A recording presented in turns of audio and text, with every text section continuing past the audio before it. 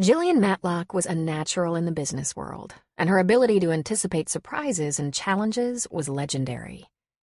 After many successful years in communications, it never once occurred to her that she'd be tricked, set up, taken for a fall. One busy Monday morning, Jillian wondered only briefly why Kurt Conroy hadn't shown up for work. Kurt worked for her in corporate communications at the San Jose software manufacturer, Benedict Software Systems. He was the director of PR. He was also her boyfriend, though no one in the company knew that. She'd spoken to him last night, but he never mentioned a thing about not feeling well or taking some personal time. Right now, she had bigger fish to fry, as she'd just had a call from her boss, Harry Benedict, president and CEO. As vice president of corporate communications, such a summons was fairly routine for Jillian. She had several face-to-face meetings with Harry each week. He was her boss, mentor, and friend. She gave his office door a couple of short courtesy raps before entering. The question about Kurt's absence was immediately answered. He was seated in front of the president's desk. "Well, good morning," she said to Kurt. "I wondered where you were. You didn't mention taking the morning off." It took several beats before she noticed that Kurt could not meet her gaze and Harry was frowning darkly. She sat in the other guest chair, and it still didn't quite register that something was wrong. Very wrong. "We have a situation," Harry said, looking first at Kurt, then at Jillian. "Mr. Conroy has notified me that he intends to file a sexual harassment complaint. He has hired an attorney to represent him, and he's here to suggest a settlement of terms that will help us all avoid a lawsuit." Harry swallowed and his frown darkened. For another long moment, Jillian was on another planet. Someone had been sexually harassing her boyfriend? "My God," she said, stunned. "Why didn't you say something, Kurt? Who would do this to you?" Kurt finally looked her in the eye, and then he smirked. "Funny, Jillian," he said. "Very funny." She unconsciously drew her eyebrows together. "What's going on here?" she asked, looking between Kurt and Harry. Harry cleared his throat, clearly uncomfortable. "Mr. Conroy alleges that you are the guilty party, Jillian." "What?" she said, automatically shooting to her feet. "What the hell?" She stared at Kurt. "Have you lost your mind?" "Please sit down, Jillian," Harry said. Then he looked at Kurt and said, "Take the rest of the day off, Kurt. I'll be in touch later." Without a word, without a backward glance, Kurt rose and left the office of the president, quietly closing the door behind him. Jill looked at Harry. "Is this some kind of sick joke?" "I wish," Harry said. "I can't wait to hear your take on this, Jill." She gave a short laugh of disbelief. "My take? I thought I had a boyfriend. Harry, Kurt and I have been seeing each other for months. It was completely consensual and only became," she struggled for the right word, "serious very recently. He pursued me, and trust me, our private relationship had nothing to do with work. He'd been promoted long before I ever went out with him." "You were seeing him secretly?" he asked. "I'd prefer to describe it as discreetly. I helped Human Resources put together the corporate policy years ago, when the company was so young. No problem with dating or marrying inside the company, but not within the same department. According to that policy, one of us would have had to change departments. Obviously, Kurt would have to make the change since he's the subordinate. But his only experience is in PR, and my department was the only place he had a good fit. We worked well together. Or so I thought." Harry shook his head. "You were instrumental in putting that policy in place, Jillian. In fact, if I remember, it was your idea in the first place." She scooted to the edge of her seat. "Yes, but it wasn't developed because of the threat of sexual harassment. Sexual harassment is never consensual, and it's never confused with dating. It's always extortion of some kind. The human resources team were concerned about complaints inside departments from employees alleging promotion based on favoritism. That's why dating within a department was a bad idea. We also created a policy saying employees shouldn't be late, shouldn't dress inappropriately, and shouldn't park in the president's spot. She got a smile out of Harry for that. It was a small smile. I thought, given time and training, Kurt might be a good successor to me. And before you ask, my opinion isn't because I liked him, but because there was no one else more qualified. I know how you hate to go outside the company to fill positions if there's opportunity internally for our employees. The seriousness of this situation was becoming brutally apparent, and Jill took a moment to pass her hand across her brow and then gaze across the room. Well, that's a coincidence, Harry said, passing her a folder. Kurt sees himself as your successor as well. Have a look at this. Jill's hands actually trembled a bit as she lifted the cover of the folder and looked at a collection of memos, emails, printouts of text messages, and miscellaneous notes. The first email she looked at came from her, and it said, "How am I doing? I could use a shoulder rub." Harry, this had nothing to do with a relationship. After a grueling meeting, he emailed me and asked me how I was holding up. In fact, she looked closely at the date. She shook her head. I wasn't even dating him then. She would have to plow through months of old emails, months of deleted emails, months of inane, trivial messages. Then there was a page of text exchanges, and highlighted in yellow from her cell phone was the message, "I miss you." "But this is completely innocent," she said, turning it toward Harry.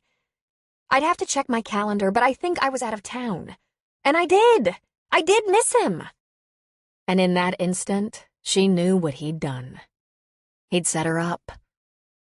"God," she muttered. "Playful messages between two people who worked for the same company. How did I never smell this coming? How could I have been so wrong?" A glance through some of the pages revealed similar brief, affectionate comments that any woman might have made to the man in her life, and there was no way of knowing if they were sent during work hours or at other times. In her mind, these were innocent, romantic gestures that were non-threatening. But among them all, she couldn't find a single thing that came from Kurt. He had been the seducer. Most likely, all his responses had been verbal and untraceable. "Harry, he said flirtatious and seductive things to me, but the difference is he has no paper trail. I was never afraid to send an email or text like this. I trusted him." She shook her head. "Do you see how slim this file is, Harry? You'd think in months of dating there would be a lot more, wouldn't you? But we were very professional around the office. I'll have to go through my records of emails and texts, but surely I'll find what I need to reveal that he was his sexy, flirtatious self, and I responded because I believed we were a couple." "I don't suppose you can remember anything significant off the top of your head?" Harry asked with a lift of his bushy graying eyebrow. "Well, there's a jewelry store manager who'd probably be happy to testify that Kurt was just as attentive and romantic as could be when he talked me into looking at rings after dinner one evening. But that wouldn't be in print, would it?" she said with an unhappy laugh. "We had agreed to keep our relationship private until one of us had identified a part of the company to which we could move. I was the more likely candidate to make a move, even though Kurt was subordinate to me. You've been tempting me with VP of Marketing for a year now, and I warned Kurt that if that came through for me, he might not be ready to take on corporate communications, or that you might not be ready to give it to him. He told me our relationship was far more important than his next promotion." She dropped her chin and fought back the tears. "I can't believe this is happening." She looked up. "I believed him, Harry." "He also has office mates who have witnessed inappropriate touching, and he's kept a log. A very detailed log of events." Thinking back over the past several months, Jillian had to admit that he charmed a lot of people. All the women in the office loved him. He was funny and cute and oh so helpful. Jillian thought she had behaved perfectly in the office. She had been very conscious of the need for that level of professionalism. But had she given his shoulder a loving pat, touched his back in a quick caress, smiled into his eyes? Kurt was a couple of years younger than she, handsome, sexy, and bright. She'd had no idea just how bright. To orchestrate something as complex as this took planning and brain power. He should have used those skills on his job. Oh, how she wished her denial could hang on a bit tighter, a bit longer. As the tears welled, she bit down on her lower lip to keep her chin from quivering.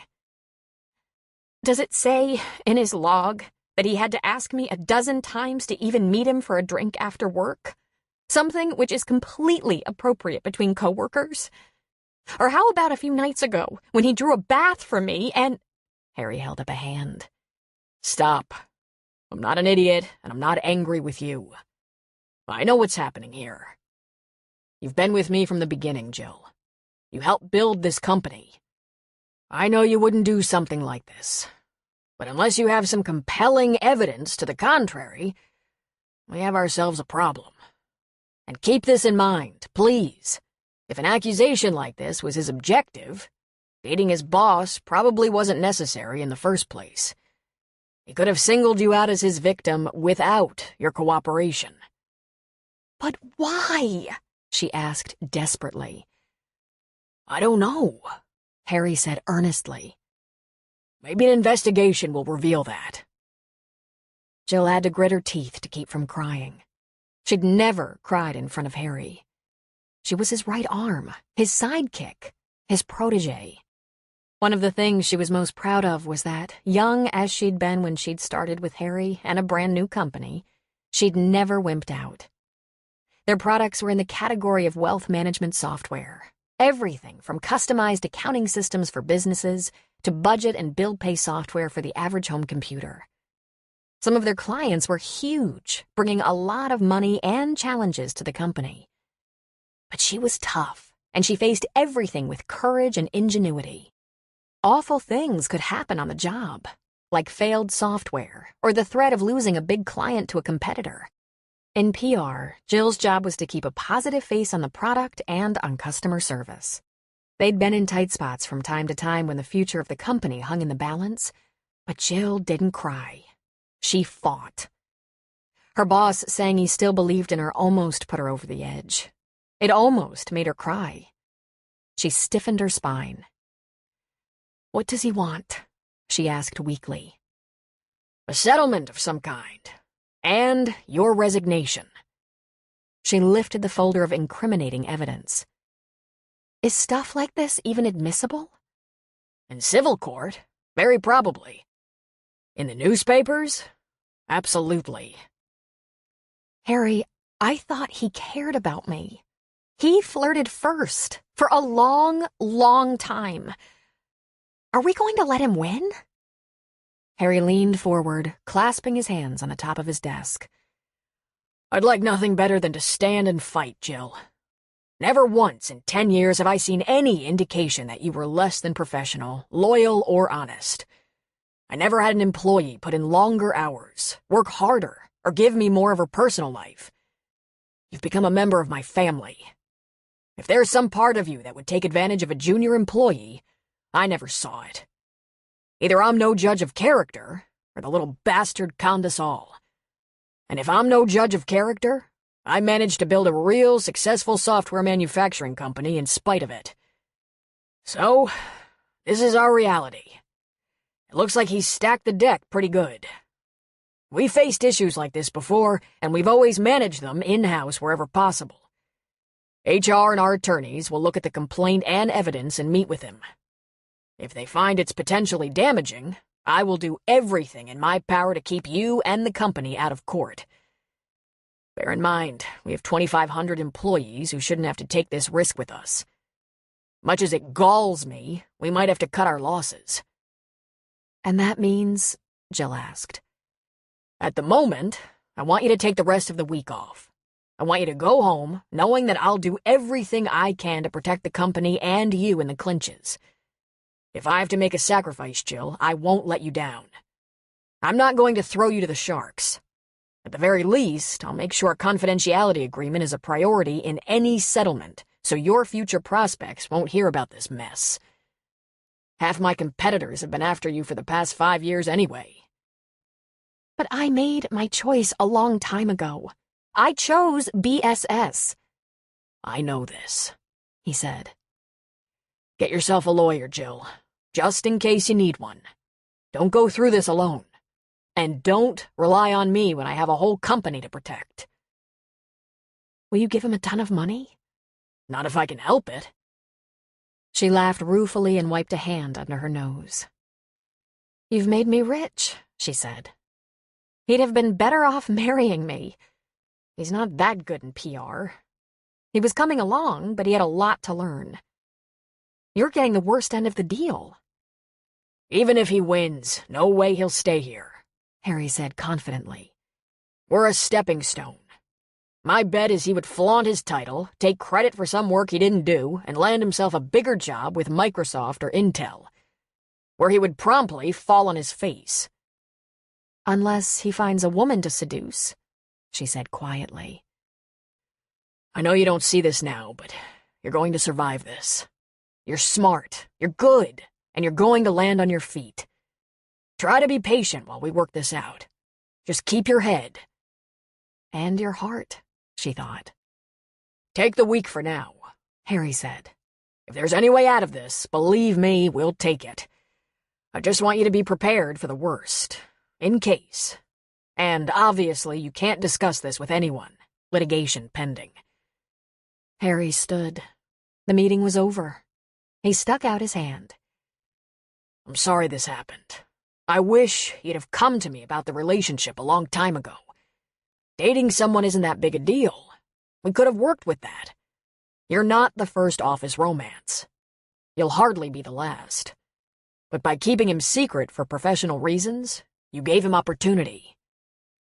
I thought I was covering for you, she said. I just didn't want to put you in a difficult position because of a choice I made. When she clasped her mentor's hand, he held on. This is so unlike you. My biggest worry about you was that you had no life. This job took everything you had and more. What was it about him, Jill? Harry asked softly. How did he get you to take chances like this? She laughed without humor. Kurt had had obvious flaws, but she overlooked them because no one's perfect. He was cute and seemed thoughtful, but he wasn't the sharpest knife in the drawer. If he hadn't pursued her, she might not have noticed him. She just shook her head pathetically. Was it because he was the only man she'd had time for? No wonder office romances flourished. They were convenient. You might not believe this, Harry, but he had to invest a lot of time to get me to take a chance on him. And maybe it all boiled down to that. He was relentless, and I was lonely. If he wins this battle, you'll be getting one lousy corporate communications exec. He can barely tie his shoes or make a phone call without leadership. You're going to have to fire him. I'm sure he's figured all that out, Harry said. God, I'm sorry, she said. Harry, I'm sorry. I feel like such a fool. Despite her better judgment, Jill tried to contact Kurt. He didn't answer his cell or his door, and after she'd left about 14 voicemails in a barely controlled voice, she realized she was only making her situation worse. Wasn't the plot clear?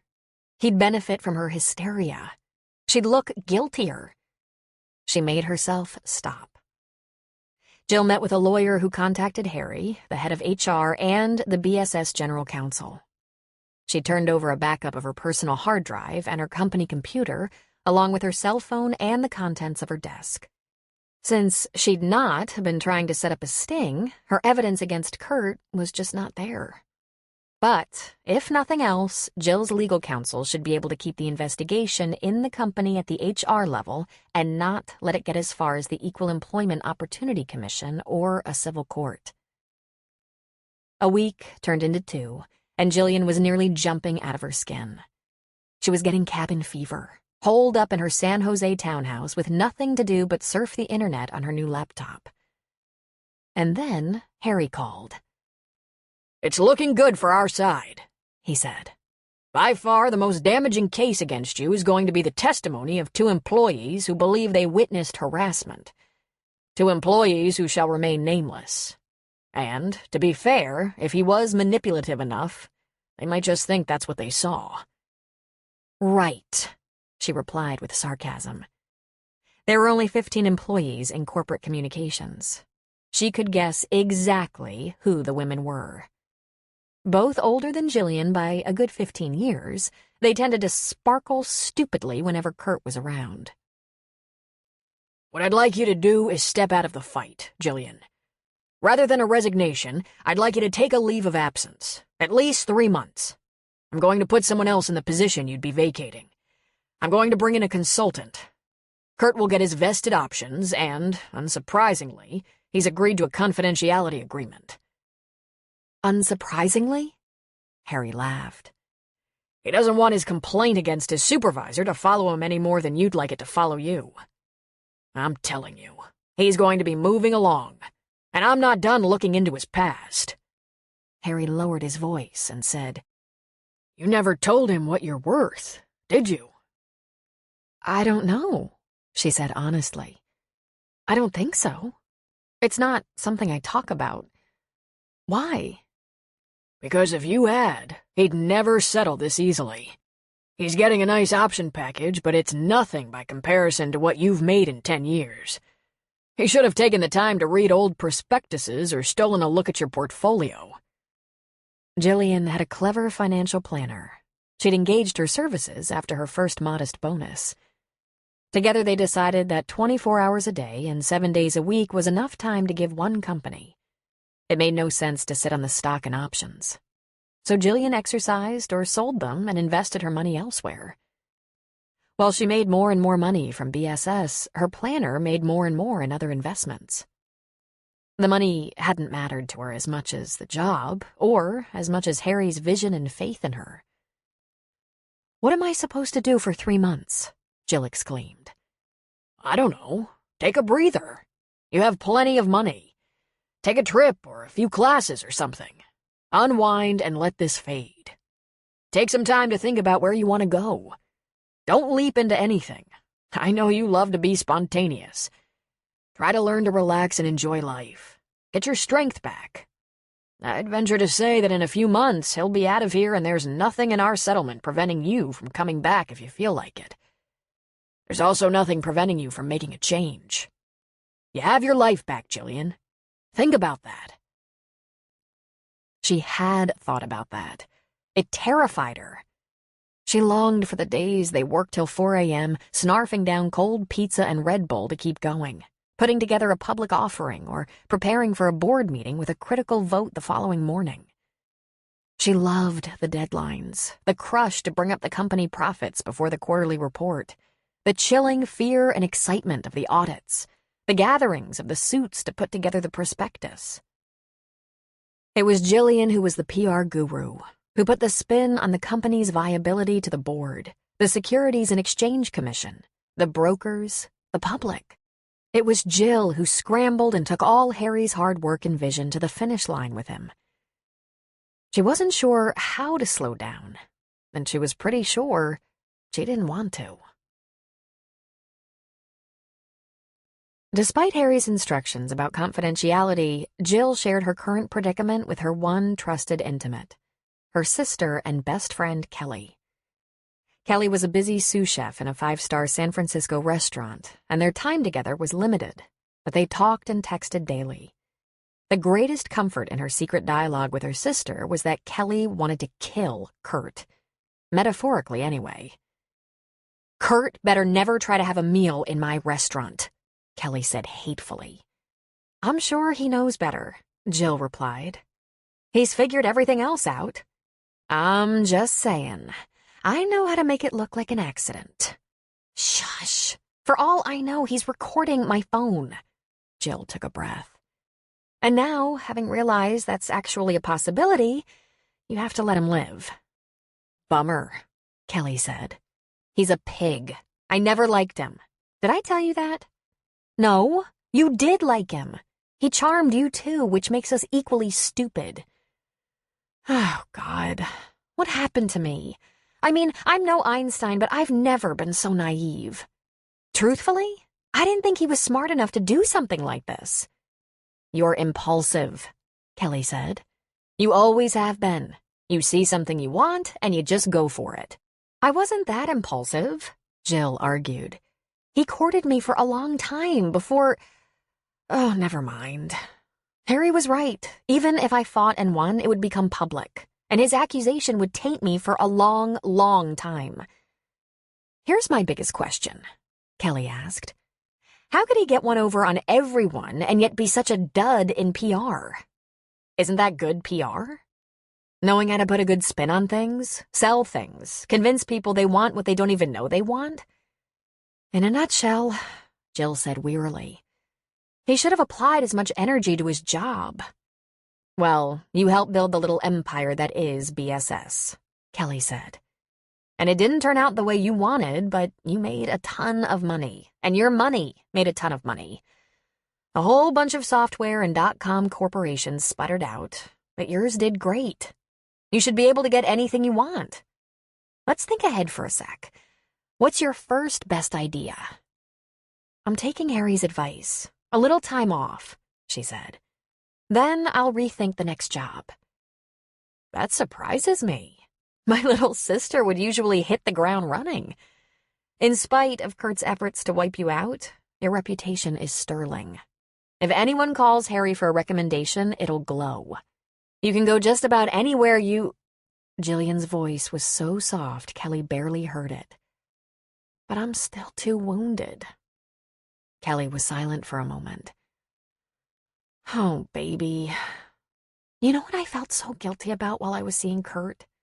I worried that he cared far more for me than I did for him. But all the while he was loving me, he was plotting how he could really screw me. He's a bastard. I've never had trust issues before, Jillian said. I always had good instincts about who couldn't be trusted. I could always tell the minute I met someone if I could trust them, and I was seldom wrong. But now, you just need a little time, Kelly said. Now? She repeated. I'll never trust another man. If I do, it'll be a miracle. There was silence between them. I'm taking off for a while, Kel, Jillian said. A vacation, some peace and quiet, a break in the action. Harry's right. I owe it to myself to think. Where will you go? Kelly asked. Do you need me with you? Jillian chuckled at the offer. I know you can't leave work. No, I'm going to make this trip solo. I don't know where I'm going yet, but don't worry, I'll be fine. I just need a little time to absorb this whole situation. A little time to heal. Kelly sighed into the phone. Then she said, Seriously, he better never look for a meal in my restaurant because I do want him dead. And I hope he got that on tape.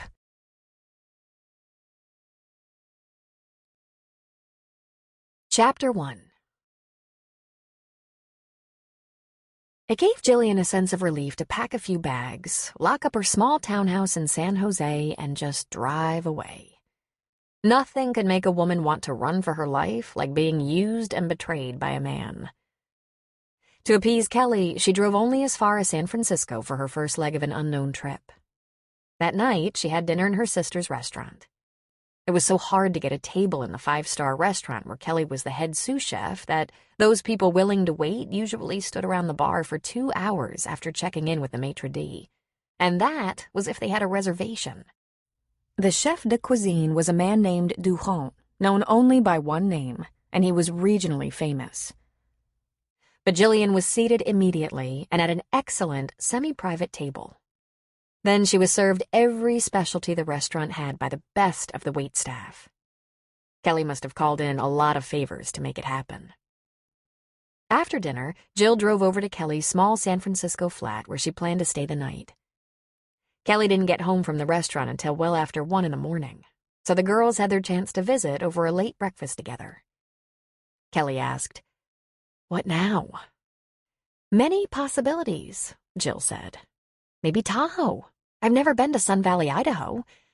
The point isn't where I'm going so much as just driving, watching the miles stack up in the rearview mirror, figuratively and literally putting things behind me. I'll stay in big, comfortable, anonymous hotels or resorts, relax, eat good food, watch all the movies I've missed over the past 10 years, and do many, many bookstore prowls.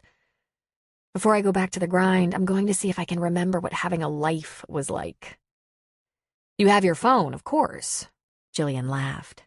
"Yes, I'll keep it charged in the car, but I'm not taking calls from anyone except you and Harry." "Will you do something for me?" Kelly asked. "Will you please just text me in the morning every day and let me know where you are? And can we talk before I start work in the kitchen, just so I know you're all right?" Jillian was so far from all right, it was almost laughable. She felt like an utter nutcase. Her attention span and focus were so disturbed that driving was probably not a great idea. But traveling by air to a vacation spot like Hawaii or Cancun, or being held prisoner on a cruise ship were so unappealing that she rejected those ideas immediately. She wanted her feet on the ground. She wanted to get her mental awareness back. She felt almost as if she didn't know herself anymore. The inside of her car, alone, made total sense to her. There she could think, undisturbed, and try to get things in perspective. But she put on a brave face. "You bet," she said to her sister. Then she smiled. "If you call, I'll answer if I have a signal." Right after they said their goodbyes, Kelly left for work and Jillian got in her car and immediately drove east. She was halfway to Lake Tahoe when she remembered the vacation she'd taken with Kelly and 2 girlfriends the previous autumn. They'd driven to Vancouver, which was an excellent option for right now, but on the way home, they'd stopped off at some dinky little town in the mountains. She couldn't even remember the name. While they were there, they'd wandered into an estate sale, and the old house where it was held reminded her of the house she and Kelly had grown up in with their great-grandmother. Nostalgia had flooded her, and she'd become almost teary with remembering, even though the 2 houses had very little in common. The other image that came to mind were the little cabins along a river where they'd stayed for a couple of days. Nice little cabins, remote yet comfortable. They'd left the windows open at night and slept to the sounds of nature, the river rushing by, the wind whistling and humming through the huge pines, the quacks, caws, honks, and calls of wildlife. They'd put their feet in the icy river last fall, watching trout jump and turning leaves flutter into the water. It had been lovely, soothing. With those thoughts in mind, Jill made a turn and headed north. She'd go up through Napa. That would point her in the right direction. Those little cabins weren't like a motor lodge or Holiday Inn, not the kind of place you could show up at midnight asking for a room. It was owned and run by a guy named Luke and his young wife. They lived on the property. Jill spent the second night on the road at a little roadside inn in Windsor, probably halfway to her destination. First thing in the morning, she headed north again. Even a phone call to Kelly hadn't produced the exact name of the town, but Jillian knew roughly where it was. A couple 100 miles and a few wrong turns led Jill to a remote intersection in Northern California where she saw a couple of guys had parked their pickups at odd angles. They were clearly just passing the time. She pulled up alongside. "Hi, guys," she said. "There's a little town back in here somewhere. I had dinner at a place called Jack's, I think, and there are some cabins along a river run by a guy named—" One of the men pulled his hat off his head and smoothed his thinning hair over his freckled scalp. "Luke Reardon owns those cabins in Virgin River. Luke and Shelby." "Yeah," she said. "That's it, Virgin River. I must have missed the turn, never saw the sign." The other guy laughed. "Ain't no sign. You didn't miss it by much," he said. Up 36 1/4 mile. It's a left. But to get to Luke's, you're gonna want to go another left after about another 1.5 miles up that hill.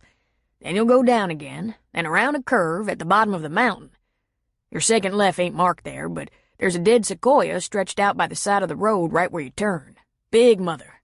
Then you'll probably see the river. Take that road along the river to the cabins. Ain't far." She laughed. It might have been one of her first belly laughs in a couple of weeks. Yeah, she remembered the dead tree, the up, down, and around of the road. I remember now. I remember the dead tree. Thanks. Thanks so much.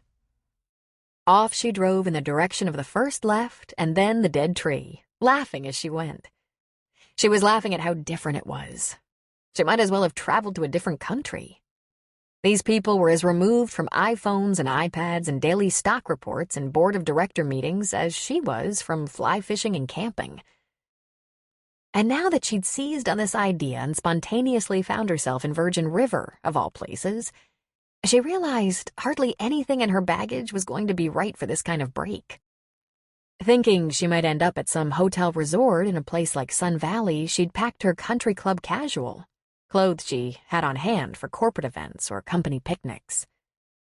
She had linen slacks, a couple of stylish but casual dresses, wraparound skirts, sweater sets, that sort of thing. Low heels, lots of low heels. She had exactly one pair of Nike walking shoes and 2 sweatsuits, and they both had designer labels. As she recalled, Virgin River was very rugged, not to mention cooler. And boy, was it wet. It was early March. It had been drizzling on and off all day. It was a little bleak, except for the new green growth on the trees and the eruptions of plant life all along the side of the road. Also muddy. Her pretty little Lexus hybrid was splattered and filthy. Jill followed the road along the river, and when she came into the cabin compound, she saw that Luke was on top of one of the cabins doing a little roof repair. He turned toward her as she pulled in.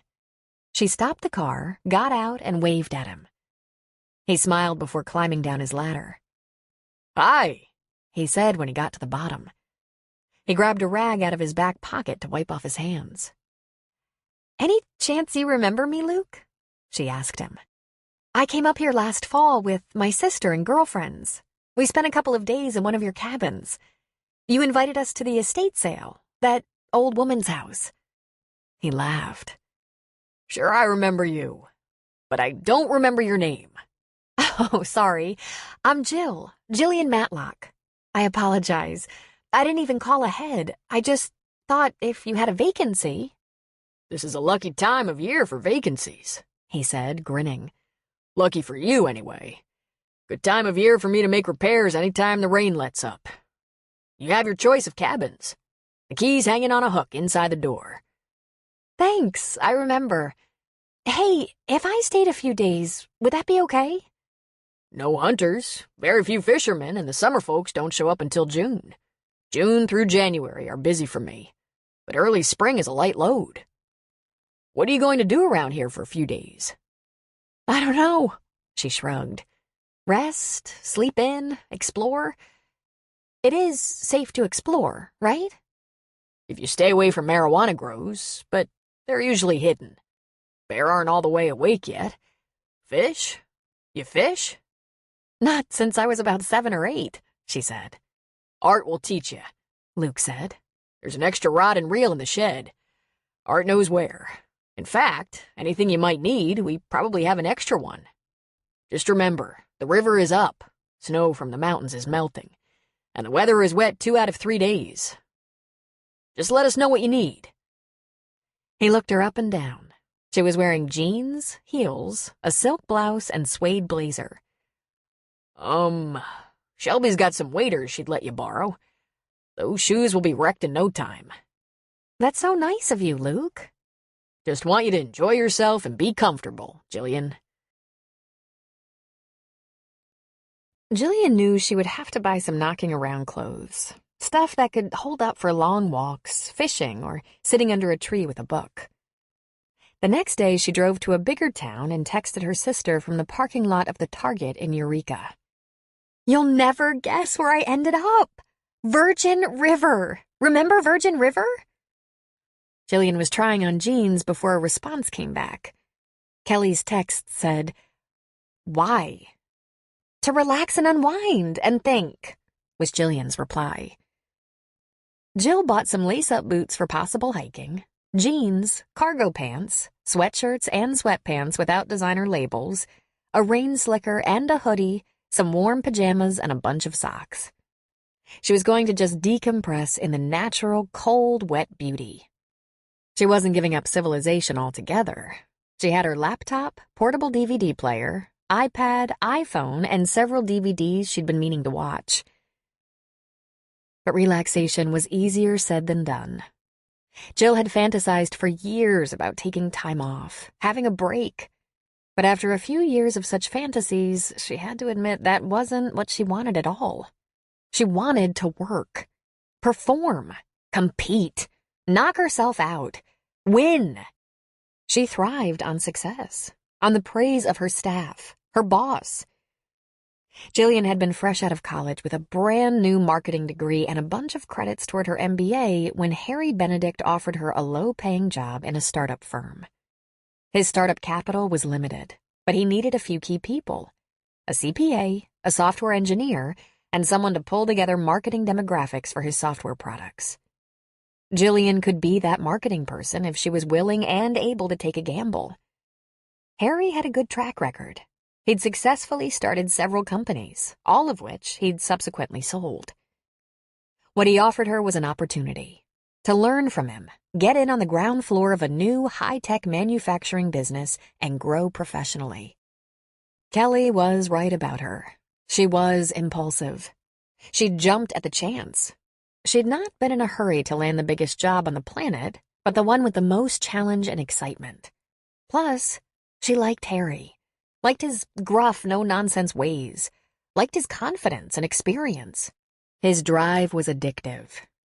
She remembered one late night when they were still working at 4 a.m. He'd said, "When we stop having fun, we're out of here, right?"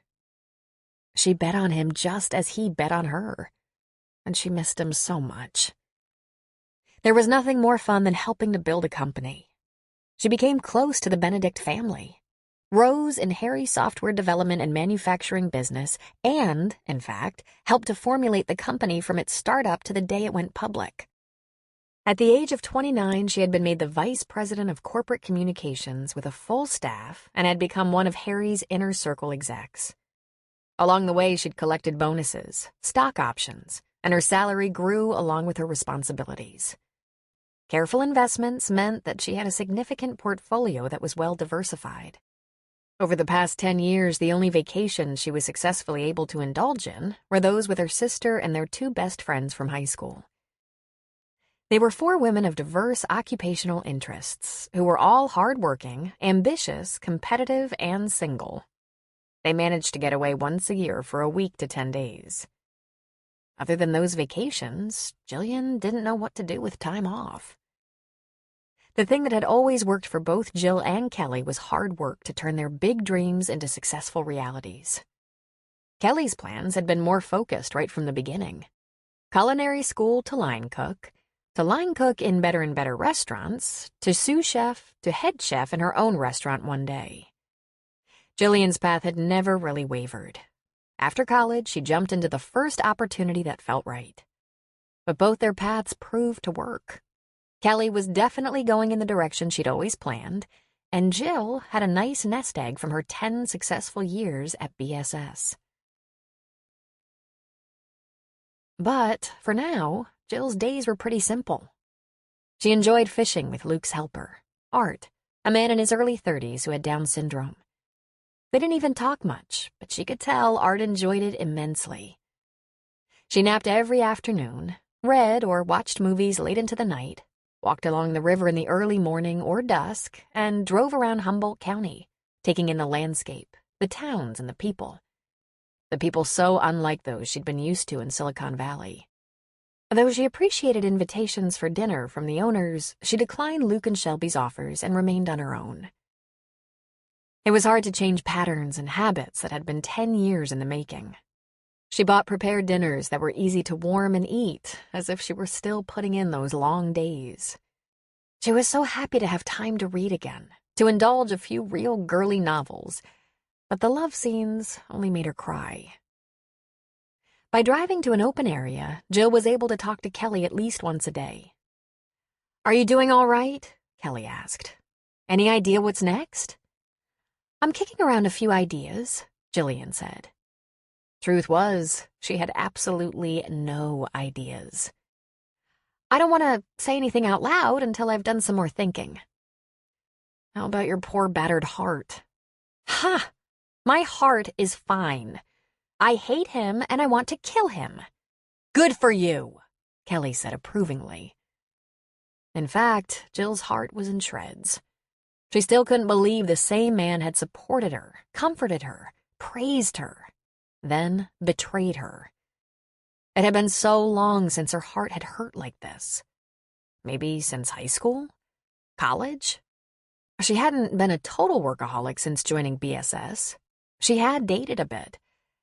But Kurt had the distinction of having really reeled her in. And there was something else she was having real trouble dealing with. She wasn't sure if she mourned more for the lost relationship or the lost job. Ironically, it was that weird old house and the memories it invoked that had originally made her think of Virgin River as her escape. Yet it took her 3 days of fishing, walking, reading, and just thinking before she recalled how it made her feel. She wanted to go back to see that house. And oh, the house had changed in the 6 months since she'd seen it last. It was now simply beautiful. So different from when she had last seen it. It was painted white with tan and brown trim. The shutters were dark, the trim lighter.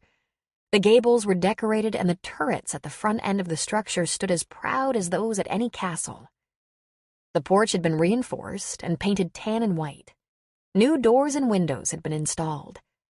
It was a stunning, refurbished house that might be 100 years old, but that looked as fresh and new as the day it had been built. And if the house wasn't amazing in itself, the grounds were as fabulous as she remembered. Manicured shrubs, flowers just coming up and lining the base of the house and walk. Trees sprouting buds. She identified hydrangea and rhododendron along with some other bushes that would burst into flower in another month. She walked slowly around the house and lawn, taking it in, sighing and oohing and ahhing. She went up onto the porch and peeked into the window, seeing that, as she suspected, the place was empty. No one lived here. This wasn't really like the house she and Kelly had grown up in. Her Nana's house was so much smaller, a little 3-bedroom with the downstairs bedroom off the kitchen, no bigger than a large closet. But it, too, had been an old Victorian clapboard with gables and a big yard and front and back porches. Jillian and Kelly had been on their own for several years now. When they were only 5 and 6 years old, there had been a car accident. Their father was killed and their mother was left an invalid. Their already elderly great-grandmother took them on, along with their mother, who needed daily care. The girls grew up in that little house in an old neighborhood in Modesto, California. Because their mother was in a wheelchair and had very limited mobility even in that, she slept downstairs in an old-fashioned hospital bed, while the girls shared one upstairs bedroom and Nana had the other one. Their mother was the first to go when the girls were in high school. Their great-grandmother passed when they were in their 20s. She'd been in her early 90s. Walking around the back porch, Jill realized that the last time she'd been here, she'd sat in a rusty porch chair that the old woman who'd lived here had died in. Now she sat on the porch steps, leaned against the post, and looked out at the huge yard, big as a football field up to the tree line. Most of the property was taken up by an enormous garden that needed weeding for spring planting. It was so quiet here, Jill could hear herself think.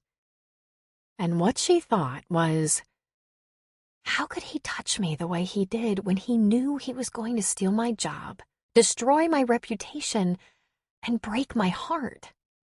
How does one human being do that to another? And she began to cry again, something she only allowed herself to do when she was completely alone. How could he say the things he said? She wondered. Jillian, marry me. Jillian, you're the best thing that ever happened to me. Jillian, I can't live without you, and I mean that. You're so much more important to me than any job. It was the deliberateness of the premeditated lies that was incomprehensible to her. Oh, Jill knew how to tell small lies. How to tell a fat girl in a bright red dress that the color was good on her.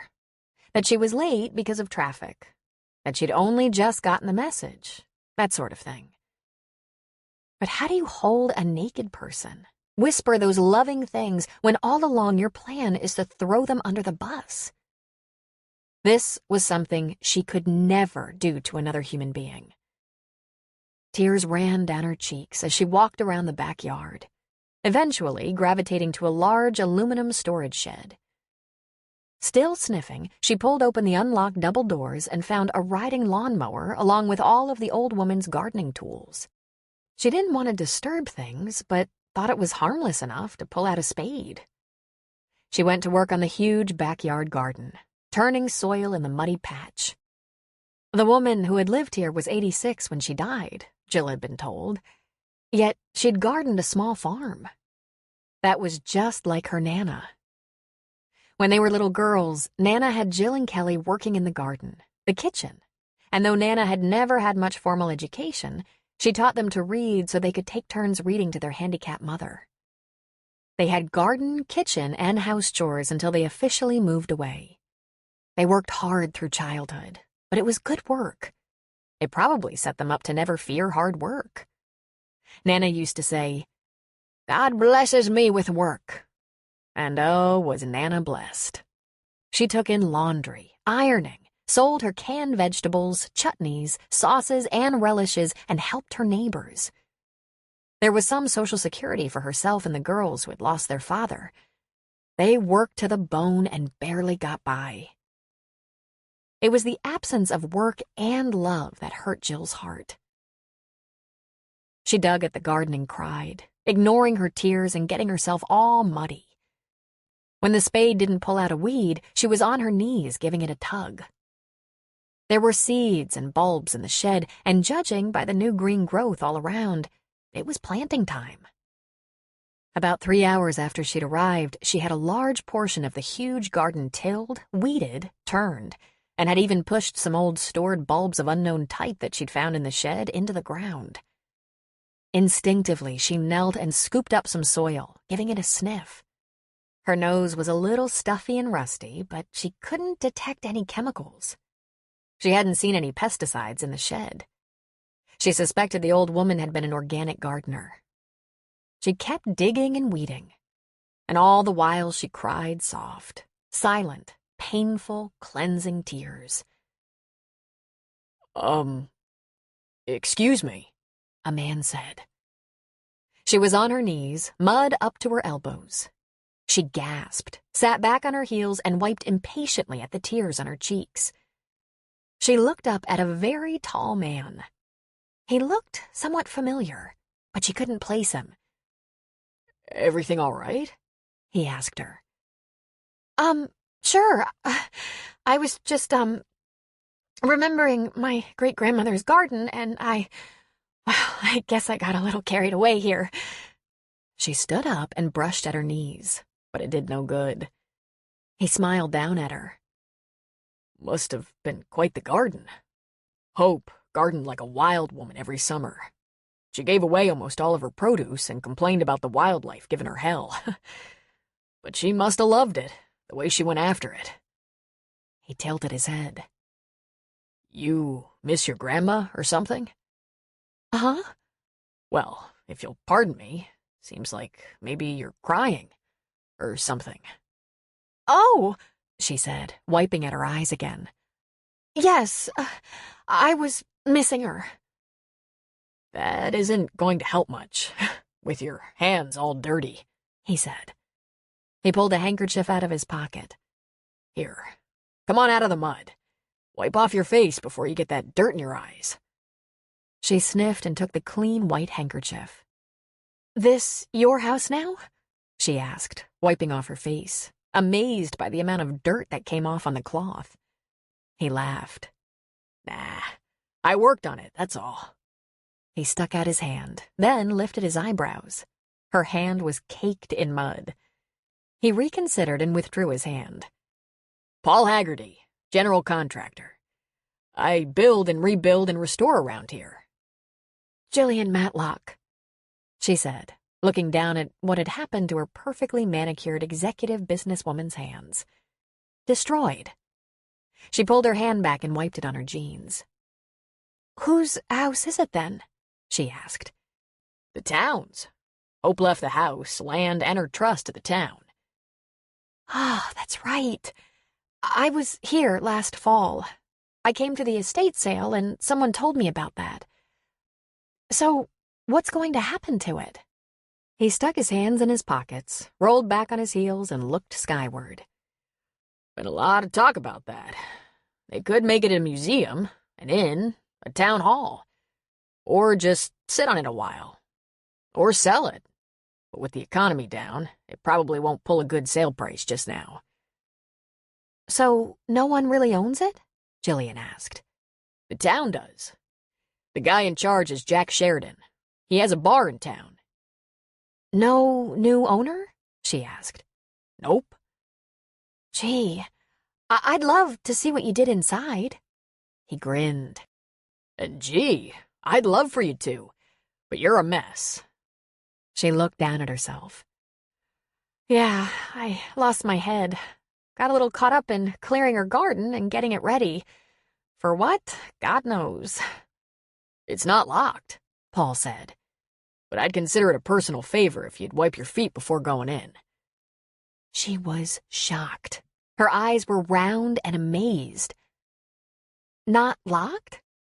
Nope, he said with a shrug. So, no realtor has the listing yet? Jill asked. Not as far as I know, but then I barely finished with the redo.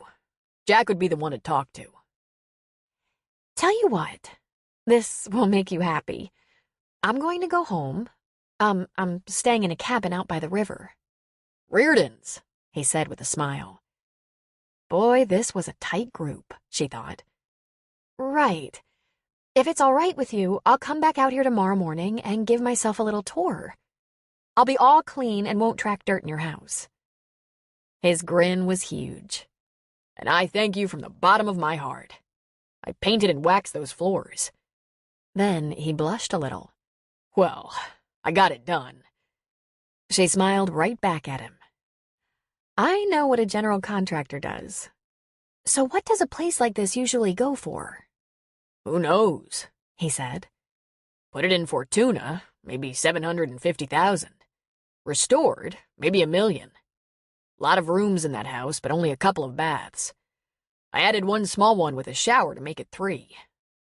Put it in a place like Menlo Park or San Jose, $3 million. Problem with real estate right now. It's worth whatever you can get. I hear that, she said. Listen, I'm going to take off. She looked at the handkerchief. I'll, launder this for you. Not to worry. I have a few. I'm going to clean up and come back tomorrow. Look through the house, if you're sure it's okay. It's okay. Half the town's been through the house. They're real nice about not leaving marks or tracks, and that's appreciated.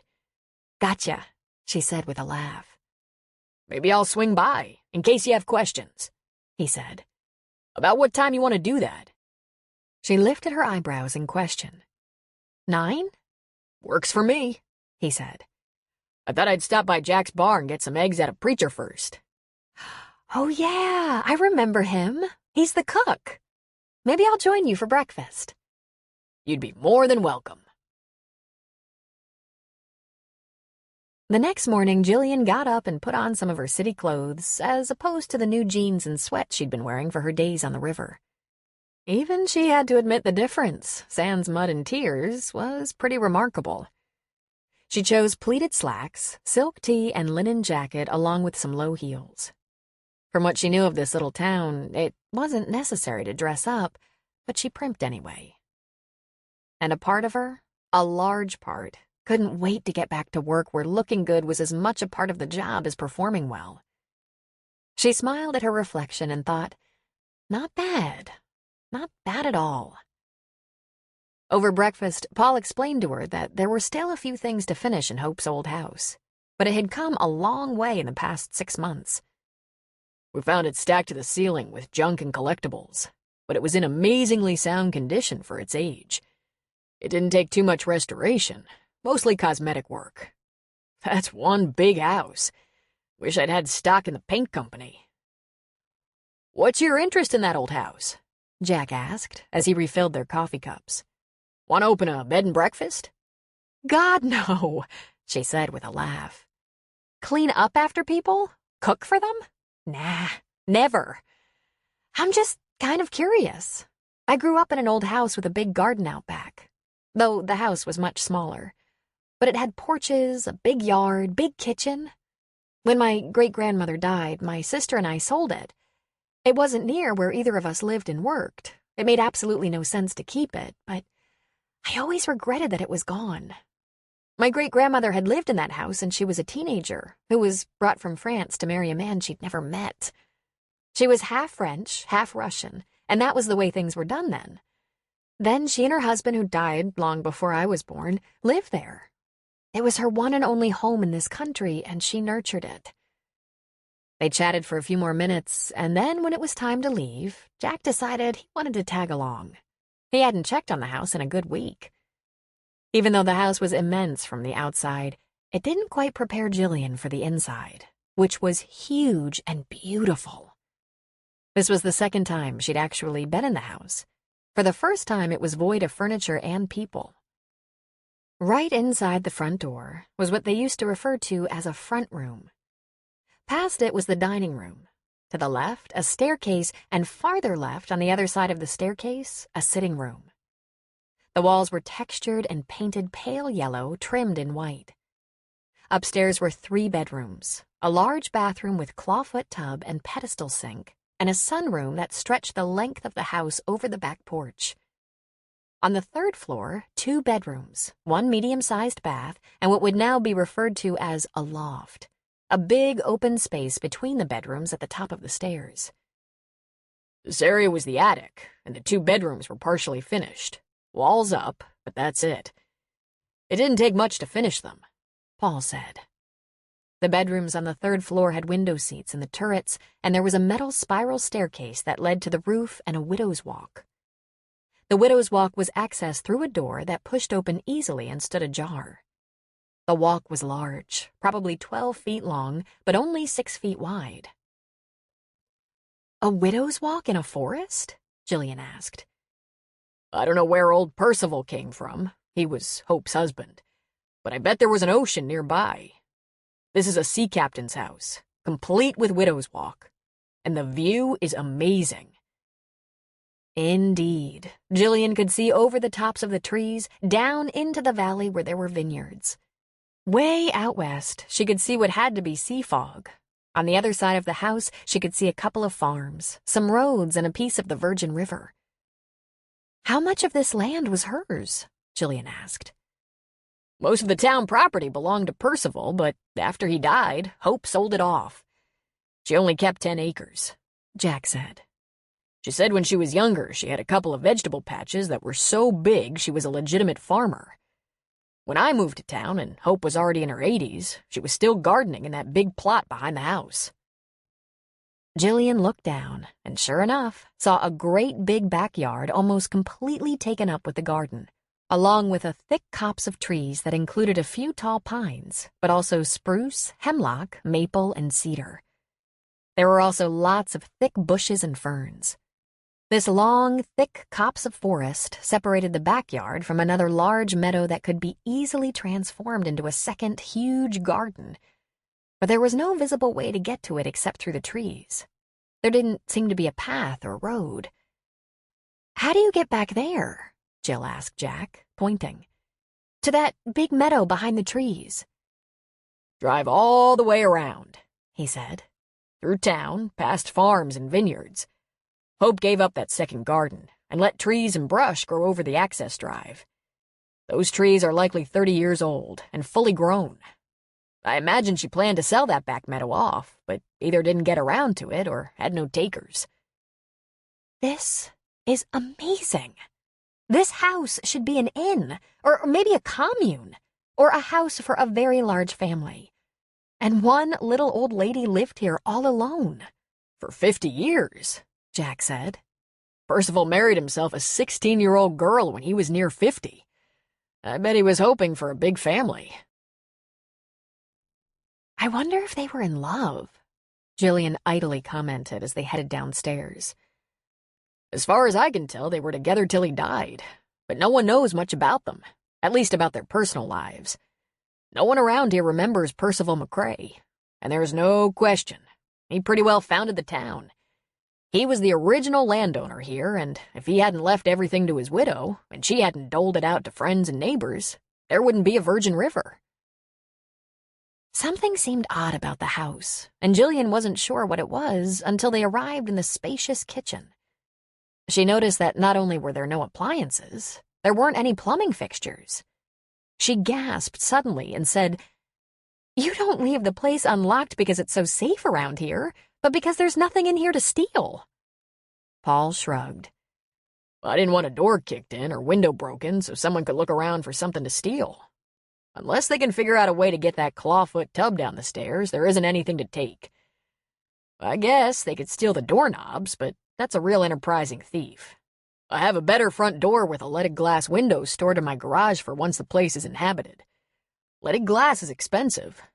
I have all the plumbing fixtures to install later. It's pretty safe around here, though. I mean, I never lock my door, but Valenzuela, our town cop, says there's the odd crime here and there, and a person with a brain would just lock the damn door. Jillian just turned around and around in the great big kitchen while the guys talked. In addition to a lot of cupboard space and countertop, there was room for a double Sub-Zero fridge and an industrial-sized stovetop, 2 double ovens, and a couple of dishwashers.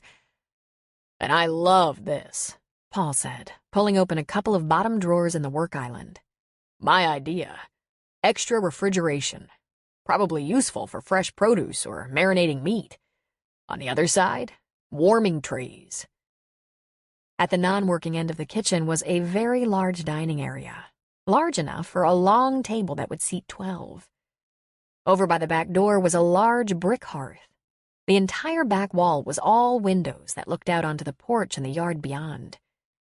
Below the windows were built-in drawers and cupboards.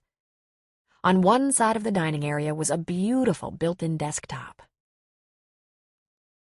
Continuing the tour, Paul said, "We've got one small bedroom here, and we added a small bath, which was easy to do since we had access to the kitchen plumbing. I think this was set up to be the maid's quarters, but near as we could tell, Hope lived in this small area of the kitchen for at least the last several years. It's where she kept a big recliner, her filing cabinets, her TV and computer. Furnace works just fine, but I think she kept warm in front of the fire, and as we know, she chopped her own wood. If I owned the house, I'd trade that wood fireplace in for a gas—" "Not me," Jack said. "I like the smell of the wood. I like to chop wood. Wood fires are hard on the chimney and interior walls, and sparks aren't healthy in dry forests," Paul argued. Jillian barely heard them. She was looking out the window into the backyard. For about 3 hours yesterday, she had been transported. She might have cried as she dug in the garden, but it had been the first time since leaving San Jose that she truly felt like herself. She was at home in that dirt. She could imagine living in the kitchen. It seemed like a great place to live with all those windows looking out onto the garden. She'd be happy sleeping in a recliner. Her Nana had spent many a night sleeping upright. She'd fall asleep with a book in her lap, and sometimes she wouldn't even bother going up to bed. Then, of course, there was Jillian's mom. There were times Nana stayed downstairs all night because she needed tending. I should remember my early years as traumatic, difficult, Jill thought. Why don't I? Why doesn't Kelly? "Jillian, look," Paul said. He put a hand on her shoulder and pointed out the window. Right at the tree line, a doe and fawn picked their way cautiously into the yard. Whoa, that guy's brand new. He can hardly stand up. Then a second fawn appeared, a twin, and the doe nudged him in the rear with her nose, moving him along. They stayed close to the trees. Jillian's chin could have hit the floor. God, she said in a breath. God. Probably looking for Hope's lettuce crop, Jack said with a laugh. The deer used to drive her nuts. She used to come into Jack's for her drink every night, covered in garden mud, and say she was going to start shooting 'em, Paul added. Jack, you think there are deer skeletons all over that back patch? You know what? Now that you mention it, we never found a gun when we cleaned out Hope's house. That old biddy was all talk, Jack exclaimed. Jillian whirled around and faced Jack. Rent it to me, she said. Huh? Both men replied. Rent it to me, the house, and yard, of course. Wait a minute, Jack said. I hadn't even considered that. Well, consider it. I mean, even if the house is paid for, there's taxes, right? And bills. Water, electric, etc. You probably don't want to try to sell it in this bad real estate market, being all the way out here in the country and all. Until you can figure out what you want to do, rent it to me. For how long? He asked. I don't know, she said, shaking her head. How about a little while? Like for summer? She shrugged. 6 months?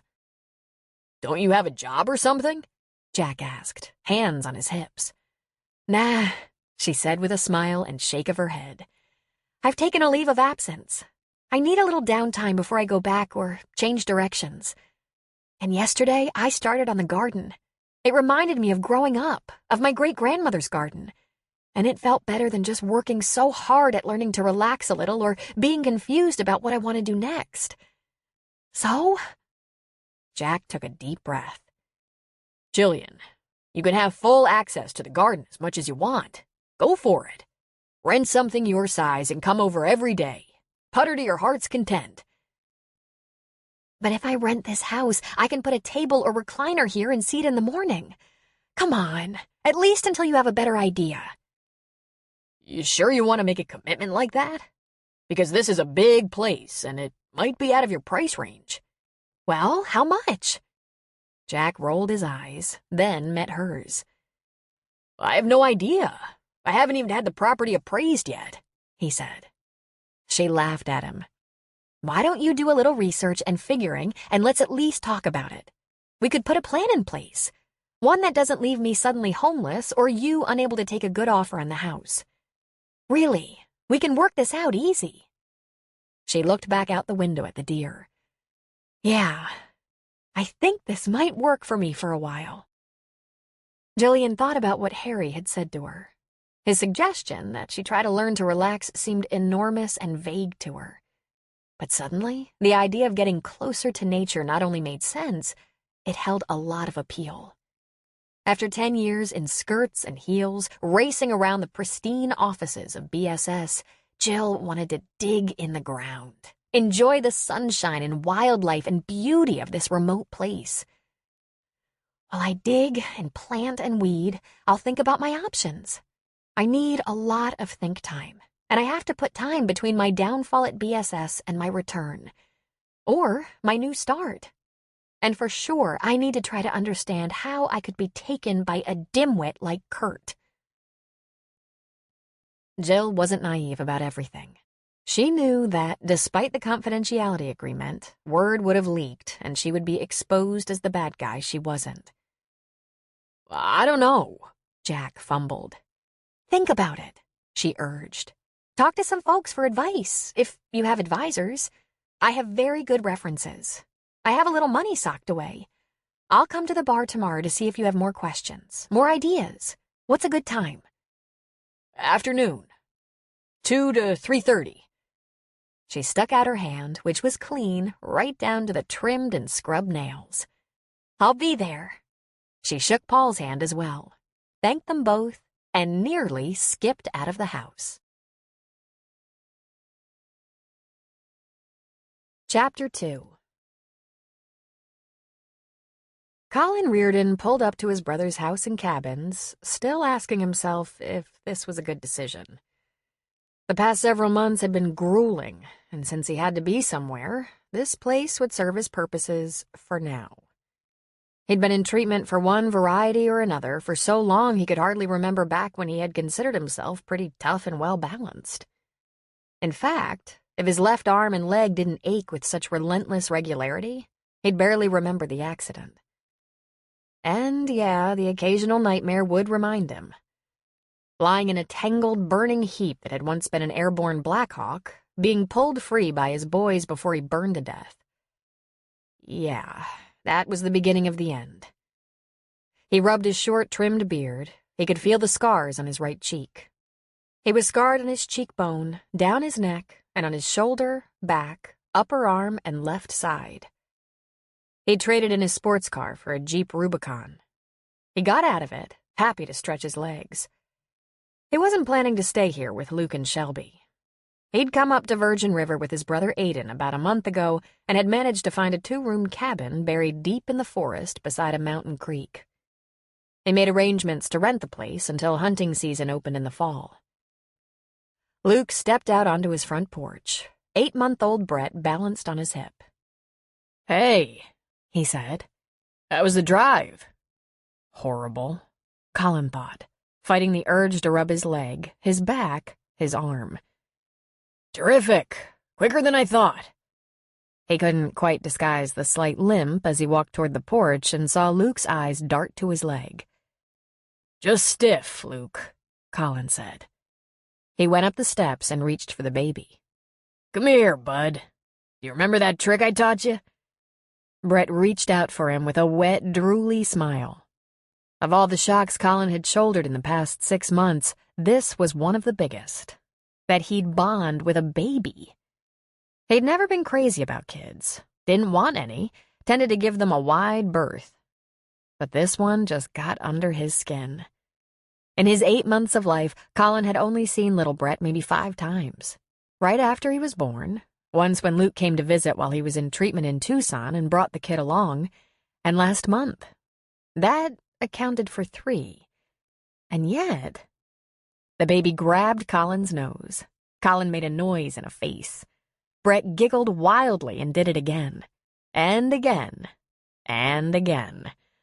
Finally, Colin said, "Just like your father. Easily entertained." "Come on in," Luke said. "I'm not staying. I just wanted to swing by, say hello, let you know I'm in the area. I'm going out to the cabin." Luke looked annoyed.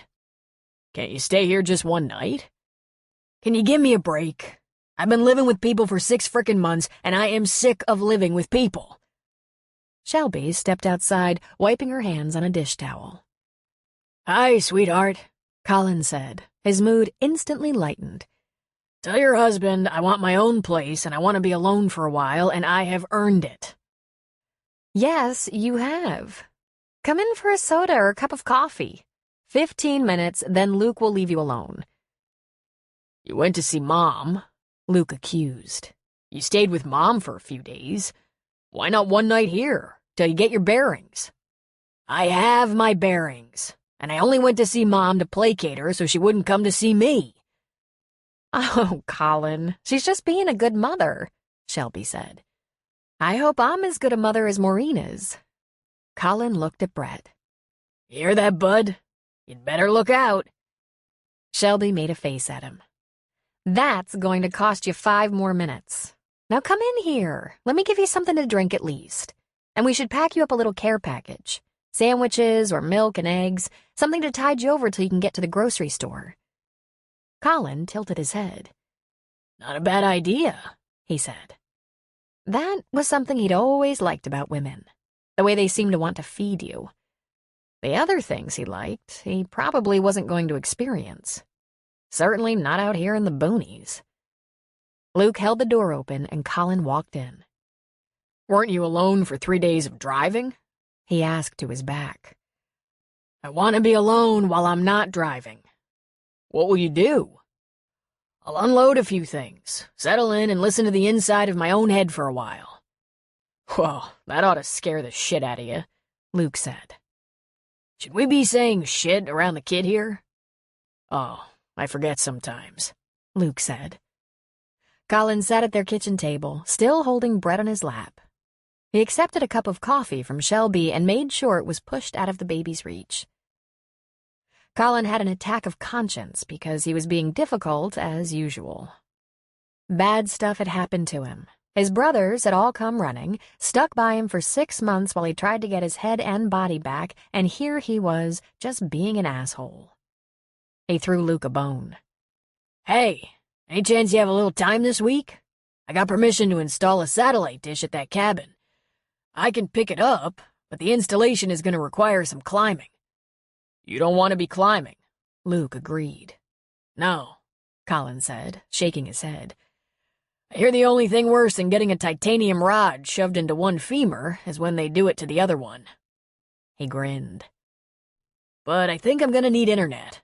Stuck out in the woods, it's my easiest way to stay in touch and buy things I need. Sure, just say when, Luke said, clearly pleased to be allowed to do something to help. And with all my stuff in storage, any chance you have an extra gun? Mine are with my household goods. Worried about bear? Luke asked. Not necessarily. Might be a little worried about growers. I heard there are pot growers around. Been a long time since we've had any trouble with pot growers. They tend to stay away from Virgin River and hang closer to Clear River. But you should have a gun. Bear are coming out with the cubs. Man, you get between a bear and her cub and it isn't pretty. I have a rifle I never use. Any chance you have a high-caliber handgun? Colin asked, trying to stretch out his left arm and wincing at the pain. Still can't get the best out of that arm, huh? Luke asked, nodding toward the affected limb. It's coming along. It's the elbow, man. It might never be right. The breaks in the humerus seem okay now, but I went through a shoulder problem from... Never mind all that. I'll take the rifle if that's all you have. I have a Magnum locked up, but the thing is, if you shoot a bear with it, you might only piss him off. The noise could scare him away, though, Colin said. Yeah, Luke said with a tilt of his head. I haven't fired it in a while. You'll have to clean it, fire it, make sure... Great, thanks. Colin said. Then he smiled a bit lamely and said, My buddy Brett seems to be very relaxed, sitting here on my lap. I think he's gonna need a little change. You might want to brace yourself.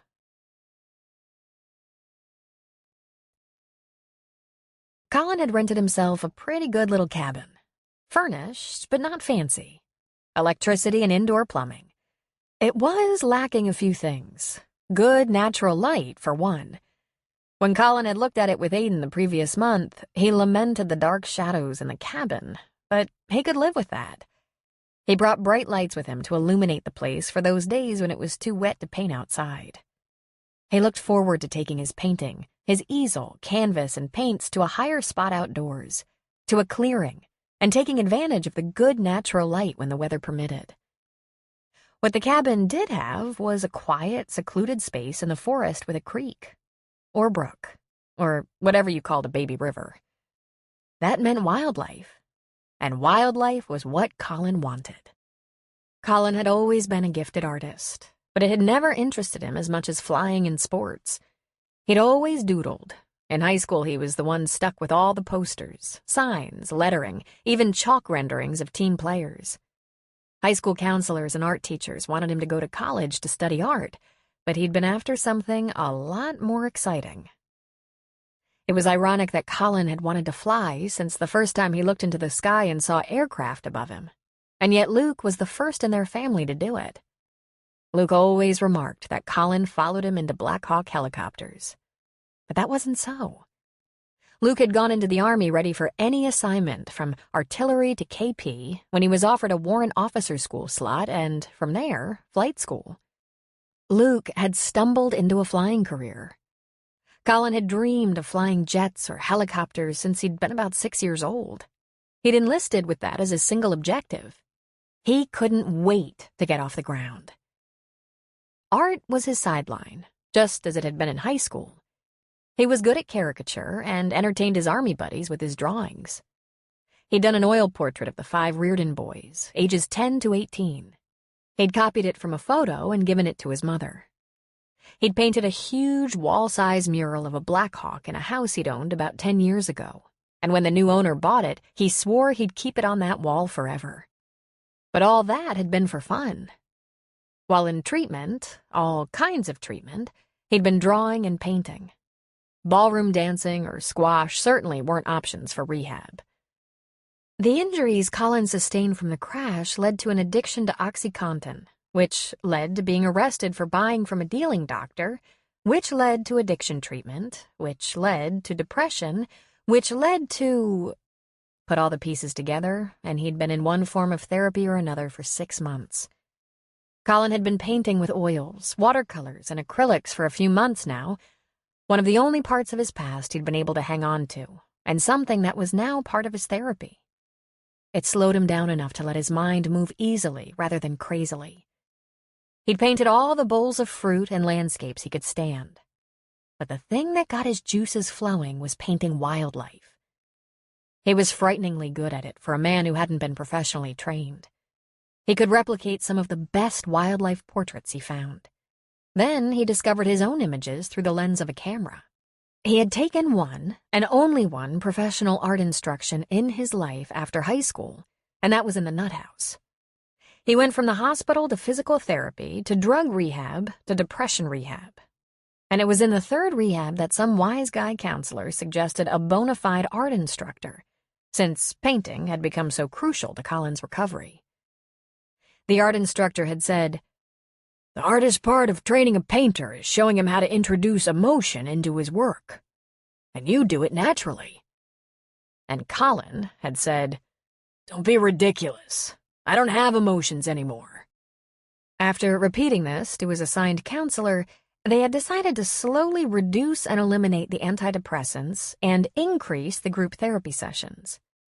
To that idea, Colin had said, "Can't you just shoot me instead?" It had worked in spite of Colin's dislike of those touchy-feely group hug sessions. He must have been ready to come off the antidepressants. Now he was glad. His senses were no longer dulled by drugs of any kind. He'd never even considered art as a career. But why would he? He was into fast, edgy living. He was a combat-trained Black Hawk pilot who lived hard. He drove a sports car too fast, occasionally partied too much, played amateur rugby, had too many women, went to war too often. And then it all came crashing down on him, literally. In slowly learning to pick up the pieces of his lost life, he reclaimed his art. Art moved slow and exercised feelings he'd been able to ignore for a long time. Now, after many long months, he was released to pursue his continued healing and his art. He had a good digital camera with an exceptional zoom lens. Obviously, wildlife couldn't pose for him, but he could catch them in the wild, get several photos, and work from them. Though he wouldn't admit it to anyone, Colin was looking forward to really getting into his art and to reclaiming the life he had nearly lost. As promised, Luke helped Colin get the internet up and running, talking a little more than he used to. It was probably the influence of living with a woman. Colin recalled that most women had that talking gene hardwired. Colin spent the next couple of days cautiously prowling around the forest, confirming to himself that he'd made a good choice. He liked the quiet. He enjoyed the sounds in the woods. He liked to sit on his rough-hewn porch at dawn and dusk, still and quiet, camera at the ready, and watch the wildlife that would gather at the creek. Everything from a black bear fishing for trout to a puma looking for a drink. He caught a good shot of a fox, a distant photo of a buck, the head of a doe peeking out of the brush, an amazing American eagle in flight.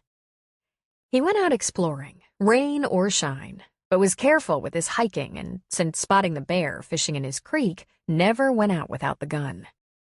He watched his step and moved slowly. He wasn't kidding about the second titanium rod.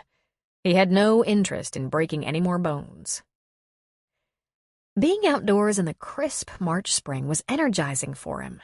It seemed to drizzle 2 out of 3 days, but although he couldn't paint outdoors in wet weather, Collins certainly didn't mind being exposed to the elements. And watching the new spring growth begin to emerge was a new experience for him. He'd never noticed things like new vegetation, the quality of the air, and the perfect stillness of the forest before now. He'd never moved slow enough to take notice. On a rare sunny day, he took his easel and paints and drove up an old dirt road past a vineyard and a couple of farms. He set up in a meadow and went back to work on the eagle he had started a few days ago. He clipped his photo to the top of the canvas and found himself wondering, what does it feel like up there? Tell me what it's like to know you can just step off a limb and soar. Just then, he heard a wild rustling in the trees not far away. He put down the palette and brush and pulled the .357 Magnum out of his belt at the small of his back. He took a stance in the direction of the noise, his pulse picking up speed, and aimed in the direction of the sound. But the creature who broke through the trees wasn't a black bear. It was a girl in sweatpants, red rubber boots, a dirty t-shirt, and a ball cap with her ponytail strung through the back. He knew it was a girl by her vaguely female shape and her deafening scream as she dived to the ground, face down with her hands over the back of her head. Colin calmly engaged the safety and tucked the gun back in his belt. "It's all right," he said. "I'm not going to shoot you. You can get up." She lifted her head and looked up at him. "Are you crazy?" Now there were some pretty big brown eyes, he thought. Very pretty. "Nope, not crazy. I was expecting a bear." She lifted herself up slowly, sitting back on her heels.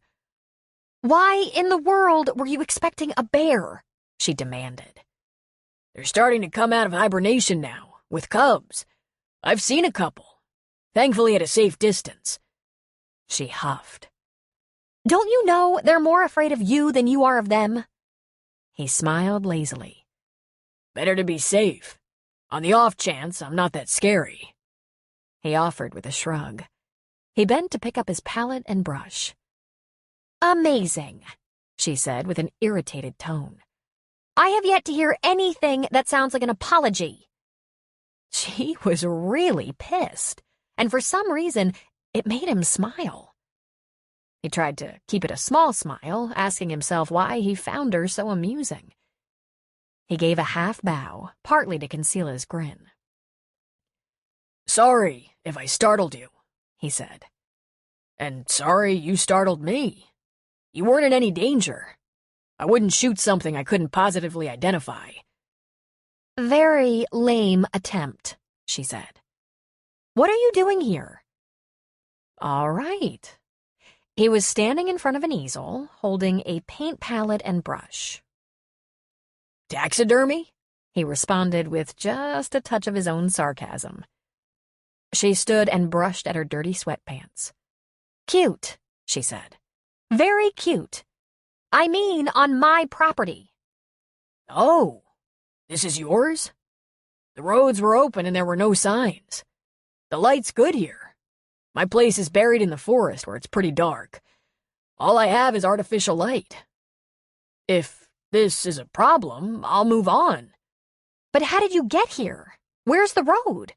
Because this is I don't own it, but I rent that house back there," she said, pointing over her shoulder where the top of a large Victorian could be seen above the trees. "And aside from cutting down some trees, I couldn't figure out how to get to this clearing back here. I could see it from the Widow's Walk, but there didn't appear to be any access." "And yet, here you are," he pointed out with a smile, "posing as a bear." She brushed at her cheeks, which only moved the dirt from her hands onto them. But Colin was taking closer stock of her and starting to see things he'd missed when she first burst through the trees and threw herself to the ground. Like a very delicious female shape. Lean and sexy, but with curves in all the right places. And a lot of chestnut-colored hair that was escaping that ball cap to fan her face. Her lips were full and peachy, her skin like ivory with a few light freckles across her nose. Those eyes were amazingly large and deep and shadowed by thick lashes. He had a sudden urge to taste that mouth, that smart, sassy mouth. "It wasn't easy," she said. "I plowed through those trees and bushes to ask you how you got here with all your stuff." She turned up a palm. It was bleeding. "See? The last owner let the trees and shrubs between her backyard and this clearing grow in, and I wanted to get back here with gardening equipment. But I couldn't see how." He looked at her palm, looked her up and down, and asked, "Was it really dirty coming through there?" "Huh?" "Oh," she laughed. "I've been gardening. I mean farming. You can't call what I've been doing gardening. I've gone a little nuts. See, stuff is already coming up.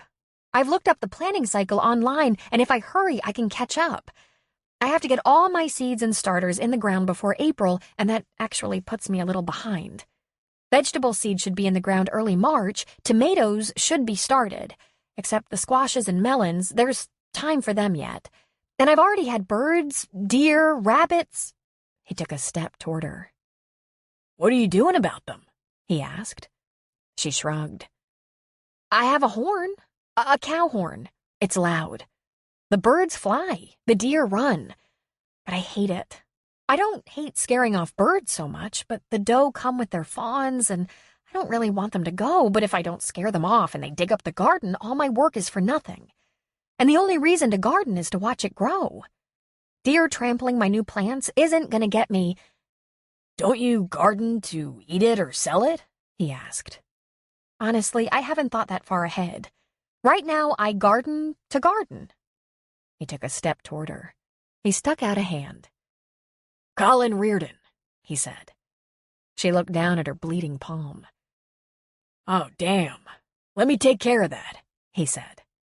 He went to the opened hatchback of the Jeep and found a clean rag. When he got back to her, he wrapped it around her cut. Then he stuck out his hand again. "Jillian," she said, shaking his hand cautiously. "Are you related to Luke and Shelby?" "You know them?" "I stayed in one of their cabins until this place turned up, and I rented it." "I'm Luke's brother, also known as Uncle Colin." "Pleasure," she said. "Now, how did you get here?"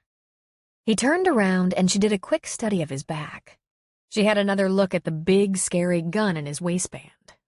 She also couldn't help but admire his broad, muscled shoulders, narrow waist, and long legs. "See that road?" he asked, pointing. "It's a crappy road, bumpy and overgrown from lack of use, but the Rubicon can take it, no problem. And the road kept going up, past a vineyard, past a couple of farms, and I stayed on it. Up was my objective. Up was where the sun was." "How far did you have to stay on that road?" she asked. "I'm not sure. Maybe as long as a half hour?" She sighed. "Well, Uncle Colin, you can get sun a lot easier. My place on the other side of the trees is a couple of turns off 36. You can paint in my front yard or backyard. I don't mind, and you'd be a lot less trouble that way. You won't need a gun, and I won't need to duck all the time. But I've been planting bulbs around the house and drive and walk, too, so try not to step on the new plants." "Jillian, when does all the wildlife pester the garden?" he asked. "Dawn. In fact, right up till 8 o'clock. They're back again at dusk. They probably hang out back here. I'm sure they stay around the trees. They're so cautious when they come out." "Show me your garden," he said. "It isn't easy," she said. "You might want to go down that road and around to 36 and come up the front way." "If you can do it, I can do it," he said. "So, let's do it." She sighed, shrugged, and turned to walk back into the trees. With the rag wrapped around her hand, she carefully parted the growth. It wasn't exactly a narrow copse, and there was no path. And because she was not totally familiar with the property, she wasn't entirely sure of the most direct route back to the house. She hadn't been in the house long, and the only part of the property she knew was what surrounded the house. Finally, they came through and arrived at the garden area, A large rectangle portion of it was tilled, turned, and planted. The place was huge. There were stakes along some rows, marking the plants. Then there was the house. Astonishing. Colin took off his straw cowboy hat and rubbed a hand over his head. "Whoa," he said. "Look at that house. You rent that?" Mainly for the kitchen window, back porch, and yard. That part of the house reminds me of where I grew up. He took in the garden. "That's quite a farm you got there. You been at this a long time?" Like I said, I was trying to catch up. He looked down at her. He lifted the brim of her ball cap. "How long?" She shrugged. Maybe 10 days? Maybe a little less. A week? "Did you start from scratch?" Oh, no. I think that garden has been there for 50 years or so. But I can't tell how much of it was used by the woman who used to live here. If she was an experienced organic gardener, she probably planted stuff in alternating sections, just to regenerate the soil. I could see the established rows. I weeded, tilled, started planting seeds. I've planted less than a quarter, but I'm ready to plant more. He whistled. "No wonder you're covered in dirt." She laughed at him. There's a tiller in the shed, but I like the hoe and shovel and trowel and cultivator. I like to get close to the garden. My Nana used to say the secret to excellent gardening was to be close to the dirt and the plants. Besides, dirt washes off. "You've been doing this for a week?" he asked. "Jesus, girl. Got a little OCD going on there?" Maybe a little, she said with a grin. When I get into something, I just really get into it. I bet it's that way with your painting. Colin shook his head. "It's not like that. I'm not obsessed." Well, I'm not obsessed, she returned, insulted. It's just, when I take on a job, I like to do a good job. "Yeah," he said absently, moving closer to the garden. The long, perfect rows, the stakes, the starter plants here and there. "Mostly seeds?" And some seedlings, she said.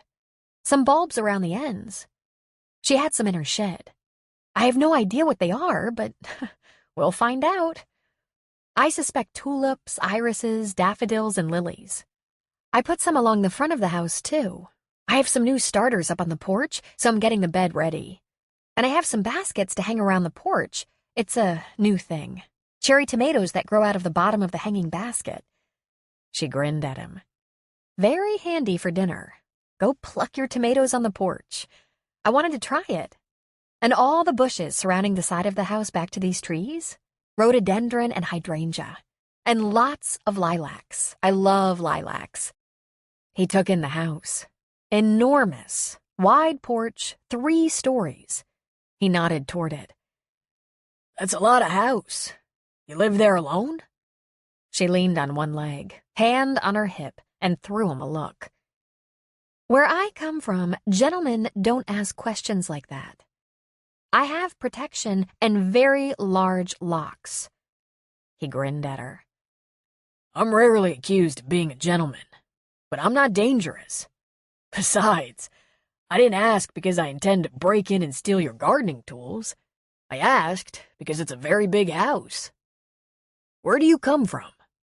San Jose. "And what are you doing up here, in this big house?" She showed him her palms, one wrapped in a rag. Taxidermy, she said. He chuckled at her. Smart-ass kid, he thought. "I can see that. Before gardening, how did you pass the time?" I was a corporate person, software industry. It was too stressful, so I'm taking some time off. Never mind. "What?" he asked. I haven't had a proper vacation in a long time, so I'm relaxing and thinking about what I want to do next. I think while I garden. "A multitasker," he said with a grin. "What do you do when it rains?" Same thing, only a lot wetter, she said. "Well, if you see someone prowling around out here at dawn on a clear day, don't get scared. And no horn, okay? If there are deer, I'd like to get some shots." Pictures? She asked. Exactly. Why? She wanted to know. He turned and started to walk away from her. Because animals won't pose for me. Later, Jillian. She watched as he disappeared into the thick copse of trees behind her garden. And while he'd seemed a nuisance at best, she was suddenly sorry to see him go. Jillian went inside, cleaned up her cut hand, bandaged it, and covered it with a latex glove. She went back to her garden and worked through the afternoon. But it wasn't quite the same. The painter showing up. It was like a little tease, and she realized how much better it felt to have a little break in the day and some conversation. Then she remembered she had heard that Hope McCrae had gone to Jack's every day for that end-of-day whiskey. Jillian didn't crave a whiskey, but it might be nice to have a glass of wine and some dinner. And some company. Risking the garden to the wildlife at dusk, she went inside to shower. Clean, hair dripping, dressed in her robe, she padded up to the third floor and looked out one of the bedroom windows. She could barely see over the trees, but she was able to make out Colin just now packing up the back of his Jeep. The sun was beginning to lower. His painting light was obviously dwindling. She blew her hair dry, put on some of her nicer slacks, gave her short nails a whisk of clear polish, and left the house. Colin was sitting at the bar passing the time with a draft and a new acquaintance, Dan Brady. Colin learned that Brady worked construction for Paul Haggerty and could be found at Jack's once or twice a week for a beer. As for Colin, this was exactly the third beer he'd indulged in since getting out of treatment. In fact, while he wasn't particularly tempted to overindulge in beer, he never kept any at his cabin.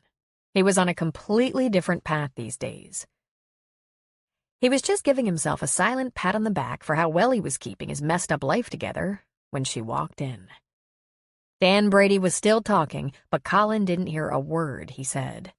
He didn't even recognize her at first. He just glanced at her and thought she was one fine-looking woman, when he realized it was Jillian the gardener. She smiled right at him. In fact, she smiled like she was happy to see him. He almost glanced over his shoulder to be sure she was smiling at him. Except for the pink nose and cheeks and smattering of freckles, she looked almost entirely different. First of all, she not only had a shape, it was an awesome shape.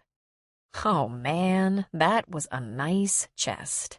Not too big, not too small. She was kind of tall for a girl, but would still be small up against his 6'3" frame. Her chestnut hair fell to her shoulders in a smooth, silky curtain that called out for big male hands. Narrow waist, firm butt, trim thighs. Her pink lips were heart-shaped, and that smile cut right through him. Her smile almost brought him to his knees. She had a clean and classy girl-next-door look about her. Not his usual type, but he felt the kind of physical response that suggested he might like to make her his type. She jumped up on the stool beside Colin. "I didn't expect to see you again so soon," she said, and nodded hello to Dan. "Whew," he said. "You clean up good. You don't look like the same girl." She frowned right before she laughed. "Do women usually thank you for saying things like that?" Jack was instantly in front of her, slapping down a napkin. "How's it going, Jillian?" he asked. "Great, Jack. What can you give me in a nice woody Chardonnay?" "Screw top or cork?" "Oh, let's go crazy and go with the cork." He reached in his cooler and pulled out an open bottle of Mondavi, showing it to her. "Perfect," she said. "You two already know each other?" Jack asked as he poured. "I caught him painting out on the property, back behind that stand of trees."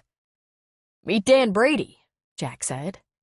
"Dan, Jillian Matlock, rents Hope's old house. You did some work on that house, didn't you?" Dan gave her a nod. "I never painted so much in my life. How many people live with you out there?" he asked. "Just me," she said, taking a sip of her wine. Dan leaned an elbow on the bar. "What in the world are you doing out there?" "She's gardening and thinking," Colin answered for her. "Gardening?" Dan asked. "Why?" She shrugged. Because I can. I learned as a little girl. I'm very good at it. We have some farmer's chromosome in the family, I think. What are you growing? Dan asked. Salad, she said with a smile. I got the root vegetable seeds in first, then the lettuce, 3 kinds. Swiss chard, scallions, leeks, cucumbers, beans. Next, I'll sow the squashes, but I'm nursing along some tomato starters up on the porch. My great-grandmother started everything from seed, but she'd always start certain ones like tomatoes in little trays on the back porch until they were strong before they went in the ground. Sounds nice, Dan said. And what are you thinking about that brings you out our way? Well, I'm taking a leave from a corporate PR job, and I intended to think about what I'd like to do next, where I'd like to work next. But all I can think about is gardening. She got a wistful look on her face. I'm growing the standard stuff, but you can't imagine the stuff my Nana grew. White asparagus, cherry peppers, red Brussels sprouts, tomatillo, red romaine. Oh, there was purple cape and baby eggplant. She grew a tomato called Russian rose that was so delicious we ate them like apples. They could get up to 2 pounds. The ones we didn't eat she stewed and canned. She was French and Russian but could make the most amazing Italian sauce. The neighbors bought it from her sometimes. Colin made a face and shivered. The only thing worse than green Brussels sprouts would have to be red ones. What the hell is purple cape? Dan asked. Purple cauliflower. My mother gardened like mad, made all of us weed, but as far as I know, no one got the bug, Colin said. I've never even seen the stuff you mentioned. She shook her head. You don't see it every day, that's for sure. You'd see some of that stuff in 5-star restaurants. They garnish their meals with them. They're grown in small, special commercial gardens and come at a high price. They're always organic, like my great-grandmother's garden was, and dining patrons know that if the chef is using them, he or she has knowledge, skill, creativity, and style. I'd give anything to grow some of that stuff. Why don't you? Dan asked. She laughed at him. They don't have seeds for that stuff at the Eureka Garden Shop. They're pretty much limited to the stuff you see every day. My Nana brought her first seeds from her own garden in France and reproduced them from her fruit and vegetables every year. You just haven't looked far enough, Dan informed her. Do you use a computer? Use one? She asked with a laugh.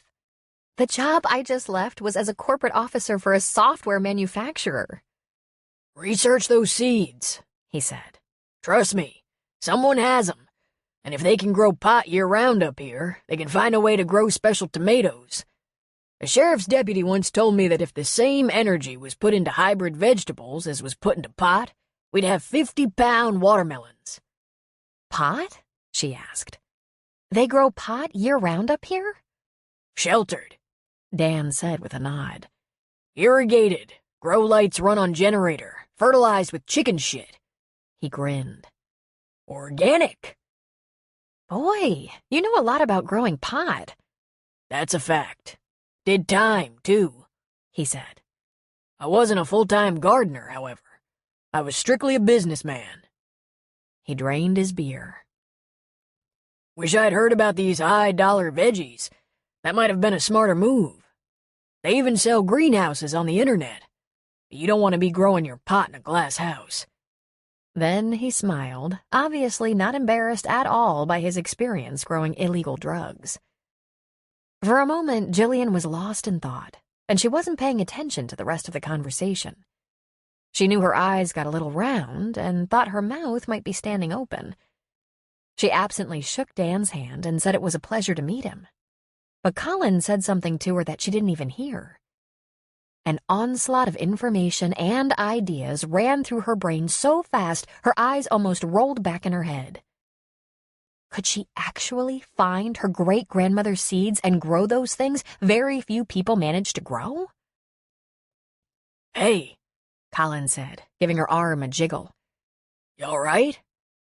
She shook herself and refocused. Yeah, fine. Jack? She called. He came right over. That guy, Dan? She asked in a near whisper. He did time for growing pot? Jack gave the bar a wipe. Yup. Had some serious family crisis and needed emergency money, so he dove in. It must have been a bad situation to make him do something like that because he's a real stand-up guy. But you gotta admire the guy. He did his time and got himself a legit life. He's well-liked around here. Wow. How about that? Lots of stories in this naked city. He doesn't seem real shy or embarrassed about it. Well, first off, everyone knows, so no point in pretending. Second, I think there's a part of him that kind of enjoys being infamous. Jack smiled. Notorious. When you get down to it, though, he's just a real good guy. A lot of us have those rough patches. Catch us doing things we wouldn't ordinarily do. Tell me about it, she said thoughtfully. Listen, I'm going to need a hand. Like handyman help out at the house. Aw, Jillian, I'd love to help, but... No, she said with a laugh. I want to hire someone. I'm not looking for a favor. Oh, well, in that case... Jack walked down to the end of the bar, spoke briefly with a handsome young man in his early 20s who was sitting there, then brought him back behind the bar to face Jillian. He introduced him as Denny Cutler. Denny's been looking for something permanent around here. He's a friend of mine, and I can vouch for him. Nice to meet you, Denny, Jill said, putting out her hand. Ma'am? He said. I need some help with a few things. I have to buy a truck, first of all, preferably an old truck that runs well. I'm going to need to haul things for the yard and garden. Know anything about trucks? She asked. Some, he said, flashing her an engaging grin. When you say that, I hope it means you know enough. I'm also thinking about cutting down some trees and making a path to a back meadow. Oh, and I have to erect a fence to keep the deer and rabbits out of the lettuce. It'll be a long fence. Wow, he said. Sounds like stuff I can get done. But I don't have the equipment. Can the equipment be rented? She asked. I can certainly find out. I worked for a landscaper one summer in high school. Worked me to death, but I learned a couple of things. Thing is, it's been a long time, so I might not be as fast as you want. Do you work hard? That I do, he said with a nod. There's another thing. It would have to be temporary. Like Jack said, I'm looking for a good full-time position. I have resumes and applications out there, but it's a tough job market. I could use a project. But if I get a call... Understood, she said. What's your fee? He looked a little thunderstruck. I have no idea, ma'am. Okay, that's gonna have to stop. I'm Jillian or Jill or Miss Matlock if you're feeling very formal, but I'm 32 years old and ma'am kind of rubs me the wrong way. How's 16 an hour? That's double minimum wage. Whoa, Colin and Denny said at once. What? She asked. Denny grinned largely. Yeah, I mean, yes, ma'am, that'll work. Jillian, it's Jillian. I'll see you tomorrow morning by 8. Jack can give you directions. And would you mind telling him I'll need a dinner to go? You bet, Jillian, thanks. I'll do my best. And he walked away to speak to Jack. She turned to find Colin leaning his head into his hand, elbow resting on the bar. That was almost unbelievable. I'm good at delegating, she said, lifting her wine glass. Then she shook her head. What the heck was I thinking? Or not thinking? Seeds on the internet. Why not? Maybe you were too busy digging in the dirt, he suggested. No, that's not it. My mind was in the past, not the future. I was thinking about the old garden, not the new garden. Time for a fence? He asked. If the wildlife gets into my radishes and lettuce, no big deal. But I won't sacrifice purple calabash, tomatillo, or Russian rose. Besides, there's a couple of apple trees on the property. The deer will be fine. Well fed, in fact. And the rabbits? I'm afraid they're on their own. 32, huh? He asked. I would have put you at about 25. She laughed at him. I guess that's better than having you put me at 45.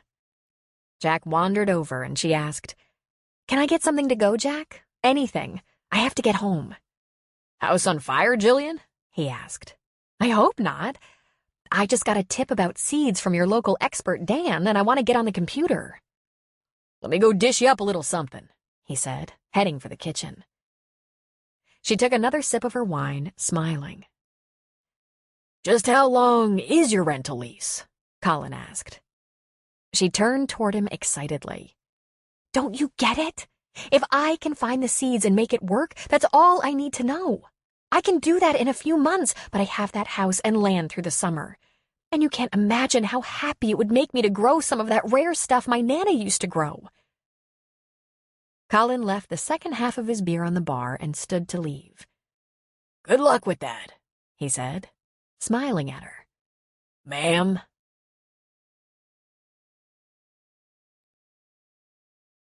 Chapter 3. Jillian talked Jack out of what remained of that open Chardonnay and took it home along with some of Preacher's wonderful meatloaf, garlic mashed, green beans, bread, a small container of tomato gravy, and a slice of chocolate cake. She ate the cake first, with another glass of Chardonnay while browsing online, researching seeds and plants. Damn if Dan Brady wasn't right. Specialty seed catalogs by the dozens. Of course, she had no idea how authentic the seeds were or how the finished fruit or vegetables would taste, but this was the first step. Seeds were available. And while they were slightly more expensive than ordinary garden shop seeds, they were still priced low. That night, after talking with Dan, was the first of many such nights. Jillian, like Hope McCrae before her, lived in the kitchen with a fireplace, her computer and desk. From her recliner, she could eat on a tray, surf the net, and see that vast garden through the kitchen windows. That first night, though, she was up almost all night, researching, shopping, ordering, reading gardening blogs. She finally nodded off in the recliner at about 4 a.m., only to wake at around 6, before the sun. Taking a closer look, Jill realized there would be no sun this morning. It was drizzling. Perfect, she thought. She had important errands. The best part about this climate was that the drizzle didn't stop her from working in the garden, and there was seldom a heavy driving rain. But it was so deliciously wet it would quench the thirst of a garden so well. Denny arrived at 7:45, and she loved that he was early and ready to work. Jillian was also ready to roll. He came to the front door and she invited him in. She took him through the empty living room, dining room, and into the kitchen. Want a cup of coffee for the road? She asked. Sure, thanks. Where are we going? First, to get a truck. I need a truck to carry supplies too large for my hybrid. How do you take your coffee? When he didn't answer immediately, she looked up to see him staring at her living quarters. Her quilt was draped in the recliner. There was a tray for eating there, a pillow for sleeping, a newly purchased small TV, computer, necessities. Denny? She said. He looked back at her. Although he frowned in some confusion, she couldn't help but notice he was a tall, handsome youth. He had short-cropped hair, expressive brown brows over deep chocolate eyes that were showing concern at the moment. I hope you have a bed somewhere, Miss Matlock. That doesn't look real comfortable. Are you kidding? It's fantastic. I don't think I've ever been more comfortable. And it's probably better for my back, neck, and whatever. Coffee? Black, he said. Then he just shook his head, and she laughed. By noon, they had a truck. An '02 Ford with a nice big bed. They had gone to the fencing company together to order chain-link fencing for her big garden. They loaded up the posts in the truck bed, but the rest of the chain-link would be delivered in a couple of days. She sent Denny off in the truck to take care of renting equipment, a crew, or both, to take down some trees and grade a level passage to the back meadow. While they were off doing chores in separate vehicles, she went about the business of buying some garden supplies. She'd found a company online that would test her soil for chemicals and bought the appropriate containers for shipping. Hopefully, there'd been no pesticides in that dirt for many, many years. She needed to know the pH, which nutrients were present or missing, all the sort of thing the company promised to provide. She visited more than one lawn and garden store and asked about pure poultry manure fertilizer for organic gardening, and was rather surprised by the smiles and lifted eyebrows. "I'm growing tomatoes, not marijuana," she informed the clerks who helped her. "Some do," was the response. When she found a good price, she bought several large bags and had them held to be picked up by Denny in the truck. She bought a gas-powered tiller and put it in the back of her Lexus, along with a gas can she could fill up on the way home. Before heading back to the Victorian, she stopped off at Jack's bar. As she entered, he came out of the back. "Well, there's my landlord," she greeted, smiling at him. "I have a couple of things to run by you." "Something to drink while you run?" he asked. "Cola?" "Coming up." "I think you should come out to the house when you have time. I'd like you to come up to the Widow's Walk with me so we can see a lot of the acreage. You know how the drive to the house runs up the road and forks at the southeastern corner in front? Part of the drive curves to the left in front of the house, and the other part goes straight along the eastern side of the house to the back." "It always seemed like that was the obvious place for a freestanding garage, behind the house," Jack said. "It's just a gravel drive, so I was wondering something. If I extended it through the trees for access to the back meadow, would you go along with that idea?" "Good idea," he said. "But I'm sorry to say, I don't think it would be responsible for me to invest any more in that house. That's something an owner should do. Someday." "Well, here's what I'm offering," Jill said. "I want to put a couple of portable greenhouses back in that meadow, a sheltered place to start some plants. I'm going to fence the plot behind the house to keep the wildlife out, but I'm going to use that back meadow for the greenhouses. I found them online for a few $100s each, and they're easily movable." He leaned both hands on the bar and looked at her closely, quizzically. "Jillian, aren't you taking this gardening thing a bit far?" "Oh, definitely. To the next level. I want to try some special fruits and vegetables back there. Denny's out getting estimates on excavation crews and the cost of leasing equipment. I'm not talking an asphalt drive, but more of a wide path, wide enough to accommodate one vehicle, and, of course, I'll cover the cost. It's really not going to be that expensive. We won't have to take out more than 10 trees. In fact, getting some gravel to match what's already down on the drive will probably be the most expensive part." Jillian, have you considered going a little slower? A little smaller? I mean, what you're really doing is experimenting, and it seems like an awful big, expensive experiment." She smiled. "I've been told I can be impulsive, but it usually works for me to go with my gut instinct. Of course, I'll be leaving the extended road when my lease is up, so it should improve the property. For right now, that's what I need to be able to access that meadow. Oh, and thank you for Denny. Bright kid. I like him. He thinks I'm a little nuts, but he's awful cute, totally polite, and he does exactly what I ask him to do. So, will you come out to the house, look over my plans, and give me your approval?" "I'll come out after breakfast is done," he said. "See you tomorrow." "Great," she said, slapping the bar. He couldn't help but laugh. "Jillian, where did all this come from?" "From my great-grandmother," she said, taking a sip of her cola. "When she was teaching us to garden, cook, read, clean, sew, she said she was preparing us for life. Well, life has changed a lot in the years since she was my age. But somehow the lessons haven't really changed. They've evolved. And I want to be a part of that." Jillian went home and was scooping dirt from several different sections of the garden into small plastic cups with lids and labeling them when Denny returned and came over to report on his activities and progress. "There's not a lot of work around these days, so I was able to have a tree crew come out first thing tomorrow to give you a final estimate," he said. "I hope that works for you.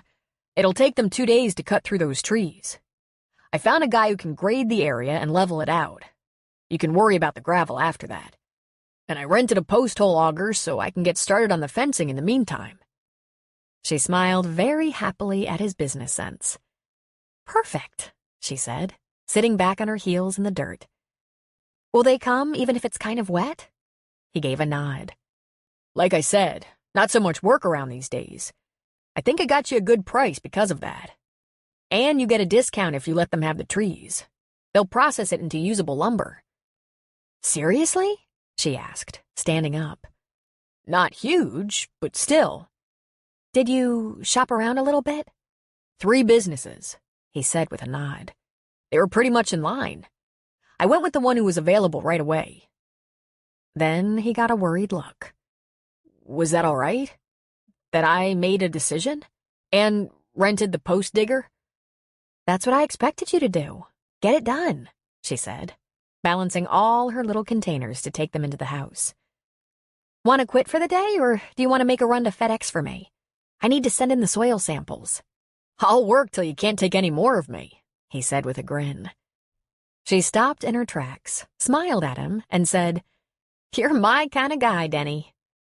"And you're my kind of boss, Miss Matlock." Jillian thought often about the fact that her best friend was her sister and had been since they were toddlers.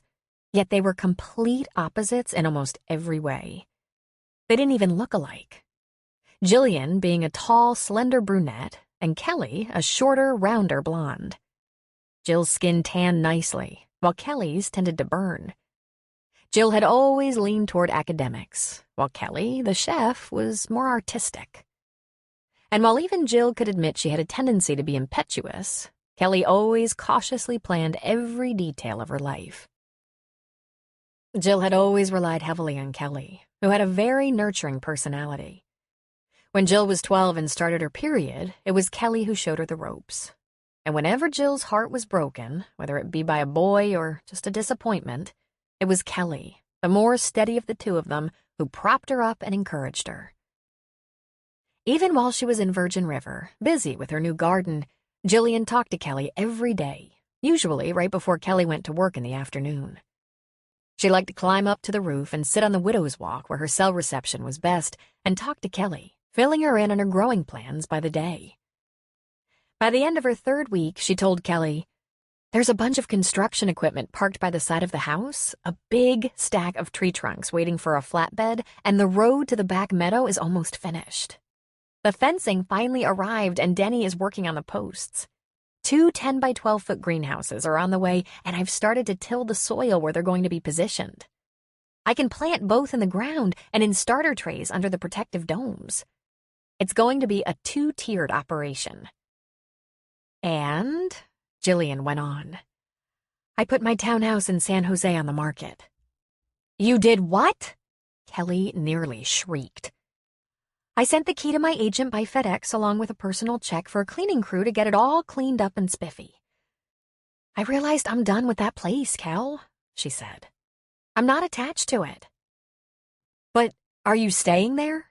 In Virgin River? Is that the new plan?" "Honestly, I don't know."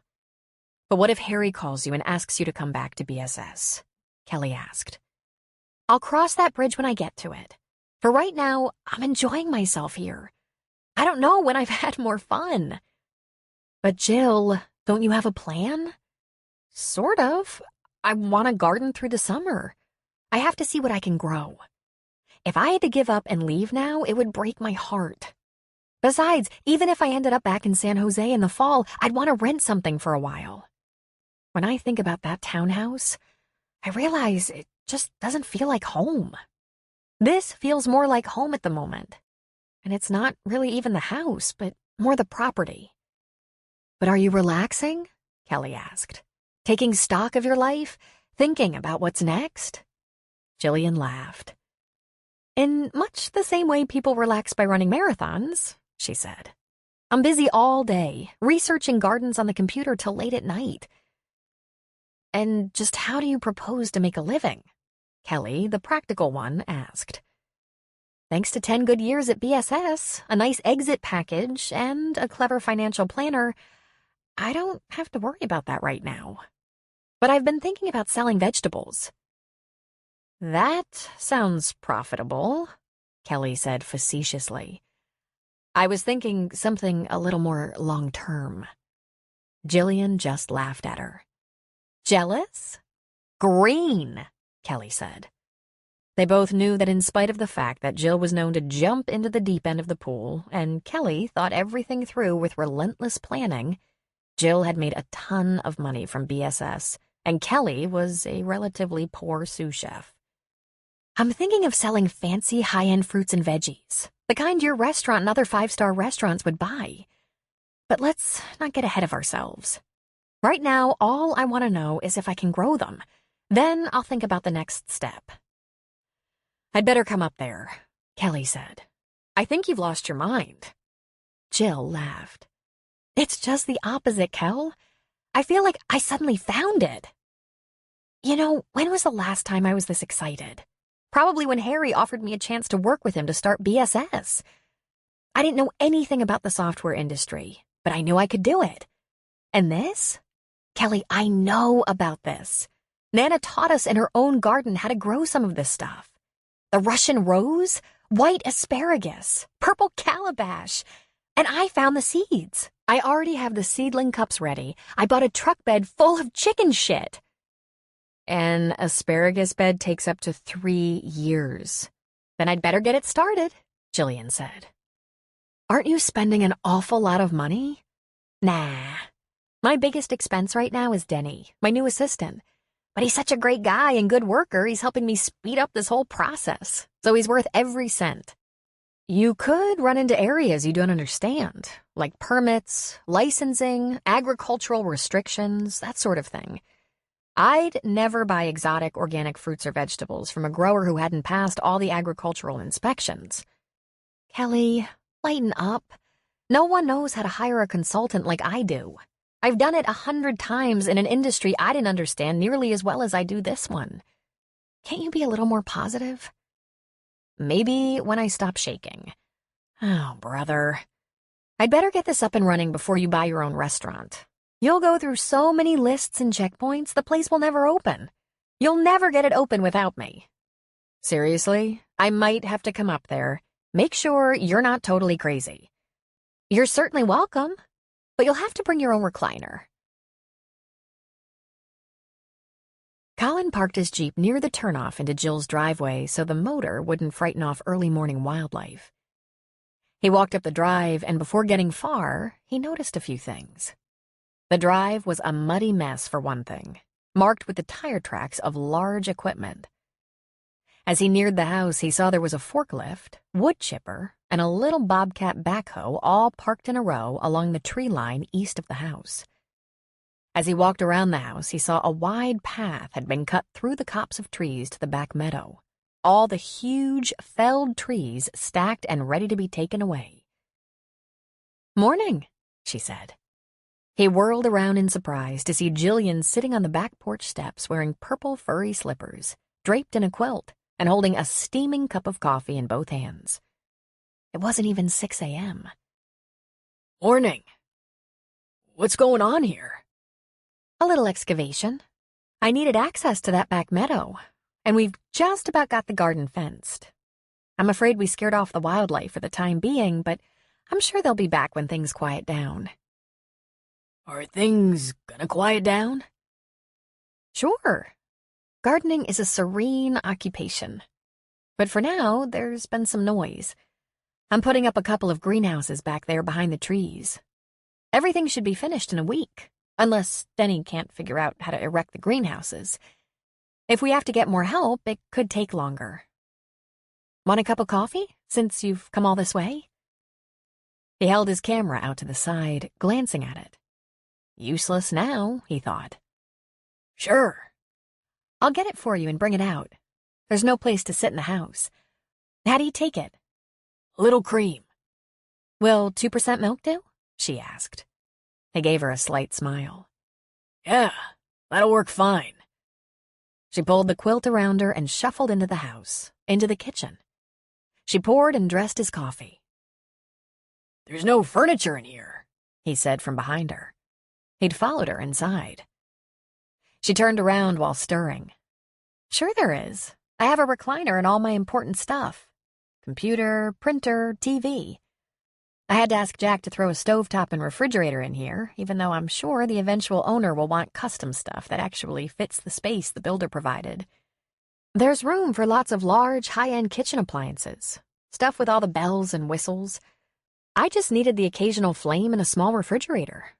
I mostly use the microwave. Do you have a bed somewhere? Is that important? I'm very comfortable in the recliner, and since I'm not expecting any company, it'll do just fine for now. Unless my sister comes to be sure I haven't completely lost my mind. She smiled and said, I told her she'd have to bring her own recliner. He reached for the coffee. Why is she worried about that? Because you're living in the kitchen and are planting the back 40? Jill chuckled. You have no idea how perfect this is. When I turn out the lights and the TV, I can see the stars from that chair. If it's clear, that is. And it's going to be clear a lot more often in summer. I stand guard, trying to train the deer and bunnies to move along to the next farm. In the early morning, just as the mist and fog are lifting, I can watch the land come to life. I don't usually go outside before 7, but it was such a nice morning today. Actually, I half expected you to show up. He sipped his coffee. Where are your clothes? She pulled the quilt around her. Her hair was still mussed from sleep, and her cheeks kind of rosy. And he wanted to pull her into his arms for just a little touch. A little taste. I'll get dressed in a while, she said. No, he said with a laugh. Your wardrobe, your luggage. You obviously don't keep them in the kitchen. Oh, that. There's a closet in that bedroom. One of 2 closets in the whole house. Maid's quarters, we think. Ah, he said. So I guess this means you're going full speed ahead? With the growing? Oh, yes. I'm so charged up I can hardly sleep at night. Want to go outside? Sit on the porch? I mean, there could be a totally crazy deer out there that hasn't been completely intimidated by the excavation noise. Sure, he said. And you can tell me about your greatest expectation for this exercise. I think, she said as they went back out the door, that I'm trying my hand at becoming a commercial farmer. I don't know if it'll work until I know if I can grow the stuff, but I could farm exotic, rare, heirloom fruits and vegetables. The kind that are hard to produce. I would sell them to high-end restaurants that are looking for new and unique, fabulous foods. He sipped again. Going to buy a fleet of trucks to deliver them to big cities? She laughed. Nope. Going to call UPS or FedEx and send them overnight. They're delicate. None of them have a long shelf life. And they're not used in mass quantities, usually as side dishes or garnishes. How do you make money doing that? She shrugged. You become the best, with the best marketing campaign. And, of course, you start small and regionally. I've already identified target cities with 5-star restaurants. I wouldn't ship to New York. It's too far. But shipping to Portland, Sun Valley, Seattle, Vancouver, San Francisco, and the surrounding areas wouldn't be a problem. He chuckled. I have to admit, it's gutsy, and it actually sounds reasonable. It's completely reasonable. There is one X factor, and that's whether I can grow these rare old seeds. I bought product from several different seed companies, and I'll check them out. My great-grandmother canned some, sold some fresh off the porch. We had a hard time getting by back then, and she had lots of ways to supplement her income. This is a whole different story. If it works, buyers will order ahead of season, so I have to know if I can deliver. It'll take me 6 to 18 months to figure that out. But how long are you renting? Through summer. But things like moves and leases can be worked out. The one thing I can't control is whether or not I can grow the stuff. So, you'll have fruit trees, too? He asked. No trees, she said, shaking her head. There are a few apple trees on the property, but I'm not planting trees. But you said fruits. Tomatoes, tomatillo, melons, etc. are all considered fruits, she smiled. He felt a little pang of something, a jolt of some kind. She was awful cute, incredibly smart, and very cute. Colin was a little startled. Cute was not in his vernacular. He felt those sizzling jolts when he was with women he would describe as hot or sexy or edible.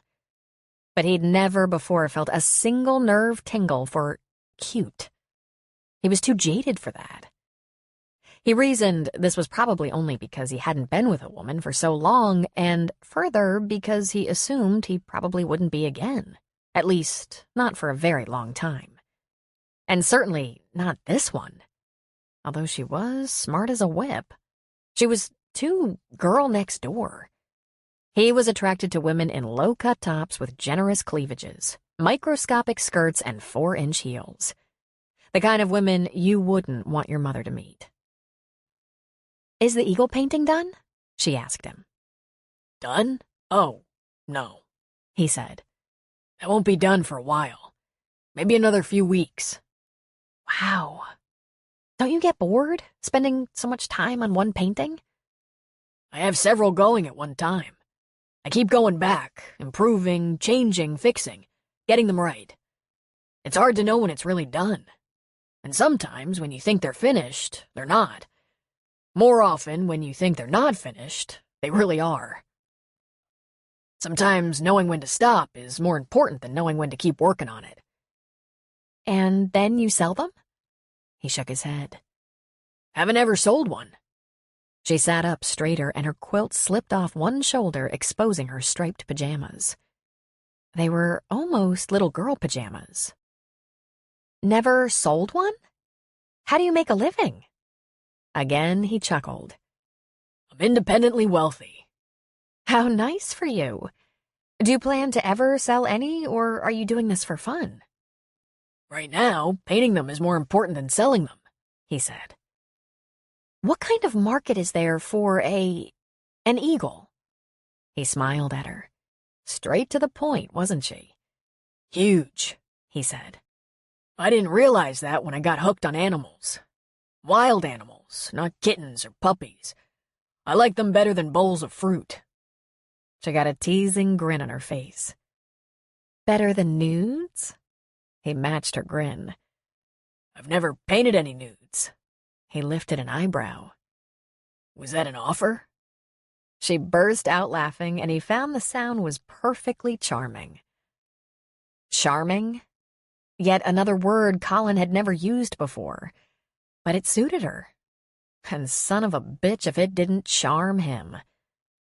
Oh, believe me, you can do way better than me. Maybe I could strip, wear my garden gloves, straw hat, and rubber boots. That should get you a big Playboy commission. And she laughed some more while he got an irresistible image in his head that he wanted to paint. But seriously, who buys paintings of animals? Wildlife art, he said. Look it up on Google sometime. It surprised the hell out of me. So, she said, sipping the coffee, you've been at this for a while? What the hell, he thought. Everyone else probably knew, given his brother lived here. I was in the army. I was a pilot and crashed in a helicopter. I broke a bunch of bones, got some burns, was in therapy for 6 months trying to get back on my feet, and I painted. He shrugged. I've always done some drawing and painting, but it kind of looks like this is how I'm going to spend my time, at least for now. The army retired me. So, he said with a nod of his chin, I'm trying to get good. Oh, she said, serious. Sorry about the crash. You all right now? Getting there. I get a little stiff and sore, but otherwise, pretty good. And you're here because... Because my brother is here, and there's also an abundance of wildlife. I have another brother in Chico, but no deer or fox or eagles around his house. I rented a cabin till hunting season opens in September. I should be ready to hit the road by then. Meantime, I can paint. My cabin is in a valley by a stream, very isolated. I'm already getting some good pictures of animals there. She sat up a little straighter. What happens when hunting season starts? I'll be moving on. Oh, I'm sure I'll visit sometimes, but before I decide where I'll live next, I'm planning to spend 6 months in Africa, the Serengeti. Maybe even head over to the Amazon. Big game, she said. Her eyes gently closed, and he wondered if she could be visualizing it in her head the way he was. Large canvases of elephants, lions, tigers, wildebeests. Big game for me. Tiny, weird little vegetables for you. How do you think we're gonna do? I don't know how you're going to do, Colin, but I'm going to kick some ass. I'm a marketing and public relations expert, and I was taught to grow by the best. My Nana. She could throw a diamond in the ground and grow a diamond vine. She grinned. You don't know me, but trust me, I haven't been this excited in a long, long time. Chapter 4. Colin tried to limit dinner at Luke's to once a week. He was accustomed to being on his own. It bothered him that he actually enjoyed it, and it made him wonder if he was losing some of his independent edge. He was fond of Shelby. That sweet young thing was a treasure, whom Luke surely couldn't deserve. He got the biggest kick out of Brett. The baby was crawling now and trying to pull himself up on the furniture. Colin still had a problem with Luke, and probably always would. Maybe because he was the oldest of the Reardon boys, Luke always took a patriarchal attitude, at least with Colin, acting as if he was the parent, and this got on Colin's last nerve. There should be a statute of limitations on big brothering. They were only 2 years apart in age, and Luke was not smarter or more experienced. Colin felt that after the age of 30, brothers of all ages should become equals. When he got to Luke's, his brother met him on the porch. Good. You're here a little early. I need to talk to you. Let me get you a cola. Skip it, Colin said. What's on your mind? Luke took a deep breath. Jack mentioned you stopped by for a beer. I asked him if he was sure that was a beer, and he said he was sure. Colin put his hands on his hips. So let me guess. You informed him he shouldn't sell me a beer? Luke shook his head. No, but I'm counting on you making a decision not to order one. Why don't you just stay out of it, Luke? I'm capable of managing my own life. Luke shook his head. Colin, you can't be doing that. You know that. Alcohol is a drug. Colin ground his teeth. I didn't come here so you could micromanage me. Believe me, I learned more in treatment than you'll ever know. I want you to let me make my own decisions. I'll be fine. Listen, Luke said, clearly trying to be patient. I know you're still coping with a lot of stuff. I'm just trying to keep an eye on things so I can help, and that's what I don't want. Don't you get that? I don't want you keeping an eye on a lot of things. Beer is not the answer, Luke nearly shouted. Believe me, 3 beers in 6 months is not me looking for answers. You gotta back off before you really piss me off, Colin shouted back.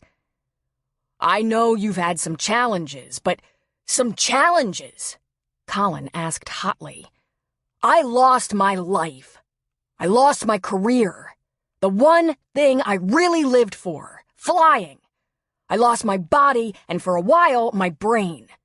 You gotta stay off what's left of my fucking back. Yeah, I just don't want you to lose it all again. Christ, man.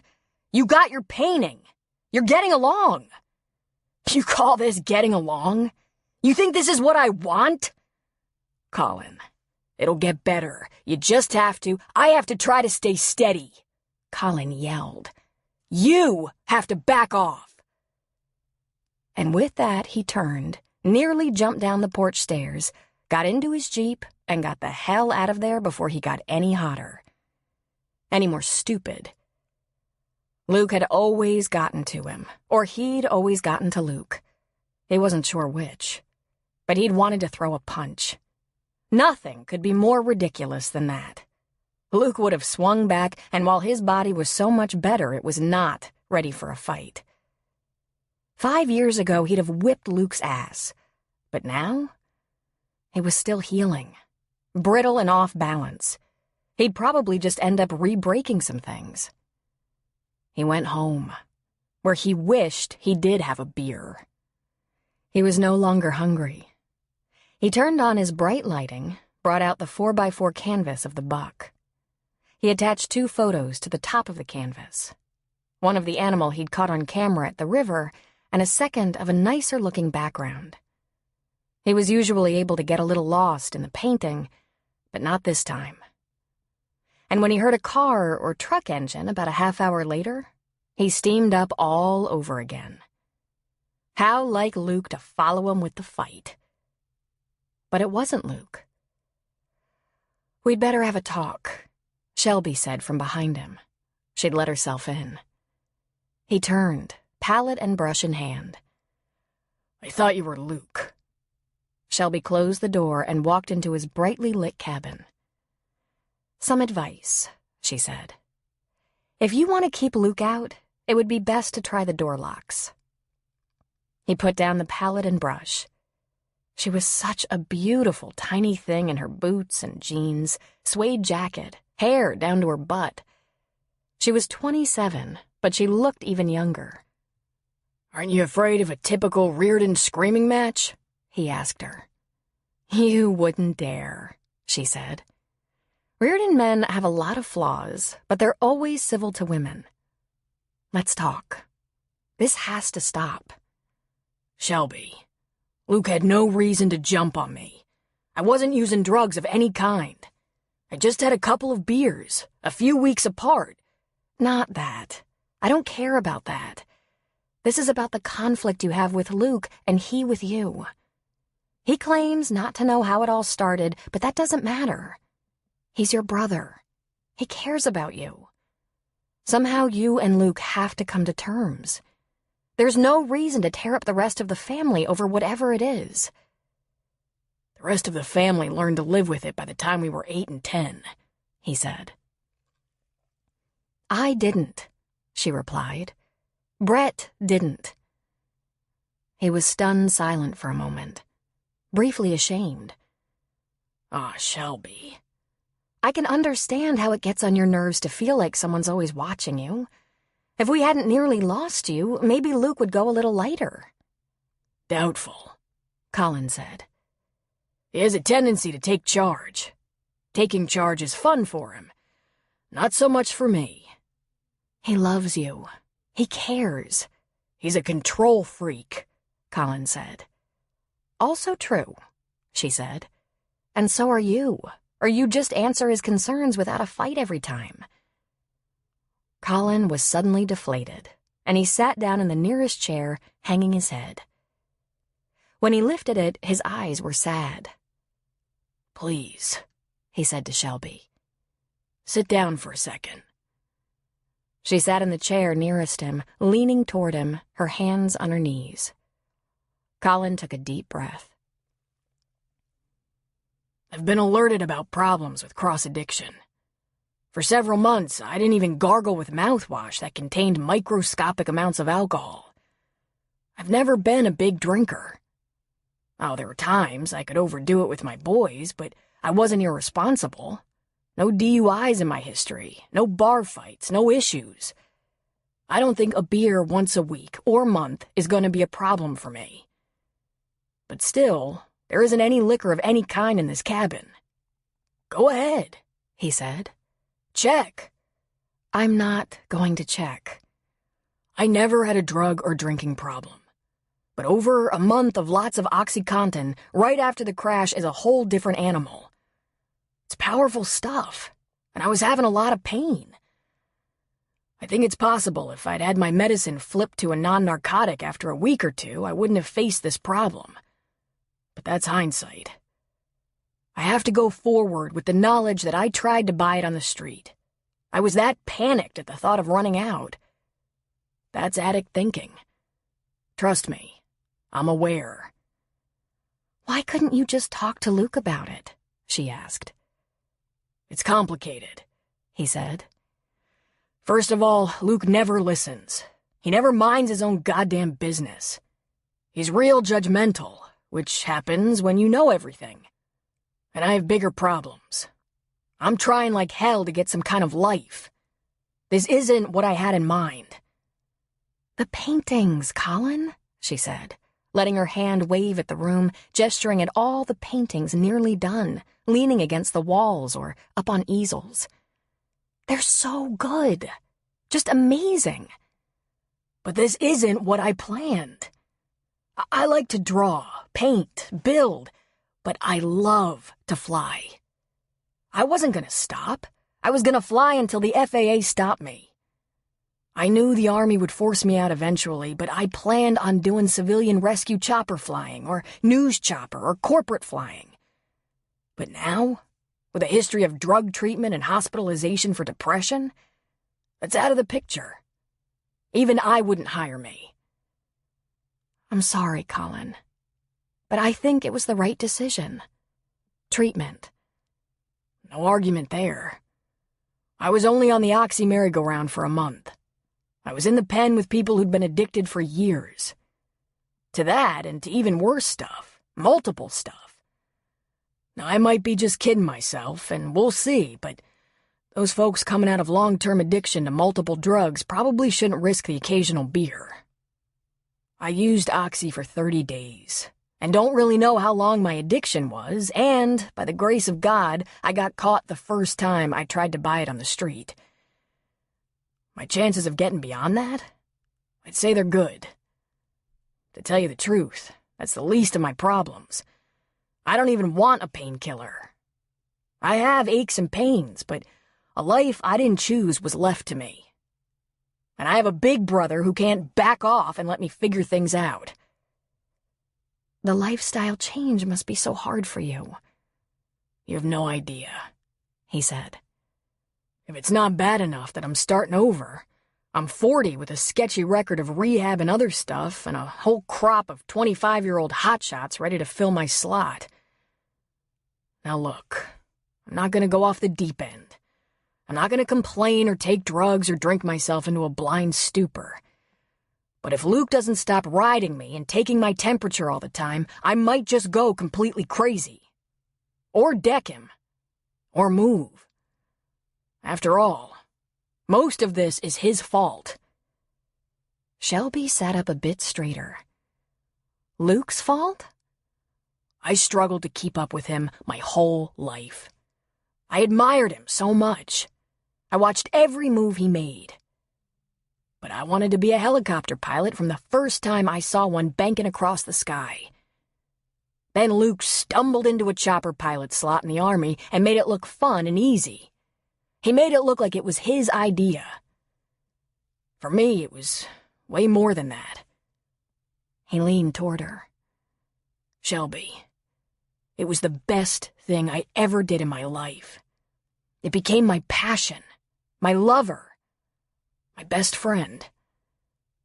I know Luke hates this, but I was good. I was a natural. If Luke was good, and he was, then I was incredible. That machine was made for me. I love flying."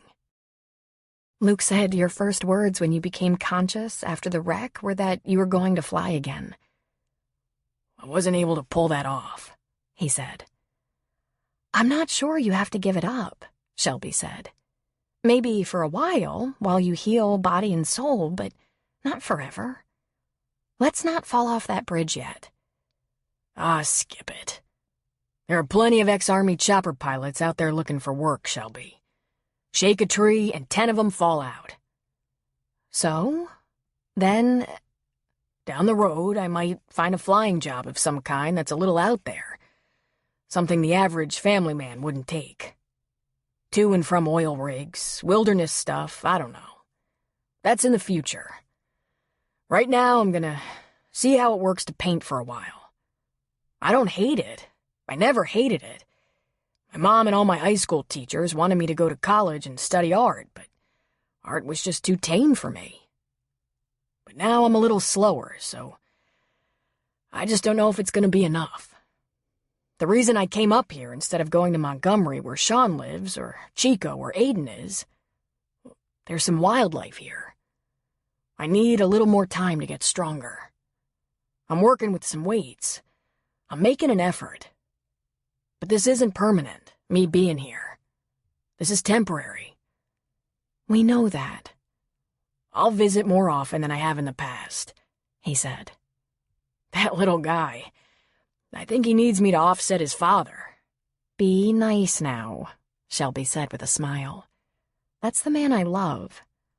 Imagine, he said with a laugh. I don't know how he caught you. Shelby stood. I caught him. He fought me all the way. Colin stood. See? He's an inferior being. Now that I know you're fine, even if you are missing a good dinner, I'm taking off. Tell him what we talked about. Tell him I'm sorry I lost it. I don't hate him. I just need him to give me space. She looked over her shoulder at Colin. I'll tell him what we talked about. You tell him you're sorry and what you need. You're grown-up men. By now you should be able to do this. We can't ever seem to get there, Colin said. Try harder, she suggested. Did you give Luke this lecture? Colin asked. Not this one, she said. He didn't get the gentle one. And then she was out the door. An hour later, there was a knock at the cabin door, and Colin swore. He yanked open the door, and Luke was standing there, a brown paper bag in his hand. I hope we're about done with the Luke and Shelby show now, Colin said. Luke didn't respond to that. He said, Shelby's not that much of a cook. Don't tell her I said that either, but she's got a few things she never screws up, like this meatloaf. It's Preacher's recipe, I think. You wouldn't want to miss it. I already had something to eat. Colin lied. Put it in the refrigerator for tomorrow night. And I'm gonna stay out of your business. Colin lifted a brow. Was that an apology? Nope. I don't think I'm up to that yet, because although I take some responsibility, you are a huge pain in the ass. Here, he said, pushing the bag toward him. Colin took the bag. She chewed your ass, didn't she? Luke shook his head. Worse.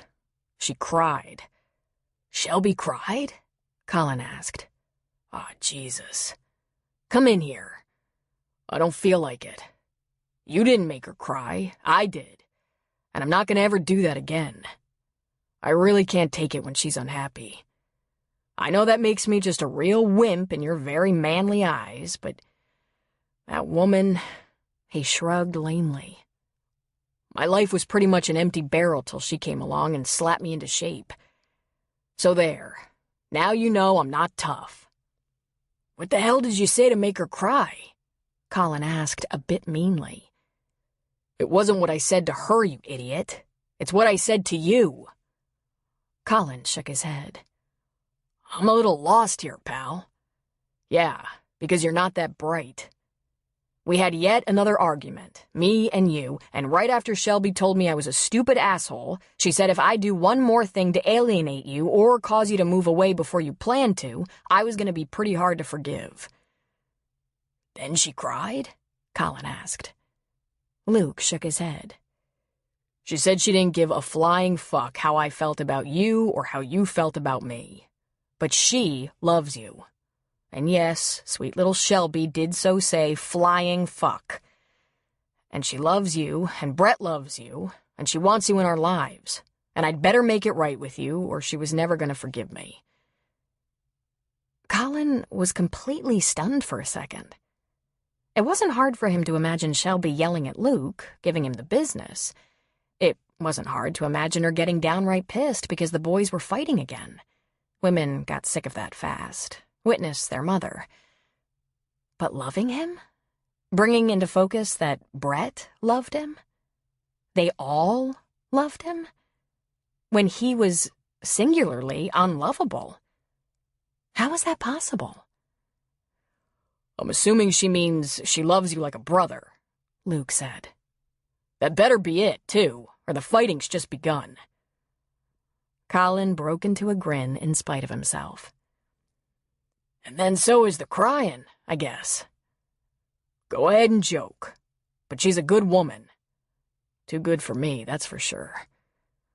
I have to really scramble to stay good enough for her, but it's a job I'm up to.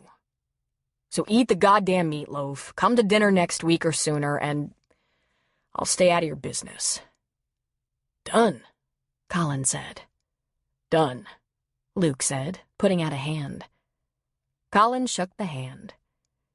Thanks for the meatloaf. It'll be great tomorrow night. You're welcome, Luke said.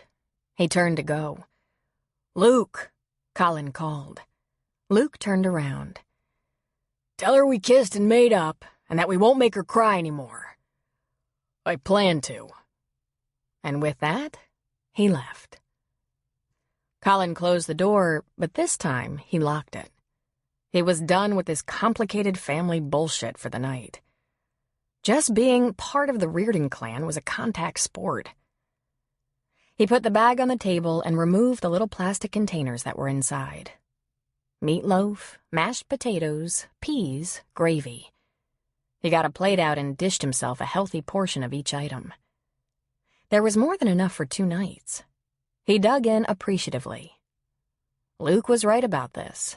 It was excellent. He was also right about Shelby not being a great cook, but she was good enough. And she had qualities that were way more important than being good in the kitchen. He shoveled the food into his mouth. They loved him? He knew they accepted him. He knew Brett had kind of taken to him. He just never thought there was a possibility Shelby cared deeply enough to threaten her marriage with tears and ultimatums and fights over wanting him to be around. She must be pretty sure of Luke's commitment to do that. Oh, it was only family love, not romantic. He'd never had a single romantic thought about her. It just didn't compute. Not with her being so wildly in love with Luke and all, and vice versa. He'd had a girl or two wildly in love with him, as a matter of fact. But he'd never met a girl he felt the same way about. Never met a woman he felt so strongly about he'd do anything to make her happy. Suddenly, and without much warning, he felt satisfied. And not because of the meatloaf. He got all emotional inside and thought, it's the damn wreck. The pills and flirtation with depression. He'd never been like that before. He wasn't that easy to touch. But he was completely and deeply touched. Maybe in all those years that the helicopter was his lover, there had been a hole inside that needed to be filled by actual human beings. People who would take a risk, a chance, a bet that he would come through, that he was worth it. Yup, he definitely felt a gap he couldn't fill with adventure or challenge or pure recklessness. He could feel it. There was a yearning. A tear ran down his cheek, and he didn't brush it away. And he wasn't sure why not. It wasn't spoken of again. Colin had dinner with Luke and his family a few days later.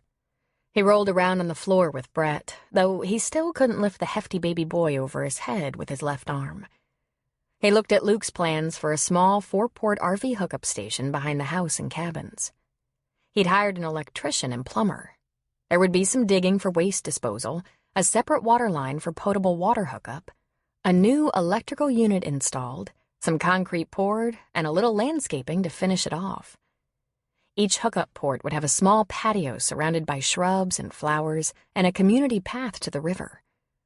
Ultimately, in addition to his cabins, Luke would have hookup facilities for those who vacationed in motor coaches, including his mother and George. Colin considered it a successful evening. No arguing with Luke, and he was ready to say goodnight. He thanked Shelby for a fantastic dinner with a sweet kiss on her cheek. A few days later, Colin went into Jack's bar and discovered Luke taking a beer break at the same time.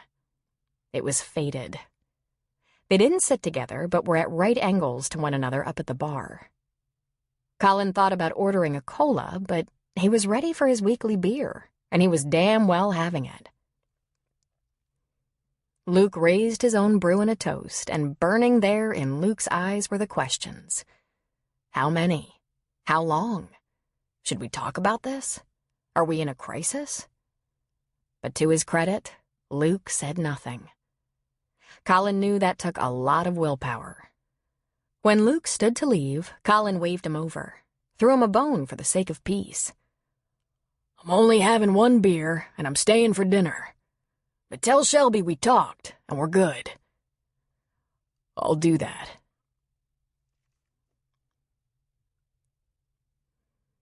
The day after dawned bright. The sun was coming up earlier as spring marched across the land. Colin went out looking for wildlife, and late in the morning, he drove to the Victorian house the old way, past the farms and vineyards, up the side of the mountain, until he got to that back pasture he'd discovered a couple of weeks ago. But it had changed. The road, nothing more than grated dirt, was now covered in fine gravel. Passing through the trees, Colin saw there was a small greenhouse erected, with the frame up for a second. The plexiglass panels were lying on the ground beside it. Jillian was amazing. All that she dared to do on a whim. He didn't see her anywhere, but he was curious about what she might have inside that greenhouse. The door was standing open, and he looked inside. She was laying there, on the ground, flat on her back, looking up. Her hands were crossed over her stomach, and her eyes were open. He went in and stood over her. "Do you feel as ridiculous as you look?" he asked her. She didn't even glance at him. "I want to see and feel what the seedlings will see and feel. My Nana used to taste the soil." "But you wouldn't go that far," he said. She sat up and smiled at him, teasing him. "It tastes just fine," she said. He crouched to get eye level with her. "You didn't really put dirt in your mouth. You're just leading me on." "Think what you like," she said. "Why are you here? Looking for deer?" "I wanted to see what you'd accomplished. You've been a busy little girl." He stood up and looked down at her. "Why is the other greenhouse only framed?" She put out a hand for a lift up off the ground. "Denny, my associate, had a job interview and we couldn't get it finished yet. Those were our terms. Remember, he's hunting for more permanent work, and I knew that going in." She brushed off the butt of her jeans with her hands. "I hope he doesn't take it. He's working out real well for me. On the other hand, if he stays on much longer, I'm going to have to make adjustments. Pay Social Security, provide some benefits, maybe bribe him with better pay, and then find things for him to do." "I'm pretty impressed by the way you're just going for it. You got this idea, and that's all it was. I saw it happen. I was there. When Dan told you how to find your special seeds and how they grow pot around here, I saw your eyes light up. And the next thing I know, the property is full of equipment, and you're just taking off. That's incredible. Brave and impressive. You're a gutsy little broad. I admire that in a woman." She felt her whole body get warm. She looked at him in a whole new way. Jillian was a sucker for a man who admired her. She already found him attractive, but that was easy, since he truly was. Suddenly, he was also desirable. After having so many people, including the sister she admired so much, think she was out of her mind to go this far, Colin said he was impressed. She saw him through new eyes. She wanted to run her fingers through his neatly trimmed beard and the curly hair pulled into a short ponytail. She noted some subtle scarring on the right side of his neck that disappeared into his shirt collar, but it didn't strike her as unsightly. His brown eyes were kind of sultry and sexy. His arms looked so strong and capable, his hands so big. And he either had a sock in his drawers or possessed an admirable package. She jerked her eyes back to his face, only to find him grinning. "Why, thank you," he said, acknowledging that he'd caught her. "But why don't you let me take you out to lunch first?" She ran a hand through her hair. "First? Best to just play dumb. Before a lot of dirty, mindless sex." All right, I'm just gonna have to ask you to leave now. Aw, get over it. How about I take you somewhere for food? No obligation. I'm hungry, and it's lunchtime. She sighed. I'm a mess. I'm not going anywhere. Jill, even when you're a mess, you're just pretty as hell. Pretty as hell, she mimicked. I bet the women just faint when you say that. He laughed at her, and she noticed the most beautiful white, straight teeth. I thawed some stuff for lunch, she said. If you can behave yourself, you can have Denny's half since he's a no-show. And then? Don't push it. She started walking, headed for the new road that would lead her to the house. Let's ride, he said. He couldn't help laughing at her. Then I can park the Jeep by the back porch. She stopped walking and shot him a damning look. I'm crazy to even let you near my back porch, she told him. He went around to the driver's side. I figured you for a better sense of humor. Come on, lighten up. Get in. There was probably good reason she was a little squeamish when teased like that, given her sexual harassment experience. But she reminded herself that Colin couldn't sue her and she couldn't sue him. So why was she getting all excited? And excited was what she was getting, though she tried hard to pretend otherwise and to keep her eyes off his body. He was a big, beautiful man, and when he grinned and played and teased, she felt a little weak in the knees. She felt like a girl, and it wasn't a bad feeling. She got in the Jeep and said, I could teach you gardening. And I could teach you painting. But at the end of the day, I wouldn't be a gardener, and you wouldn't be a painter. I think you're right about that, she relented. I really wish I could do what you do, however. That eagle was brilliant. He cast her a glance as he drove through the trees. Really? Then maybe if you're very good, I'll show you the bear, fox, mountain lion, and deer. And also the ones I made up without photo models. He pulled right up alongside the house and threw the Jeep into park. She got out, and on her way up the porch steps, she said, Why do I have to earn it by being good? Don't you feel like bragging? It's better when you beg, he said, his voice low. It's always better when you beg. She knew there was some kind of sexual innuendo in that, but she didn't let him see that she noticed it. She went across the porch and into the kitchen, washed her hands, and headed to the refrigerator. She started pulling things out. A plate of Italian sausages, a plastic bowl of onions and peppers, a bag of sandwich rolls. Sausage and peppers? She asked. No kidding? Sounds great. And looky here, he said, sitting on a stool at her work island. Furniture. She popped the peppers and sausages into the microwave. I didn't want to go overboard, she said, smiling in spite of herself. You're safe, he laughed. No one will accuse you of over-decorating. He watched her get out plates, slice the rolls the long way, get the warmed sausages and peppers out of the microwave, nuke the sliced rolls, and build them sandwiches. His was much larger and meatier than hers. She put a couple of canned colas on the work island and claimed a stool across from him. What will we do if Denny shows up for lunch? He asked.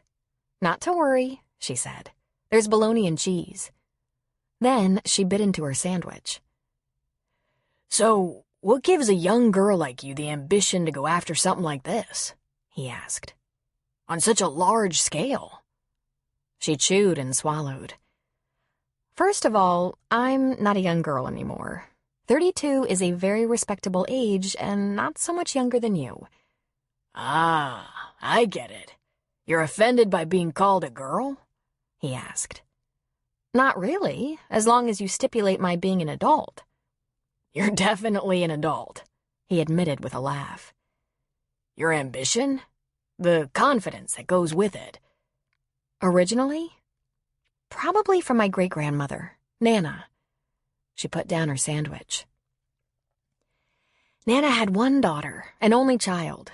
My great-grandfather was an older man when they married and died before that daughter was grown. That daughter, my grandmother, had a son out of wedlock, which in the 50s was still a big scandal, a huge embarrassment. She took another bite, put down her sandwich, and chewed. "So," she said, wiping her mouth, "my grandmother was very young, and she left the little baby boy with Nana so she could chase after the man, the baby's father. Nana said she chased him and never returned. Maybe something happened to her, or maybe she just ran off for good. So my Nana raised her grandson alone. And then, like the poor woman was born under an unlucky star, there was an accident that left our father dead and our mother an invalid. And Nana took us all in. My crippled mother and me and Kelly, aged 5 and 6. She was already an old woman then," Jillian said, shaking her head. "I don't know how she managed, but she was amazing. No matter how tough things got, she was totally positive. And brave? Oh my God, she was so fearless. She might have been the smartest woman I've ever known, but she didn't consider herself smart. She didn't have much formal education, but she spoke 5 languages. And she sure as hell had no money. So she pushed us real hard to study and get scholarships and make something of ourselves." She took another bite, chewed slowly, swallowed, and said, "Which we did." Colin hadn't bitten into his sandwich for a while. He was listening raptly. His own upbringing had had its challenges. There wasn't a lot of money. His mother's garden was important to the subsistence of the family. They'd gone to Catholic school on partial scholarship, and it had been impossible to afford to send 5 sons to college. But his growing up wasn't anything like hers. He tried not to react. He ate some of his sandwich. "Got yourself a scholarship, did you?" "I did." Kelly was tougher. She wanted to be a chef, to study cooking. Getting financial aid for culinary institutes, especially abroad, was almost hopeless. But we managed. So I did pretty well and was barely out of college with a marketing degree and looking for work when I was approached by this guy who was starting a company, a software manufacturing company. He found me in the college who's who. I had a good GPA. But you could have fit what I knew about software manufacturing between the slices of this bun, she said, holding up what was left of her sandwich. He offered me a job, low pay to start, insane hours, reasonable benefits. But if we could pull it off, stock and bonuses. I told him I didn't know anything about his business, and he said, "Research, learn." And I did. He'd successfully started a few companies, and before I even accepted the job, I knew everything about him I could ever know. I knew his birth weight. Harry Benedict. I love that guy. He not only gave me a chance, he taught me, let me perform, put me on the ground floor, and I helped take that company to one of the most successful public offerings on record. I was with them for 10 years when it was time for a change, time to move on. She smiled at him. I was taking a leave of absence to relax, to get a little thinking space, but I sank my hands in this dirt, remembered my Nana, and whoops, she shrugged. I'm back in the garden, and relaxation is about the last thing I want. "And you're happy?" he asked. She laughed. I didn't think I was unhappy at BSS with Harry and a growing company, but this is better, surprisingly. "Your great-grandmother taught you to garden?" Yes, Jillian said. The old way, small garden. Now the internet is teaching me, she said, swinging an arm wide to indicate her office of chair, computer, etc. Things have obviously changed. Who taught you to paint? "I don't know," he said with a shrug. "My pictures weren't smeary like the other kids, and the teachers moved me along. They took advantage of me, too, made me do all their art and posters and lettering. By the time I got to high school, I was doing murals. They wanted me to study art in college, but I wanted the Army." Really? What was it about the Army? She asked him. Low, fast, scary, dangerous combat choppers. I wanted to fly. I thought I wanted Cobras first, but I started out in the Huey and moved into Blackhawks, and found out I loved them. I did 20 in the Army. So, why aren't you married? He asked. She burst out laughing. I couldn't get a weekend off. Harry worked me to death. Seriously? He pushed. Seriously? I dated sometimes. He had an earnest look on his face. Okay, I dated a little. I had a guy for a few months, but we broke up. Why? Not important, and very over. But why? Was he abusive? He never spoke meanly or hit me. Give it up. I'm not telling you, and you'll never figure it out. He cheated? Colin asked. Probably, but that isn't what broke us up. Really, rest your brain. This one hasn't reached the Dear Abby column. He studied her for a moment. He said. At first glance, you're a muddy little girl. On closer inspection, you're a complicated woman. I'm sure there was a compliment in there somewhere. And beautiful, he added with a smile, pleased to note that by her expression he had surprised her. Oh, you must be very lonely and hard up. My sister Kelly, whom you've never met, is really the beautiful one. I get by, but she's a knockout. She's a knockout? He asked, straightening suddenly, eyes wide. Jillian, you're hot. I mean, I've only seen you dressed up once, but anyone who can pull off hot without fussing around is completely hot. Besides, you look like that actress. What's her name? Yeah, she said, leaning her chin in her hand as if bored. I remember seeing her. Seriously, she got an Academy Award. Sandra somebody. And I like that you don't fuss much. I never liked fuss. He lied. He'd always been overly attracted to fuss and couldn't remember why. Besides, you're trying to grow stuff. And looking so earthy, so healthy, so naturally beautiful. And hot. The way her firm little butt filled out those cargo pants, he wanted to drool. He thought she was wearing a tank top under a t-shirt, no bra, and her breasts were just exactly the right size. And she was delicious looking. It isn't working, she said. I realize it's a small town and there aren't too many single females here, but I'm not looking for a fling. I'm very busy. I'm not bullshitting you, he insisted. Again, she burst out laughing. Oh, Colin, you're going to have to practice up on that lying. You're awful at it. I'm not lying, he said, straight-faced. You're a beautiful woman. Right, she said, waving a hand. Whatever, and you're a lovely man. But I have seeds waiting. She lifted a brow. You about done there? He took the last bite of his sandwich, chewed and swallowed. For now. He got out in spite of his full mouth. For now, he thought. Chapter 5. Denny peeled the cap off his head as he walked into Jack's bar. Well now, Jack said brightly. How goes the chasing of fame and fortune? Fame? Denny asked with a laugh. I hope not. The job search. Didn't you have interviews today? Without being asked, Jack served him up a beer. 2. Stocking and loading dock for a big grocer, and some ranch work clear on the other side of the valley. Ferndale, where they have 600 people and 60,000 cows. Jack laughed.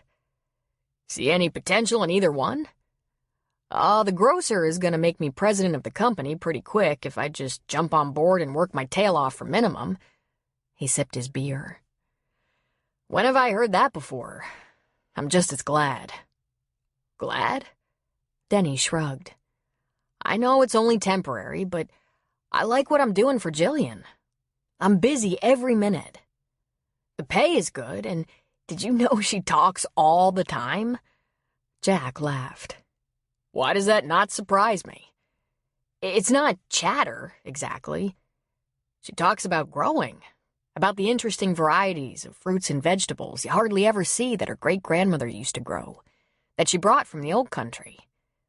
Plus, I do so many different things. Sometimes I chop trees or build greenhouses, and sometimes I poke little tiny seeds into little cups of dirt. And then Jillian describes what will happen to those seeds, step by step, talking about the acidity of the soil, the ground temperature, the altitude, how everything plays together. And I kinda hate to miss it." "How long do you think she'll keep you on?" Jack asked him. "No telling," he said with a shrug. "We're almost caught up with work for now, but she's got a lot of growing going on, and if I know her, she's gonna put up a couple more greenhouses. She's talking about it. There's room in that meadow.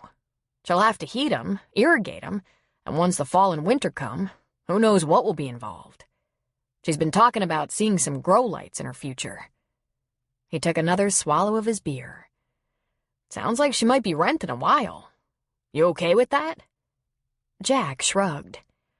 "I'm not gonna find a buyer next winter, unless things change in this economy by a lot. And she's keeping the place nice and paying the bills." "Good," Denny said. "I'm kinda getting into this." "Have you told her that, son?" Jack asked. Denny got a startled look on his face. Then he answered simply, "No." "You should let her in on the secret. Tell her you're enjoying the work. Can't hurt. Might help." "Yeah, might." He cleared his throat. "I did get some good news today. The sheriff's department will be hiring in 3 to 6 months. I have my app in at all the law enforcement and fire departments." "Good for you." "Oh, by the way, I didn't have to go to Jillian's at all today, so I drove out to your place and did a few things around the yard. Picked up the dog dew and ran the lawnmower around the grassy area. I cut under the playset, edged around the slide and legs, and under the jungle gym." Jack whistled. "That must have taken forever." "Slow and steady," Denny said. Jack gave the bar a wipe. "You know you don't have to do that, Denny. I really appreciate it, but I don't expect it. You let me stay there rent-free for 2 months, right up to Christmas. I'll be a long time paying that back." "There's no debt," Jack said. "Apparently, it's the smartest thing I've ever done. There's been a lot of free labor." "How are things going down at the Fitch house?" "Great. That room over the garage is perfect. All the privacy I want, no one to clock in with. Nice folks.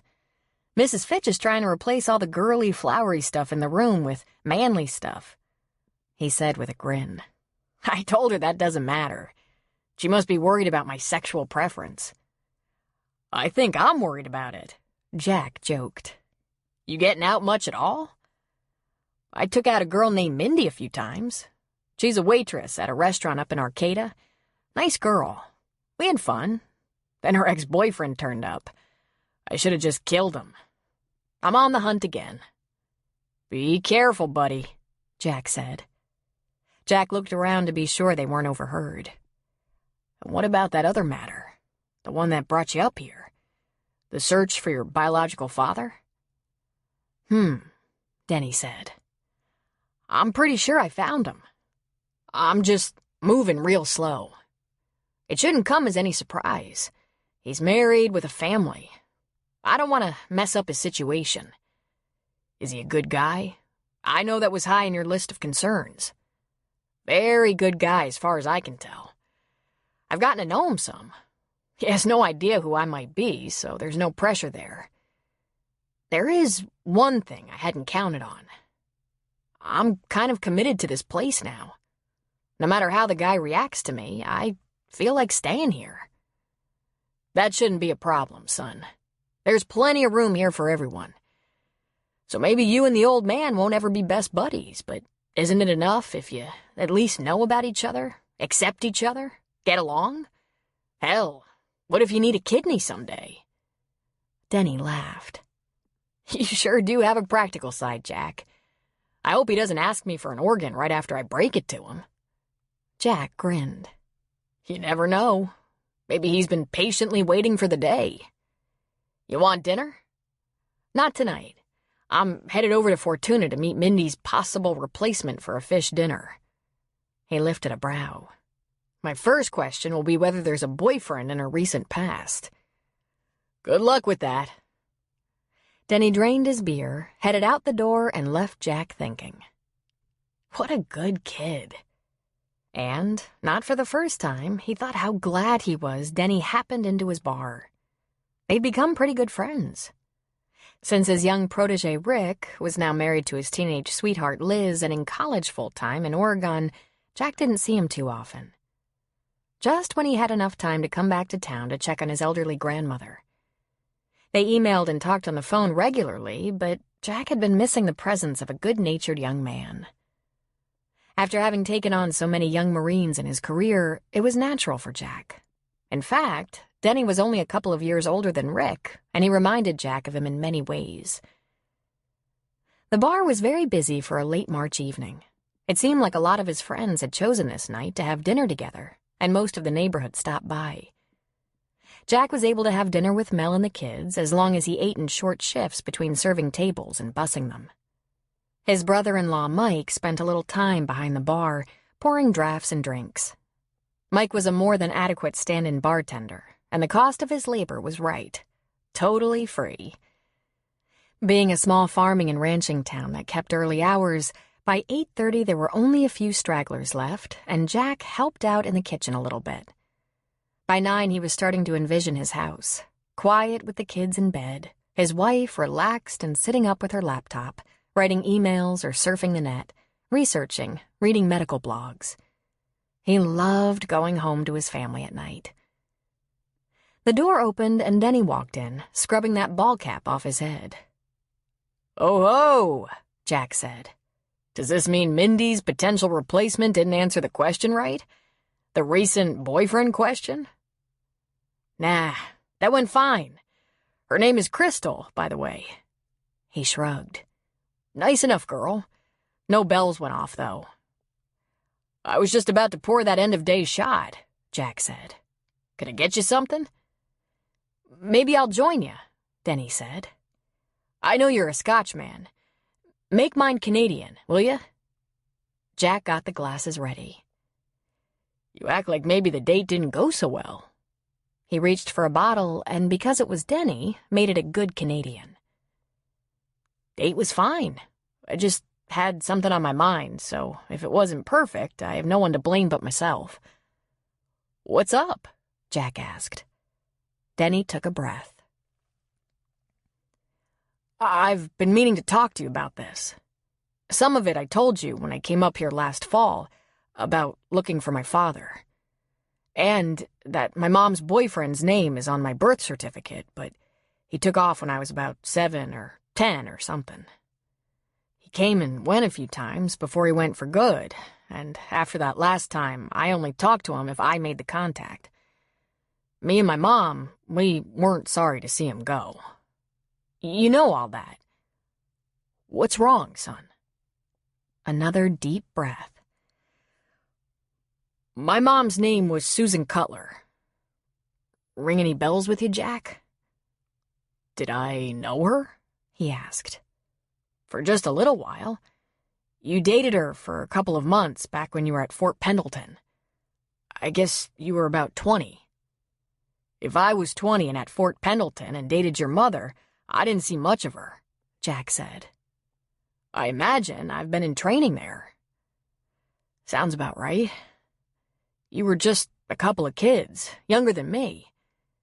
He pulled an old and worn envelope out of the inside of his jacket pocket. "She had a hard time talking about when she was young. She always felt like she let me down. She never married, exposed me to a father figure who was a pure jackass, ended up raising me alone. She didn't let me down. My mom was awesome. But since she had trouble looking me in the eye and talking about it, she wrote me this letter. Then we talked about it." Would you read it? Jack lifted a brow. You really want me to? It's not very long. Yeah, I'd like you to read it. He put it on the bar and pushed it toward him. Jack locked eyes with him as he pulled the envelope over. He wasn't sure he liked where this was going. He opened it and read, "Denny, my dearest, we both know this cancer isn't going away, that it's only a matter of time, and there's something I have to tell you. But it's so hard for me. I'm putting the facts in a letter, and then, if you want to, we can talk about it. When I was 20, I fell in love. Oh, I truly did. But I made the mistake of falling in love with a 20-year-old Marine who was shipping out in a couple of months and didn't want any commitments. He was good to me, a wonderful young man with a nice family, and we had a real good time together. We laughed so much. He was so kind and tender, but also strong and fearless. And as I was warned, he left. He told me from the first time he held my hand, there was an expiration date on our romance. I was pretty broken-hearted. But I started dating Bob, also a Marine at the time, but not the best man in the world. I realized after a few weeks that I was pregnant, and I knew Bob wasn't the father. I'm sorry, Denny. I lied to you all these years because I was ashamed and sorry. Also because I was afraid of what Bob would do to us if he knew I lied to him. The finest man I ever knew left. I never tried to find him because we had an agreement. No commitments. I let Bob and you think that Bob was your father. So, we know how Bob turned out. Not only a bad example, but a poor excuse for a man. Abusive, mean, unfaithful. The day he left for good was probably our best day. And now I feel like I'm failing you with this awful cancer. Denny, I'm not afraid to die. I'm just afraid to leave you with questions and thinking you have a father with scary DNA you can't be proud of. The truth is, Bob was not your father. Your father's name is Jack Sheridan. I don't know where he ended up or what became of him, but you can believe you did have a father you could be proud of. There was more to the letter, but Jack let his hand drop to the bar while he stared, wide-eyed and open-mouthed at Denny. He looked him straight on and said, in his Jack way, "Are you shitting me?" Denny paled. "No, sir. You're the guy I came to find." "Are we sure?" he asked. "After the letter," Denny said. "We talked about it. She was a young girl, but girls that age think they know everything. Her words, not mine. She worked at Camp Pendleton. She got that job to meet guys, she said, but ended up working there for about 10 years, a civilian employee. But she said she didn't screw around. She liked to go out, go dancing, go to movies, parties, that kind of thing. I have some pictures," he said, going back into that pocket. "She was so pretty." He passed the pictures across the bar. Jack frowned. She didn't look 20 in the pictures, but older than that. He said nothing, just waited for Denny. "She said when she met you, she just lost it, totally fell for you. But you had some orders pending and said you could only date if it was understood." Jack shook his head sadly. "That sure sounds like Jack Sheridan." He looked at the photos. Both of them were studio portraits taken with a much younger Denny. She was an attractive brunette with a sweet smile and a handsome little son. He wanted to bang his head on the bar. She looked vaguely familiar, but he couldn't remember her. He wanted to remember her so much he ached inside. "She told me about your parents. Your dad was some kind of stockbroker or something. And your 4 sisters, 2 older, 2 younger, and the little one still in grade school. But the part that embarrassed her and kept her from being honest with me, She started dating Bob right away after you left because she was so lonely and so heartbroken with you gone. And she realized she was pregnant and Bob couldn't be the father by a month. He shook his head. She said there was no one else, Jack. And I know she was my mom, but I believe her anyway. Denny, when I was 20, I was at Pendleton for a few months. I remember dating a girl named Ginger for a while, but I was all caught up in the core. Ginger broke it off with me because I wouldn't think serious. He shrugged. There might have been a couple of girls here and there, but I don't remember any who could have been in love. I know what being 20 in the Marines is like, Jack. Jack didn't read the rest of the letter. He slid it across the bar toward Denny. You've been up here for months, Jack said. Yeah. It took me a while to get to know you. Then I had to be sure the truth wouldn't make your life harder. Then there was the time it took to get up the courage. Because once I let it out, I couldn't take it back. You know? Jack lifted his shot and threw it back. With shot glass in hand, he pointed at Denny's drink. You'd better drink that, son. Denny lifted the drink, but paused. Look, I get it if you say this isn't the happiest day of your life. Jack scowled. Drink, he said. When Denny put down the glass, Jack said, Any man would be proud to have you for a son. Any man, me included.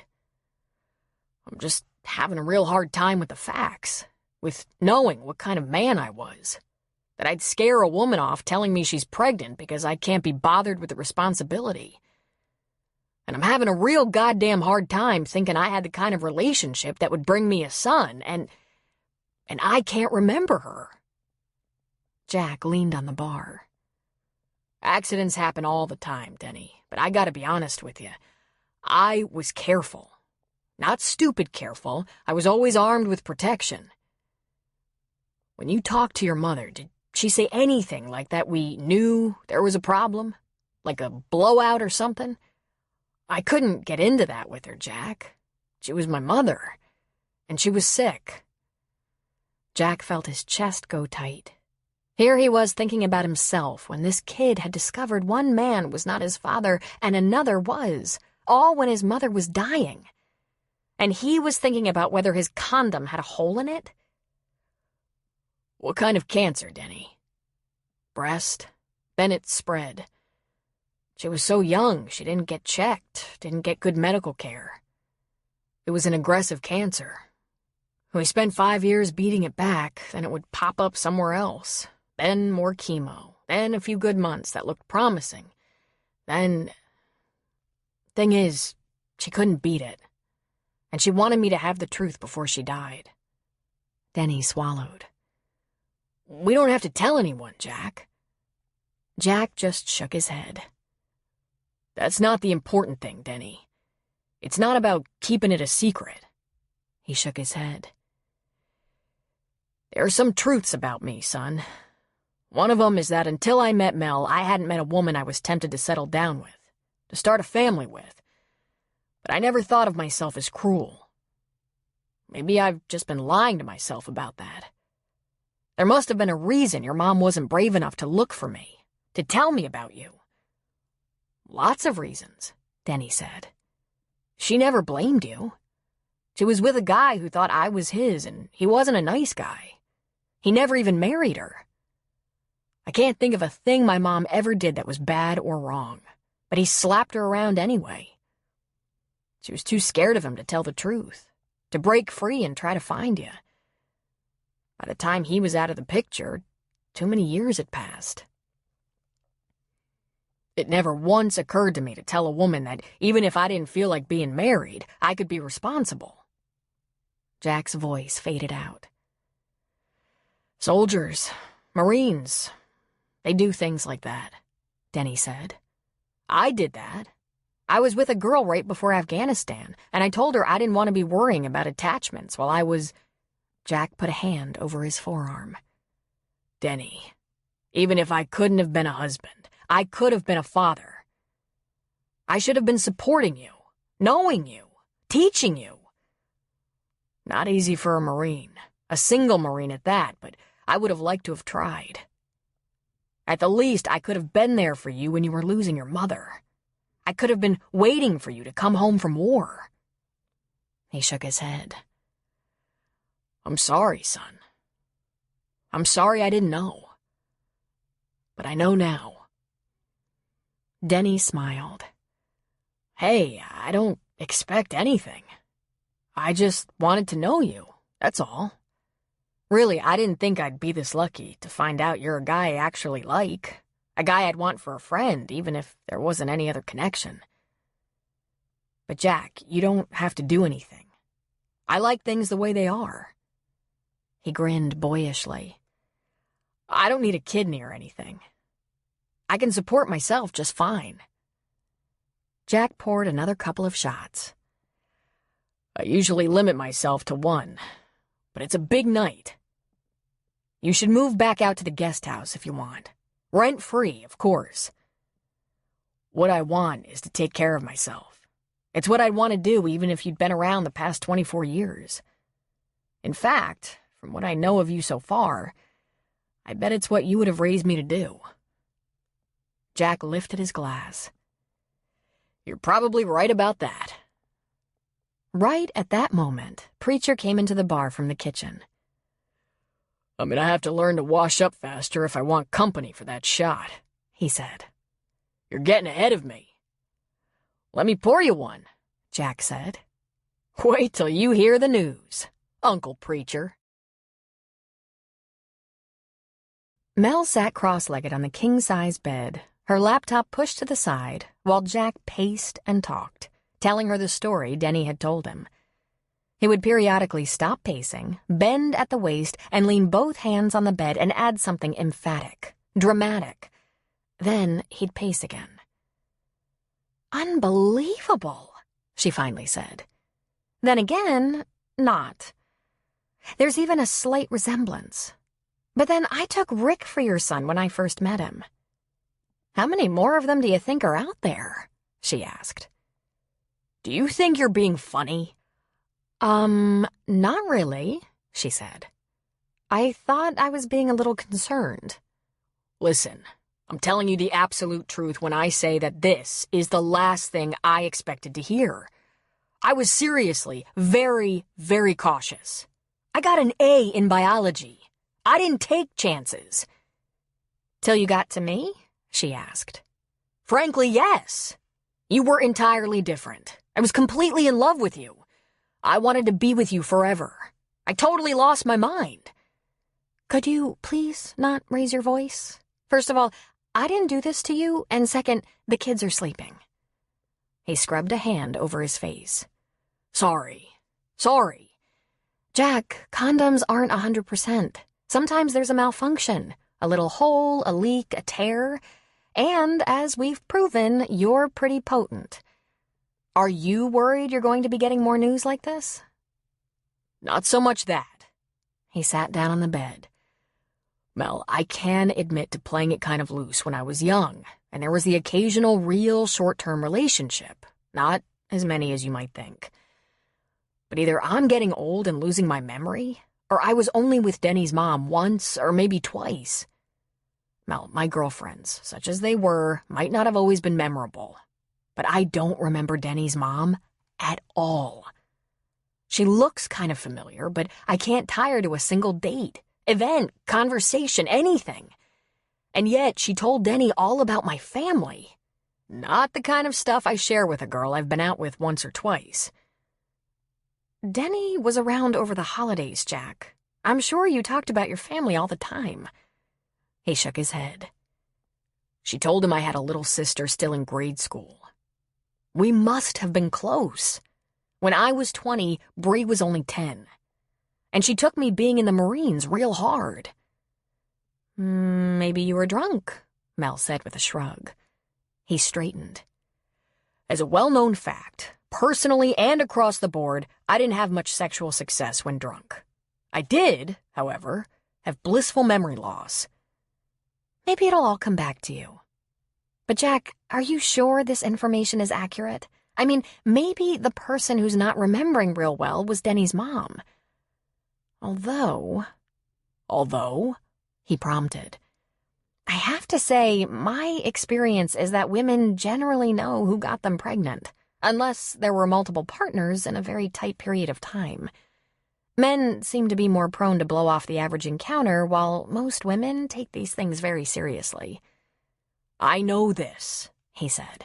I know men and women look at things like sex differently, and, I admit, I can't remember the phone number of every woman I slept with.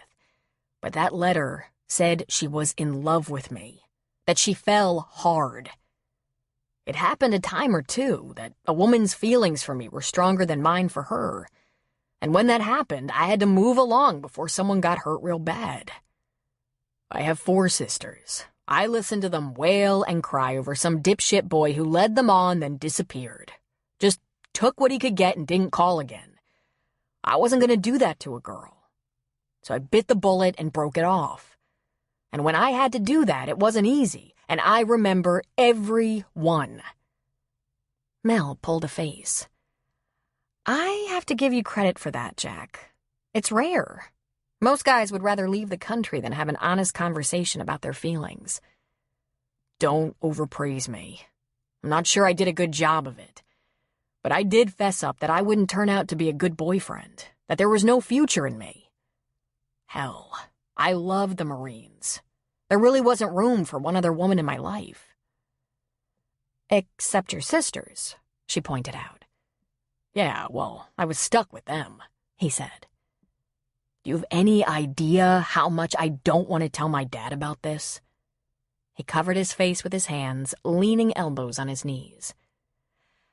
Well, Jack, given the fact you don't remember Denny's mom or the period of time he was conceived, before you tell the whole family and the whole town, I recommend you get a little evidence more concrete than a posthumous letter.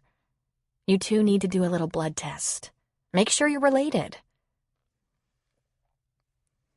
Jack looked devastated. Aw, Mel, I can't do that to the kid. Think of all he's been through. And I've known him coming up on 6 months now, and he's a good young man. Can I really question his dying mother's confession without hurting him? If you'd gotten this letter a year after he was conceived, asking for your involvement and support, and didn't remember being with the mother, wouldn't you, in the kindest possible way, say you were completely willing, but a blood test would be in the best interest of everyone involved? That would be obvious after only a year, he said. The man is 24. He's lived for this moment. I've already disappointed him for a couple of decades. I don't want to question him even more. I appreciate that, and I like him very much. But, Jack, it's not all about Denny. There's you, too. And then there's David and Emma. David and Emma don't care whether there's a blood test. They might if they ever need a bone marrow transplant. If there's ever a medical situation, believe me, we'll jump right on that blood work. Well, this is your situation, Mel said. I'm just along for the ride, and I have no trouble accepting Denny as your son. Honestly, I have no trouble accepting Rick as your son, though you don't share a single chromosome. I think of him as a son, too. I was ready to adopt a baby that wouldn't be ours biologically, and I never doubted for a second that we'd love him as much as our own biological children. Jack, keep an open mind. Your relationship with Denny doesn't have to change. Even though you didn't bring him up, it's obvious you care about him. No blood test would change that. But it would lend evidence to the claim. She shrugged. Could give you both enormous peace of mind. Jack was quiet for a long time. Finally, he said, I'll keep it in mind. But I know now isn't the time. Chapter 6. Jillian knew she'd see Colin again before too long. She'd been thinking about him, knew he was more than a little curious about her, just as she was intrigued by him. But she didn't expect him to walk right in her back door at 6:30 in the morning. She was standing at the kitchen sink in her pajamas, filling egg cartons with dirt from a big bag of potting soil. She wasn't wearing sexy pajamas, but they were a bit revealing.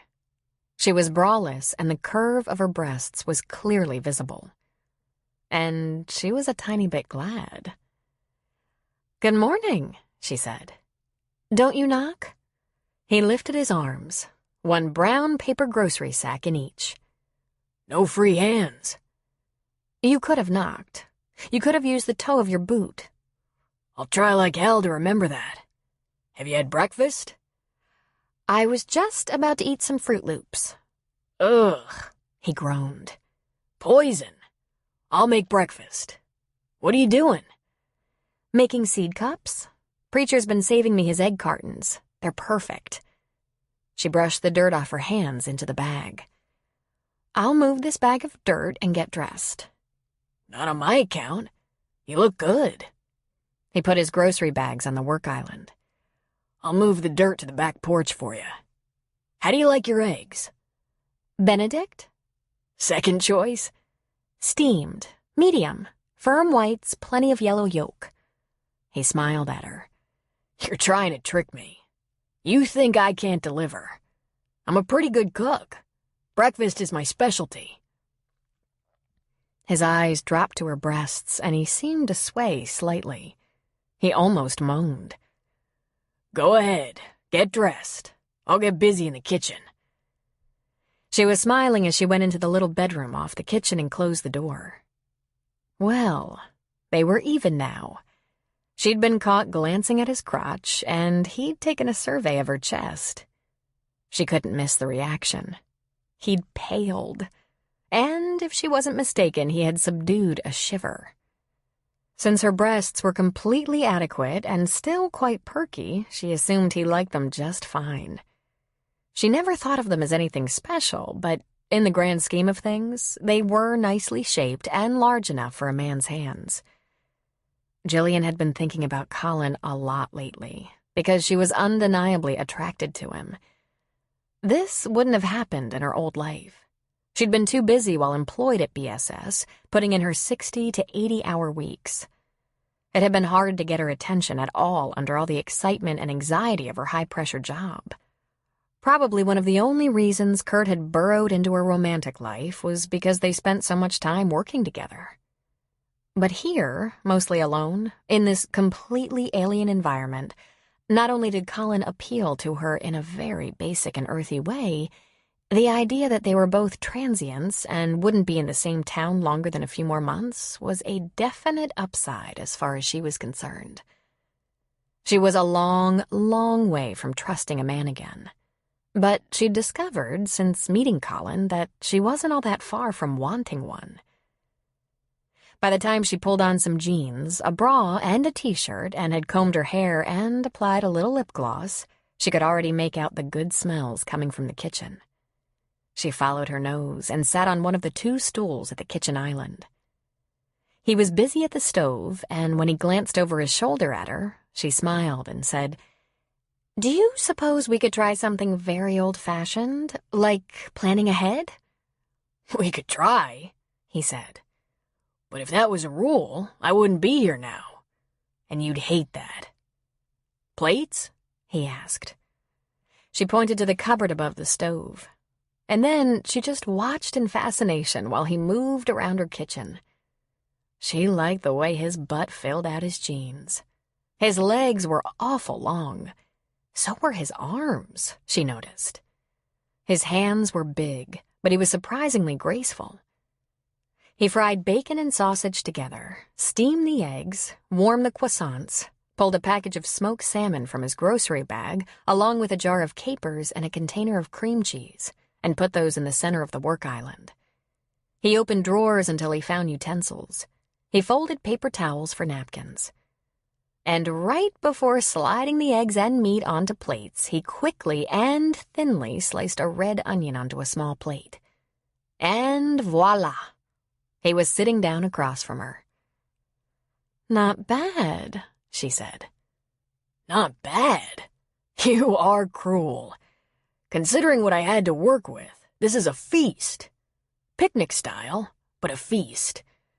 She laughed. You're right. Plus, it beats the hell out of Fruit Loops. Do you really eat those things? I love them, she said with childlike passion, her mouth full of smoked salmon rolled around some cream cheese and capers. You forgot the tomatoes. I'm waiting for the Russian rose, he replied, and then he winked. Seriously, a moment of truth. This is all I can cook well. Breakfast. I make a mean omelet, too. I can turn a steak or hamburgers on the grill, but the rest, it's a complete mystery to me.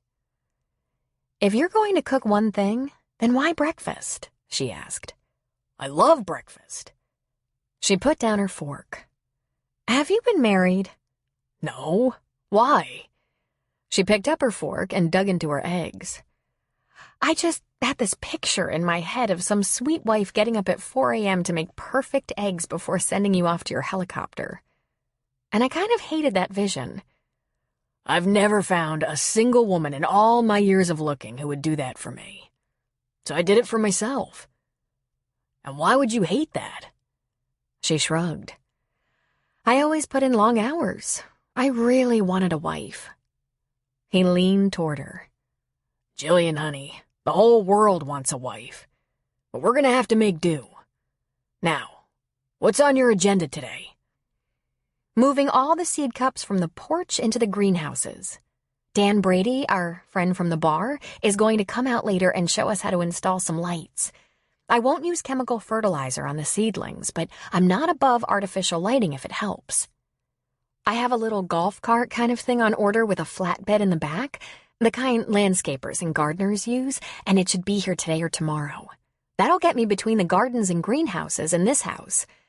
And if you look closely at the front garden, you'll see the veggies are coming up. Shoots from the carrots, leeks and scallions, little blossoms from the lettuce. There's a lot to do. She scooped up some sausage, egg, and croissant and said, You know, this may be your only talent, but you're very good at it. A corner of his mouth lifted. Then the other corner. Then he showed her his beautiful, straight, sexy teeth and said, It's not my only talent, Jilly. Oh, yes. She wanted him. She didn't necessarily want to keep him, but she wanted him. Her cheeks grew so pink she could feel them burn. Oh, right, she said. There's also flying and painting. He grew instantly somber and quiet. Uh-oh, she said. I think I hit a raw nerve there. He chewed and swallowed before he said, I wasn't ready to be done flying yet. The accident pretty much forced me out of the Army. What about civilian flying? I wouldn't pass a physical now, he said. But while I'm in Africa, I plan to look around at some of the flying over there. Might be a place to give it a go.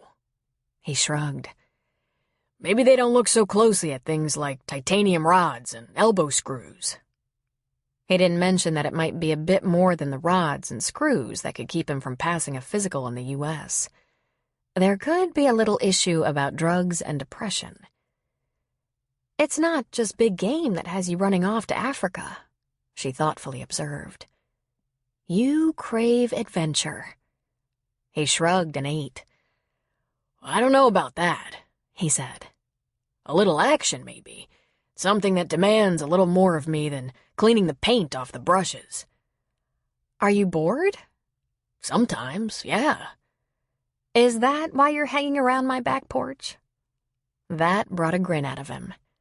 I get a kick out of you, that's all. Are you sure it's not because I'm the only single woman within pitching distance? She asked, lifting a shapely brow. That's not it, he said. In fact, you're not the only single woman around here. There are tons of single women in this area. Maybe not right on this mountain, but I have a car, and I like to eat out. Bet you don't realize how much we have in common. Enlighten me, Colin said. Well, Jill began putting down her fork and blotting her lips with her napkin. I was also forced out of my job, More or less. It was a major coup for one of my subordinates. I'm sure you've seen similar things in the military. Getting rank must be competitive. He was speechless for a moment. You were fired? No, I was replaced. I took a leave. It was down to him or me, and I wanted to stand and fight, but my boss, mentor, and very good friend recommended I take a little time off rather than resign or face the threat of termination. I hired a lawyer to negotiate my exit. She tilted her head. Such is the executive experience. Sounds mystifying to me. Yeah, it probably does. Harry, my mentor and boss, had many philosophies he shared with me over the years. Always have your eye on where you're going next. Train your replacement. Know when you've reached the peak of your performance level, and probably the one he used when he counseled me. Sometimes the needs of the company supersede the needs of the individual employee, even if the employee is getting screwed. You call that good advice? Go away quietly when you're getting screwed? No, Colin. Go away successfully. And if I'd been better prepared and taken Harry's advice, I would have known exactly where I was going next. I didn't take that advice seriously. I'd always toyed with the idea of my own marketing consulting business, but hadn't devoted any real brain power to it. I thought I'd take a few weeks to consider my options. But then I got sidetracked. She smiled. How'd you get forced out by a subordinate? He asked. She shook her head. Part of my settlement included a confidentiality agreement. I won't tell. And neither will I. My old boss, Harry, started several successful companies, taking them all public. He was once forced out as a president and CEO. He never took those things personally. He said you know you're important when an entire board of directors gives you the boot. His response to that was to get a good exit package and start a new company that was stronger and bigger. If you're going to swim with the sharks and get the big bucks, your position is always touch and go. Well, there's something we don't have in common. Big bucks. You said you were independently wealthy. Not as independently as you apparently are. I'm a retired Army warrant officer. My income was never large and doesn't seem to have the potential to be, but there's a check each month and it gets me by. You should rethink that potential thing. I looked up wildlife art. I researched it on the web. Some paintings and prints draw impressive sale prices. So, you can get mad at the crash, come out swinging a paintbrush, and do better than you could with the military. The best revenge is to live well? Yeah, and I am. Thing is, I didn't plan this. Even if I can't make it go, I'm having a lot of fun. She looked briefly upward. I didn't start all this with the idea of fun in mind. I just wanted to garden. And right now, this feels really good. Colin removed the plates from the table and took them to the sink. That's what I'm not having as much of out of the cockpit. That felt really good, and just painting full-time is a poor substitute. He tossed off. You need furniture, Jillian, he said, while thinking about how nice it would be to sit with her on a sofa for a couple of hours. She joined him at the kitchen sink. Sometimes their hands briefly touched as they passed plates to each other. I need a golf cart, some lights, and before too long, I'm going to need a good indoor irrigation system for the greenhouses. Where will you go when you leave here? He asked. Totally up in the air, she said. But if I can grow stuff, I'll be in the market for some rural property priced right with the best climate and soil conditions. Anything can be moved, Colin. Plants can even be relocated. Jack promised me 6 months, but he might be inclined to give me a little more time if things are going well. We'll see what happens over the summer. He turned to her while drying his hands on the dish towel. I have my plane ticket to Africa already, he said. I booked early to get a good price on first class. I'm too damn tall to make that long flight in coach. September 1st. She smiled at him. Then we also have that in common. We'll be making the most of the summer. And, Colin? I haven't told anyone else that I was forced out of my last job. Not that it matters, but a lot of people wouldn't understand. They'd think I'm just a loser. We're even again. Luke doesn't know I have a plane ticket. Colin really didn't get it. Jillian wasn't his type at all. He'd always been drawn to women who looked like they wanted sex, and soon. Women who dressed to draw attention to their breasts, legs, hips, or butts. Not slutty-looking women, though he didn't discriminate. He liked them, too. More like the soccer mom who was wearing her out-to-be-seen dress-up clothes that fit nice and snug. Not to mention plenty of accessories and makeup. Colin developed his style with women early in his flying days. He was smooth, flirty and sexy, and ultimately successful. He'd never had a shortage of female company, that's for sure. One of his favorite things was to wash lipstick off his favorite organ in the morning after shower. Something that hadn't happened often enough in the recent past. But this woman was different. Jillian was a whole new being. Right above some very delicious-looking breasts was a fresh, wholesome, beautiful face with large, dark eyes that burned in his memory for hours, and a smile that knocked him out. And in that head, some very sexy, unbelievable intelligence. Man, she was way too smart for him.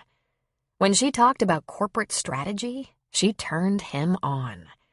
When she talked about growing her fancy seeds, she turned him on. When she ate her eggs and croissant, she made him want to tackle her and lower her to the ground and start peeling off her clothes. He thought about her all morning. After breakfast, he took his painting of the buck to a meadow that got a lot of sun and set up the easel. All the while, he asked himself if he'd been off the antidepressants just long enough to get good and horny, or if this woman was just about the finest, rarest woman he'd come across in a very long time. A small herd of deer, doe and fawns, and one buck wandered along the bottom of the foothills, and he snapped a few shots with his zoom. Beautiful extended family out there. Does nudging the fawns along, buck tall and standing guard. He wondered if he could paint something as detailed and expansive as a herd. But then his thoughts returned again to Jillian. So pretty, so fresh, so sexy, so smart. He tried to think about other women. He'd run into a couple when visiting art galleries over in the coastal towns, good-looking women who'd been happy to give him business cards. There were a couple of women back in Georgia who'd kept in touch after his accident. There were even a couple of old girlfriends he could resurrect without much effort. He was far from rich, but could easily afford a plane ticket so he could do some visiting if it was a simple matter of getting with a woman. Anything to somehow scratch this itch and put the confusion to rest. But his brain and his body were completely tuned into Jillian. She was a kooky little dish, that one, with her recliner and no furniture, her seed cups, getting excited over her golf cart.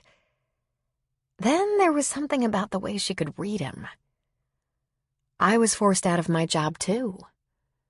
And now they shared confidences. His plane ticket and her job loss. He couldn't remember ever doing that before. It was strangely alluring. Colin wasn't a religious man at all, but he had a powerful core faith that had strengthened since being pulled out of a Black Hawk wreck he shouldn't have survived by fellow pilots who risked their own lives by landing and coming to his rescue. So he lectured God that it was a bad idea to put this quality female in his path because he was a little vulnerable and she seemed like a first-class woman who shouldn't be hurt by an irresponsible wild man like him. Wild man? That persona was now mostly in the past. He might still have the soul of a wild man, but at the moment he was just a man in need of a woman. He was pulled out of his thoughts when he heard the sound of horse hooves and turned to see a man riding toward him. His Jeep was still on the road outside the fence, the hatch up and back, so he rested the pallet and brush on the ground and waited. As he got closer, Colin could see the man was Native American, with a feather in his cowboy hat and a long braid down his back. Colin didn't know much about horses, but he knew a pretty one when he saw it. This one was incredible. Chestnut in color, young and muscular. The man rode right up to him and stopped, not dismounting, but stretching out his hand from his position in the saddle. "How you doing?" he said. "I'm Clay Tahoma." "Colin Reardon," he said, shaking the hand. "Am I trespassing? I didn't see any signs." "There should be signs posted on the fence, but it's no problem for you to paint here. It's things like target practice, off-season hunting, and poaching we dislike. This is a back pasture.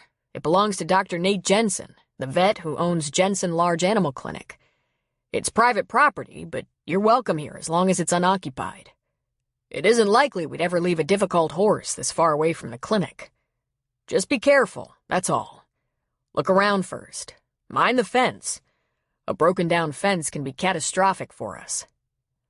Clay leaned down from his horse to peer at the painting. It was the 4-point buck.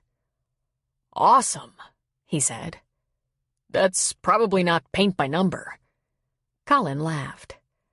"I got a great shot of them with the zoom," he said, pointing at the small herd of deer in the distance. "They're headed for the river," Clay said, "taking the youngsters out for a stroll. I'm a friend of Luke's and Shelby's. They mentioned you'd be here for a while. Seems like everyone's a friend of Luke's and Shelby's. I think everyone is a friend of everyone else around here. I've only been here since last August myself." He nodded toward the painting. "That's beautiful work. I have a cousin who paints, Native American art. He's now some high mucky-muck artist in Sedona, but he grew up next door to me on the reservation, Navajo Nation. Where are you showing your work?" "I haven't had a showing or a sale. Right now, I'm just painting. Lots of native and wildlife work around Albuquerque, Sedona, Phoenix. Might be time for a road trip." Colin laughed. "Maybe, when I'm ready." "Looks like you're ready, but what do I know?" Clay tipped his hat. "I want to check the back pastures and roads. I'm sure I'll be seeing you around again. Nice meeting you." "And you," Colin said. Colin watched as Clay rode away from him. Lots of people seemed interested in the idea that he start selling his work. They didn't know that putting a price tag on his art wouldn't change anything. He still wanted to get up in the air. And he still wanted to get with Jillian Matlock. Colin worked away for the rest of the day and managed to last until 8 p.m. before he headed back over to her place. He drove up alongside the house and parked. Before he even got out of the Jeep, he saw her sitting on the back porch step in the dark, leaning against the post, a throw wrapped around her. She had lit a large candle and had a glass of wine in a real wine glass. Jillian was living so sparsely he was surprised she wasn't drinking her wine out of a coffee cup. He got out and just leaned against the Jeep, looking at her. The second their eyes connected, before either of them said anything, he sensed it. There was mutual attraction. "I knew you'd be back, but I didn't know it would be this soon," she said. "What made you think so?" "I saw it in your eyes," she said with a shrug. "Lust." "Listen, there are a couple of things on my mind," he said, walking over to her. He sat on the same step but leaned against the opposite post, facing her. "That last boyfriend of yours, what did he do to you?" "Not telling," she said, shaking her head. "Maybe someday, but not now. Besides, it shouldn't concern you." "It does. Is there any chance that if I'm just an idiot, I could do the same thing to you? Really mess you up bad?" She laughed at him. "Colin, I'm surprised. You didn't strike me as the kind of guy who really worried about that kind of thing." "You're probably right about that. In my world, in the world I come from, I'd see a pretty girl and talk to her for a few minutes, get her phone number, take her someplace, get a read on her expectations, and usually end up in bed. It sometimes lasted a few times, or maybe a few weeks, or maybe a few months. That army post was like a small town, and a guy had to be careful not to get things all stirred up. But I had no idea what a small town was until I came here. Ah, she acknowledged. You're worried about your reputation? No, he said, shaking his head. I could give a shit about what people think of me. But if you've got some baggage from that last boyfriend... No baggage, she said, shaking her head. Well, that's not entirely honest. I must have some, because if he walked up the drive right now, and if I had a gun, it would be so hard not to shoot at him. Now, see, getting shot is not on my list of things I'd like to do. That's why I'm asking what he's wanted for. She couldn't help but laugh. You're completely safe. His behavior and insult cannot be duplicated, and besides, I don't want another boyfriend. Period. He leaned toward her. But do you ever want to settle down or something? Get serious? Get married? All that? Someday? Because I have other plans, and I don't want everyone in this town pissed at me and feeling sorry for you and upset with Luke and Shelby for letting me come here. I know, Colin, she said. Jill took a sip of her wine. The Serengeti. For the big game. For a possible extension of your flying career. For a life that's not so tame. Is it possible you really do understand? He asked her. I believe I do. Besides, I'm not looking for a relationship. Don't want one, she said, shaking her head. And I don't think you do either. He just shook his head. It would be a shame if you gave up painting, however. I don't know much about art, but I suspect you're exceptional. He scooted a little closer to her. He could feel his eyes growing hot as he looked at her. Hot and bright. Well, that's just it, Jilly. You know how your mentor told you to always know what you were going to do next? Painting is what I want to do next. I can't fly forever, but I can paint for as long as I can stand up and hold a brush. But next isn't here yet. I can fly another 20 years. And while I fly, I should also paint and get better so that when I'm done flying, there's more painting to do. See what I mean? She gave her head a nod. Sounds perfectly reasonable, Colin. Why are you being so high-strung about it? I don't want a girlfriend, he said flatly. Understandable, she said. I can see how that would really complicate your plans. But I get the distinct impression you want something. He reached out one of those long arms and toyed with her hair. I've thought about you all day long. I started thinking about you before today. You and your strange little vegetables, your corporate strategy, and your freckles. And other things. Yes, I caught you treating yourself to a stare. Tit for tat, if you'll pardon the pun. He laughed. He hadn't realized until this very moment how sexy humor was. Thing is, Jilly, not only am I attracted to you, I actually like you. Be very careful, Colin. I wouldn't want you to get hurt. Then she smiled at him. He grabbed both sides of her throat and pulled. Come closer, he said, edging her toward him. He slipped a hand around to the back of her neck, under her hair, and leaned toward her, and gave her the briefest of kisses. A test. I've never kissed a man with a beard, she said. You'll have to let me know how you like it. And he went after her mouth more seriously, moving over her lips until they opened and then sweeping the soft inside of her mouth with his tongue. She moaned, and her arms came around his neck. He moved from her lips to her neck and whispered, God, Jilly, you smell good. Soap, she whispered, And you showered too. Were we planning this? He asked her. I was planning to keep you from doing anything like this, she said. But she'd been thinking about him all day too. The problem is, I thought about you too. And if I'm honest, I wasn't opposed to the idea, she said, wiggling still closer. Because this isn't a relationship, she thought. This is a kind of fling. This is different from anything I've ever experienced. And it was strangely unscary. He pulled her even closer, onto his lap, kissing her hungrily, pulling her chest against his, eating her mouth, feeding her kisses that were deep, hot and consuming. Groaning, sighing.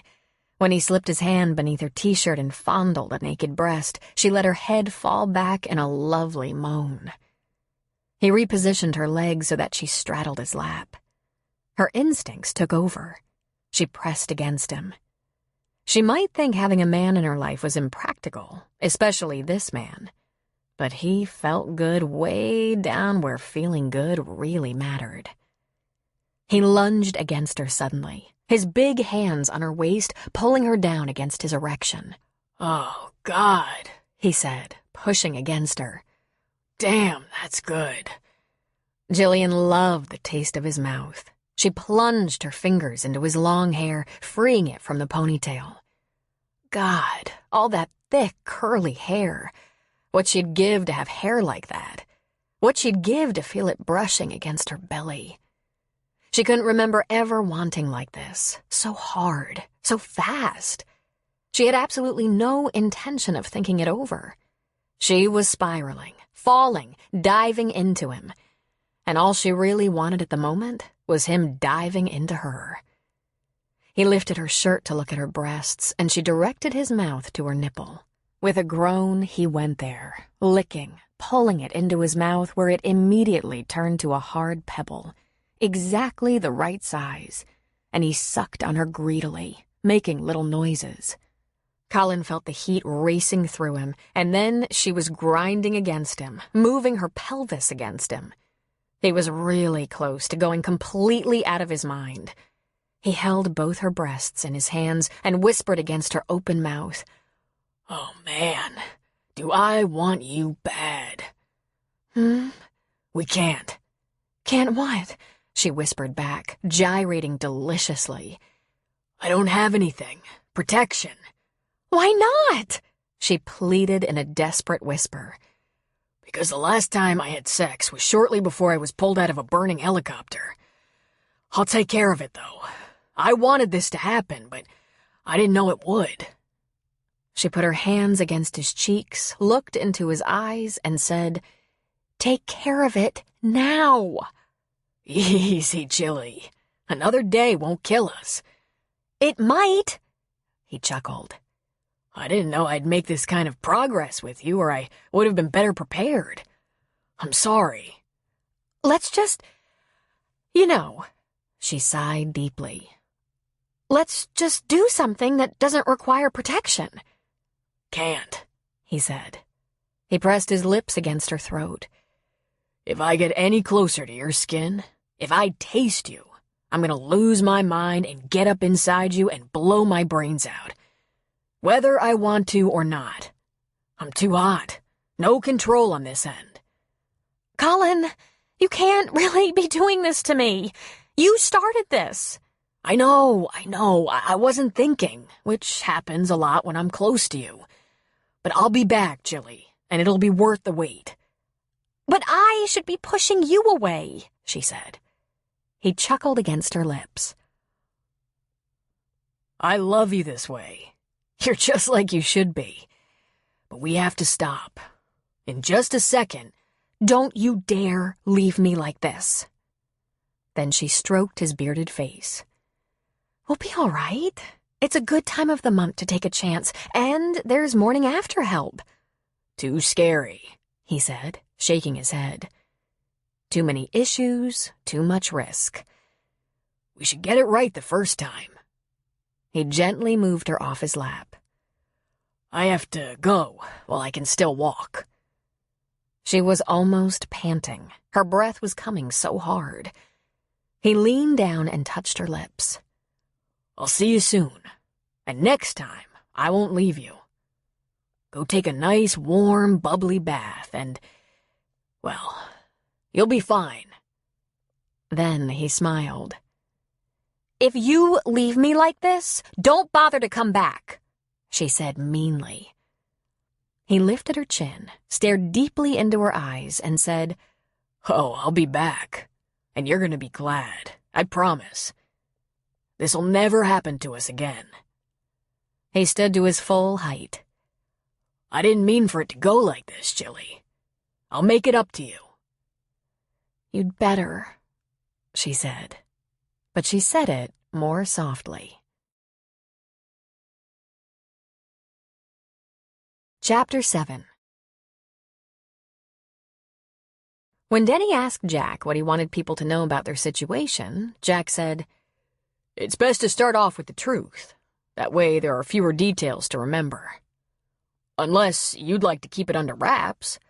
So far, only Mel and Preacher know. Under wraps? Denny shook his head. I'm not embarrassed. The opposite, in fact.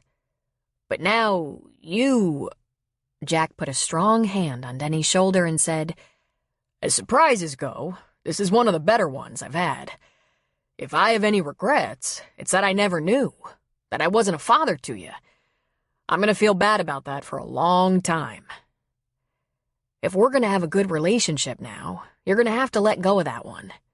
I'm not upset about it. My mom did the best she could for me. She protected me whenever she could. She warned me, 20 years after the fact, even 5 years after the fact, that the Marine who's my father could be a very different man from the one she knew when she was 20. We know all about that, Jack. There were wars and stuff. Some guys can deal, some can't. She said she thought it would be best if I'd just enjoy the knowledge that the guy she was with when I was conceived, the one whose DNA I have, was a stand-up guy when she knew him. Someone I could be proud of. He smiled a little. That was nice, knowing that.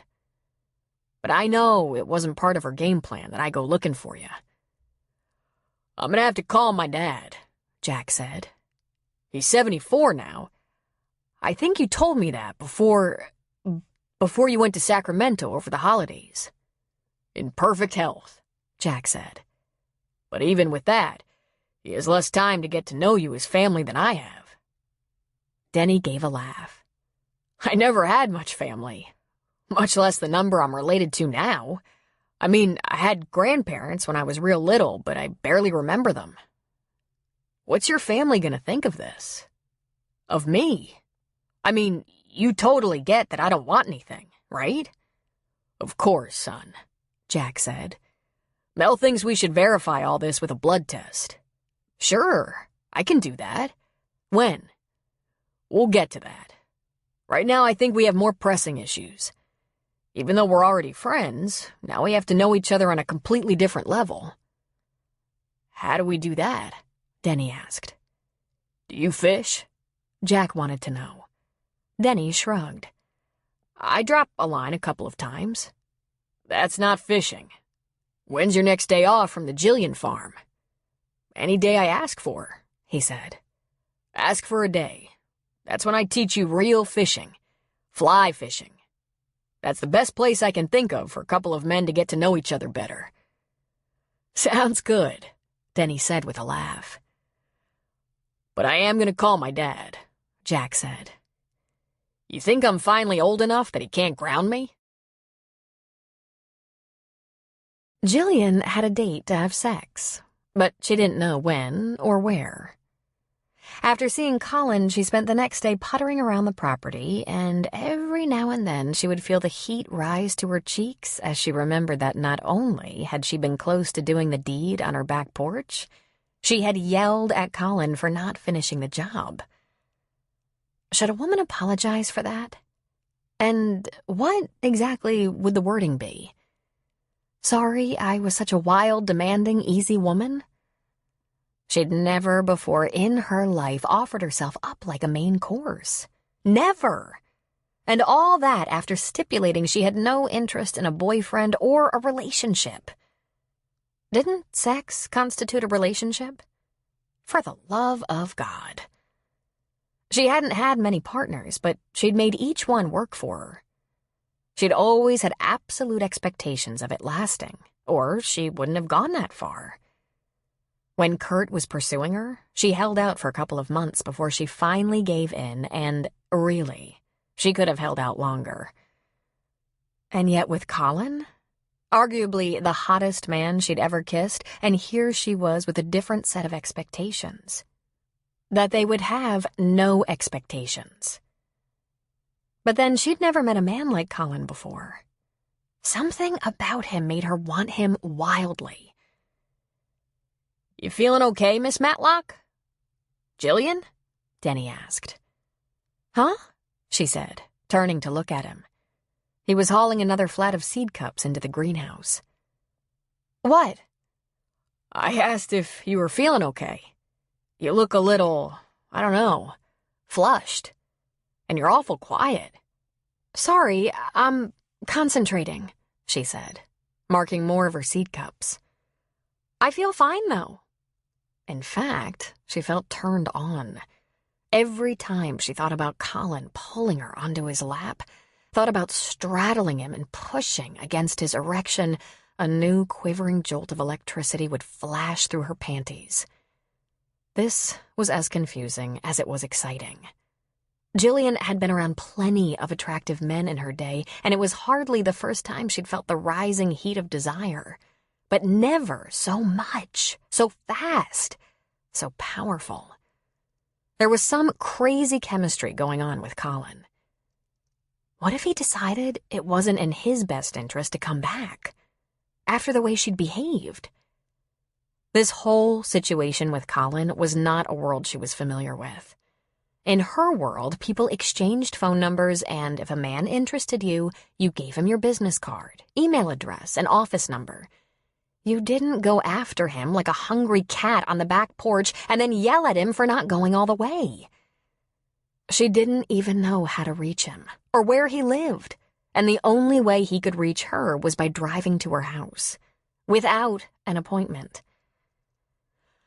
"I'm completely out of my mind," she muttered.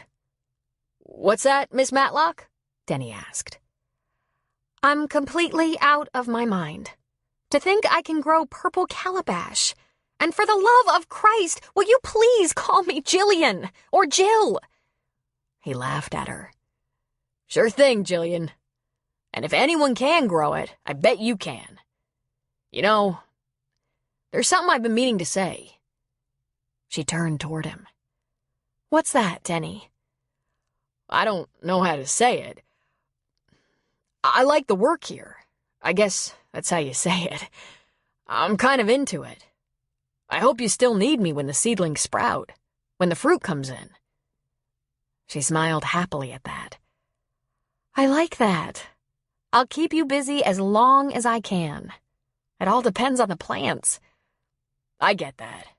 If they don't come in strong, it's not working." "That's about it." "So, there's this other thing," he said. "I know I'm younger than you by about 8 years, but—" She stiffened. She got serious. "You aren't going to ask me to adopt you, are you, Denny?" "No," he said with a laugh. "I was wondering if I could take you out to dinner. Just to Jack's, but it's about the best dinner around." All of a sudden, she had a cold feeling rush through her. "We can't ever," she said. Maybe a little more harshly than she meant to. She took a deep breath. This young man was the furthest thing from a schemer she knew. "If we have dinner together at Jack's, which I'd like to do, we have to go Dutch. You work for me. I would be exploiting you by dating you." "Seriously?" he asked with a laugh. "As a heart attack," she said. "Whoa," he said. "I wouldn't see it as exploiting. I'd kind of see it as a miracle. But I wasn't really thinking of it as a date, Jillian. I was more thinking of it as a thank you. For the work. The job." She caved. She smiled back. "You are the best guy," she said. "Okay, here's a secret. Are you good for it? A secret?" "They'll have to rip my tongue out," he said. "I'm kind of seeing someone." "Oh, let me guess. The painter?" "Now why would you say that?" she asked, hands on her hips. "I don't know, because no one else came to mind. But I won't tell anyone if you don't want me to." "It's casual," Jill said, self-consciously. "Unofficial. That's why I said kind of and never expected you to guess." "I won't tell. But I notice you do get a little happy when he comes around." Oh, happy didn't touch it, she thought. She got crazy, liquid, wild, and demanding. A complete out-of-body experience. That's what happy did to her. "Well, if it doesn't work out with the painter, let me know," Denny said, grinning at his own joke. "Seriously, Miss Jillian, I was just being social. I wasn't planning to propose or anything. I just thought it might be good if you got out more." Then he smiled. "You know, do the town." "That's cool. I guess I misinterpreted your intention. Because rule number 1, you can't get away with dating your boss." Aw, I never thought of it that way. I admit I didn't expect the boss thing. I expected the age thing." "Well, there's that too," she said. And then, because he was such a darling young man and such a hard worker, she added, "But you are mature for your age." His chest puffed up and his eyes twinkled. "Thank you, Miss Matlock. So are you." At that, she threw a fistful of manure at him. When you're basically a farmer and not sure when your brand new potential lover could be coming to call, it's hard to know when is a good time to shower off the dirt and grime. Now that the sun was setting later, Jillian liked to put in a longer day in the garden. But given the possibility that Colin could show up unannounced, she sent Denny off at 5 and then jumped in the shower. She shaved above the knees, a desperate and obvious move. She put lotion on her entire body, blew her hair so it would be thick and soft, even put on a little makeup. But when she dressed, it was in a comfy sweatsuit, a soft, clean powder blue set. She slipped into the fluffy slippers. When she walked out of the maid's quarters, there he was, sitting in her recliner, feet raised up, paging through a seed catalog. She put her hands on her hips and let out a sigh. "I heard the shower and didn't want to scare you," he said. "But if you're really determined to keep people like me out, there are always locks." She wasn't determined to keep him out. She'd never been so glad to see anyone and tried not to let that show on her face. "I'm kind of surprised you came back," she said. "I don't know what came over me last night. I don't think I was very nice to you." He tossed the catalog aside. "When a woman gives me hell for leaving her unsatisfied, I take that very seriously." He hoisted himself out of the chair. She blushed and he chuckled. Then he said, "I can see why you like this recliner. It's a good chair. Have you eaten?" She shook her head. "Would you like me to take you out for a meal?" he asked. She ground her teeth and pinched her eyes closed. When she opened them, she found him grinning at her, making fun of her. "Should I feed you before I scratch your itch?" His teeth, so white against that brown beard, just about did her in. "You don't invest a lot in your women, do you, Colin?" she asked. "Oh, Jilly, I give them everything I've got." "Know what I'd like to do?" he asked her. "I'd like to go up on the roof and have a look at the sunset from there. You game?" She showed him a little smile. "I love it up there. You can see forever, almost all the way to the ocean." "Take me up to the roof, Jilly," he said, his voice hoarse and his eyes glowing. The climb was 3 flights, and she heard him moan a little behind her as they tackled the last staircase. She looked over her shoulder. Okay? I should do more of this, he said. My legs still get stiff, and sometimes it's not real strong.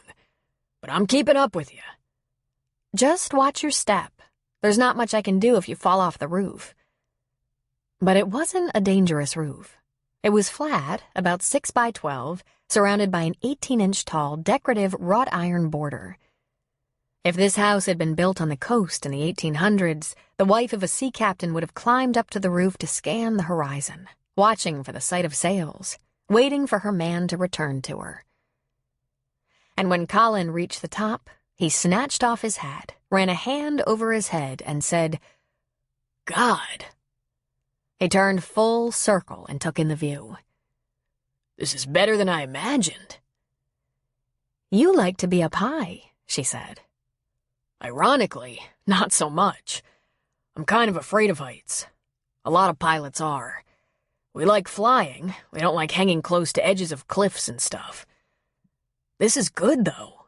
Feels secure in a way. He dropped down, sitting on the roof. Come here, he said. And when she sat, he pulled her between his long legs, his knees raised, her back against his chest, his arms around her waist, and they faced in the direction of the coast, the sunset. Now see? That's beautiful. I'm full of good ideas. I sit up here and talk to my sister on the cell phone, she told him. The connection is weak on the first floor of the house and outside with all the trees. But up here it's good. And I love it up here, especially at sunrise and sunset. She glanced at him over her shoulder. I spotted you the first time from up here. That's why this spot is all cleaned off. You come up here a lot. I swept it so I could sit up here. I just haven't gotten around to bringing up any chairs. He pulled the hair away from her neck and put his lips there. Nice, he said. One hand slipped under her shirt. He sucked on her neck and grabbed a bare breast at the same time. He said. Even nicer. So glad you didn't get overdressed. She laughed lightly. Then he gave her nipple a tender pinch, and she gasped with pleasure. She scooted farther back against him. Do me a favor, Jilly, he whispered. Unlace those boots for me. You better tell me what's going to happen here first, she said. Anything you want, he answered hoarsely. Everything you want. On top of the house? His other hand went under her shirt and he held a breast in each hand. With the setting sun? He asked. Nice and easy. Nice and slow. Nice and out of your mind. That's a little crazy. We're not gonna fall off. There's a little fence. And I get the impression you are a little crazy. He kissed her neck again. You're not any more tame than I am. But I never knew it, she said. I thought I was on the very conservative side. Then she groaned and reached for his bootlaces, untying and loosening them. He used the toe of one to push off the heel of the other, and within just a second, both boots were sitting behind him, out of the way. He reached a hand behind his neck, gathered up his t-shirt, and pulled it over his head. I'm scarred, Jilly. You should see it before it takes you by surprise and scares you. It might turn you off. She hated to have his hands off her breasts, but she pushed them aside and turned toward him. Kneeling in front of him between his legs, sitting back on her heels, she saw the scarring. It wasn't terrible, but it was obvious. The texture of his skin was rough and discolored, kind of wavy.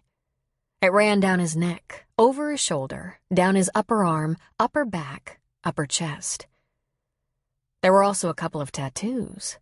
A decorative armband on his left arm, some Asian lettering on the right side of his chest. The scarring stopped right at the lettering. She ran her small hand over the skin, very lightly, very carefully. "This isn't scary, Colin. Does it still hurt?" He shook his head. My leg sometimes gets stiff and my elbow drives me nuts, but I get better every day. I'm healed enough to make love." And then he slipped his hand around her neck and pulled her mouth onto his, moving over her lips slowly, deeply, with heat and passion. While he had her in that lip lock, he slipped a hand down the back of her sweatpants, rubbing her butt softly, sweetly. Next, he pulled on her shirt, lifting it over her head and leaving her bare to his gaze. He sucked in his breath. "You are gorgeous." She laughed at him. "I think I'm probably average." He leaned toward her and tongued a nipple. Not in my book. You stop my breath. You're that beautiful." He still had that shirt in his grip and shook it out. He reached around her and spread it on the roof behind her, easing her back onto it. Then he leaned over her and gave her breasts a lot more serious attention. Nothing average here. You taste better than I remembered. God, I want you so bad." "And this time, we're ready?" she asked, a little breathlessly. "And able," he said, reaching into his back pocket and pulling out a small, square foil packet. He put it in her hand. "And you're in charge of safety." "Safety first," she said, accepting the condom. He spread her legs and lowered himself onto her. His mouth on her mouth, rubbing his erection against her parted legs. He moaned. "Good God, I hope you're in a hurry." She reached a hand down between their bodies, just running it over the bulge in his pants, bringing another low moan from him.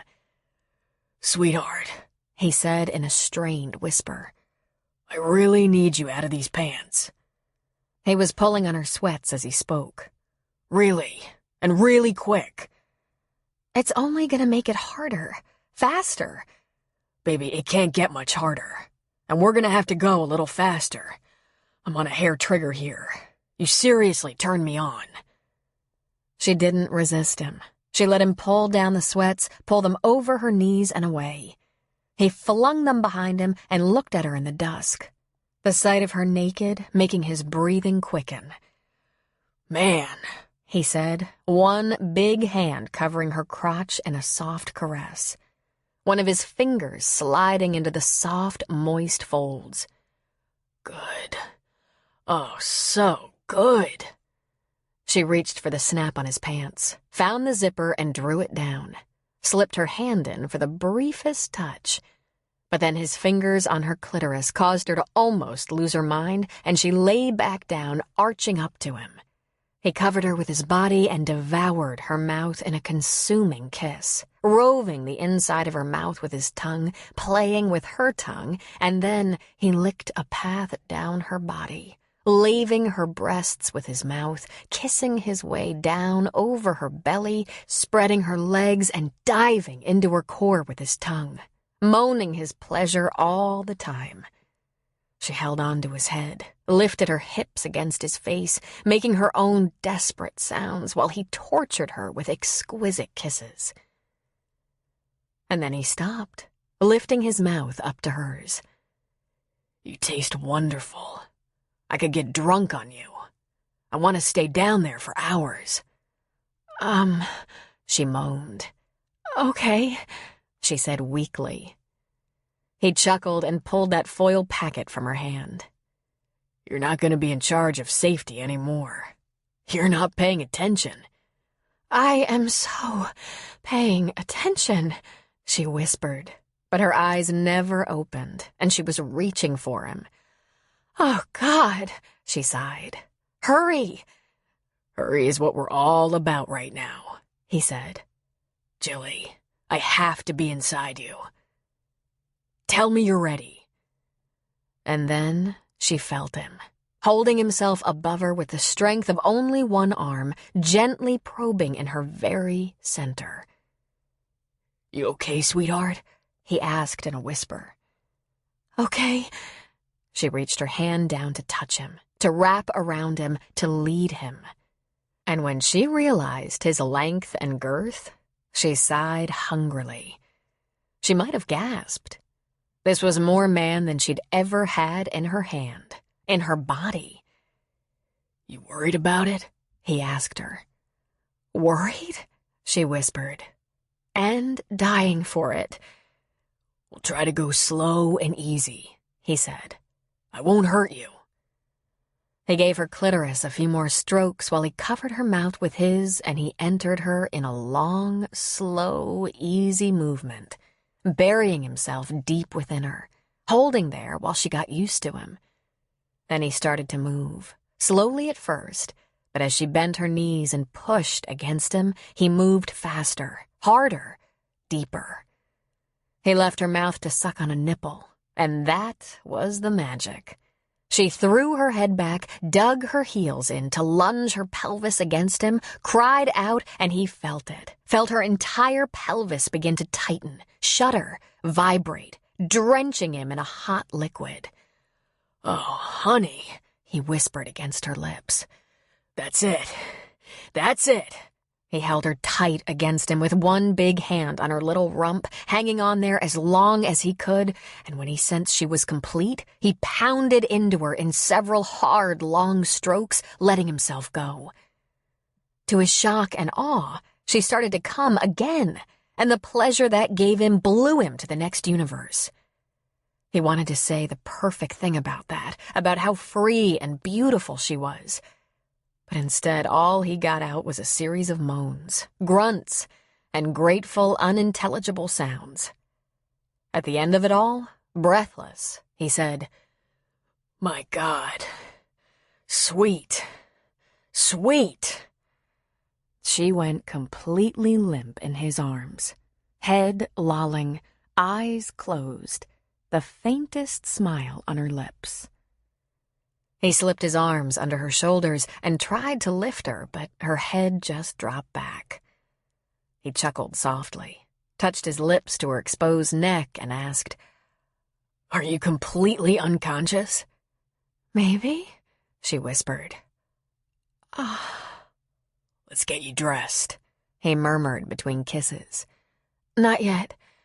In a minute. And then she tilted her pelvis to keep him where he was. Right inside. The sun's going down. I don't want you to get cold. Then stay where you are, and I won't. Chilly. You're a little greedy. You would be too if you were me. He pulled out, sitting back on his heels between her bent knees, and she said, I'll put you to sleep again later, he said. I'll take you home with me tonight. Why? She said, struggling to sit up.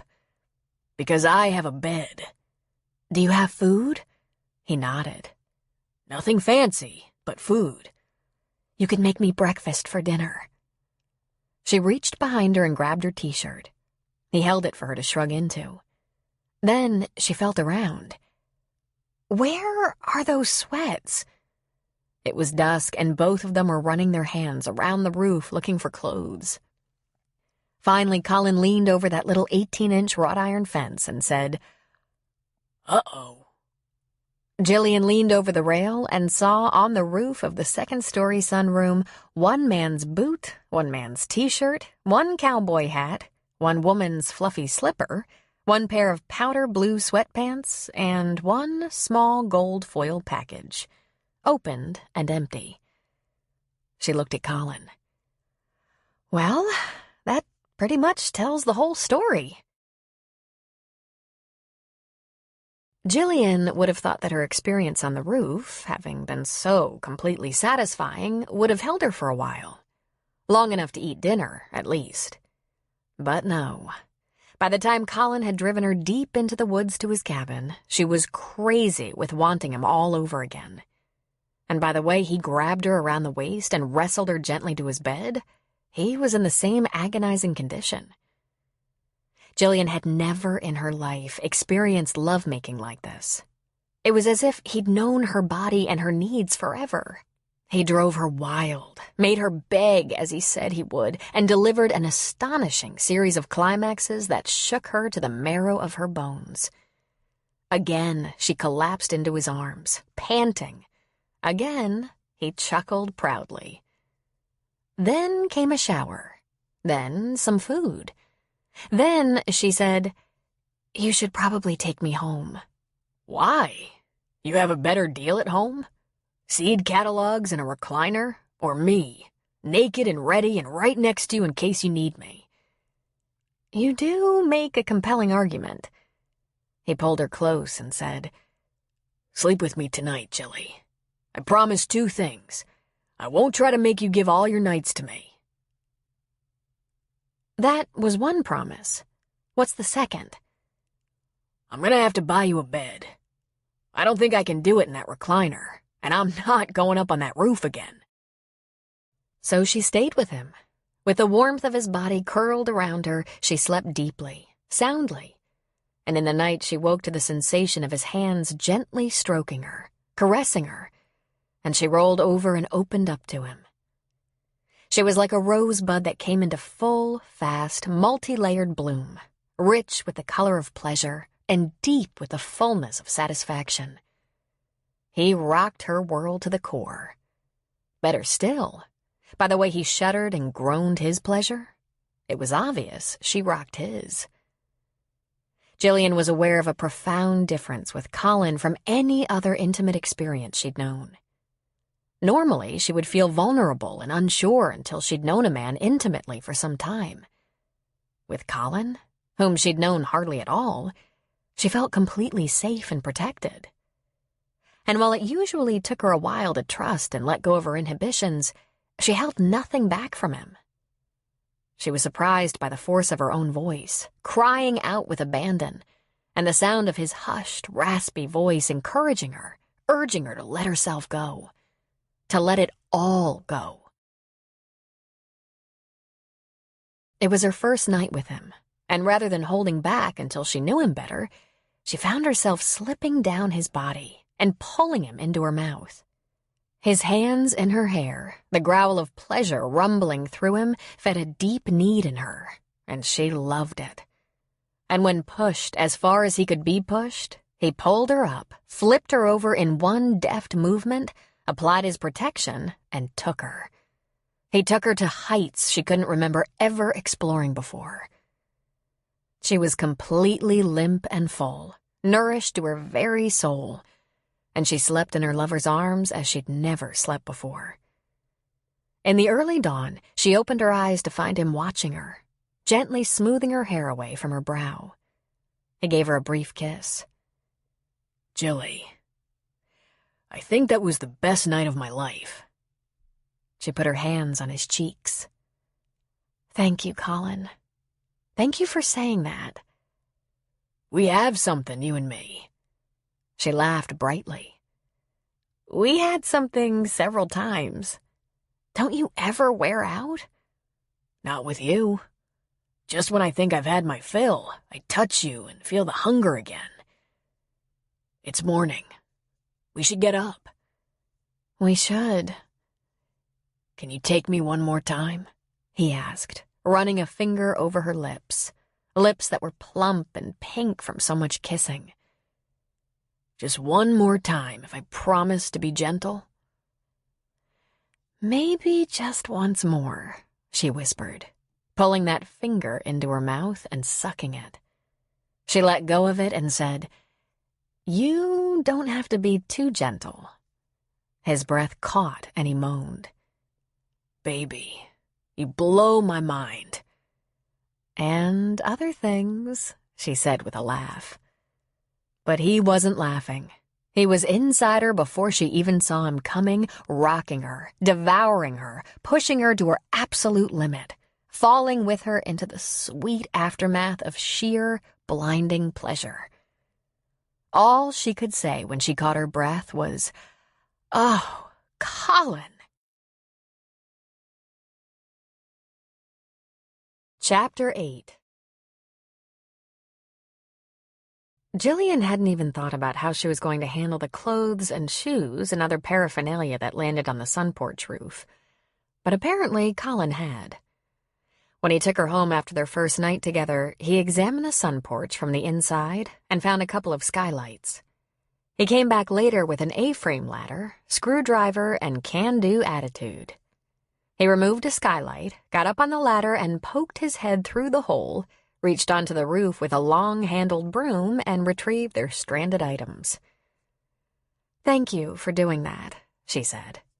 "I might not have thought of it." "No problem. I really like those boots, and I know you're attached to the furry slippers." He lifted her chin for a kiss goodbye. "Will you come to my cabin tonight?" "You can't keep me away." Jillian began driving herself to Colin's cabin in the woods when the sun set and the day was done. She was so grateful that he asked her every morning if she'd come back again that night, because she wasn't sure how she'd admit to him that sleeping with him was so perfect that she wanted to be in his arms every night. He never put her through that. He always told her how much he wanted her beside him. "You talk in your sleep," he informed her. "No way!" "You murmur about peat moss, mulch, smudge pots, shears. It's not about me or sex or what you want me to do to you next, but about your garden." "Are you feeling offended? Slighted?" "No," he said with a smile. "Because when you're conscious, you yell to me what you want, what you need, how you feel, and what you're gonna do to me. Sweetheart, I am anything but slighted. Over and over and over again." 4 days after their first night, a bed was delivered to Jillian's house and set up in her downstairs bedroom. Since first telling her he was going to make sure she had a bed, Colin hadn't mentioned it again. She left Denny in charge that afternoon and headed to Fortuna to buy linens and groceries. Would he come to help christen the bed, knowing it had been delivered? He did. Every morning they decided where they would spend the night. Sometimes the big old Victorian, sometimes the little cabin in the woods by the creek. She loved that creek at night, with a bit of moonlight filtering through the tall trees, and at dawn, with wildlife creeping close to the cabin for a drink. "I've never had so much sex in my life," she confessed to him. "I'm surprised I can walk." "Funny. I'm walking better than ever," he said. What was very interesting to her was that she'd never felt so secure in a relationship in her life, and yet she should probably feel the most vulnerable. They'd entered into this liaison because they were driven physically, knowing that this was a brief space of time during which they were both planning their next lives that didn't include each other. He was going off to find wild animals and perhaps an edgy flying job in another country. She wasn't likely to spend much more time in a 6-bedroom Victorian when all she really needed was a little living space and a lot of gardening space. It was temporary, yet it felt so safe, so permanent. She played her cards pretty close to her chest for a couple of weeks and concentrated on developing her gardening operation. She had irrigation installed in her portable greenhouses, bought the kind of grow lights Dan Brady recommended, and then paid him to help Denny set them up. Denny picked up the generators Dan suggested as the alternative to running wiring all the way from the Victorian, and together they got them operational. By day, she gardened and Colin painted. By night, they had dinner together and then lay in each other's arms, sometimes making wild love, sometimes enjoying the comfort of togetherness. In April, sprouts popped out of the ground and appeared in her seed cups. Strong sprouts. She smiled on them. She kissed them. She believed the fullness in her heart brought them out in a rush of glory, and she knew they would be hardy plants. When her fingers touched the soil, they were fingers that held in their memory the most powerful and beautiful physical love imaginable, and she believed the seeds could tell and responded. And then, finally, on a call to her sister, she said, "I'm having a love affair." "Are you now?" Kelly asked with a laugh. I thought you'd sworn off men. You sure didn't last long.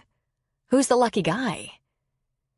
Jillian explained about Colin, about how she met him, how she responded to him as though he was made for her. She told Kelly that he planned to leave at the end of the summer and that she wasn't sure where she'd settle down. It would all depend on the harvest. It was probable she'd dismantle her greenhouses after the fall harvest and begin looking for a plot of land just right for her gardens. If I can make my organic crops work, this might be my next job. Wait, Kelly said. Are you in love? I don't know. Do I have to be? I've never experienced anything like this before. We're so right together, it's almost scary. But it's all over in September? Kelly asked. We came into this knowing our lives were going in opposite directions, that this was a holding pattern. I've never felt better about things. Isn't it funny that in every relationship I've ever been in, all my worry was focused on the future, on where it would go? This time, I'm focused on where it is, and it's all good. But Jillian, will you change your plans? Ask him to change his? Will you tell him you love him? She just laughed. All I plan right now is that I wake up each morning knowing that for the whole day I have the most wonderful man in my life and a whole bunch of seedlings who seem to be responding to my happiness. I might be crazy or just hopeful, but I swear his paintings, which were awesome to begin with, are getting even better. They're growing too. Seriously. My God, I think you've been hypnotized. You aren't growing anything you can smoke, are you? No, but I got a lot of my advice on local crops from a pot grower. He's the one who tipped me on how to find the right seeds, how to irrigate and power the greenhouses. He's a very smart man. He's the one you're sleeping with? Kelly gasped. No, she laughed. I mean, yes, Colin is very smart, but this was a man I met in the bar, not the same one I'm sleeping with. Jesus and Mary, do I have to kidnap you and get you deprogrammed? Kelly asked sharply. I feel like I don't even know you. Isn't it wonderful?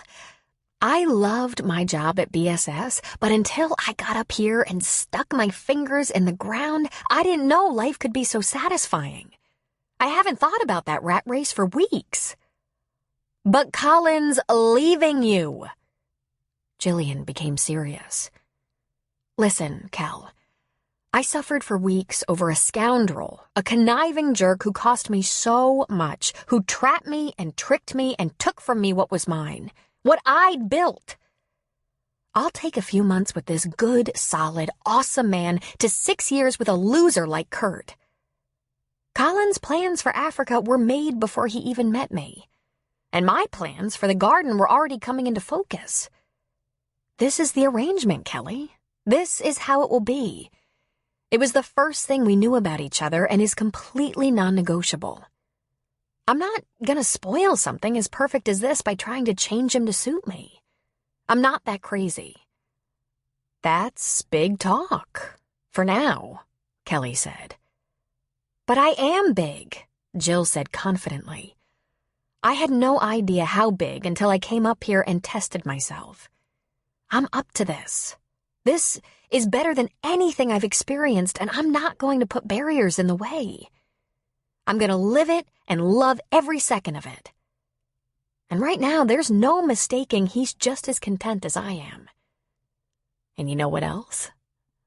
I think it really does make your complexion better. Colin drove by Luke's cabins around noon, just to check in on the family. He'd made it a point to stop by from time to time because he'd declined every invitation for dinner for about 3 weeks. He and Jillian had other things to do every night. He found Luke, Shelby, and Luke's helper Art in the kitchen, having some lunch. "Sometimes I love my timing," he said, grinning. Shelby smiled and said, "Sit down and let me make you a sandwich. I love your timing, too." "What have you been doing with yourself?" Luke asked. "You've been pretty scarce." "Not much," he said with a shrug. "Painting, Hunting things to paint. Hunting with the camera. Just as Shelby put a sandwich in front of Colin, there was a little fussing from the upstairs bedroom, and she went to look after Brett. Art finished his sandwich and headed out the door for a little fishing. That's when Luke asked Colin if he could babysit for a few hours on Saturday night. Sure, Colin said. What do you need? It's what Shelby needs. She's on spring break, but goes back to school Monday. She needs a date night. Pretty soon, she's gonna hunker down to study for her finals, and if I know my wife, she won't come up for air until after the tests. Before all that kicks in, I need to take her away from the river. Give her a break from the baby. Think you can handle that? We have an understanding, me and Brett, Colin said. I can handle it. There's not gonna be a problem. We've never left you alone with the baby, Luke said. Do you know what to do? Colin shrugged. Write it down for me. We'll be fine. Want to come back for dinner tonight? Luke asked. Thanks, but I'll just settle for lunch today. I'm busy. You're not kidding. We've barely seen you for weeks. Colin just smiled. That's a good thing. It means I'm busy, being productive. Don't forget we've got Aiden's wedding in Chico next month. Want to ride down with us? Thanks for the reminder, Colin said. I might drive myself and take the opportunity to look around some. Maybe spend a couple of days in the Bay Area. But really, it's nice of you to offer.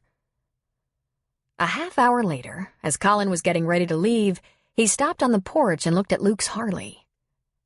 Hey, would you loan me the bike for a few hours?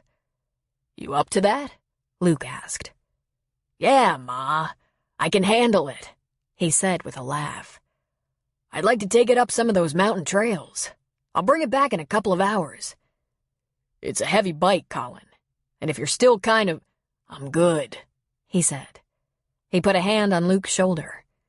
I won't hurt the bike or myself. I promise. I'm not worried about the bike, man. Aw, Colin said with a mischievous grin. That's sweet. Then he laughed. It'll be okay, Luke. I'll bring it back before dinner. I guess so, Luke said with a shrug, digging into his pocket for the key. Here are the keys to the Jeep in case you have to move it or use it for something. I'll see you later. And Colin was on the Harley and driving away before Luke could change his mind. Shelby came onto the porch carrying Brett just in time to see Colin headed down the drive.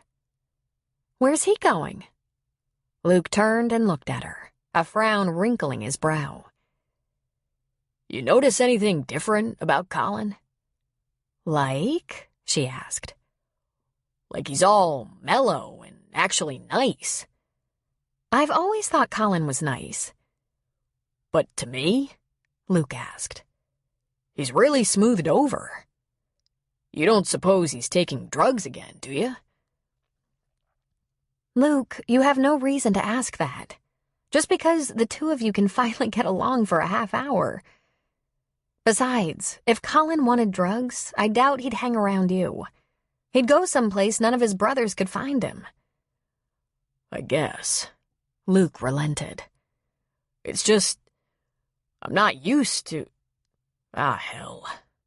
Maybe he's just starting to feel a lot better. I'm not used to him being calm, nice, and agreeable. He said he'd babysit Saturday night. Good. See if you can just focus on me for a while, she said, patting his cheek and giving him a smile. He smiled back. I can do that. Yeah. In fact, I don't have to wait for date night to do that. Does Brett have any more naps scheduled today? Colin drove to the Victorian and went around to the back where he found both Jillian and Denny working in the garden. She got to her feet when she heard the motorcycle coming toward them. When Colin pulled off his helmet and revealed himself, she laughed and walked toward him, wiping her hands on her jeans. "What in the world is this?" she asked. My brother's Harley. Come for a ride with me. I'm working. I'm planting. You work 7 days a week. Tell Denny he's on his own for a while. Come for a ride with your boyfriend." "Have you upgraded yourself to boyfriend?" Colin winked at her. "I'll tell him you're going for a ride with your sex slave." "Okay, you aren't allowed to talk to anyone about us," she said. "I think you like to make trouble." "I can't, Colin. I'm all dirty." "I like you dirty." He grinned evilly, seductively. "Come on. Really. Come on." She sighed. "I have to wash my hands, my face, brush my teeth." He shook his head. "You don't have to get all prissy. You're gonna get bugs in your teeth anyway. Hurry up. I have to return it before Mother Luke starts to worry and sends out a search party." "Let me talk to Denny." Jill went back to see Denny, and to his credit, he'd gone right back to work and didn't stand to stare. "I'm going for a ride with Colin, Denny. I might be back before you're done for the day. I might not. But you know what to do here, right?" He looked up at her over his shoulder. "Transplant the starters according to your chart and mark them." "Exactly. Thanks." Then he smiled and asked, "So, now is it official?" She smiled right before she said, "Shh, still casual." Such a lie. There was nothing casual about it. But that was her business. She ran into the house, washed up quickly, tossed off her muddy jeans and shirt, grabbed some clean clothes, and was out the door so fast it would be obvious to anyone she was dying to get on that bike with him. It must certainly have been obvious to him. He was smiling. He handed her a helmet. She pulled it on and mounted the bike. "Oh, God," she thought, as they roared down the driveway and up Highway 36. This is almost as good as sex. Hanging on to him, laying her head on his back, and smelling him. Having this monstrous machine vibrating underneath her. Not a lot of talking goes on while riding a motorcycle, and Colin hadn't explained if he had a destination in mind. He just drove, then got off the highway onto a narrow side road that wound up into the hills. They passed by the occasional isolated cabin, but they were getting too high for crops, too remote for livestock. The road wound around and around the mountain. The views were awesome. The drop-offs harrowing. The dirt road beneath the tires was kicking up a lot of dust. And she loved it.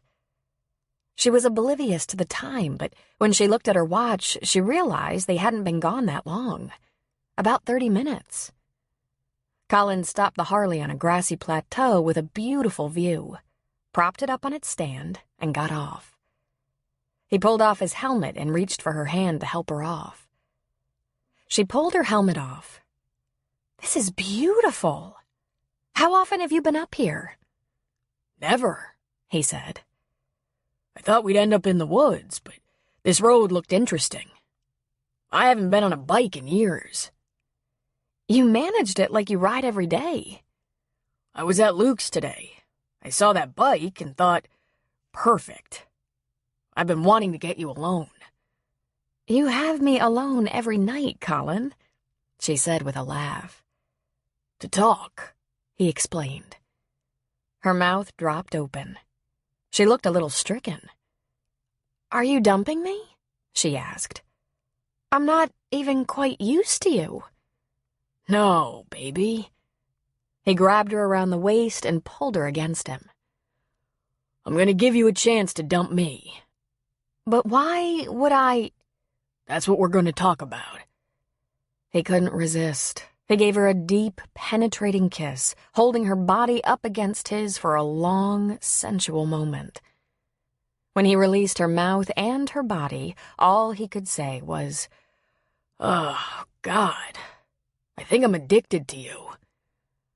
A little weak in the knees, which was usual for her when he did things like that, she said, "Shoo, are you a wanted felon or something?" He sat on the soft grass and pulled her down with him. They sat cross-legged, facing each other. "Close," he said as he moved to take both her hands in his. You know I had a bad accident. A crash. She nodded and waited, wide-eyed. I probably should have died in it, but thanks to my boys, I made it through. They pulled me out. I was pretty roughed up. You were critical, she inserted. Someone told you? He asked, surprised. Lucky guess, she said with a shrug. Yeah, he affirmed. Lots of broken bones, burns, etc. I don't mean to make excuses, but I was in a lot of pain. I got addicted to OxyContin. When the doc cut me off, I tried to buy it illegally and ended up getting arrested. I got lucky and went to treatment, probably thanks to my brother Aiden, who came to help. All my brothers came to help me at one time or another. I was a real load. I think I've been a load for about 40 years. A lot of cocky attitude and defensive behavior. Anyway, I spent months in treatment, first for the injuries, then for the addiction, then for depression. That's really why the Army is done with me. But at least they retired me. No civilian operation would hire me with all that on my resume. At least, that's my assumption. Baby, when I came to these mountains, I was half alive. There are a lot of tire tracks across my body. Do you think I'd hold all that against you? She asked him. Nah, I know you wouldn't. There's something about you. Something so unique and beautiful. Something I've never had in my life before. But you need to know some truths. That half of what happened to make me who I am right now was just an accident. But half was me angry that I wasn't going to get that life back. Some of that oxy ride and depression, that was me mourning my life. The life I lost. Jilly, I loved who I was before the accident. I loved flying that chopper. It takes some talent to keep the greasy side down, to maneuver it into tight spots, to keep it out of the line of fire. The scarier it was, the better I liked it. I was good at it. It gave me such a rush. I can't even explain. She just smiled at him and gently raked her nails through his beard. He pressed her hand against his cheek. When I wasn't in the helicopter, I did other things for that rush, that charge. I played amateur rugby, just amateur, but no less rough. I liked a little hockey when we could get a few guys together. I drove too fast. I dived off cliffs, parasailed, skied, scuba dived. Anything that would duplicate that excitement. My brothers all think I'm reckless. They always called me the wild man or crazy man. I didn't feel reckless or crazy. I think I just liked putting it all on the line. I liked the challenge. It's funny, she said. When you make love to me, you don't seem crazy.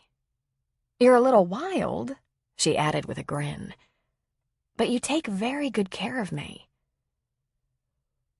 That's how I felt in my old life, he said. A little wild, but in complete control. You dived off cliffs? You said you didn't like heights, she reminded him. He smiled almost sheepishly. That would somehow make it better. The thing is, Jilly, this guy who paints and limps up the stairs, this isn't who I am. This is only me getting back to who I really am. You might be the best woman who ever came into my life, but I'm still going to Africa. And I might even stay there. Fly in the bush. What exactly does that mean, fly in the bush?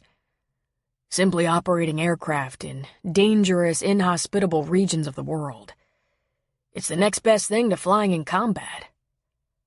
If I don't like what Africa has to offer, I'll check out New Zealand, Alaska, South America.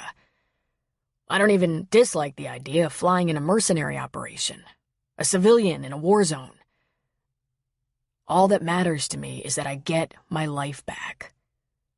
I just can't get over feeling I was robbed. I'll be ready to slow down someday, but, honey, that's not going to be for a long while. I'm sure not ready for a steady diet of slow and easy now." She smiled gently. "Are you afraid I'm gonna ask you not to go?" "Maybe a little bit," he said, shaking his head. "Mostly, I'm afraid I'm gonna hurt you." "Because you give me everything you've got night after night, and pretty soon that's gonna end?"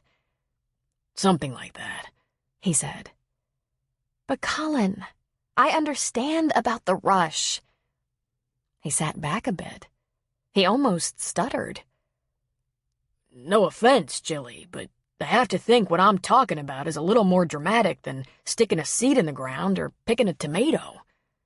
She laughed. "You know I'm not just a little gardener, Colin. I helped build a major software corporation. I worked 80-hour weeks bringing that company to one of the biggest public offerings in that industry. I wasn't diving off literal cliffs, but figurative cliffs, betting everything on the outcome of an IPO. The pressure was intense. The fiduciary risk was high. The potential for failure extreme, and the potential for success over the moon. And I loved it. Loved it. It felt like Olympic gold every time we succeeded." She laughed. "Or every time we failed to fail. I gave every day, every weekend, every holiday to keeping that company strong and successful.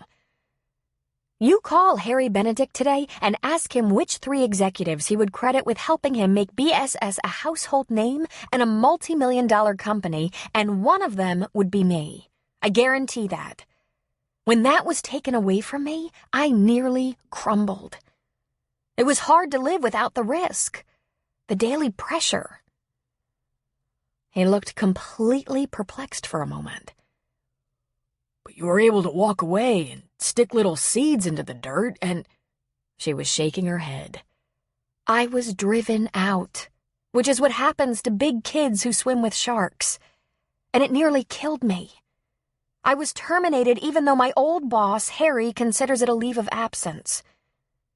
He told me to take a break, to think, to learn to relax. There might be an opportunity for me to go back to BSS. That's kind of up in the air. But for now, I'm gardening and thinking and feeling more like a real person every day. But Colin, I don't think I've lost my edge. I still feel that edge inside me every day. That rush. I'm not going to try to change you, Colin. I understand. And I know what it feels like to be robbed of the life that felt perfect." She shrugged. "You do it your way, going after the big adventure. I'll do it my way.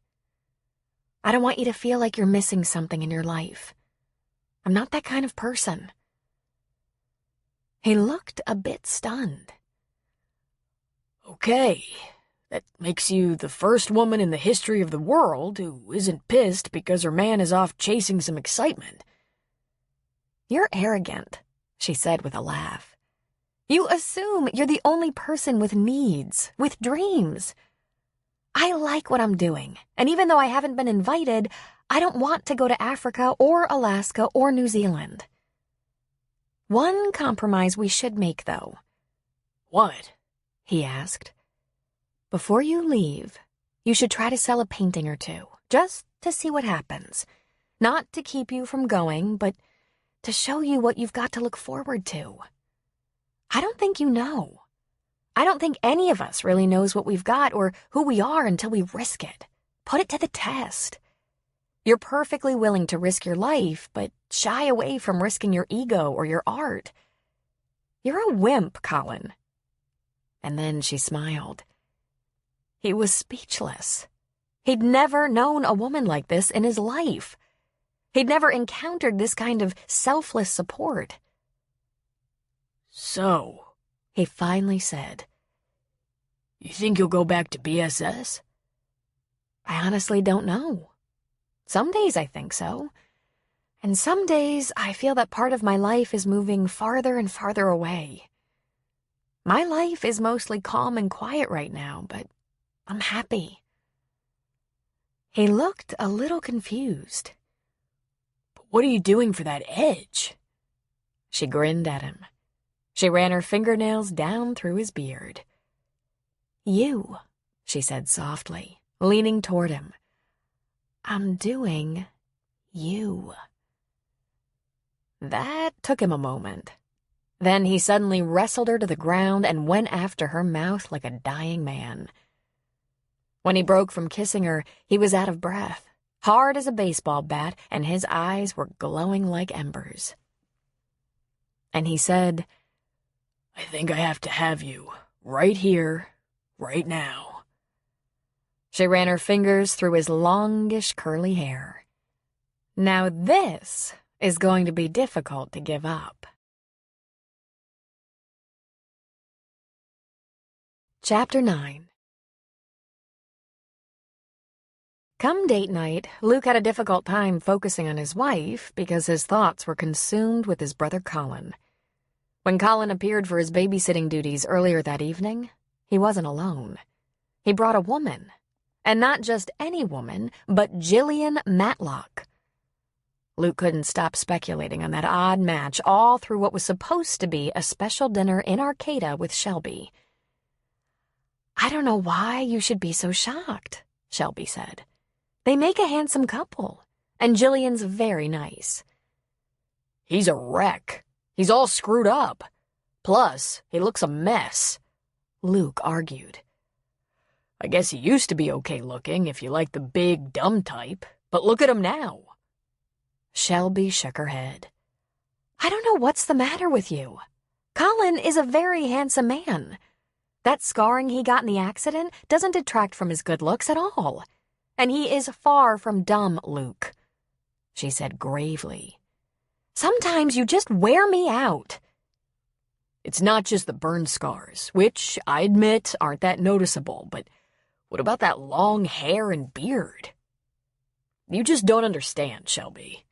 He's just a grunt like me, and Jillian is like some big corporate vice president. I figured she came up here and started poking around in the dirt because she doesn't have to work.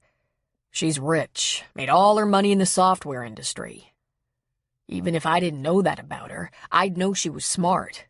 Not just a little smart, but very smart. Smarter than any Reardon I've ever met." "How ridiculous. All the Reardons are smart and handsome. Aiden's a doctor, for heaven's sake."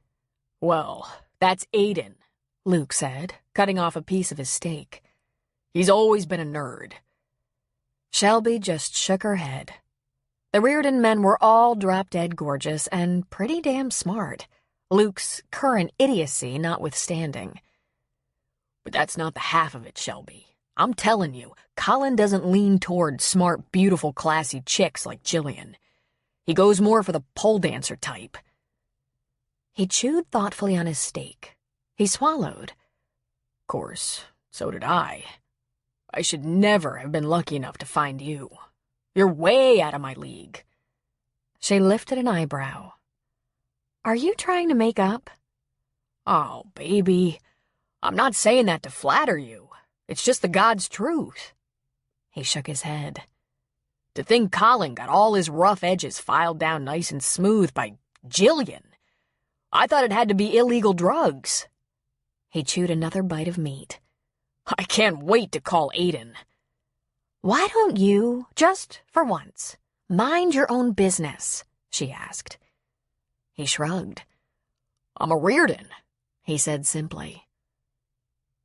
Much later that night, after pie and coffee with Colin and Jillian, far too late to be placing phone calls, Luke dialed up Aiden. "What?" Aiden answered gruffly. "I didn't wake Aaron, did I?" Luke asked. "I'm sorry if I did, but this just couldn't wait. Are you drunk dialing, man? Colin's got himself a woman. He was so relaxed and pleasant, I was sure it was drugs. But it's a woman." "Big surprise," Aiden said. "Colin always seems to have a woman somewhere. What else is new? And what does this have to do with me at..." He paused as if to look at the clock. Jesus, it's 11:30. The only people allowed to call me at 11:30 are in labor. This one would just knock you out, Luke said. She's not only really smart, I think she's probably rich, and she's beautiful. I only see her in her dirty gardening clothes most of the time, and she even makes those look like high fashion. She's so pretty. And she's real clean cut. She has freckles. Good for him, Aiden said tiredly. But you know Colin, Luke insisted. He tends to go for girls who are... Shelby, honey, put your hands over your ears for just a sec. Back into the phone, he said, he likes the real slutty ones. Ow! He yelled when he received a whop on the back of the head. He dropped the phone, and when he got it back on the line, all he heard was a dial tone. Aiden had hung up on him.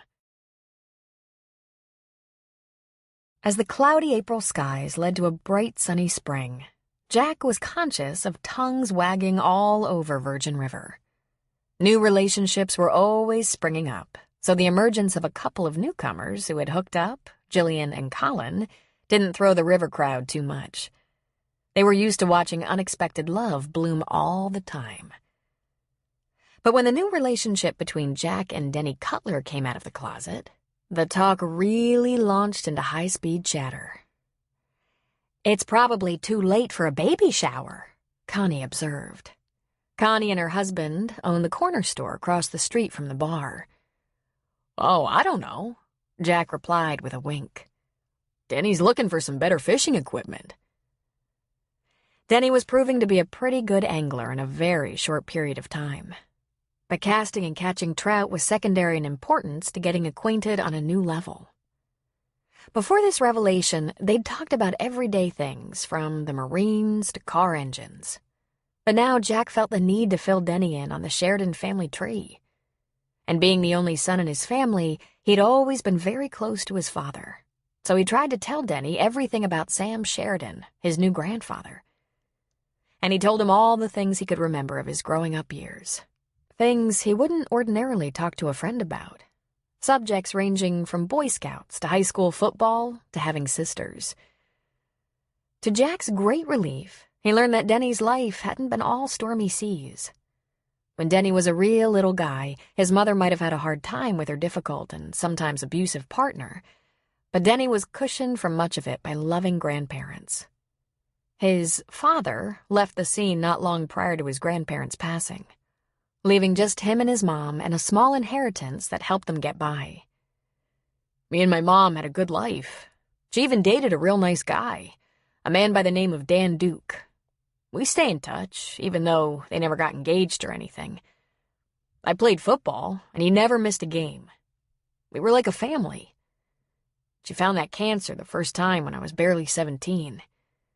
When I went into the Marines at 18, we both thought she had it licked. She was doing so well. But no. She died when I was 21, almost 5 years from start to end. I'm going to be honest with you, Jack.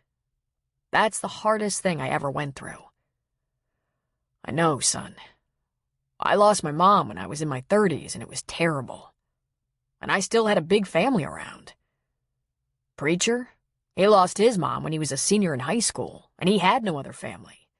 He moved in with his football coach. Denny chuckled.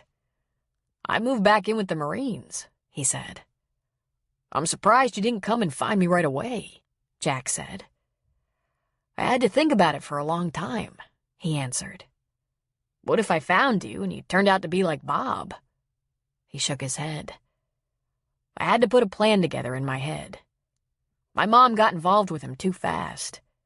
I wasn't going to make that mistake. You had a pretty solid plan, I'll give you that, Jack said. Even if it took years. I tripped and fell along the way an awful lot. All that business of losing my mom, going to Afghanistan, and no father that I knew of. I did some lame-ass things. I had a girl, Becca. I didn't want her to suffer if anything happened to me, so I just broke up with her. He turned and looked at Jack. Lame. I really cared about that girl. You checked back in with her lately? When I got back, but she was still mad. She said she was with someone else. Who can blame her, huh? Sometimes we just do the best we can, Jack said. Sometimes our best isn't worth all that much. Jack had spent a lot of time thinking about things lately. Like, for example, the fact that he couldn't remember Susan Cutler. He couldn't remember if she was Susan, Sue, or Susie. That led to thoughts of how he had put together his master plan when he was all of 18 or 20.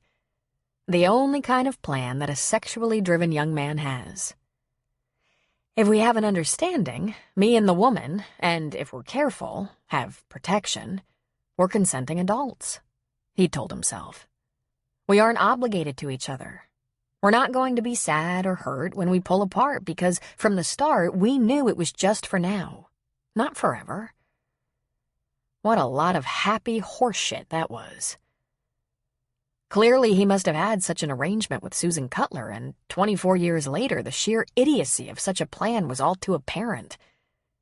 He'd had a son for more than 2 decades and had done exactly nothing for him. He just couldn't figure out in his head how he could have worked that out differently. He'd never felt in love enough to marry, and the idea of living without any sex had always worked real well for him. He found doing without hard to imagine.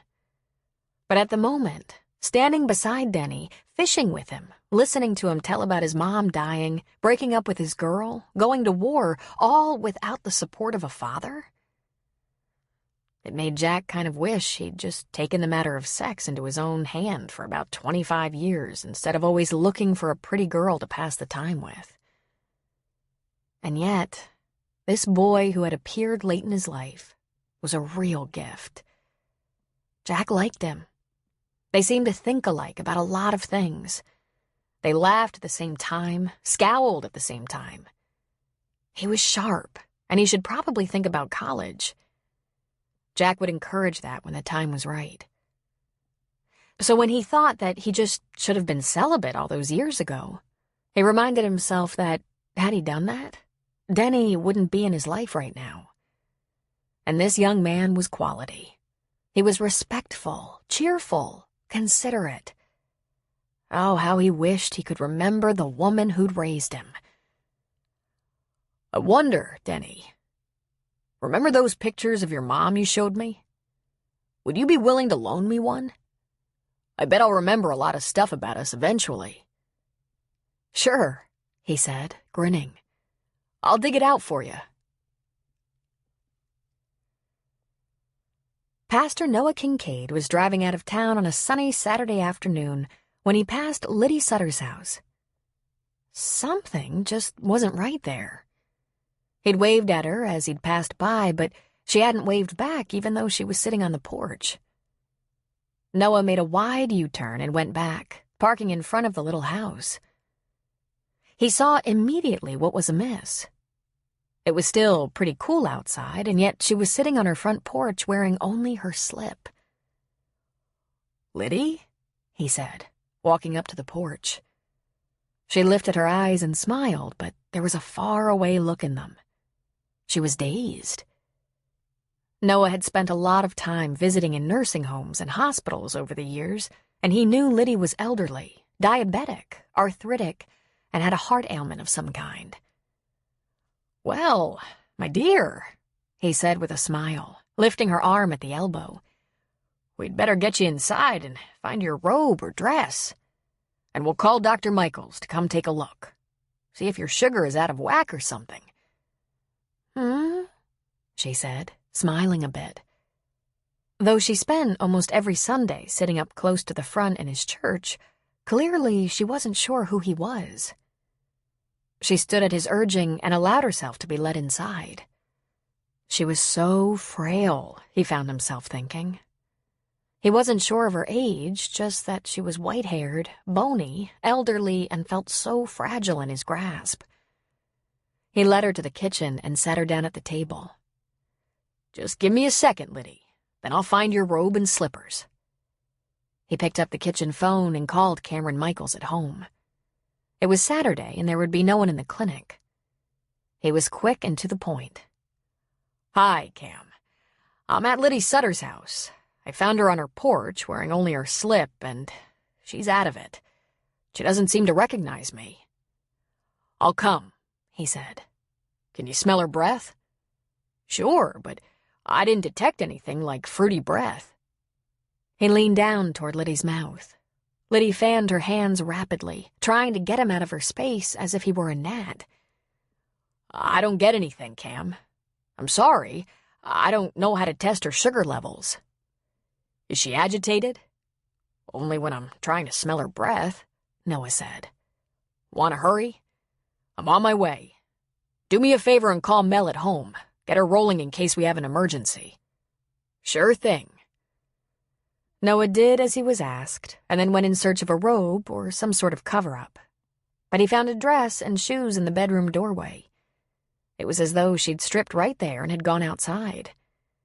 He took the dress back to her, and she was very cooperative in allowing him to help her into the dress, then the shoes. Then he sat down at the table across from her. "Well, Liddy, do you have any idea who I am?" She smiled at him and nodded, but said not a word. "I'm Noah, Liddy. Pastor Kincaid. Are you feeling okay?" She merely smiled faintly and drew a circle on the table with her index finger. After just a few minutes, she seemed to come back to reality. She tilted her head, frowned slightly, and said, "Noah?" It was his turn to smile. "Well, hello." "I'm sorry, Noah. I didn't hear the door." Oh, this was going to be hard. "How do you feel, Liddy? You seem to be in a bit of a daze there for a while." She laughed lightly, patiently. "I go to the kitchen. Can't remember why I went. Have to feel the toothbrush to see if I've brushed my teeth. Burned a batch of cookies just last week. Forgetful old woman." Then she frowned. "Noah, I'm sorry. I didn't hear the door." "Liddy, I found you sitting on the porch in your slip. You didn't seem to recognize me. I've called Dr. Michaels. He'll be here in a few moments. Meanwhile, can we check your sugar? I don't know how, but I know you do it every day." She began to tremble a bit. "Yes," she said weakly. "Oh, my goodness. My slip? Oh, my heavens." "Don't get all upset. You weren't exposed. Only your arms were naked. You were adequately covered. I found your dress on the floor. Do you remember me helping you get into it?" She shook her head and went to a kitchen cupboard, retrieved her testing kit, and brought it to the kitchen table. She sat back down, used the kit to test a tiny drop of blood, and waited patiently. 130. That's okay, right? I think that's okay." "Have you been having periods of forgetfulness, Liddy? Confusion?" She nodded gravely. "My health has been poor for so long, but my mind has been strong." "Why, Pastor? Does that seem fair? I thought the diabetes or my heart would get me first." "It's gonna be all right, Liddy," he said. "We're gonna get you some help." "We both know." She stopped and never finished that sentence. What they both knew was that if it was what it probably was, there wasn't a lot of help for it. "You know, Pastor, how we always say God won't give us more than we can handle?" "Yes, Liddy." She sighed. "I wish God didn't have such a high opinion of me." After a couple of hours of fishing in the early afternoon, Denny followed Jack back to the bar. They both walked through the back door into the kitchen to find Paige and Preacher setting up dinner, little Dana Marie in her high chair nearby. "Jack, Noah was waiting for you in the bar. There was some problem with Liddy," Preacher said. Really? She okay? Jack said, quickly washing the river off his hands. Preacher shook his head. Sounds like she's not completely well. Better talk to Noah. Jack hurried into the bar, frowning with worry. Noah was sitting up at the bar with a cup of coffee and a notebook he'd been writing in. Noah, what's going on? Noah flipped the notebook closed. A couple of hours ago, I was passing Liddy's house and saw that she was sitting on her porch in her slip, not fully dressed. I stopped, of course. She was disoriented. I thought it might be her diabetes, so I shuffled her inside and called Cameron. Her blood pressure and sugar levels are fine. Fine for her, anyway. Mel came as well. She dropped your kids with your sister. Liddy's okay now. She got confused, but I helped her with her dress, and now she's very embarrassed, but lucid. However... Jack pushed. Noah took a deep breath. She was really gone, Jack. Totally out of this world. Mel poked around her house, with her permission, of course. She asked me to follow her around. What she found wasn't so good.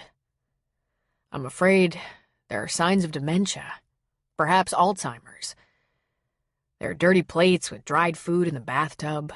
Too many of her pans are scorched. She doesn't seem to have bathed. She might be forgetting to eat, and with diabetes. I wonder if she's getting her shots, Jack said. Noah shrugged. Apparently, she got her insulin today. Not long after Cameron and Mel arrived to give her a little physical, she was perfectly lucid. She's very frightened, though. Over her physical infirmities, she had some control. But over this? I've been visiting hospitals and nursing homes for a long time now, Jack. Sometimes it comes and goes pretty quickly. People can be out of it 1 minute and back on Earth the next. There are symptoms she might have chalked up to growing older. We all forget why we went to the kitchen, but crossing the street and not remembering how to get home? That's pretty serious, I'm afraid. And the problem is, if she's burning up a pan of grease while she's not of sound mind, it could be a disaster. Not just for her, but for the neighborhood, if you get my drift. They might want a better assessment, Mel and Cam, but if you ask me, Liddy's headed for assisted living. At the very least. And her only living relative, her grandson Rick, was a newly married, full-time working college student in Oregon. She isn't safe alone anymore, Jack, Noah said. Until something can be found for her, we're going to have to get someone to stay with her. Jack ran his hand around the back of his neck. It had suddenly become sweaty. Wonder if Mel can think of anyone. I guess Rick should try to get down here for a quick weekend, but someone's got to explain about things first. How's Liddy taking this? She cried, Noah said. Broke my heart. She doesn't want to be a burden to anyone. She's a very proud woman. She's managed her way through so many difficult situations for so many years. Raised an orphan grandson, held strong while he was critical from war injuries in Iraq. Suffered ill health for years, lived on the edge of poverty. All she's got is the house. She's worried about losing the house, and she wants Rick to have something when she's gone. Rick's better off with a degree than that old house, Jack said dismissively. Is this your good friend Rick's grandma? Denny interrupted. The old lady in that little white house down the street? That's Liddy, Jack replied. This is awful, Noah. But I should have been ready for it. She's old. Her health has been poor for years. She's gotten by so well in spite of that. I think we all took her for granted. Left alone, she could get hurt, Noah said. She could get lost, go into a diabetic coma, burn the town down. Can she be left alone at all? Jack asked. Mel and Cameron will have to be the final word on that, Noah said. When she's fine, she seems perfectly fine. I think we have to start checking on her several times throughout the day. Think it would help if I stayed there at night? Denny asked. Both men turned to look at him in surprise. Denny just shrugged. "Not forever," he said. "I have to work during the day, and I'd keep all my things at the apartment over the Fitch's garage, but for a while, I could just sleep there so nothing happens during the night. So she doesn't get out and get lost, or start a fire." "You would do that?" Jack asked. "If it would help. I know her a little. She always talked to me if I walk by. I saw her in here a few times. Once she called me Rick. I didn't think anything about it. Old people, you know?" "I can't ask you to do that, Denny," Jack said. "She's my responsibility while Rick's away. I gave him my word. I have to get this figured out real quick."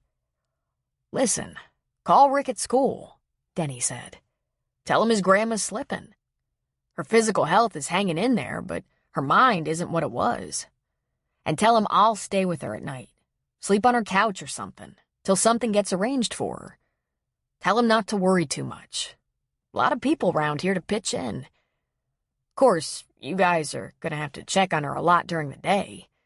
She could just as easy burn down the house in daylight." Jack looked almost confused. "Why would you do something like that? For someone you barely know?" Denny smiled. "Well, I know how important Rick is to you. I know he's a Marine. Why wouldn't I help out a brother? Doesn't cost me anything to sleep on an old lady's couch for a few nights." He added with a shrug. "Tell Rick everything is going to be all right. We'll get through it." Rick Sutter was able to get time off from his job and school and arrived in Virgin River less than a week later. But his return to his hometown was bittersweet. He found his grandmother in good hands with his friends watching out for her by day and a new acquaintance sleeping on her couch at night, but he knew immediately he couldn't leave her there. If a nursing home could have been found for her in one of the larger Humboldt County towns, she would still be too far away for him to check on her, to make sure she was getting the care she needed, and, most importantly, to visit her regularly.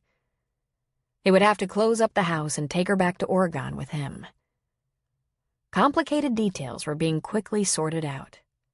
The house had already been put in his name by Liddy, who'd had much foresight in this matter long before she became confused. She'd never told Rick what she'd done. Ricky's young wife, Liz, had stayed behind in Oregon to try to find nursing home care for Liddy. Something that could take a while, meaning they would have to keep her with them in their small apartment until a suitable spot became available. Rick already had a power of attorney so that he could act on Liddy's behalf.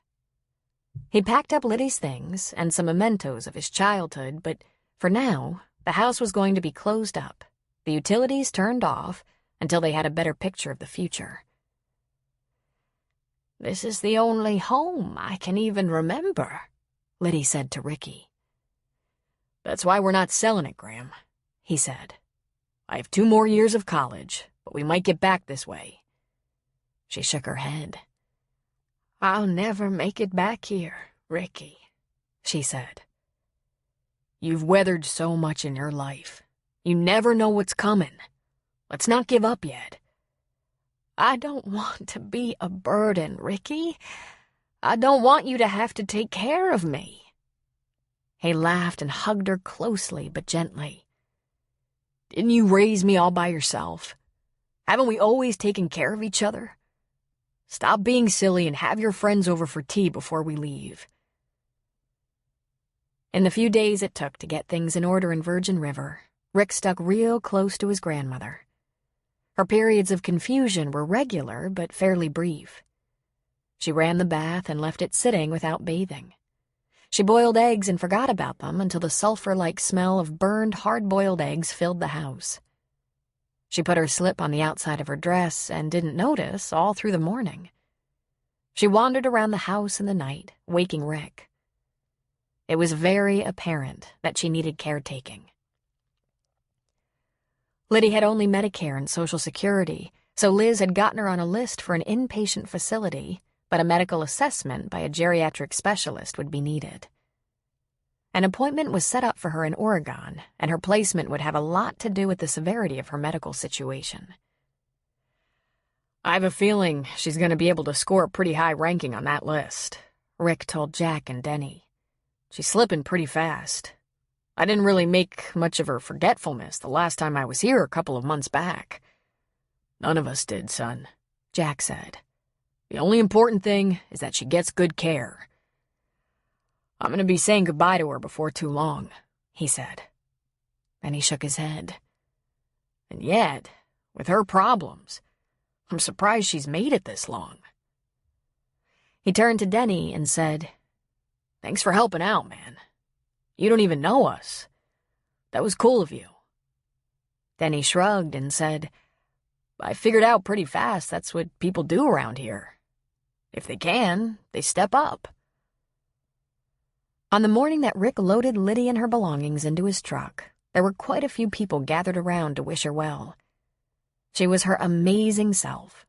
Proud, her back straight, all primped, and her disposition strong.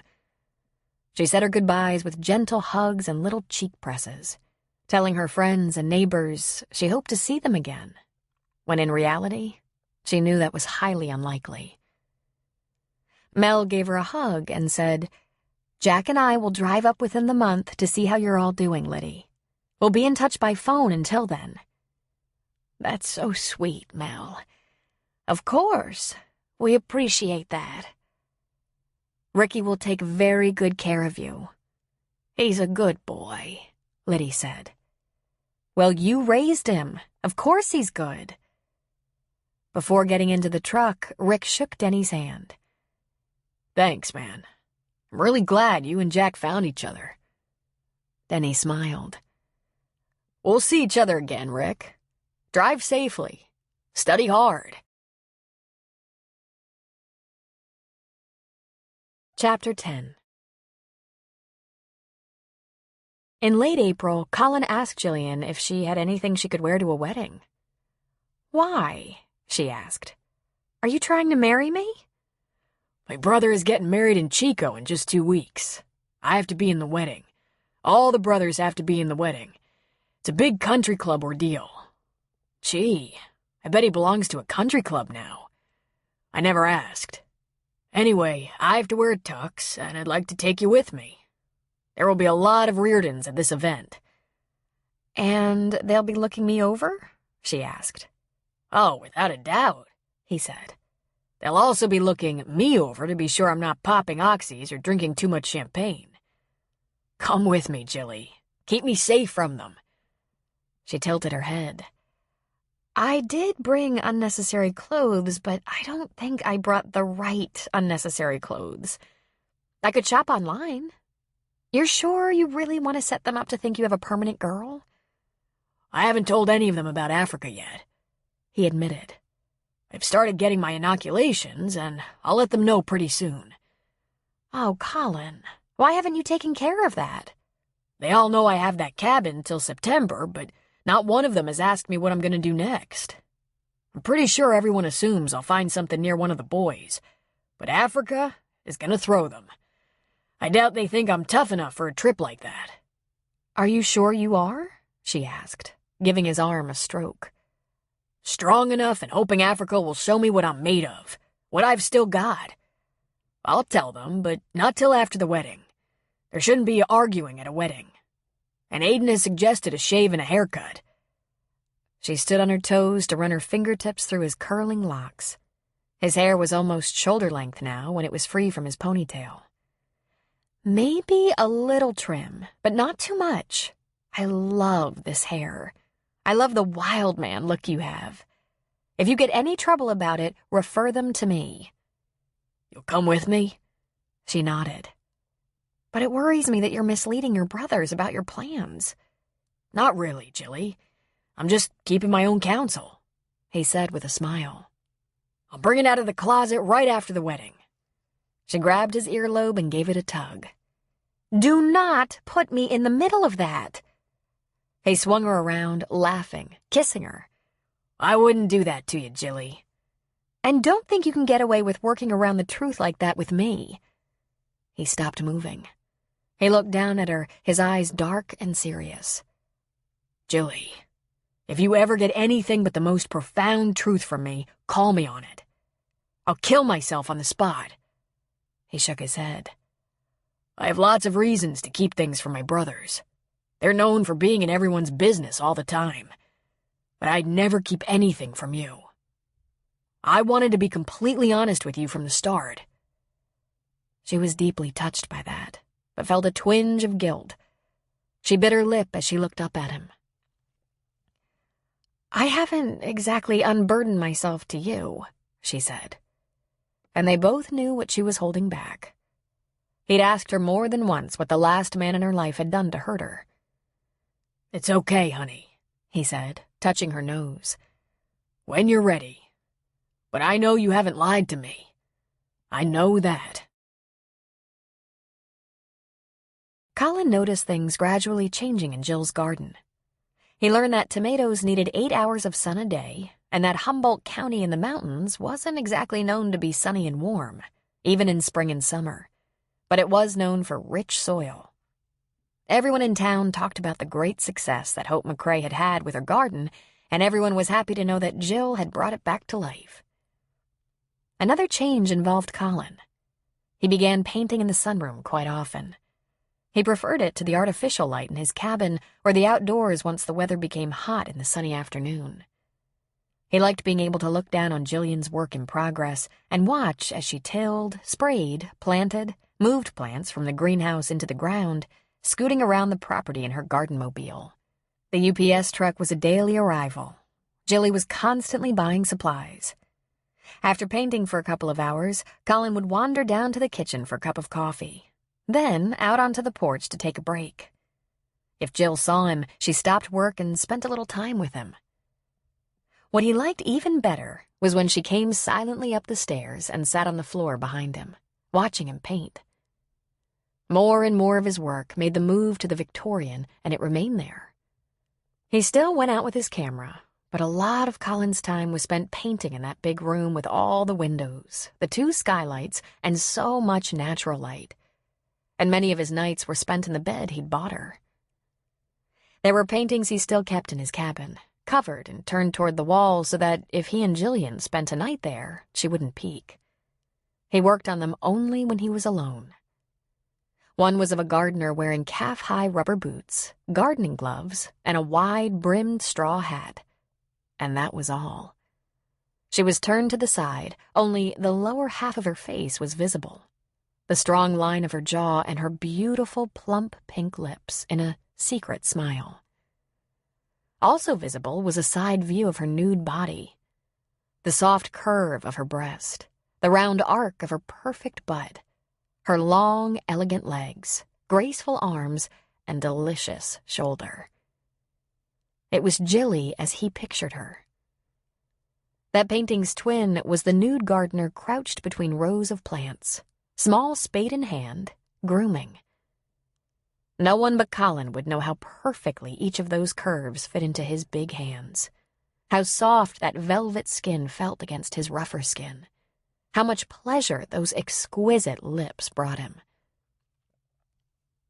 She'd become the answer to prayers he hadn't known he whispered.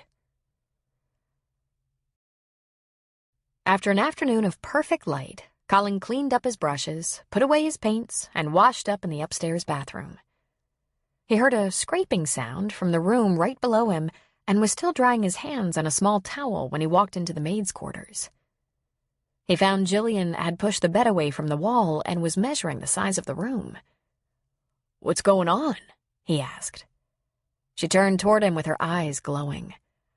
"I've had an offer on my townhouse. I'm accepting it. I asked the realtor to hire a moving crew to pack up all my things and deliver them to me here. It's either store them here where I live and have plenty of space or rent a storage facility. I don't have that much. My townhouse is pretty small. So, we're going to make a change. This bed will go upstairs, and I'm going to put my desk, credenza, and shelves in here. This will be my office. What do you think?" Colin tilted his head and frowned slightly. "Don't you want to go back there to close up your house? Pack up your own stuff? See your friends again? because I could help manage the garden with Denny if you need to be away. I'm not even going back to close on the sale. Until I got settled in here, I didn't even realize how little that townhouse meant to me. It was no more than a crash pad. I spent all my time at work. If I end up going back there, I'm going to find something different. You must have friends from work you miss, he said. She drew a deep breath and sat on the edge of the bed. I think maybe I'm ready to tell you about it. About him. About what happened to me. Colin sat down beside her.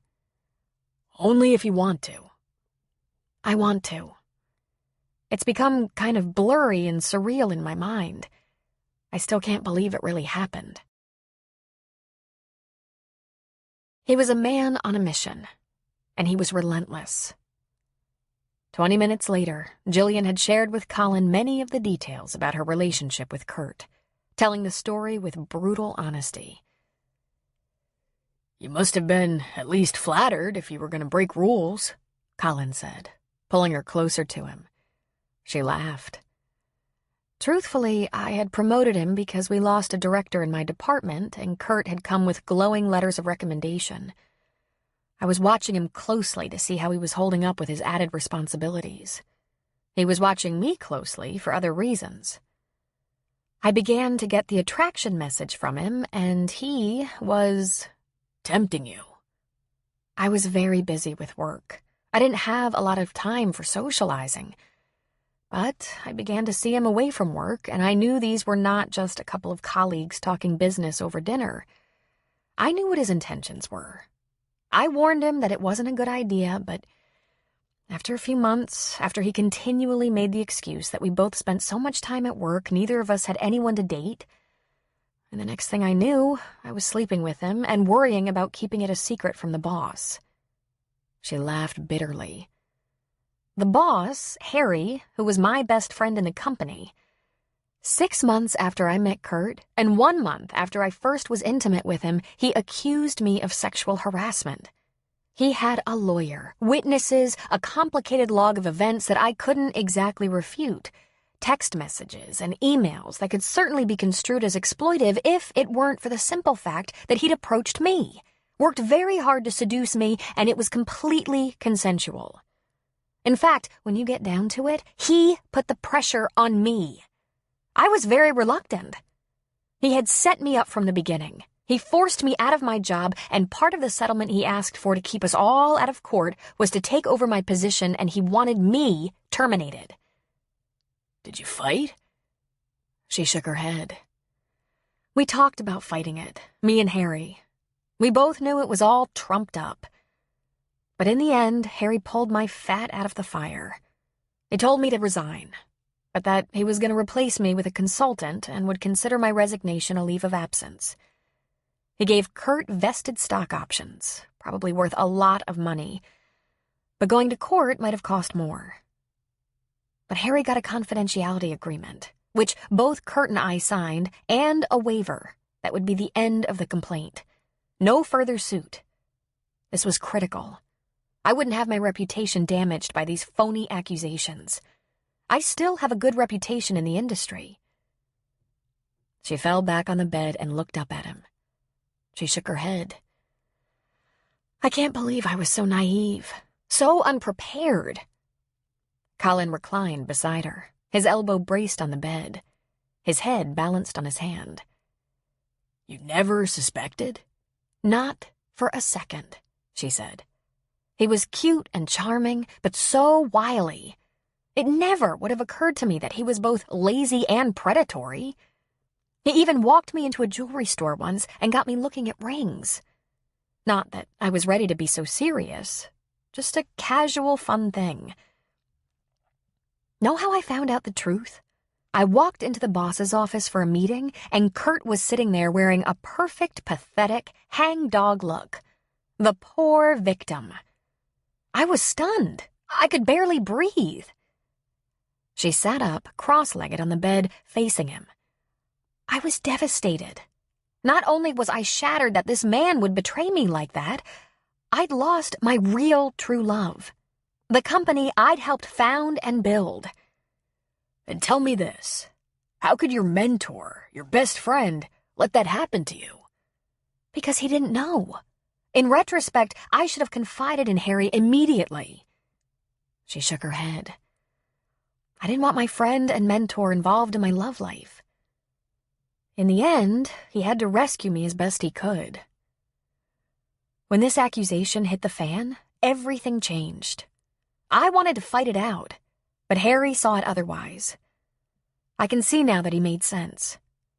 When it was all over, I left BSS, got in my car, and drove. I came up here to get away, to rest and think. I didn't know I was going to discover the garden. That was an accident. And what did he get? Colin asked, reaching out and running a finger around her ear, along her jaw. Well, not everything he wanted. He got his vested options and will make some money, but he didn't get my job. But there wasn't a going-away party for me. That tells me he wasn't as confidential as he was supposed to be and leaked the whole thing. And that he charmed more people than just me. Bastard, Colin grumbled. So, in answer to that first question, are there friends there? There are several I'd work with again, and a few I'd consider friends. But to be completely frank, I actually didn't have many close friends in San Jose. Probably because I spent most of the past 10 years simply working. Believe me, I won't make that mistake again. Colin's jaw pulsed briefly, and she put her palm against it. Don't, she said. Please don't feel sorry for me. He gave a short laugh. Sorry for you? God, no.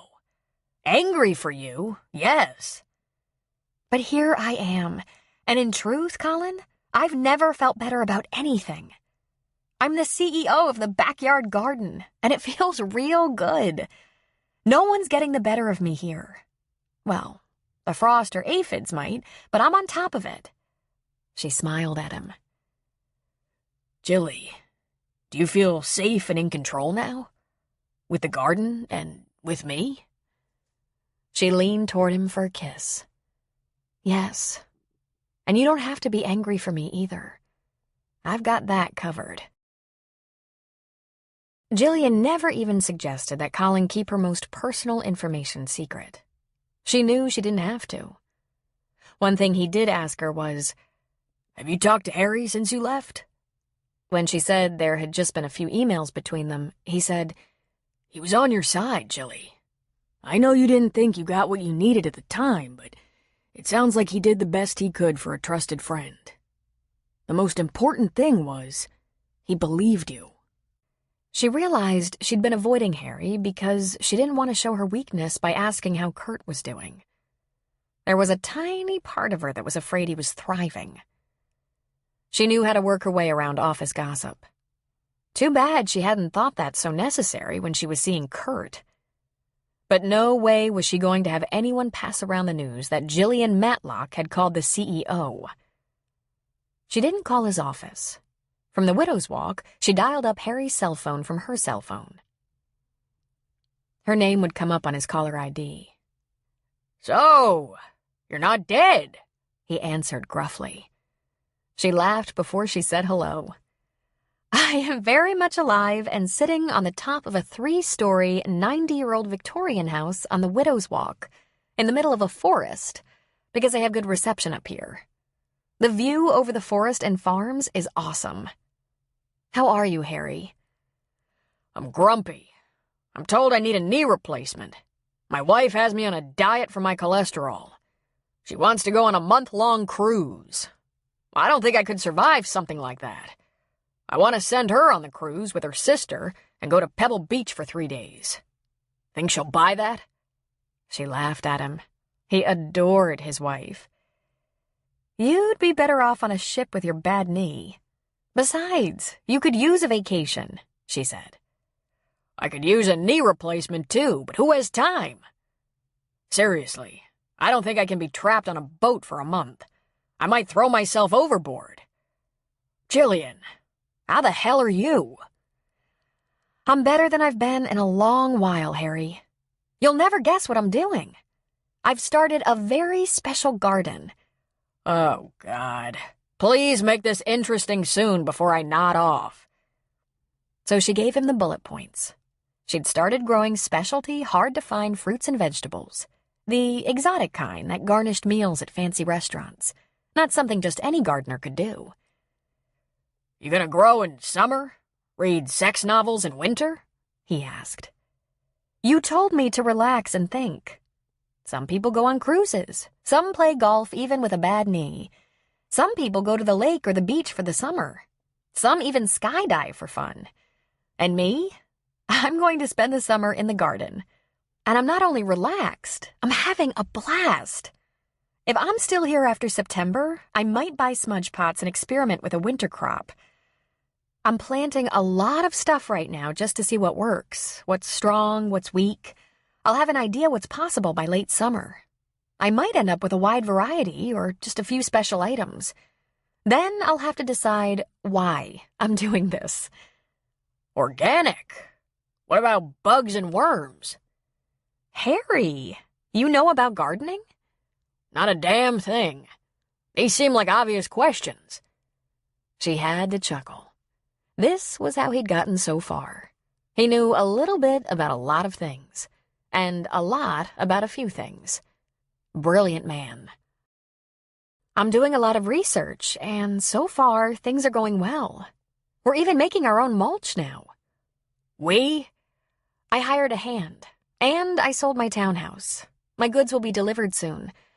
I'm putting a little money into the garden.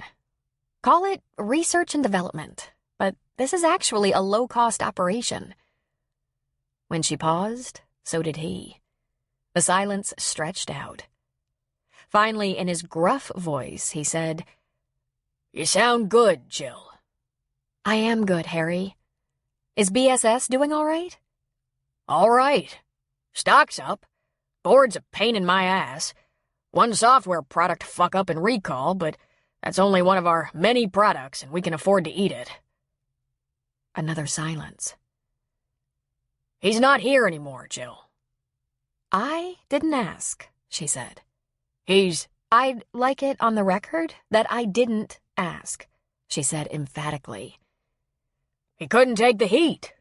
He knew he was up against an enemy in me.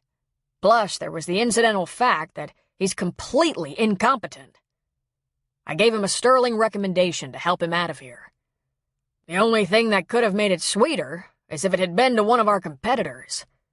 He skipped, got a title and a pay raise, and is blessedly gone. She actually dropped her chin and rubbed her temples. I'm sorry. Feeling completely stupid once more. Ah, give yourself a break. He probably drugged your herbal tea or some damn thing. I told you, Jill, you gotta have a little balance in your life. Work hard, but have some good times. Drink a few martinis here and there. Have men in your life sometimes so you don't run the risk of getting lonesome, so the wrong one can't come along and trip you up. No chance of that up here, she said. Well, he's gone, and we both know he's not gonna make it. He's gonna fall so hard he'll leave a very big hole where he lands. And you're happy. Just do the happy dance and come to see us. Come to the house, have a big meal, tell us about the gardens. You'll be on a cruise, she said, feeling a little emotional. Or off carbs. Seriously, you're ready for your own company. You always have been. I started my first when I was 28. Didn't go that well, but I was ready, and the experience was good for me. You should try it. Now's the time. For right now, it's time to garden. It's the strangest thing. It makes me feel, I don't know, like I'm really part of something that never stops. Year after year, the cycle of life kind of thing. In a perfect world, I'd work 6 months a year and garden from spring to fall. Could you get into that, Harry? Put me to work from October to April? Wouldn't surprise me if you made a business out of it. I always expected you to start your own company. I didn't think you'd do tomatoes, but what the hell, huh? There's money all over this world. You just have to have a nose for it. Those tomatoes smell like money, Jillian? She laughed through the feeling of tears that had gathered in her throat. Sometimes they do. Ha! I knew it! When they're ripe, send me some, will you? Sure. And Jill, there's one more thing, and I'm absolutely not supposed to discuss this. A couple of the women from corporate communications who stood as witnesses in his case came to me. They realized their mistake. Realized they'd been had and tricked into believing you exploited him. They now have guilt. They see the light and know they were used. They're sorry. Tell them to go to hell, she said, bitter. He laughed so loud and hard it triggered a coughing fit. Yeah, he said. Well, I couldn't say it, but I thought it. Too little too late, huh? How can I be such a hard-ass? She amended. He tricked me after all. Let him go. He's so over the body is getting cold. Hey, if you don't come down here, I might come up there. See what you got. You'll be on a cruise. We could compromise, he said. 3-day cruise, 3-day trip to the veggie farm, 3 days at Pebble Beach. You know what, Matlock? I miss the hell out of you. It was time for you to take on the world, but that doesn't make it easy. I love you, Harry. Yeah. Every broad I ever gave a few million to has said that. She laughed into the phone. Godspeed, kid, he said. God bless, Harry, she said. Jillian's townhouse had been a small 2-bedroom, around 1,600 square feet, perfect for one single woman. Therefore, it hadn't held a lot of furniture. Denny helped her move the bed Colin had purchased out of the maid's quarters to one of the second-floor bedrooms. When her furniture arrived, the office furniture that had been in her second bedroom went into the maid's quarters. She moved her computer and recliner from the kitchen into that room.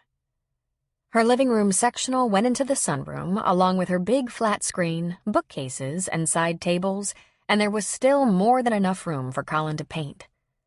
It became the most wonderful room. A den and studio all in one. She'd come to love the smell of his paints. Jillian put both leaves in her dining room table to make it longer, and it still didn't overpower the eating area of the roomy kitchen. Her patio furniture, table, chairs, 2 chaise lounges, went on the back porch. Her bedroom furniture went into the largest second-floor bedroom. She bought herself a hanging rack for clothes and filled her bedroom bureau drawers. The rack went into the third empty bedroom on the second floor, which served as one big closet. The problem with these old Victorians, no closets. Whoever moved into this place would have to invest in wardrobes. Certain parts of the Victorian took on a look of peaceful domesticity. Colin and Jill were rarely apart and never spent a night away from each other. Colin still liked to prowl around for wildlife shots, and he enjoyed painting on hilltops for a few hours here and there, but daily life saw them mostly together. In evenings, while Jill sat in the office and read the gardening blogs on the computer, Colin sat in the recliner in the same room, reading or surfing art and galleries on his laptop. Jill invited him to use her computer any time he wished to, and before long his laptop and color printer appeared to have found a permanent home in the office. They seemed to spend most of their nights in the Victorian, which made a trip to the cabin seem like an escape out of town. A completely different environment. I've never had a relationship like this, she said. I'm 32, and this is the first time I've slept with a man every night. I'm kind of surprised. This is so new to me, and so natural. For me too, Colin said. I like it. But I hardly ever had a man in my life. You've had lots of women, I can tell. He pulled her close and said in all honesty, Not like this, Jilly. Not like you. In the bright sunshine of early May, Jillian's flowers around the house, fruits and vegetables in the open garden, and flowering shrubs around the yard were in full swing. There were a few apple trees in the front of the house, and the air was filled with the sweet scent of blossoms. Also, bees. But for any gardener, bees were the friends who transported pollen. She'd been right about the bulbs. Daffodils, tulips, lilies all bloomed in the warm sun. Jill was surprised to discover a long row of blackberry bushes along the tree line in the back meadow. When they were all ripe, there would be too many to even deal with. It was more than a house and garden. It was a nursery. Walking around the property, she could hear the sound of the mower. Denny was running the riding mower around the expansive front lawn, a job that could take half the day. Bright sun, warm weather, plenty of rain turned the grass a dark, vivid, thick green. And plenty of it. Denny was cutting it every week. He built himself a ramp so he could load that riding lawnmower onto the back of Jillian's truck and take it over to Jack's for a little upkeep over there. Jack didn't have a rider. Just as Jack crossed her mind, she spotted his truck coming up the drive. She took off her gloves, brushed off her knees, and smiled at him. But Jack wasn't smiling. He wore a very serious expression as he approached her. The very first thought that came to her mind was that he was bringing bad news. Her mind skittered around. Was it possible someone would call Jack to report a catastrophe involving Kelly? Had Colin had an accident? She could hear Denny's mowing, so she knew he was all right. Her hand crept to her throat, and she walked toward him. "What?" she asked. "What is it?" "Well, it's a surprise out of the blue, Jillian," he said. "Caught me completely off guard. There's interest in the house." She actually breathed a sigh of relief. Is that all? She thought. And then quickly following that, she nearly gasped. "Interest in the house? But—" he shook his head. "I haven't listed it for sale, but I mentioned to a couple of realtors that I'll be looking to sell eventually, probably when we have a little recovery in this god-awful economy. But real estate around here, Jillian, it's not the usual thing. Most of us are out in the country, like this house here is, and there's no point in a sign. No one's going to see it. But sometimes some realtor from San Francisco or LA will call one of our realtors and ask if there's anything available that would work for a summer house or an oceanfront property or hunting cabin." "And?" she pushed, the suspense killing her. "A couple from the Bay Area, retiring from their big companies, kids grown. They're looking for a bed and breakfast with a sizable acreage. Something they could run a few months of the year, which would leave them plenty of time to relax, have their family visit or travel. They like the idea of a few guests and maybe grounds that could be used for celebrations like weddings and so on. He likes to garden, she loves to cook. The realtor in Fortuna mentioned this place, and they took a look at the outside. I guess you didn't notice them. They'd like to look inside, and if it suits, they'll want to make an offer."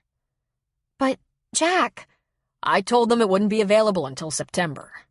They think that's a good idea.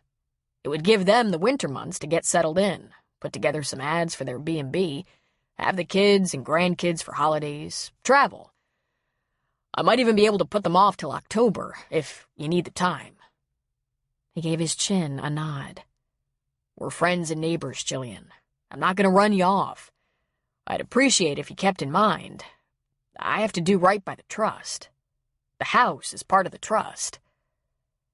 She was quiet for a long moment. Then she said, "Of course. But have you set a price? Has anyone suggested a price?" He shook his head. "It's time to get it appraised. With the great work Paul has done here, it's going to bring a nice price. Probably just over $1 million. She almost laughed, but kept it to a smile. "You need to find a way to move this place to San Jose. I'm not even going to tell you what it would go for there. It would make you greedy." Jillian's little townhouse with no yard went for $350 in a bad economy. At least she hadn't lost money on it, but she didn't make much. "I know," he said. "I just can't help but wonder who would want to come to a B&B in Virgin River. Not hunters, that's for sure. They'd be happier at Luke's or in some lean-to with an outdoor biffy where they can make noise, smoke the cigars the little wifey won't let them have at home, get up at 4 to beat the deer. Who wants to come to a place like this in summer when there's no hunting? And if you're fishing, you have to change out of your wet clothes on the porch and clean your fish in the yard so you don't get someone's pretty little B&B all messy. She smiled at him patiently. You haven't been to Ferndale lately, have you, Jack? Have you? Lots of B&Bs are successful around here, especially in Ferndale. People come to relax, to enjoy the landscape, the shops, the ocean, the redwoods. Some people like to hike, to sit out on a porch surrounded by beautiful trees and flowers and just read a book. They might not have a waiting list, but they'll do just fine. Trust me. Well, I owed it to you to warn you, and I'm gonna have to ask you to let them see the inside. Sure, she said. But the very thought made her so sad. When? Right away, I guess. I'm told they drove up from the Bay Area a couple of weeks ago and saw the outside, and they're ready to do business if the inside suits them. Just let me know, she said with a shrug. I'll make sure I'm dressed and the dishes are done. He made a sad face himself. If you don't mind me asking, where will you go? Oh, I have options. In fact, I can have my old job back anytime I want it. I'm just not convinced I want it. She laughed. Harry, my boss, told me to take a break and relax. I'm not sure I'm done relaxing just yet. That whole corporate thing, it just doesn't appeal like it used to. I suppose not, Jack said. I came up here after 20 in the Marines, and all I brought were my rifles, fishing gear, clothes, and camping equipment. And I never left. I was raised in Sacramento, no small town. But I'm just not a city boy after all.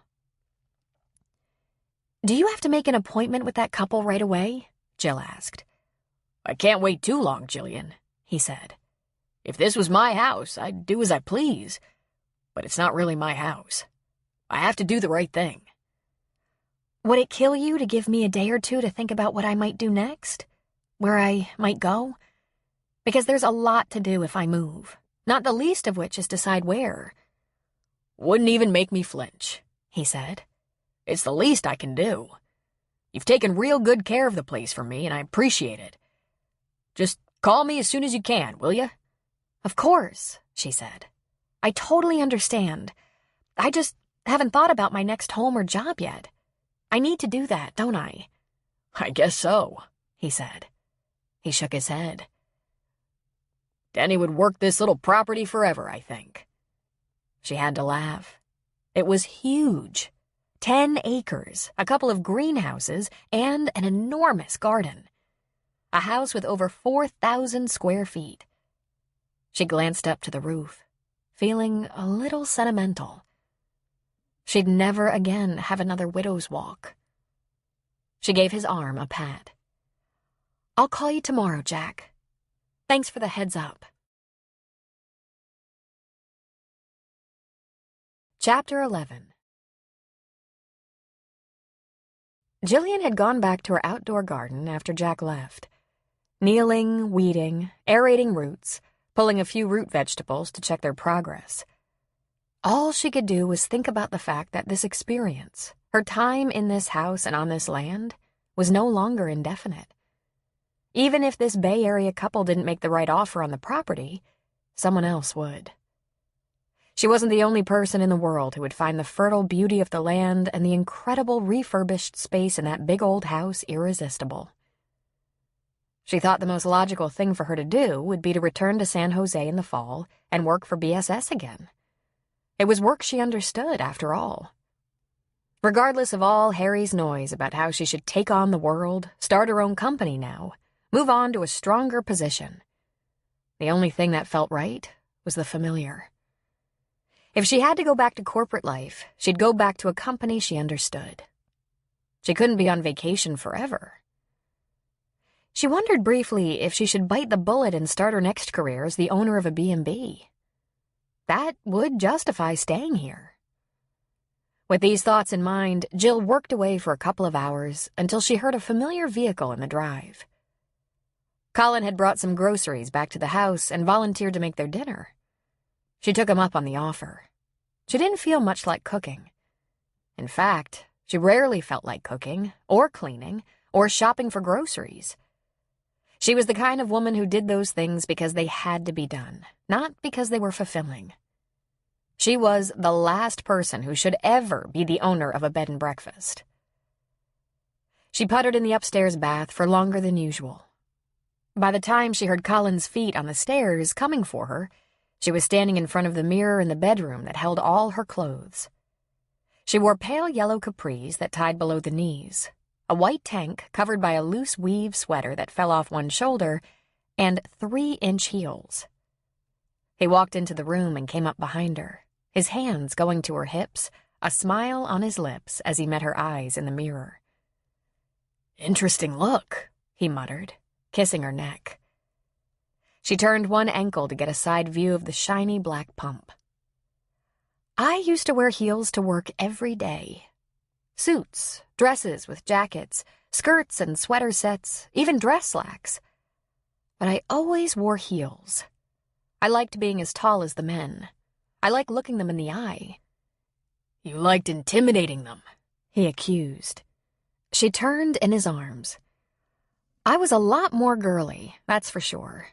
Probably more enticing to the male eye than jeans or shorts, tank tops and Skechers." "That might be, Jilly, but there's almost nothing you can do to make yourself sexier to me." He slid his hands around to her butt. "You're the sexiest gardener I've ever messed around with." "You're not more turned on by the capris with 3-inch heels?" "You even turned me on in those flannel PJs pants." He grinned. "Those babies slip off real easy." "Jack has someone interested in the house. My party is almost over. I'm gonna have to decide where I'm going, what I'm doing." "Haven't you been thinking about it?" he asked. "Hasn't your deal with Jack always been till September?" She nodded. "I fantasized that nothing would change and he wouldn't have a better deal than me renting here for a long time, maybe another year. Instead of thinking about where I'd go and what I'd do, I was thinking about trying out a winter crop inside shelters with smudge pots and grow lights. But, well, it was a respite, a vacation, sort of. A break from the real world. I can't be on vacation forever." He laughed at her. "No one works harder at a vacation than you, Jilly. Up before the sun, farming all day, studying plants and gardening online all night." "Because it's fun," she said. "I guess the most rational thing would be to go back to San Jose and work at BSS. I should be so grateful I'm still welcome there." "You don't sound grateful, honey." She turned around and faced the mirror again. "I don't know how to explain this," she said, tipping one foot up on its toe and peering at the reflection in the mirror. "That corporate girl in the heels?" She looked over her shoulder at him. She gave her head a little shake. "I don't feel like her anymore." He tightened his arms around her waist. "Who do you feel like?" he asked softly. "I feel like a settler, like a homesteader. I feel strangely unencumbered, like a woman who never has to set an alarm clock, like someone living off the land. Like a nature kid, but I'm not.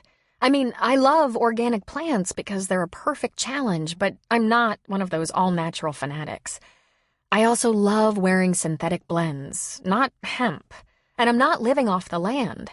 I go to the grocery store. And I'm not unencumbered. I live in a huge, beautiful, restored Victorian with upkeep, with bills to pay. I guess I can't do this forever. I have to work." He laughed at her. "You work 7 days a week, and maybe the reason you feel unencumbered is because you haven't been under a lot of pressure. The plants and your staff have been cooperating. And maybe, just maybe, you could afford to do this for another year. Even if you have to find another plot of land to do it on.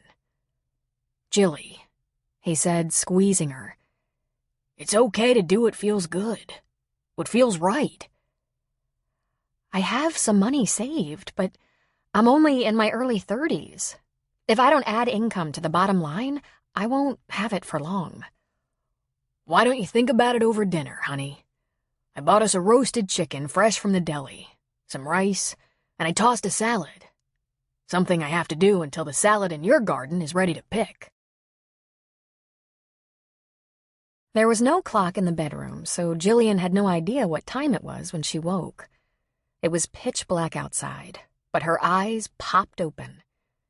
She slipped out of bed, found one of Colin's t-shirts, and slid it over her naked body. She found her furry slippers and went down the stairs to her office. She clicked on the computer and saw the hour was 2:47 a.m. She logged on and started skipping around the internet. She was only vaguely aware of the sun coming up and the faint aroma of fresh coffee. And then Colin put a cup beside her on the desk. "So that's where my shirt went," he said, leaning down to kiss the top of her head. She glanced at him and saw that he wore only his jeans, zipped but not buttoned, bare chest and bare feet. God, but he was a beautiful man. "Colin," she said excitedly, "do you know how many organic farms and gardens there are in California?" "A lot, I imagine," he said, smiling.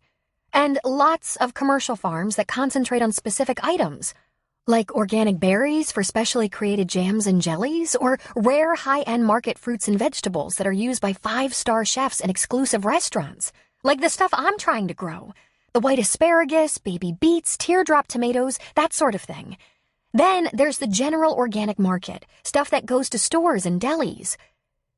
"You have a bright flush on your cheeks, and your eyes are very sparkly," he said.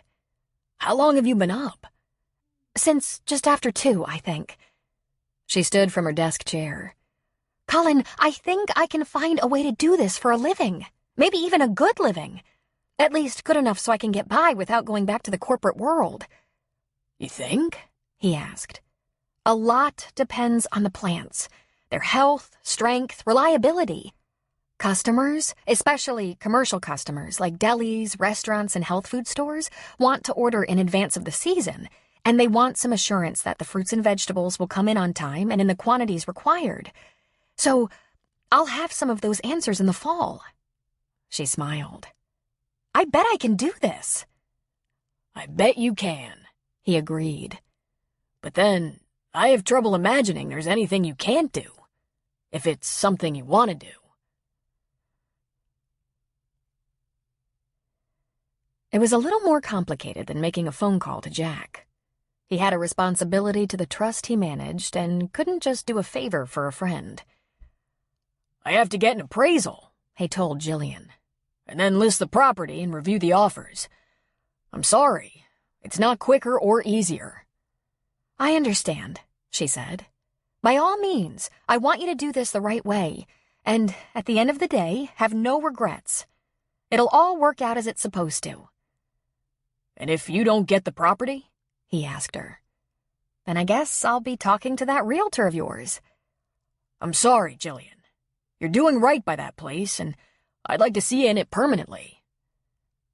But Jillian didn't see this as a discouraging bit of news. She'd never been afraid to work hard for what she wanted. And right now, that ethic was coming in handy. A week later, Colin and Jillian were on the road to Chico, and while they were away, Jack would be showing the house to the couple from the Bay Area. "Births, deaths, weddings, and critical injuries get a lot of attention from the Reardon family," Colin explained to Jillian as they made the drive to Chico for the wedding. "I'm afraid that I'm the one with the reputation for being a no-show most often, for making the fastest trip, shortest stay. Aiden, Sean, and Luke have always been pretty tight. Aiden is actually close to everyone and the best about keeping up family relationships." "And now he wants all his brothers to witness for him," she said. "Typical Reardon move. Gather them up, make sure everyone is front and center. I usually do what I can to resist the call. Sometimes I arrive late, leave early, manage to find an excuse." "Why do I get the sense something has changed?" she asked him. "Because it has. I almost met my maker. My brothers, though a huge pain in the ass, came running. I wanted to kill them all, but they were persistent, and it's probable that because they wouldn't let me shove them away, I got the help I needed. I'm too goddamn stubborn to do it for myself, to even acknowledge what I need. Do you know they had a conference call about me? Seriously. Patty was the first to suspect I had a problem with painkillers, and he invoked the Brotherhood. Aiden was the one to get personally involved. I think he was elected because he's a doctor, and I think he put his credit card on the treatment bill. None of them will tell me if I owe anything for that. Not even Luke. And I'm pretty sure Luke would like to shove me in a hole. Come on, she laughed. Luke seems like a great brother. When he's in charge, Colin said with an indulgent laugh. He's not that great when someone disagrees with him. He's a diamond in the rough. Apparently, Shelby sees the diamond, and the rest of us see the rough. I so look forward to this, she said with a laugh. Having only had one sister growing up, I can't imagine 5 rough-and-tumble boys. And it sounds like you're all still at it. Listen, if it would be best for you to stay at your brother's house with most of the family, I'm perfectly fine in the hotel by myself. He reached for her hand. You're kidding, right? Really? It's a family time, and I'm not... You're with me. Listen, there's no good way to ask this, so I'm gonna blurt it out and hope I don't fumble it too badly. Is taking you to a wedding, to a family gathering, is that gonna confuse what we have going on together? She smiled at him, a purely indulgent smile. You mean, am I going to hope for a change in plans? She shook her head. Don't mess with me on this, Colin. I'm keeping my head and my body in the present. I'm not expecting anything to change. I'm not setting up any fantasies. Spending nights in bed with you is fantasy enough. You never thought about marriage? Family? All that? She shook her head. In an abstract way, I thought it was somewhere in my future, but there were no contenders. The first person to ever take me looking at rings was Kurt, and I was reluctant to do that. I didn't want to mislead him. She shrugged. I told him that might be way in the future, but I sure wasn't there yet. I wasn't in love with him yet. I wasn't ready to take it that far. She laughed bitterly. Isn't it funny that I was the holdout, and yet it never once occurred to me that he was playing me? I was worldly in business at such a young age, but in relationships, not so much. Inexperienced, he said, which probably means you hadn't been hurt a lot. Not in relationships with men. I had my hard knocks in other ways. Losing my dad, then my mom. The usual problems with money, growing up poor, struggling on a shoestring in school. Then the struggle of paying for Nana's assisted living, then her death. But men? No, only a few. Not traumatic. Don't worry, Colin. I'm not going to try anything like holding your feet to the fire for a promise you never made. I want you to go to Africa. I want you to find what you need, to feel whole again, to reassure yourself that you haven't missed anything. That feeling you had of being robbed, you're not ever going to feel like I was the one to rob you. Think of me as your cheerleader. But could we make an agreement about that? What do you need, Jilly? He asked, squeezing her hand. I need you to not ask me again. It takes a certain amount of effort to keep from thinking into the future where you're concerned. Let's not keep re-examining that. You're right, he said with a nod. And I'm going to say one thing before the subject is dropped. It takes a certain amount of effort for me, too. It made her very happy to hear that. But she said, it's important for you to follow your plan, Colin. I could never be happy with some guy who spends his life feeling he made sacrifices for me. Sacrifices I didn't ask for and that you'd eventually resent. I want you to know you did everything in life that's important to you. You're 1 in a million. You know that? He asked, giving her hand a squeeze. She lifted her chin. Yeah, I know. Colin and Jillian arrived in Chico early Friday afternoon.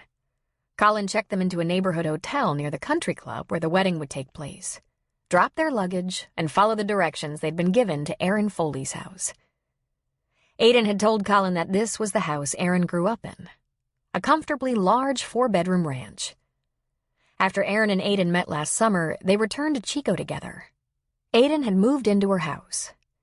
And when Colin and Jillian arrived, the house was already full of people. Colin's brothers Luke and Sean, their wives and kids were all staying with Erin and Aiden.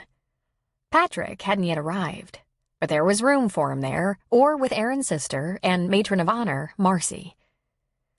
There was plenty of space left over. "Are you sure you don't want to stay with us?"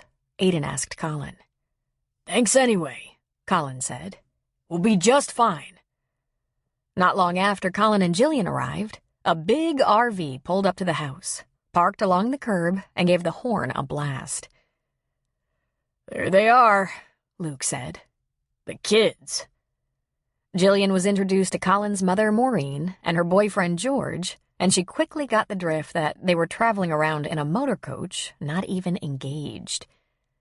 There were muttered jokes and chuckles about them living in sin, but the older couple seemed amused and completely unaffected. Maureen took Jillian's hand in both of hers. "I've been looking forward to meeting you, Jillian," she said. "And I can't wait to hear all about the garden and your plans for it. I'm a gardener myself, though it's been a while." "You know about me?" Jillian asked. "It's spread like wildfire, dear," Maureen answered with a smile. A little while later, the baby of the family, Patrick, arrived in a rented car. He had to go through bone-crushing hugs from men, kisses from the women. A beer was pressed into his hand, but before taking a drink, he looked askance at Colin. Colin smiled and raised his non-alcoholic brew in a toast, bringing a big grin out of the handsome young man. Young. He was probably older than Jillian. Jillian had expected to enjoy herself, if only because she was with Colin. But it was way more than simply having a nice time. She had a fantastic time. As the entire family, both Erin's family and the Reardons, gathered around the patio, kitchen, and backyard, there was so much laughing she nearly had to hold her sides. Nothing was sacred. They went after each other like hungry dogs, telling stories on one another. No one was spared. Even Maureen had to take her share of teasing. The stories Jillian enjoyed the most were about the bride and groom who met in Virgin River. "I couldn't even get to first base until I shaved off my beard and chased a bear out of her kitchen," Aiden said. Jillian sat up straighter. "A bear?" she asked. "In her kitchen?" "She was baking cookies with all the doors and windows open," Aiden explained. "Near as I can tell, Jillian only does Fruit Loops," Colin said. "Well, that goes without saying," Sean said with a bad boy grin, getting a playful whack from his wife and laughter from the entire crowd. Except Colin. He grew serious. "Jillian's outside from dawn till dark, sometimes pretty far from the house."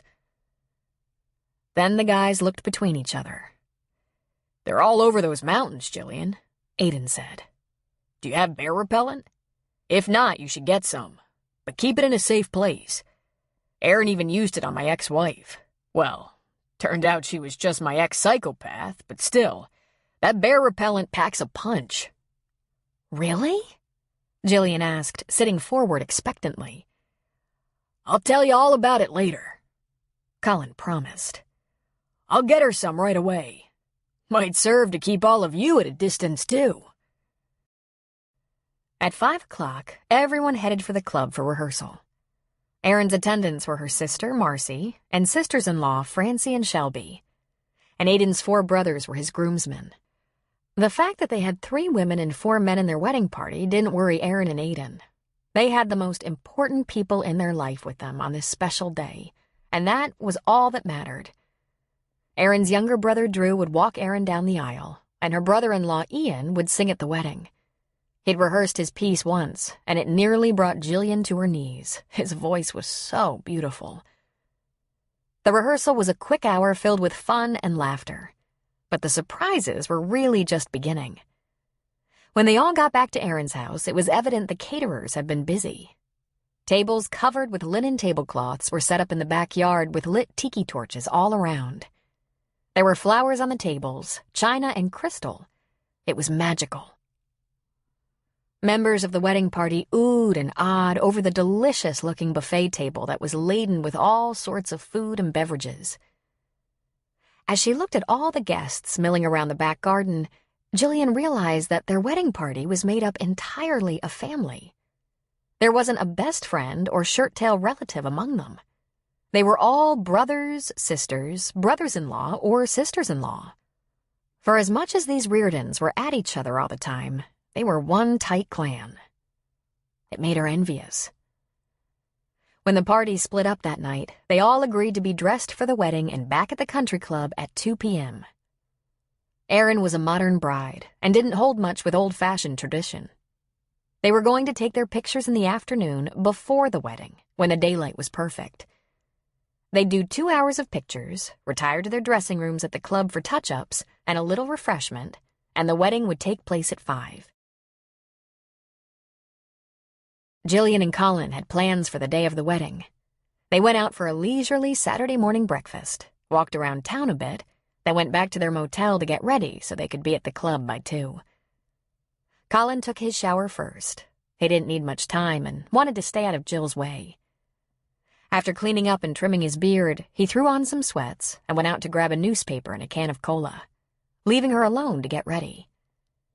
When he returned and let himself into the room, the sight of her knocked the wind out of him. Jillian was in front of the mirror, bent over at the waist while she dried her hair. She was wearing a pink strapless bra and a thong of a matching color.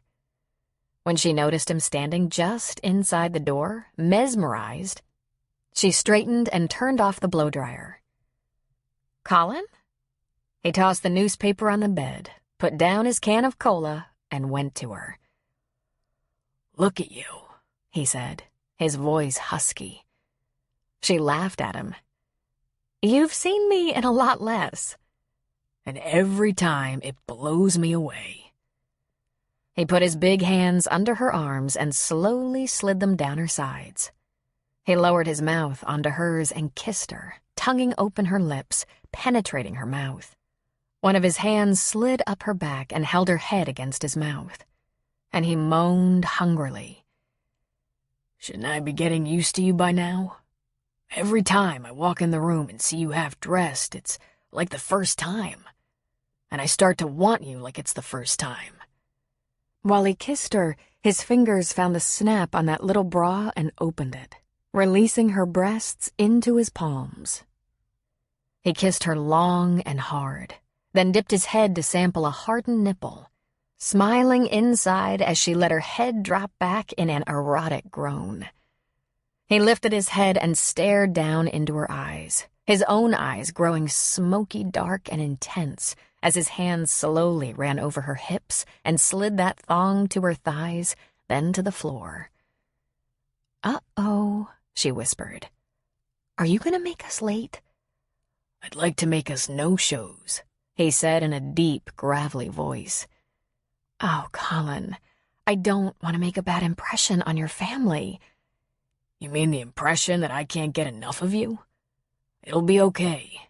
We'll get there in plenty of time." His hands on her waist, he lifted her onto the vanity, spread her knees apart, and knelt before her, kissing the inside of her thighs right before he plunged his mouth into her core.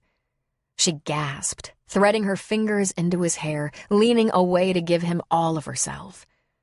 The hungry sounds he made were beautiful to her. The strength of his tongue on her, in her, drove her half out of her mind.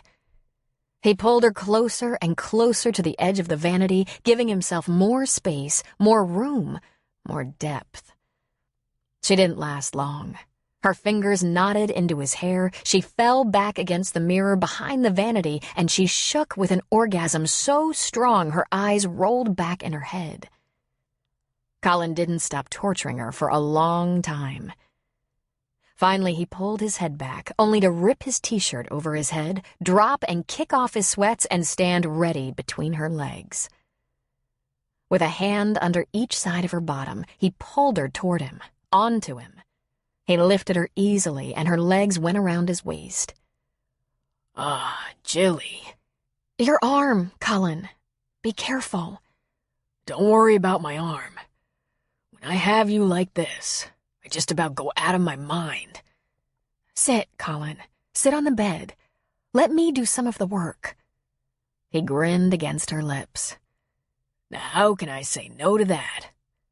He sat down on the edge of the bed, his hands still under her perfect butt, buried his hairy face in her neck, and began to lift his hips, pumping into her slowly at first. God, Jilly, he whispered. You're so perfect. Arms around his neck, she held him close to her, close in her. And as always with Colin, she was reaching another pinnacle quickly, gasping and grasping, tightening around him, her legs like a vice around his waist. She knew he felt it because he chuckled deep in his throat. Then he plunged into her one more time, and she could feel his pulsing, throbbing release. They clung to each other for a long moment, sweating and still breathing hard. When they'd calmed and Jillian leaned away to look into his eyes, she found him smiling at her. He pushed her hair over her ear. We're so right together, he said softly. You just do it to me every time. She laughed softly and said, I believe you just did it to me. And now we have to start over. We need showers. And we're gonna be late. Because you just can't control yourself, and when you can't, I can't. Your cheeks are pink, sweetheart. Flushed and satisfied. Get in the shower, Colin. And please hurry. In the end, Colin had to quickly shower, don his tux, and head for the country club for the 2 o'clock pictures with a promise to come back for Jillian between pictures and the ceremony. When he walked into the hotel room later, she shot him a look, held her hand up to ward him off, and said, I swear, if you touch me, I'll scream. I don't have time for another shower and fix-up. He just grinned at her and said, Do you just have that little pink get-up on under that dress? The little bra and thong, and that's all? I think it would be a mistake to talk about it. I'll be thinking about it all night. And then, when I get you back here, I'm gonna undress you with my teeth. That's fine, as long as you don't embarrass me in front of your family. Come on, sweetheart, he said. Let's get you away from the bed. We have to get Aiden married. The wedding was elegant, held outside in a sheltered cove. There were about 150 guests, many of them Erin's partners, co-workers from the law firm, a few of her clients, and some of Aiden's partners from his new medical practice. They spoke the traditional vows in front of a woman minister. A string quartet played. Ian Buchanan sang, From This Moment On, and before Jillian knew it, they were walking back down the aisle. Since the pictures were already done, the rest of the evening was dedicated to a classy party. There was a champagne hour during which many toasts were made, then a beautiful meal was served. Finally, an incredible cake was cut. There was dancing inside the country club, but most of the guests seemed content to linger outside, visiting, listening to the soft string music that floated over the warm spring night and among the trees and flowers. Jillian was able to spend lots of time with Colin's mother and sisters-in-law. By 10 in the evening, the bride, groom, and most of their family were headed back to the house for coffee at the end of the day's events. Typically, the bride and groom would be on the next plane out of town to their honeymoon destination. But Aiden and Erin didn't want to miss out on any time with the family that had traveled to their wedding. Family who would have to get back to their lives by Monday. So instead of leaving town right away, Aiden and Erin stayed and hosted a Sunday morning brunch. The same catering service was back, this time with brunch specialties. Most of the family would only be staying until Sunday afternoon. Colin didn't have pressing business, but Jillian had to get back to her plants. In fact, of all the Reardons, the only ones who had nothing but time were Maureen and George. They planned to stay in Chico for a couple more days, then head north for a visit in Virgin River before getting back on the road. Before everyone went their separate ways, they spent Sunday afternoon just sitting in the garden and visiting. Colin sat on a lawn chair on the far side of the lawn watching Jillian. She was sitting on the grass with Shelby and Marcy, who had their babies, both around 9 months old, playing together on a blanket. The girls were talking and laughing. They'd made friends easily. Jill was animated as she laughed with the girls, played with the babies, and made them giggle. He was in awe of a woman who could look so pure and proper one moment, and the next be the wild woman driving him out of his mind in his bed. This was far outside his experience. Oh, he had lots of experience with wild bedmates, but he couldn't possibly have taken them to family gatherings. And then, of course, he dated some real proper girls, but hadn't met one who could hold his attention after dark. Usually you'd expect it to be the bridegroom who would be all fogged over, gazing at his woman. Colin looked up to see Aiden smiling down at him. He laughed and shook his head. He was caught. Aiden dragged a lawn chair over and sat beside Colin. "I like your girl," he said. "Jillian's a catch." Colin nodded. "She's pretty wonderful. I've never met anyone like her." Aiden rested the ankle of his right leg on the knee of his left and leaned back in his lawn chair. "I take it you're feeling good. Medically?" "Can't complain," Colin said. "Almost never have pain anymore. Just the elbow sometimes." He demonstrated by stretching out his arm. It wasn't quite straight. "I keep working it, but it's still a little bent. But at least it's strong now. I have no trouble carrying heavy things, like a big duffel. I've been working with some weights. Don't overdo it. Take it nice and slow," Aiden advised. "So, this?" he asked, nodding toward Jill. "Serious?" Colin gave Aiden his full attention. "Oh, I'm serious about Jill. I'm just not ready to settle down." Aiden shrugged. "You haven't known her all that long. That could change. It's not about marriage, Aiden. The crash and all the bullshit that followed sneaked up on me. I was a long way from hanging up my helmet. I planned to give the Army 30, then find a civilian flying job until the age of 65, or as long as my medical held out. I screwed that up." "True, you have issues to work through," Aiden said. "But you aren't necessarily at the end of your flying career. It's just a matter of going through all the necessary steps to get your license back. Aiden, I have my license back." Aiden sat up straighter. "No kidding. Good for you. When did that happen?" "Couple of months ago. 6 months clean and sober, all healed up. I have my medical back and I'm licensed, but non-current. Can't fly if you're not current. I'll need check rides, but first I'll need an employer willing to set up those checks to get my license current. The Army isn't going to take me back, and a civilian operation in this country won't be ready for someone like me until the last thing on my resume looks a lot better than it does right now. Listen, it's going to be a little complicated." "What's going on, Colin?" Aiden asked. "I don't think we should talk about all this here today. It's the day after your wedding, and I'm not ready to get opinions from Sean and Luke and Patty. Not to mention our mother." Aiden lifted a brow. "I'm ready," he said. "Can this be just between us for now? For a few more weeks, anyway? As long as you're not going to tell me you're looking for work as a mercenary," Aiden said. "Not directly, but—" he shrugged. "Never know." Aiden leaned forward and put his forehead in his hand. "Aw, man. That's not my first choice. Like I said, I'm not ready to settle down. Meaning, I'm not ready for a quiet life. I'm not like Luke. I'm not going to be satisfied with some cabins by the river and a sweet little wife and baby. It's not me. It's not me yet, anyway. I like to be on the move, challenge myself, do the things not everyone can do. So I have some plans that will keep me moving, give me a chance to check out the possibilities. And these plans? Well, first of all, when my lease on the cabin is up at the end of the summer, I'm headed for Africa." I've never been there. I want to see as much of it as I can, but I'm planning to do two things for sure. Take pictures of wildlife in the Serengeti and check out their aviation installations. See if they need any helicopter pilots, bush pilots. Aiden tilted his head with a nod.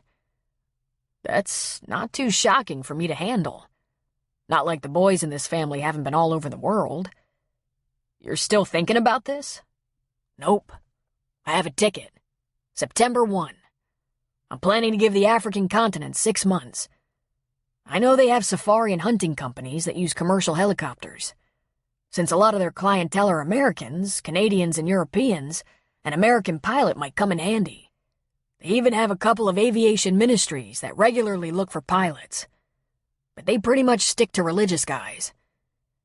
So, Aiden said, 6 months and you're back stateside? No telling, Colin said, shaking his head. If I don't find what I'm looking for in Africa, there are lots of other places to explore, to experience. And while I'm at it, places where I can look for work. Alaska, Costa Rica, Australia, and New Zealand. Maybe India. I'm into the animals, Aiden, not the sunsets. What about the painting? The painting is good. Feeds something in me, but I'm not sure what. I think eventually I'll paint full-time, and that's one of the reasons I want to take photographs in the Serengeti and hopefully the Amazon. The pictures could keep me busy painting for a long time. But I'm not ready to give up my lifestyle to paint every day. As long as I can travel and fly, painting is good for me. As a steady diet, just not enough. The expression around Aiden's eyes was almost sad. I get it, he said. It's how you've always lived. I get that. What about Jillian? Colin smiled sentimentally. You just can't imagine how incredible she is. She understands and encourages me to do this. She wants me to be sure I've done what I have to do to get my life back. It'll be hard to say goodbye, but I'm going to stay in touch with her. There's email, live video feed, international cell phones. Until we get bored with the long distance, or she meets someone who's better for her, I'm not planning on just giving her up. He shrugged. Who knows? Maybe Jilly will get tired of her funky little tomatoes and decide to come with me. She's a risk-taker at heart. She's not afraid of anything. Aiden was contemplative for a moment before he said, Sounds like a good plan. Colin sat straighter. Seriously? Aiden just shrugged and smiled. No lecture about leaving a good woman just for travel and good times? Aiden chuckled. Colin, if it turns out you love that woman, he said, tilting his head toward Jillian, you'll learn a lot more if you actually leave her than you will if you give up your plans to stay with her. I just hope your instincts and timing are real good, because if they're not, the agony of the last year is going to seem like a picnic compared to trying to make a life without the other half of your heart. Chapter 12. On Monday afternoon, Paul Haggerty brought a man into Jack's bar. He grinned and said, Jack, meet one of our new neighbors, Leaf Holbrook. Jack stuck out a hand. How do you do? Welcome. Drink? You could talk me into a cold beer, Leaf said. I'm not a neighbor yet. It's gonna take a while. Jack, remember that vacation home I built for the rich couple? One of the first houses I finished up here after yours. 3,000 square feet with a view of the valley, about 3 miles northwest of your place. I walked through that house, Jack said. He whistled. Some kind of vacation home. I never did meet those folks. Paul just laughed and explained to Leaf. Up here, when there's a house under construction or in renovation, half the town walks through it, just to see how it's coming along. Then most of them make sure I have their opinion. Then, to Jack, he said, I don't know that the owners were up here more than once after it was finished. It's in foreclosure, Leaf said. My bid was approved, but foreclosure homes take a long time to close. Meanwhile, I came up to see if Paul could finish the office with built-ins, which I'm all too happy to do once the property closes. I don't think anyone but Paul ever met the folks who built it, Jack said. What happened? No idea, Paul said. Eyes bigger than their wallets. They hadn't made a payment in a year, Leaf said. I'd been on the lookout for something in a friendly small town. I knew this place was small. Now I'm just hoping I'm right about the friendly part. We're friendly, Jack said with a laugh, as long as you don't cross us. So, what made you go looking for a small town? Oh, a better place for my family than L.A., and with my work, I don't have to spend much time in L.A. I can live just about anywhere. Family? Jack asked. One 13-year-old daughter, Courtney. My wife is deceased, which is very hard for Courtney, of course. We're healing. We need to step back, you know? Get out of the rush and noise, slow down, see if we can move on and get past this. My condolences, Leaf, Jack said sincerely. How long ago did you lose your wife? It's been almost 2 years now, but it's not easy. Courtney's having a difficult time, and I struggle to do the right thing for her, to help her get through it. She was just 11, an awful tender age to lose a parent. Hopefully, we'll be up here and moved in before school starts in September, so she can make a fresh start. Good luck with that. I hope it goes well, Jack said. I do know a real good counselor, kind of specializes in middle school and high school kids. Real nice guy. A kid I've known for years, almost a son to me, came back from Iraq missing a leg, and the counselor really helped him. If you ever want the name, when we get back up here, I'll be in touch. I can use all the help I can get, Leaf said. Right at that moment, the door to the bar swung open, and in the frame stood a skinny little girl with stringy black hair streaked with pink, purple, and red. Her fingernails were painted black, and she wore pounds of black eyeliner and mascara. A little turquoise tank top stretched over her flat chest, and above an itty-bitty black skirt, fishnet hose, and black ankle boots. The whole look was completed by a sneer on her face that, somehow, didn't look in character. "Are we just about done here?" "Just about," Leaf said patiently. She turned on her heel and disappeared. Jack gave the counter a wipe. "I'll find that counselor's name and number," he said to Leaf. "Thanks," Leaf said in return. Lily Yazzie had lived in the area between Virgin and Grace Valley since she was 13, which made it almost 14 years now. But she had only begun keeping a horse at the Jensen stables and teaching riding part-time with Annie, the vet's wife, in the past year.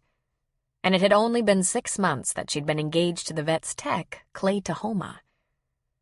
Lily was Hopi and Clay Navajo. They had much in common, and their love for horses was one of many things. She was in the stable brushing down her Arabian mare, Blue, when she sensed him coming up behind her on silent feet.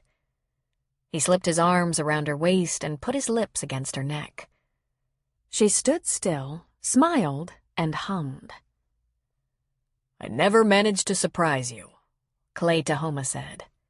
"You sense me even when you can't hear me." "Oh, Clay, is that you?" Lily asked in a teasing voice. He turned her around and looked at her laughing face. Then he wiped that smile off her face with his lips. He kissed her soundly, deeply. His hands found her small bottom and pulled her hard against him. "I missed you last night," he said, his voice soft and hoarse. "I plan to make up for it tonight." "Unless there's another sick horse somewhere and you have to go out again," she said. He frowned. "That could put me in a mood. I meant to tell you. My mother called me this morning. You've made her very happy, Lily, by agreeing to have our wedding at home on the Navajo Nation. I'm glad. It's a generous thing you do for her. The place of the wedding is your decision, and I know you didn't have the reservation in mind when you agreed to marry me. It's important to your family, she said. There's just Grandpa and me. You have all those Tahomas to contend with. It's a good thing we won't be using that traditional church seating of bride's side and groom's side. The bride's side would be woefully vacant. I love you for thinking of them. I'll find something to do for you that will make you just as happy with me. I promise. Maybe you know of something. She looked briefly away. We'll talk about it sometime.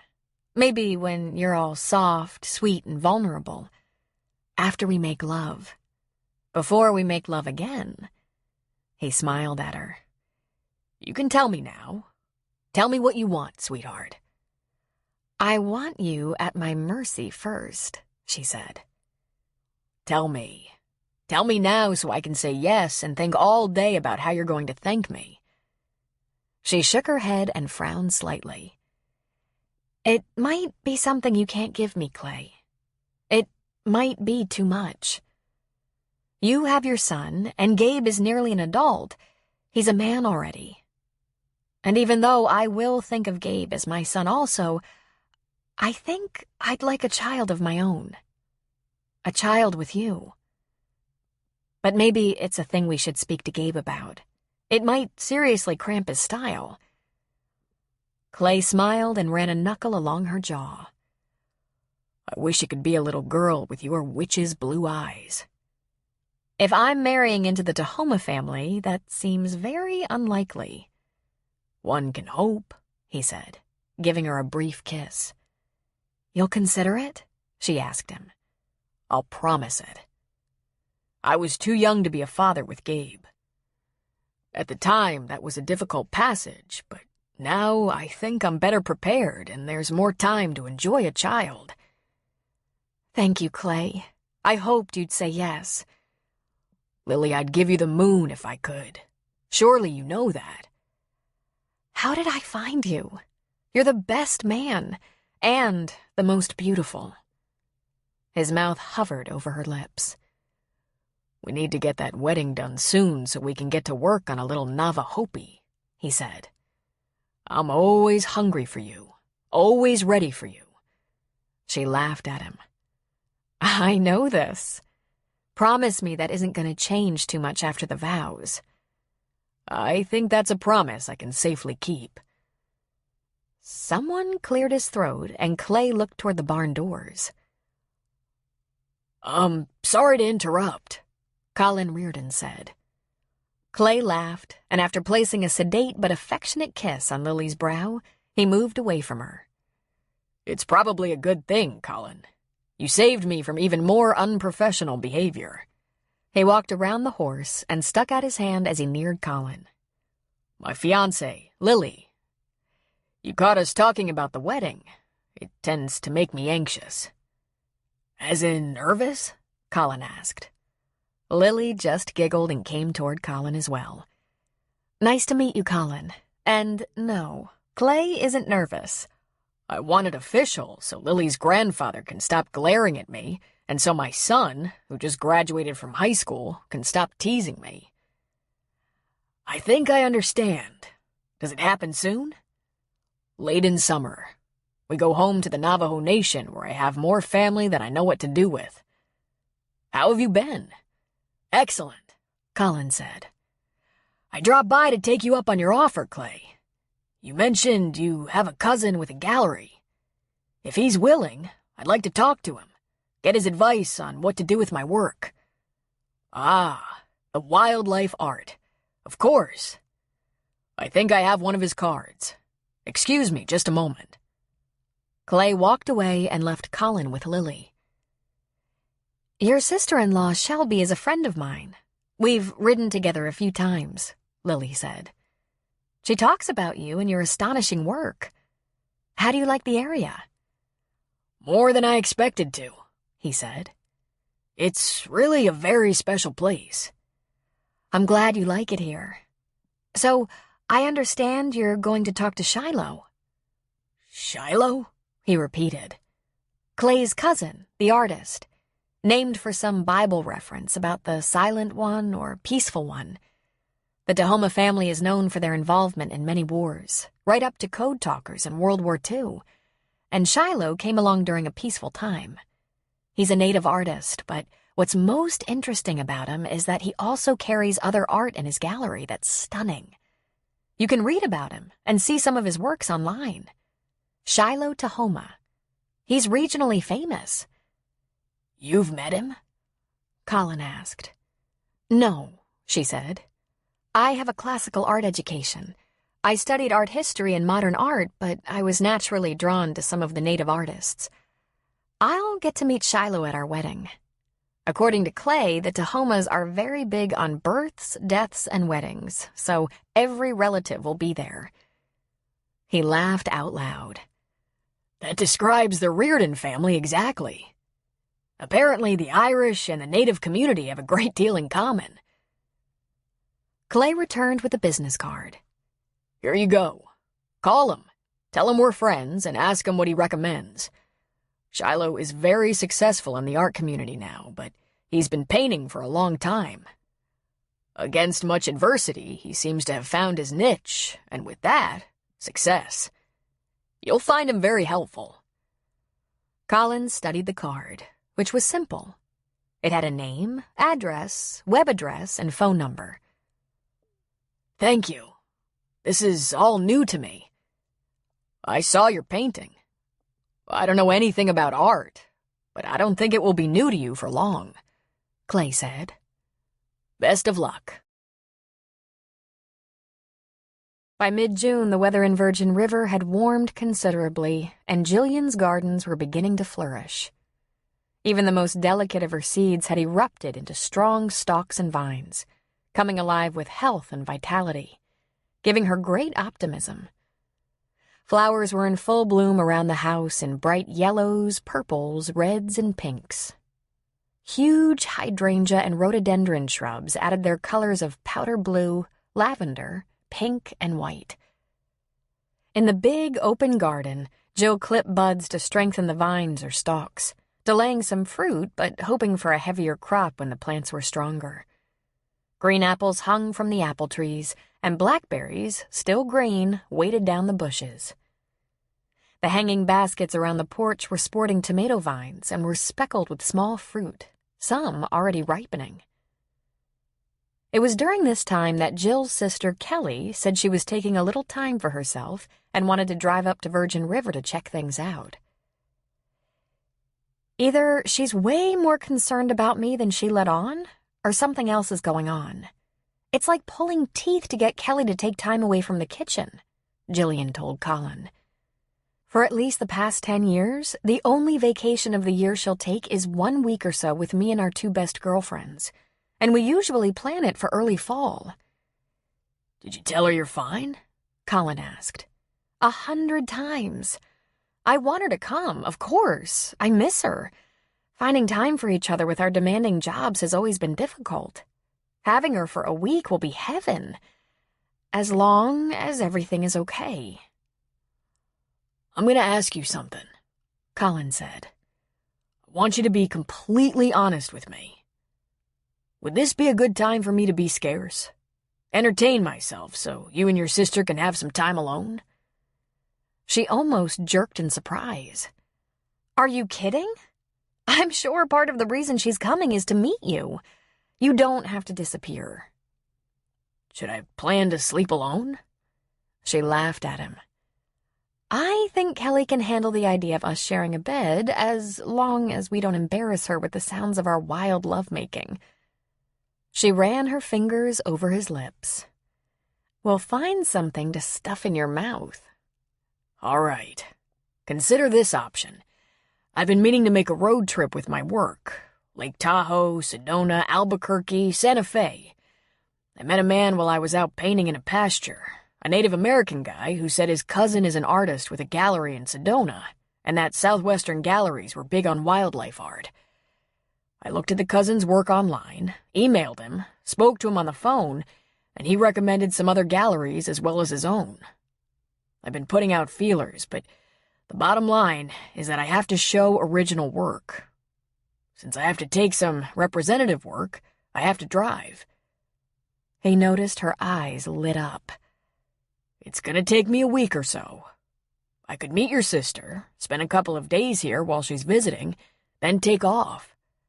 You'll have some privacy with her while I'm gone, but I wouldn't be running out on you. You're gonna do it, Colin? Get an opinion on your work? He nodded. I'm curious, Jilly. But we could both be disappointed, you know. Could be I'm just a novice, staying busy while my bones mend. She shook her head. I don't think so, but it really says something that you're gonna check it out anyway. So you like that idea? Spend a couple of days with us, 2 or maybe 3, then head out on your road trip? I like that idea, but you have to promise to be in touch every day. I want to hear all about it. Everything. I want to know everything, he promised. What's Kelly like? He asked. She's very beautiful, Jill said. Maybe it's for the best you're only going to spend a couple of days with us. You might find yourself hopelessly in love with her. He couldn't help it. His eyes got as big as hubcaps. Whoa, Jilly. In my mind, there isn't anyone on earth more beautiful than you. Inside and out. She smiled sweetly. And this is why I let you hang around, Colin. Because you always say the most intelligent things. As Kelly made her way toward Virgin River, she couldn't help but wonder if her younger sister had found true love. Oh, she'd been told it was love with an expiration date, but would that really come to pass? If it was real, something would have to change. He would stay, or she would give up her garden and go with him. Simple. If you found the one, you did what you had to do. Fortunately for Kelly, she'd found the one. Unfortunately, he wasn't available to her. Professionally, they were close. He was a mentor and a good friend. They were in touch all the time and had many long discussions that always started with food and went from there. All Kelly could do was exactly what she was doing. Perform as an exceptional sous chef and try not to take these intense discussions too seriously or too personally.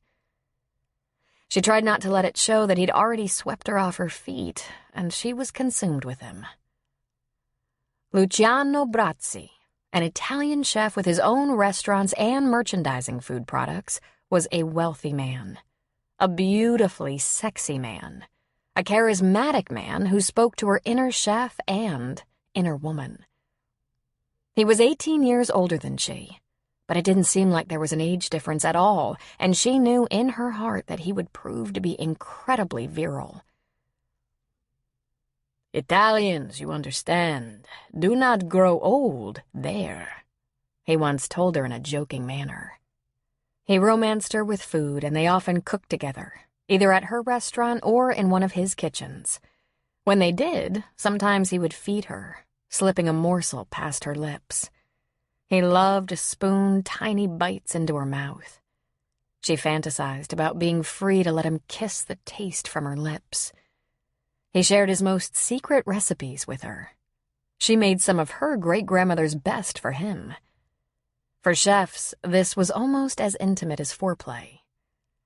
He praised her talent and promised to help her get her own kitchen, perhaps her own restaurant, something she'd lived for and worked toward for years. If anyone could make that happen, it was Luca. He was very influential and very rich. She dreamed about what the sex would be like. They would surely come together like mating cyclones. She wanted him with all her heart. They seemed completely compatible. But there was one glitch. He was married. Now was a good time for Kelly to be away. It was to be a busy week for the Brazzi household. Luca's children, who were either married or had been away at school, would all be at home, and Luca would be completely unavailable.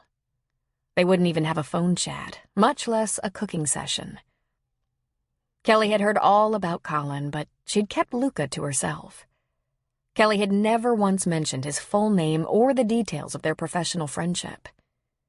Chances were good Jillian would have heard of him or even seen his name on the side of a deli container. It wasn't quite 4 in the afternoon when Kelly pulled up to the front of the Victorian. She parked and followed the drive around to the back where she thought she might find her sister. And she was right. She could see her prowling around a huge garden inside a 5-foot cyclone fence with a large gate at each end. Kelly watched. Jillian would walk a few feet, crouch, and examine a plant, pinch a bud or flower, stand to walk a few more feet, crouch again, and so on. As she neared, Kelly saw that the garden flourished. Some of the plants were growing tall, full, and dark green. There were vines winding up parts of the fence in small trellises. Some plants were staked to hold them up, some had strong stalks, some were covered with porous cheesecloth, some were bushy. The rows were immaculate and the color rich. "It actually looks like you know what you're doing," Kelly said. Jillian jumped and whirled. "Kel!" Jillian ran down the row in her red rubber boots and cargo pants, out through the gate and threw herself on her sister, hugging her hard. Kelly laughed and returned the hug. Then she held her sister away from her, eyeing her gardening clothes. "Not exactly what I expected," Kelly said, "but close. When was the last time you wore a bra or pantyhose?" "Pantyhose once. And a bra? Now and then. I have this sports thing on. It does the trick." Kelly just laughed. Then she turned full circle to take in the yard. Things had certainly changed since she'd first seen it almost a year ago while out here on vacation with Jillian and their girlfriends. The house was beautifully groomed, for one thing, freshly painted and sparkling in the late afternoon sun. There were 2 new aluminum storage sheds nestled between big trees and a road cut through the trees out back. Just then, she saw a young man on the road driving a golf cart toward them. When he pulled up to Jillian and jumped out, she said, "Denny, meet my sister Kelly. Kelly, my assistant Denny Cutler." Kelly put out her hand, but he just stared down at his. He said, wiping it on his pant leg. "Sorry, I'm kinda dusty. Nice to meet you." "Likewise," Kelly said with a laugh. "Grab those flats off the bed, Denny," Jillian said. "Jump in, Kel, and I'll give you a tour. This is my garden mobile." "This is quite the operation," Kelly said as she climbed in beside her sister. Jillian drove them through the trees to the back meadow. There were 2 freestanding greenhouses, and just past them, someone had begun clearing another garden plot. "We put up these greenhouses a couple of months ago and are using lights and irrigation to start plants. We've been moving half of them into the outdoor garden and leaving half inside so we can monitor the difference in growth, gestation, and quality. I have another shelter ready to put up when that plot is cleared, tilled, and fertilized. But the new one is made of screen with retractable panels, and it's very large. We might be trying it with smudge pots as the weather cools. Everything is experimental right now, but so far it's working exactly as I'd hoped. We have some hardier early vegetables coming through, and I'm cutting lettuce, pulling a few carrots and scallions, but the special heirloom starts are another month from appearing." Kelly gazed at her little sister in wonder. "Okay, I already know this, but tell me again how this all started." "I remembered being here last autumn with you, and when I arrived here, I just wanted to come over and see the back porch and garden, which was looking a little neglected. I was literally crying into the mud, crying over my losses in San Jose." "Kurt?" Jillian shook her head. "When you get down to it, it wasn't about Kurt. I was upset over the demise of my career, my loss of innocence, missing my mentor, all the things I'd put 60 to 80 hours a week into. I was so hurt and angry, and instinctively I started digging. Next thing I knew, I was sitting at Jack's bar having a glass of wine talking about the stuff Nana used to grow, and a guy at the bar asked me why I didn't grow that stuff here. He said they grow pot year-round up here, using grow lights run on a generator. He said the special plant seeds I was talking about had to be available somewhere. I found them online. I ordered many varieties, and I got moving. She smiled. I hired Denny so I could catch up with the planting season, and I'm keeping him as long as I can. And Colin? She asked. Oh, I found him painting out back here. I was sitting up on the widow's walk trying to figure out how to access this area through the thick trees when I noticed a guy had driven up here and was painting. He liked this meadow because it was large and there were no shadows from the trees. I clawed my way through to find out what he was doing here, and little by little, well, he's the most wonderful man I've ever known. When do I meet him? Kelly asked. Now, if you're ready. He's here, painting upstairs in the sunroom, waiting for you to get here. Chapter 13. Colin had never before met a woman who traveled with spices, condiments, and recipes. He supposed it should come as no surprise that Kelly had stopped at the grocery store on her way into town to buy the food she wanted to prepare and eat. She was a chef, after all. Wherever she went, she cooked.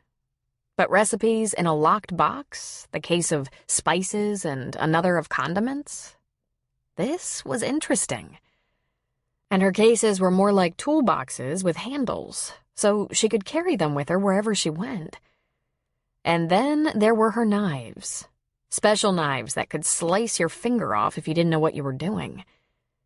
She always had a set of her own knives with her in case she'd be cooking. And if she was going to be eating, she'd probably be cooking. After meeting Kelly and visiting for a while, Colin had taken a place at the kitchen table with his laptop, watching and listening as the girls cavorted around the kitchen. Their choreography combined with chatter was interesting. They had a system for everything. Kelly was the leader in this venue. Chop this tomato very small, no bigger than your baby fingernail. Mince the parsley, and I mean mince. So, this Denny helps around the garden? I don't remember you telling me about him. This size? Jilly asked. Sure you do. I told you all about him. Did I tell you I thought he asked me on a date? Colin's ears perked up at that. That size is good. No way. A date? I misunderstood. He was offering to take me to Jack's for supper because he thought I wasn't getting out enough. So I told him I had Colin. She shot him a look with a smile. Now he feels better about things. He didn't really want to date me at all, which is good because I wouldn't have considered it under any circumstances, even if I didn't have Colin. And I'd hate to fire him. He's indispensable. And awful young, Kelly said. Awful, Jilly agreed. You still seeing that cook? Chef, not cook. Preacher's a cook. Luca is a chef. We're really just friends. Friends with potential. We talk on the phone, text, email, and sometimes cook together, but neither of us has much free time. Those pieces are getting too big, Jill. Sorry. Maybe you should find a way to have more time. Is he well-known, your chef? In culinary circles, I suppose he is. That's probably what attracted me in the first place. We talk food. I guess that can't be any more boring than talking seeds. Colin laughed out loud, and both women turned to look at him. Is that so? He asked, grinning. Just so you know, Jilly never bores me. It was interesting to him that Jilly had referred to Kelly as very beautiful, as though she could be more beautiful than Jilly. They were different enough that if you hadn't looked at their eyes and smiles, you might not think of them as sisters. Jilly was tall and trim with chestnut hair that was smooth. Her eyes were large and brown, and as Colin knew only too well, they could become even darker and sultry when she was getting turned on. Kelly, by comparison, was shorter, rounder, had blonde hair full with loose curls and blue eyes. But their eyebrows had identical arches. Their teeth, perfect and straight, were the same shape. Their lips were different, but their smiles were alike. It made sense to him that a gardener would be slim, muscular, and tan, while a chef would be more curvaceous, fuller, rounder, her skin more ivory. It didn't take much observation to appreciate how much hard work it must be to create dish after dish in a busy kitchen. Yet he thought the gardening was still more physically demanding. Kelly looked like a gorgeous chef, while Jilly looked like a heart-stopping athlete. He realized Jilly looked as if she could ski the Alps, jump out of an airplane, dive in a coral reef, go on a safari. Play with him by day, heat up his sheets by night, pass the quiet time in sweet camaraderie, challenge him with her wit, appreciate those qualities in him that no one else ever took the time to notice. What was this? A mate? He saw a partner, a friend, a lover impossible to forget or replace. He shook his head absently. Colin didn't mate. But then, according to her history and what she told him about herself, neither did Jilly. While he'd had many women and assumed he'd never settle down to one, Jilly had had few men in her life and thought that one day there might be one for the long term, but she didn't count on it. Neither of them had ever had a romantic partner who tempted them to a permanent relationship. He and Jill were so alike, yet so different. There was one thing tickling the edges of his mind, however. He was falling in love with her. This was a first. He wondered if this might have happened to him long ago, if he'd just slowed down enough. He searched his memory, but he couldn't recall a single woman he wanted in the way he wanted Jilly. His Jilly. He had a very real urge to make her his so that no other man would ever touch her, so that she would always belong to him. "Can you close up shop now, Colin?" Jilly asked him, tapping the laptop. "Kelly has hors d'oeuvres ready and then dinner." "Absolutely," he said. "She's gonna make our cooking look pretty pathetic, isn't she?" "Oh, worse than that. She's a genius." For the past couple of months, Jill and Colin had joined forces in the kitchen at mealtime, throwing together an evening meal. It was always plenty satisfying, but certainly nothing special. When Colin reclaimed his seat, a placemat, plate, linen napkin, and water glass had appeared before him. He fingered the placemat. "Is this something new?" "No," Kelly said. "Something from my trunk. I know Jill doesn't bother with anything as pedestrian as presentation. I brought what I needed." She put a platter in the center of the table. It looked like a sampler platter, a few bites each of mini lettuce wraps, meatballs, humongous stuffed mushrooms, little baby pears, and stuffed grape leaves, ground lamb and garlic meatballs, mushrooms stuffed with breadcrumbs, tomato, celery, and onion, baby yellow tomatoes straight off the porch, soft shell crab, and broiled calamari. And she put down a small bowl of what looked like salsa and a small basket of sliced bread. Nana's sweet relish and French baguette, thin sliced and lightly toasted. "Manja! Eat!" Jill brought Colin an O'Doul's and a chilled glass, but he waved it away. Kelly was pouring wine that she'd brought to complement the food, and he wanted to participate. For a guy who was generally unimpressed with anything fancier than a grilled steak or a burrito, this was intriguing. He suddenly wanted to experience it all and see if he connected with this whole passion, this transporting of special spices and condiments, this chopping a tomato a certain way, this seasoning and sautéing and then presenting the whole thing on a dish that had to be on a placemat. He watched Kelly, then put a few items on his plate. He scooped a little of that sweet relish onto a thin slice of bread, bit down, and said, "Jesus," as if in a prayer. "What is this?" Kelly merely shrugged. Nana Sweet Relish. She used everything in the garden. Her first mission was to feed us, but her second objective was to pass on very old family recipes. Her mother's from Russia and her father's from France. Then there were some from her American husband, Chester Matlock. The beauty of Nana's recipes is that she never had access to the expensive delicacies. She only had what she could grow or buy cheap. She grew her own herbs in the windowsill, and I remember she used to buy the cheapest ground meat and bring it home to grind it 3 more times. We had a meat grinder that was mounted on the counter. A bowl could fit under the spout. She worked hard to make her food delicious, but her first concern was that we be properly nourished. "That starts in the garden," Jillian said. "We were very young when we came to Nana. We were the 3rd generation she would raise. First her only child, her daughter, then her grandson, then us. And we're the only ones who have had the opportunity to take on her legacy in the kitchen and the garden." "Now for the chicken," Kelly said as she cleared space on the table. She served a chicken so tender and delicious, Colin had to catch himself before he let his eyes roll back in his head in a swoon. He had no idea how it might have been made. Marinated in virgin olive oil and saffron, spritzed in lemon, sprinkled with parsley, seared, and then steamed with sliced mushrooms. The baby beans are garnished in slivered beets and almonds, the rice cooked with onions, peppers, chopped black olives, and topped with paprika.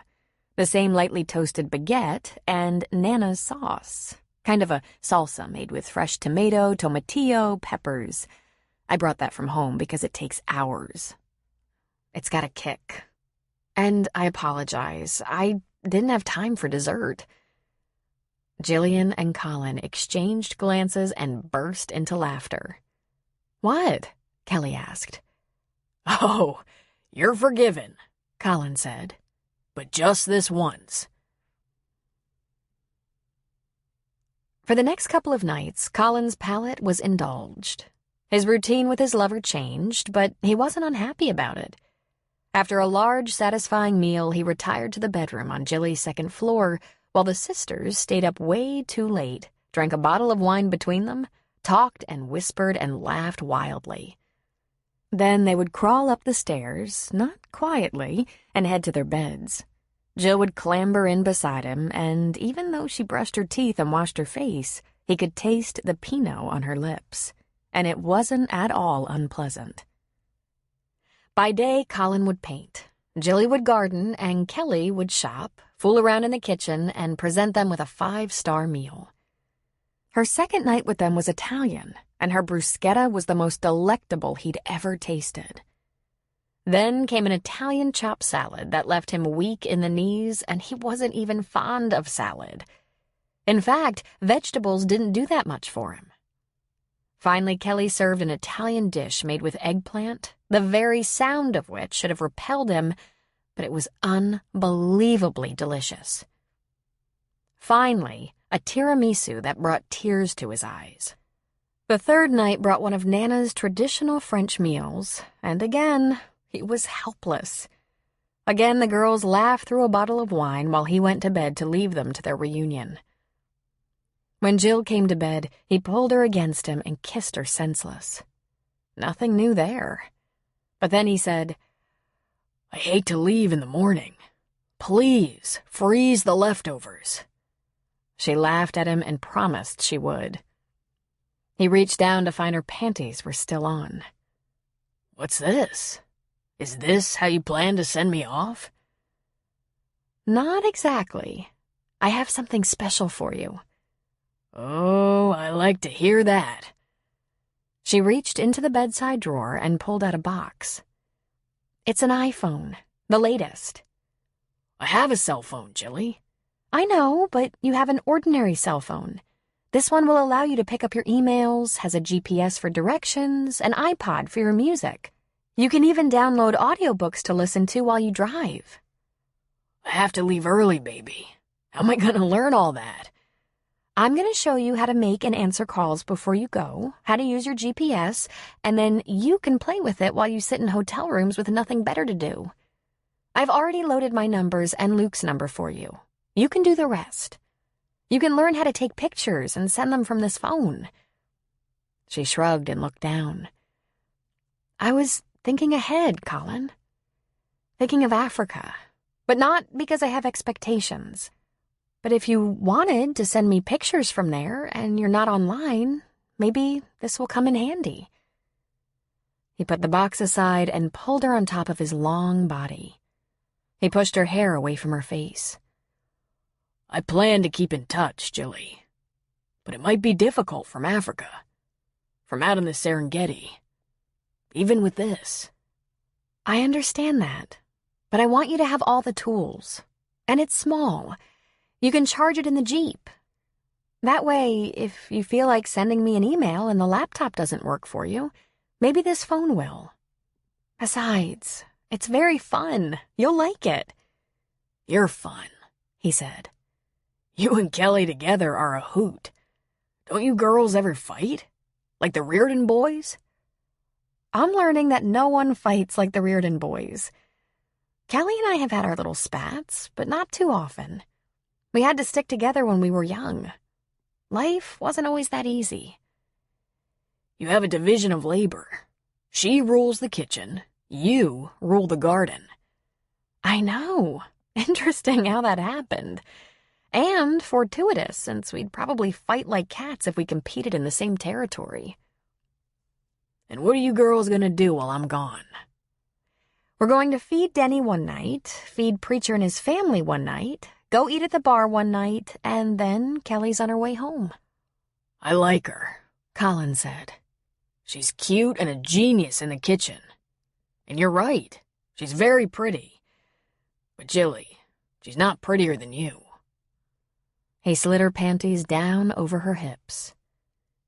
You're the woman I wake up wanting, fall asleep wanting, reach for in the night. You.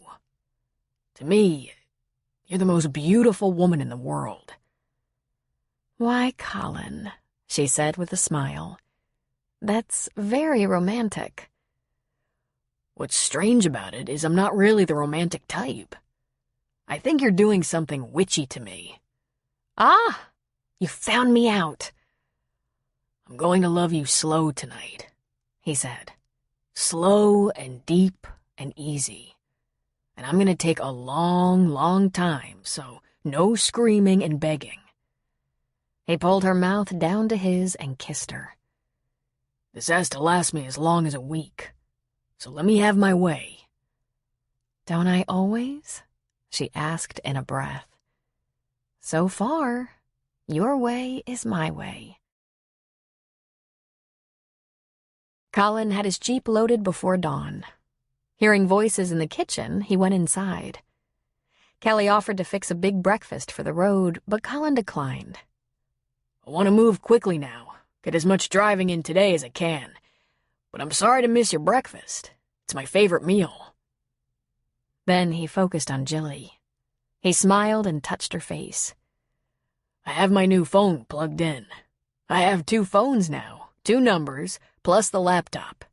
Are you happy? I'm happy you're taking your art on the road. I think the next step is some kind of representation, but I'm going to wait to hear what you learn from these artists and galleries you're visiting.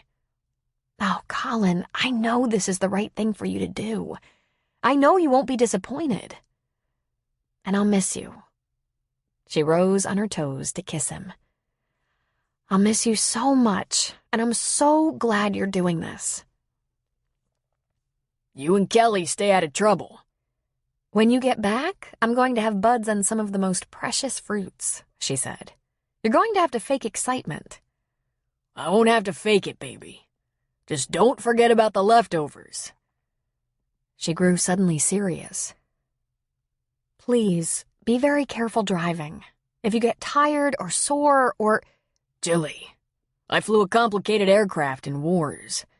I know my body, my ability, my limitations. She smiled. Of course you do. I can't wait to hear what you learn." "I already can't wait to get home to you." He kissed her goodbye and left quickly. And she stood on the porch, then walked out to the drive and watched until he passed through the trees and disappeared.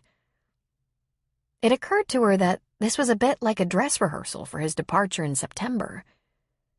It was such a precarious balance, wanting him to live his dream and yet find a way to never leave her.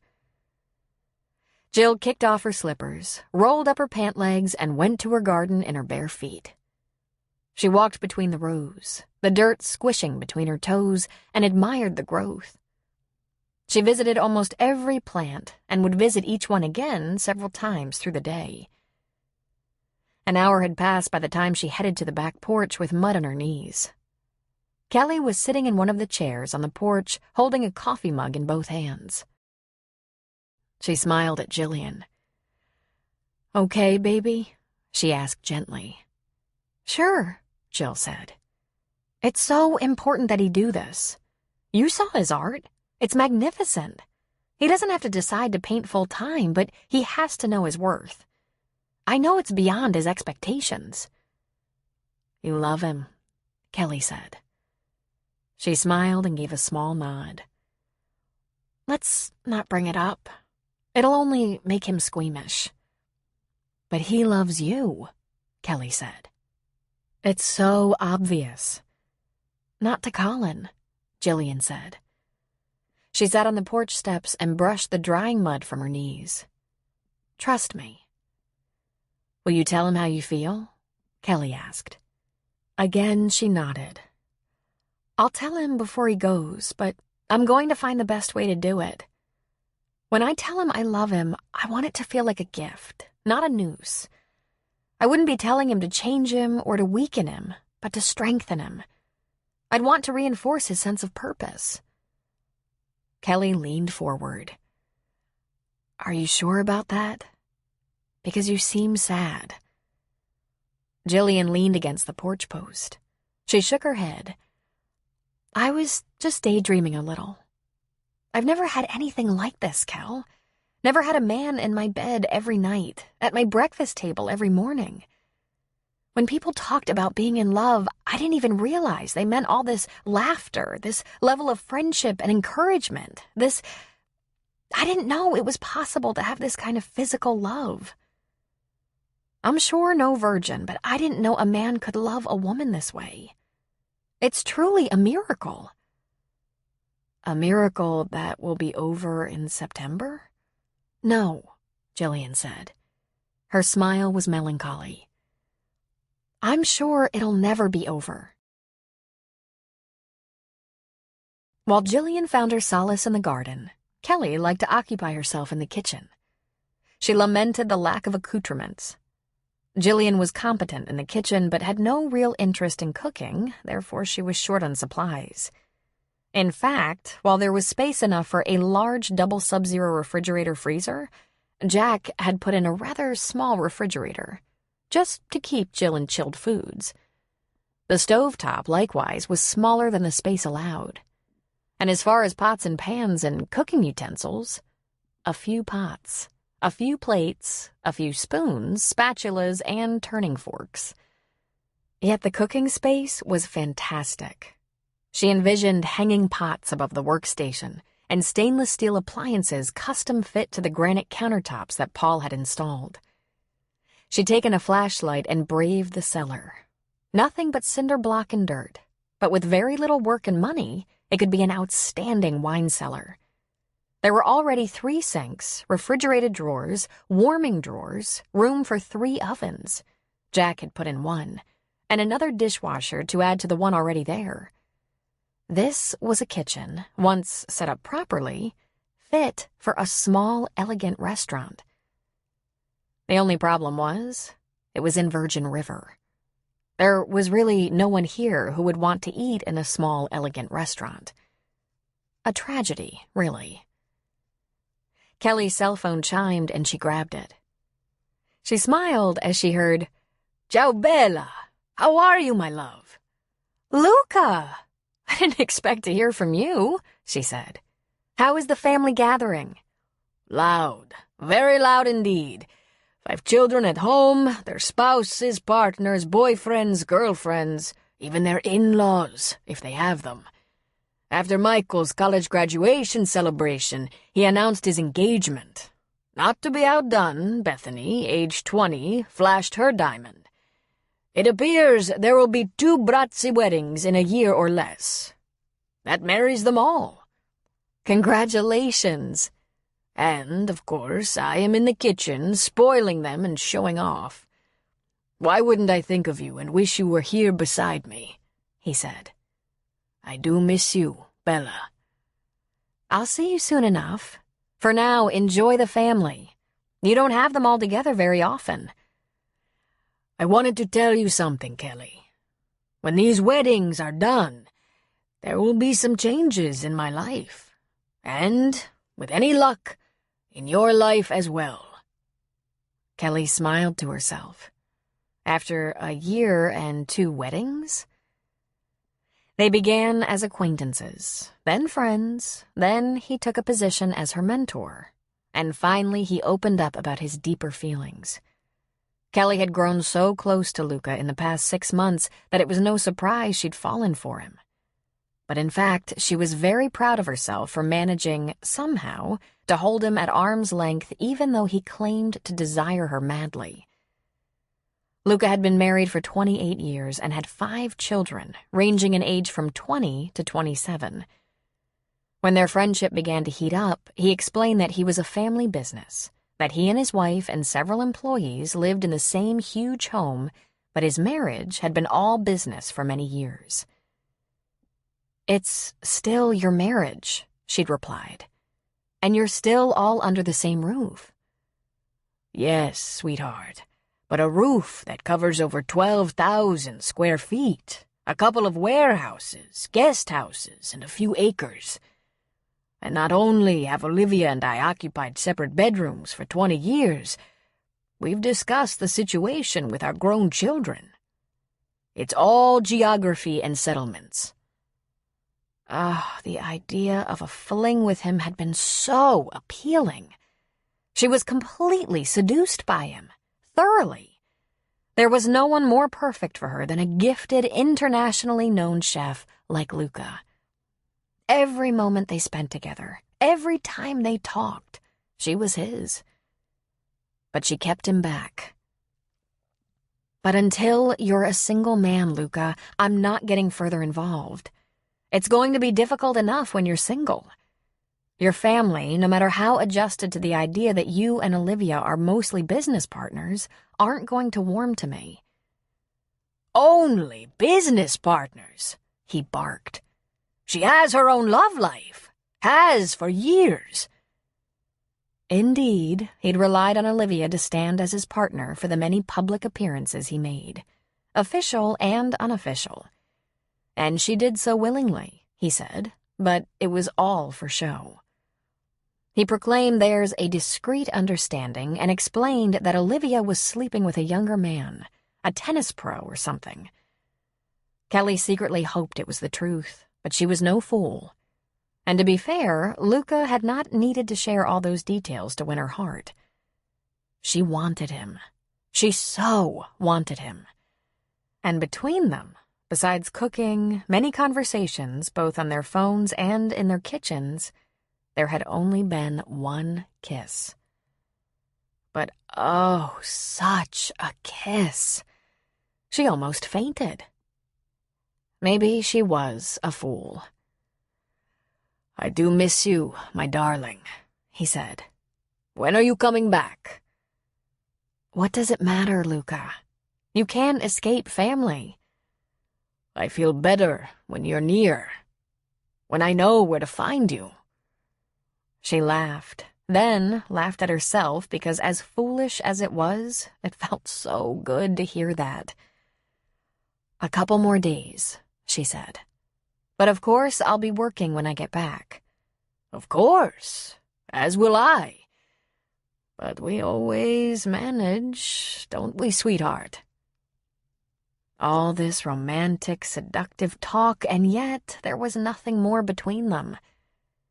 She wondered how long it would be before she couldn't stand it anymore and would succumb, give in, and become the other woman in his life. She suddenly envied Jillian, even with her man poised on the brink of a departure that could be permanent. It would be so nice to have the man in her life available to her, laughing with her, loving her through the night. She would die to spend an entire night with Luca.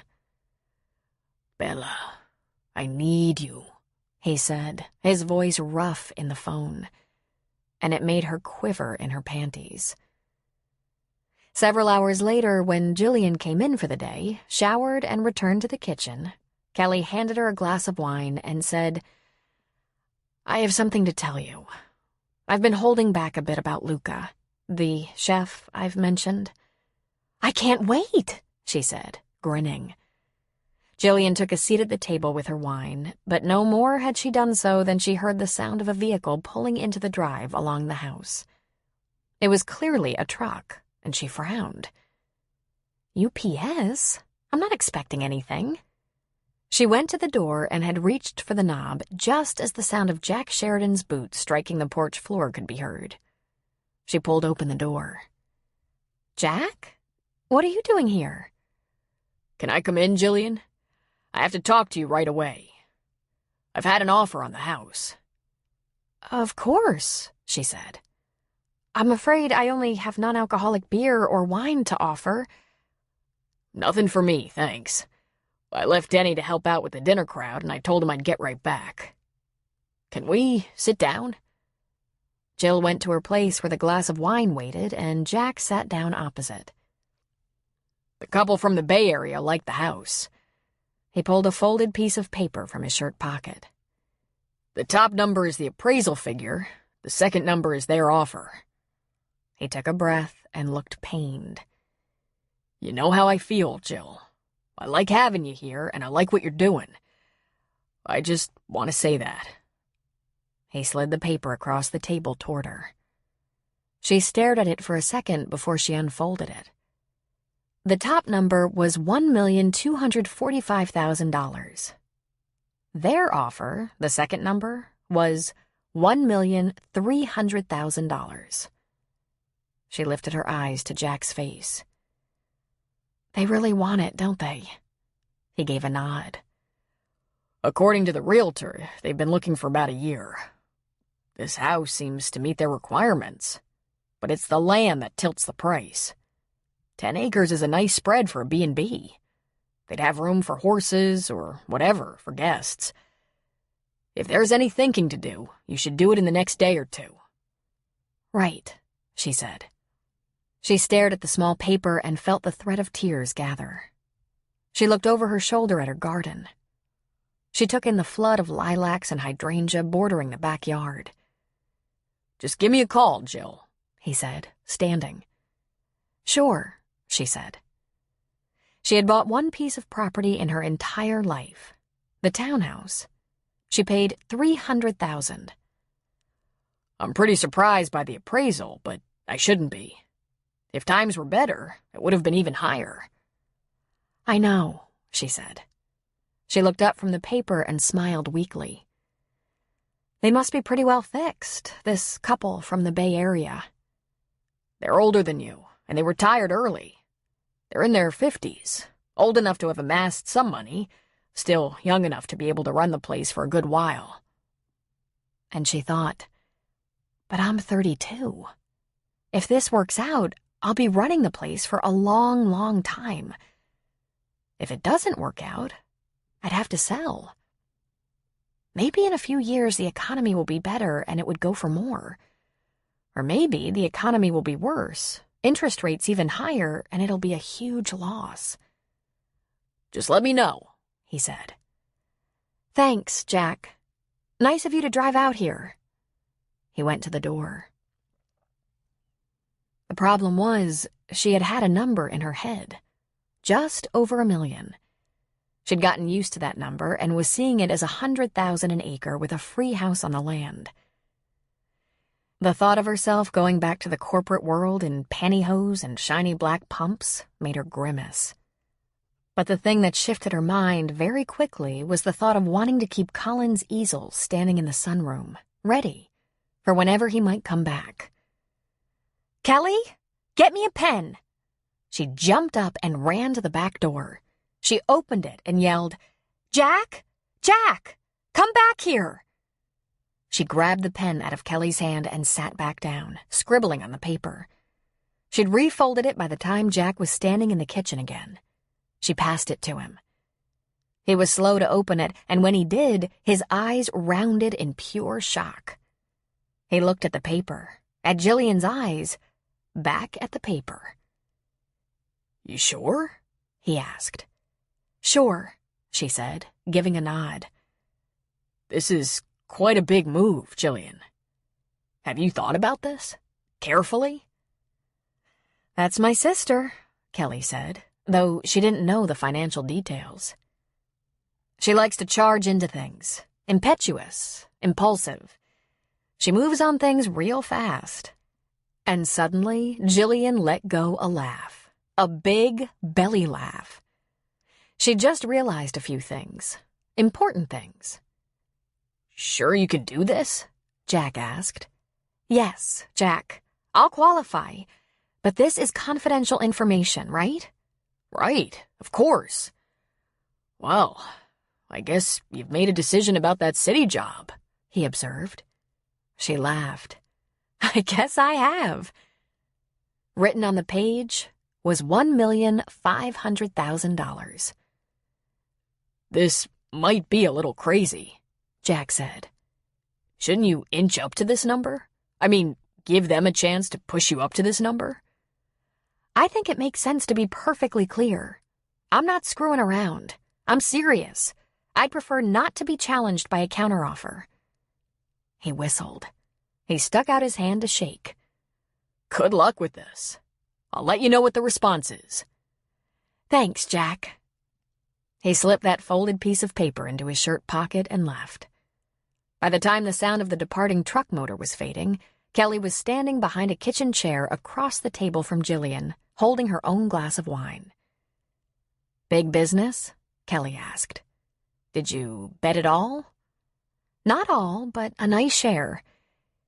You know what I just realized? When I act on my gut instinct, I do pretty well. I'm seldom wrong. Going with Harry right out of college, many rapid-fire PR decisions, right up to falling for Colin in the space of a few days. It's when I don't act fairly quickly, when something I can't quite identify is cautioning me, that's when something is wrong.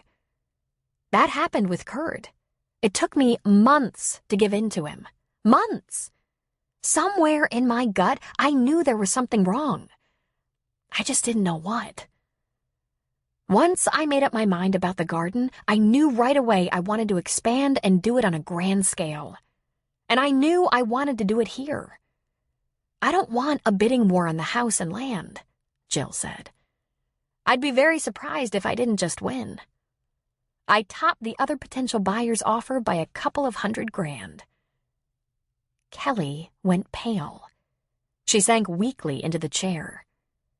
She knew her sister had made lots of money at BSS, but lots to Kelly was far, far less than that. "Are you kidding me?"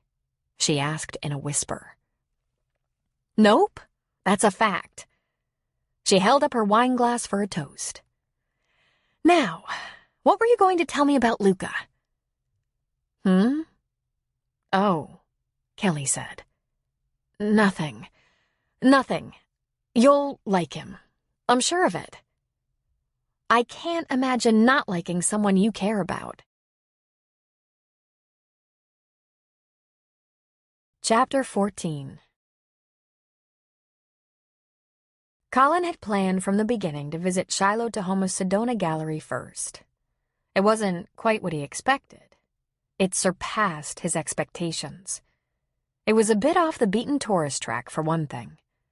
The sign posted above the shop said simply, "Art." On the glass doors stenciled in gold, it said, "The Navajo." Colin stood on the sidewalk for a long while, just looking in the front window at the paintings displayed. Native American men in traditional costume, braids or flowing hair. Native women alone and with children, natural settings, chiseled faces, exquisite shadows, stunning renditions. Colin had looked the artist up online and felt he was somewhat familiar with his work. But up close and personal, these paintings were magnificent. Colin didn't want to go inside. He felt like an imposter, a fraud. This artist was beyond his wildest imaginings. "May I help you with something?" In the shop's doorway stood a beautiful native woman with traditional long, straight black hair and high cheekbones. I'm here to see Mr. Tahoma." "Is he expecting you?" "I think so. I'm Colin Reardon." "Of course," she said, smiling. "Come in. He's in the back. I'll take you." Colin had only a moment to glance through the storefront on their way to the rear of the gallery. There were many more items than just the incredible oils. There were trinkets, dream catchers, mobiles, photographs, postcards, books, stacks of prints, painted rocks, turquoise. Lots of turquoise. There was a glass case that appeared to hold silver jewelry. But he passed all that as he followed the young woman. The storefront was actually small, but they came to a very large back room. It was a workroom, paintings in progress everywhere. There was a kitchenette, table and chairs, bathroom, lots of shelves and cabinets. "Dad, Mr. Reardon is here." "Dad?" Colin wondered. A very tall native man with a long black braid hanging down his back turned from a work in progress. But it wasn't the usual native art. It was a wildly colored abstract of a native mother and child. Colin stared at it open-mouthed. He had no experience with abstract art. He had no idea if it would be considered as good, but he loved it. His surprise was complete. "It's nice to meet you in person, Colin," Shiloh said. He wiped off his hands and stretched one toward Colin. "Let's have coffee and talk." "I'm interrupting your work," Colin apologized. "It'll keep. I want to hear about your painting. How do you take your coffee?" "Just a little milk," he said. But what he thought was, what's to talk about? After seeing the paintings in the front of the showroom, he was completely intimidated. This man was a master.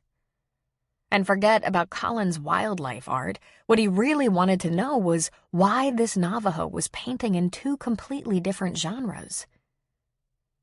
But Colin held his tongue and accepted a cup of coffee and a chair at the table in the back room. "Your daughter is a lovely young woman." "Thank you. She's 23, an accomplished artist in her own right, though she's still experimenting a great deal. I have 3 daughters, aged 17, 20, and 23. They all help out here from time to time, but it's Samantha's true passion. She wants her own gallery one day." "This painting," Colin said, indicating the abstract. "I didn't see anything like this out front. It's a completely different approach to native art. Are you experimenting?" Shiloh shook his head as he stirred a mug of coffee for Colin. "This is something I love and believe myself to be good at. But because I'm Navajo and can produce competent native renditions, this is what people who know me, who know my store, want from me. I'm not making complaints. I'm good at native art, and it holds a special place in my heart. It's the first thing I ever sold, and I'm marginally famous in some art circles for it. I'm happy to provide it, and I do my best. But the abstract is unique and makes my heart beat a little faster." He shrugged his shoulders. "Who knows why? The paintings on display in the front of the gallery are so good. I didn't want to come inside. Remarkable work." "Thank you. it pays the bills. I ship my other work like this to Los Angeles." Shiloh sat down across the table from Colin.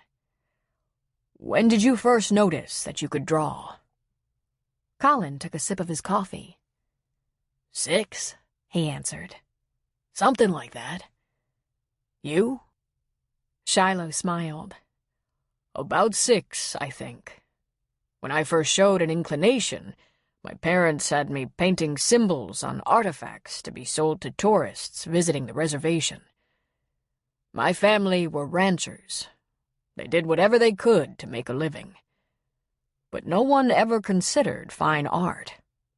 That would have been out of their realm of experience. "And where do you like to paint?" Shiloh asked. "I like to be on the top of a hill in the natural sun, but I have a sun porch that works. It's in the house of a woman I'm with. Even though it's good, I still go outside to paint if the conditions are right. And I prowl around with a camera to get shots of wildlife.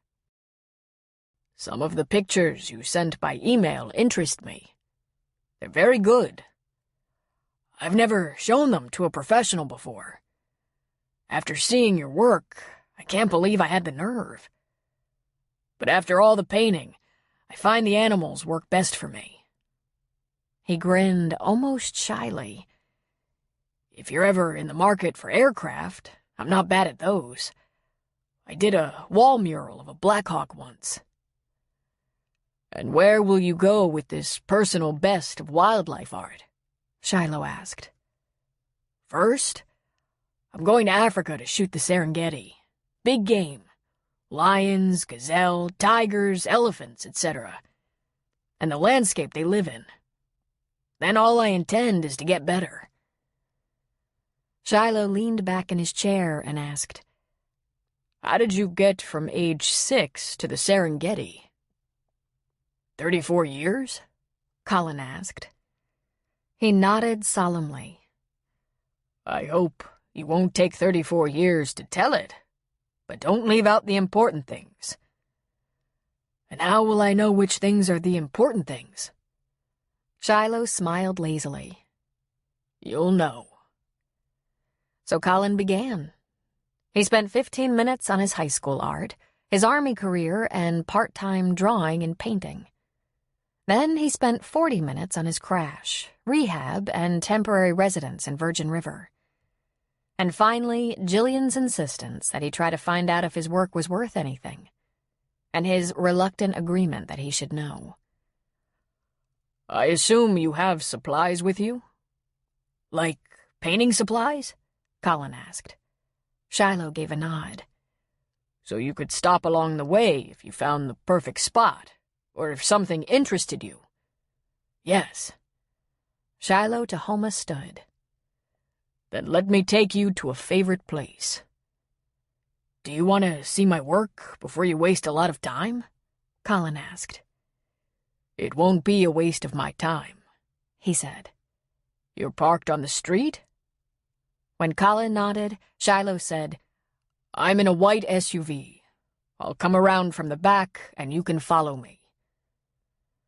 Colin was left standing in the studio while Shiloh Tahoma left by the rear door. A little confused as to what purpose this would serve, he found himself slowly leaving through the front. Samantha was standing in the gallery talking to a man who might be a customer, a neighbor, or a friend. She paused in conversation to look at Colin. She tilted her head and smiled. "Your father," Colin said. "He wants to show me a place. To paint, I think." Samantha smiled and let her chin fall in an accepting manner. Then she went back to her conversation. By the time Colin got behind the wheel of his Jeep, Shiloh was beside him in his SUV, waiting. Colin followed the Navajo for about 30 minutes out of town, into the desert, into the red rocks of Sedona, up a mountain road, and finally the artist pulled over. For the entire time he was driving, Colin wondered what this was all about. Would there be a test of some kind? Did the man want to see what he could do? What were the natives' expectations of him? But when the SUV stopped right along a deserted cliff with an amazing view, Shiloh got out and lifted up his hatch. When Colin got out as well, Shiloh said, "We have a couple of hours of good light at best. Get out your gear, and let's just slap some paint around." "So you can see what I can do?" "I imagine I'll see what you can do when I look at your work later. I just hate to waste good light." Seriously? Colin thought. We just sip some coffee, drive into the desert, slap around some paint?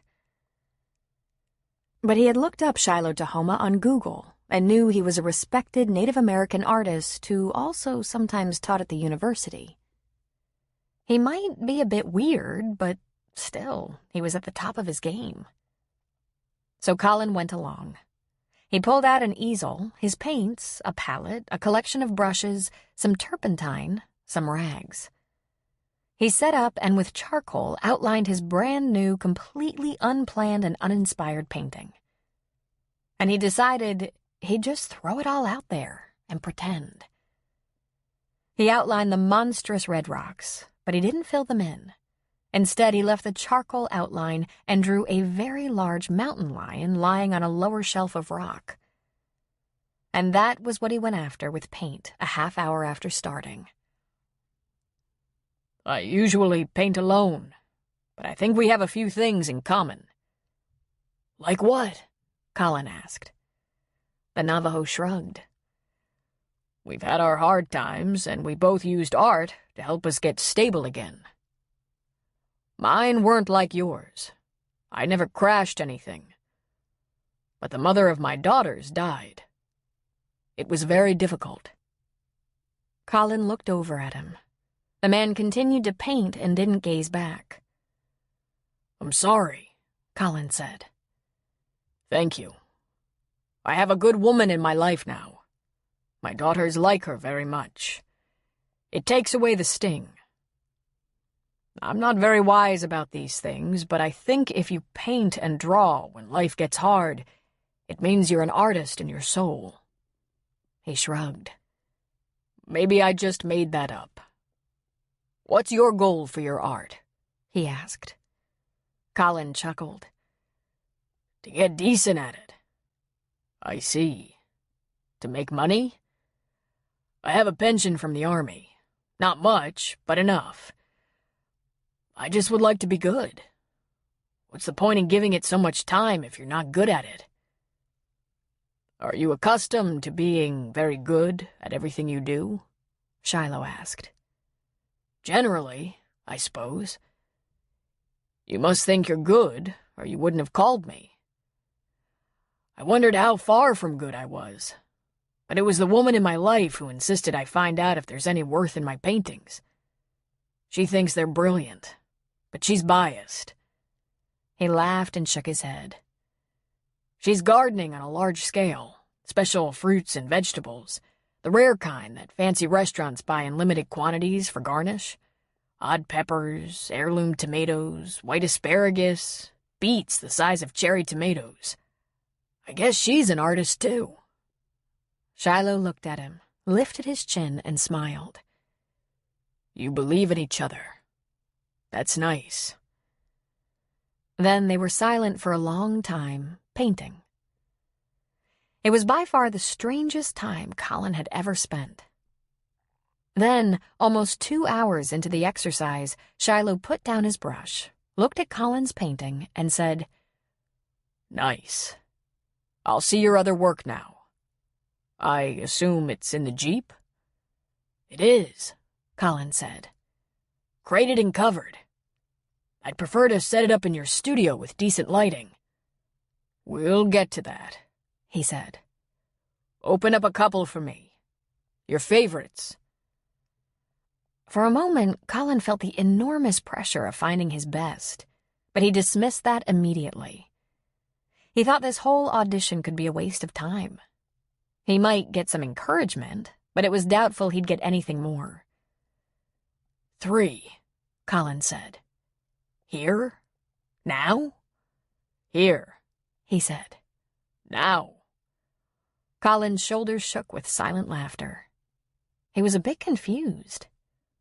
"Quickly," Shiloh said, "before we lose the light. Need help? Please, open this one," he said, passing a large canvas draped in protective cloth. Colin used a box cutter to remove a cardboard crate from another. He intended to show Shiloh the buck, the herd, and the eagle. When all three were open, 2 large canvases leaned against the rear bumper while one stood up in the back of the Jeep. For the first time since he'd met the man, Shiloh smiled and his eyes were warm. "Splendid. Now we'll have dinner at my home and talk." Kelly made gourmet pizza for Denny, and he raved about it. He said it was heaven.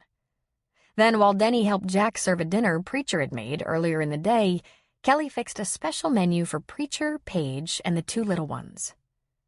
For the appetizer, she prepared the same tray she'd originally made for Colin and Jillian, her sampler. "I have to learn how to make these stuffed grape leaves and the stuffed mushrooms," Preacher said, inhaling the food. "Do you think anyone at Jack's would eat them?" "They'll eat anything that's good, John," his wife said. Their first course was cream of pumpkin soup, then salad, then chicken parmesan with anchovies, black olives, and asparagus tips. For dessert, her special lemon cake with coffee. He raved through the meal, then finally sat back in his chair and rubbed his belly.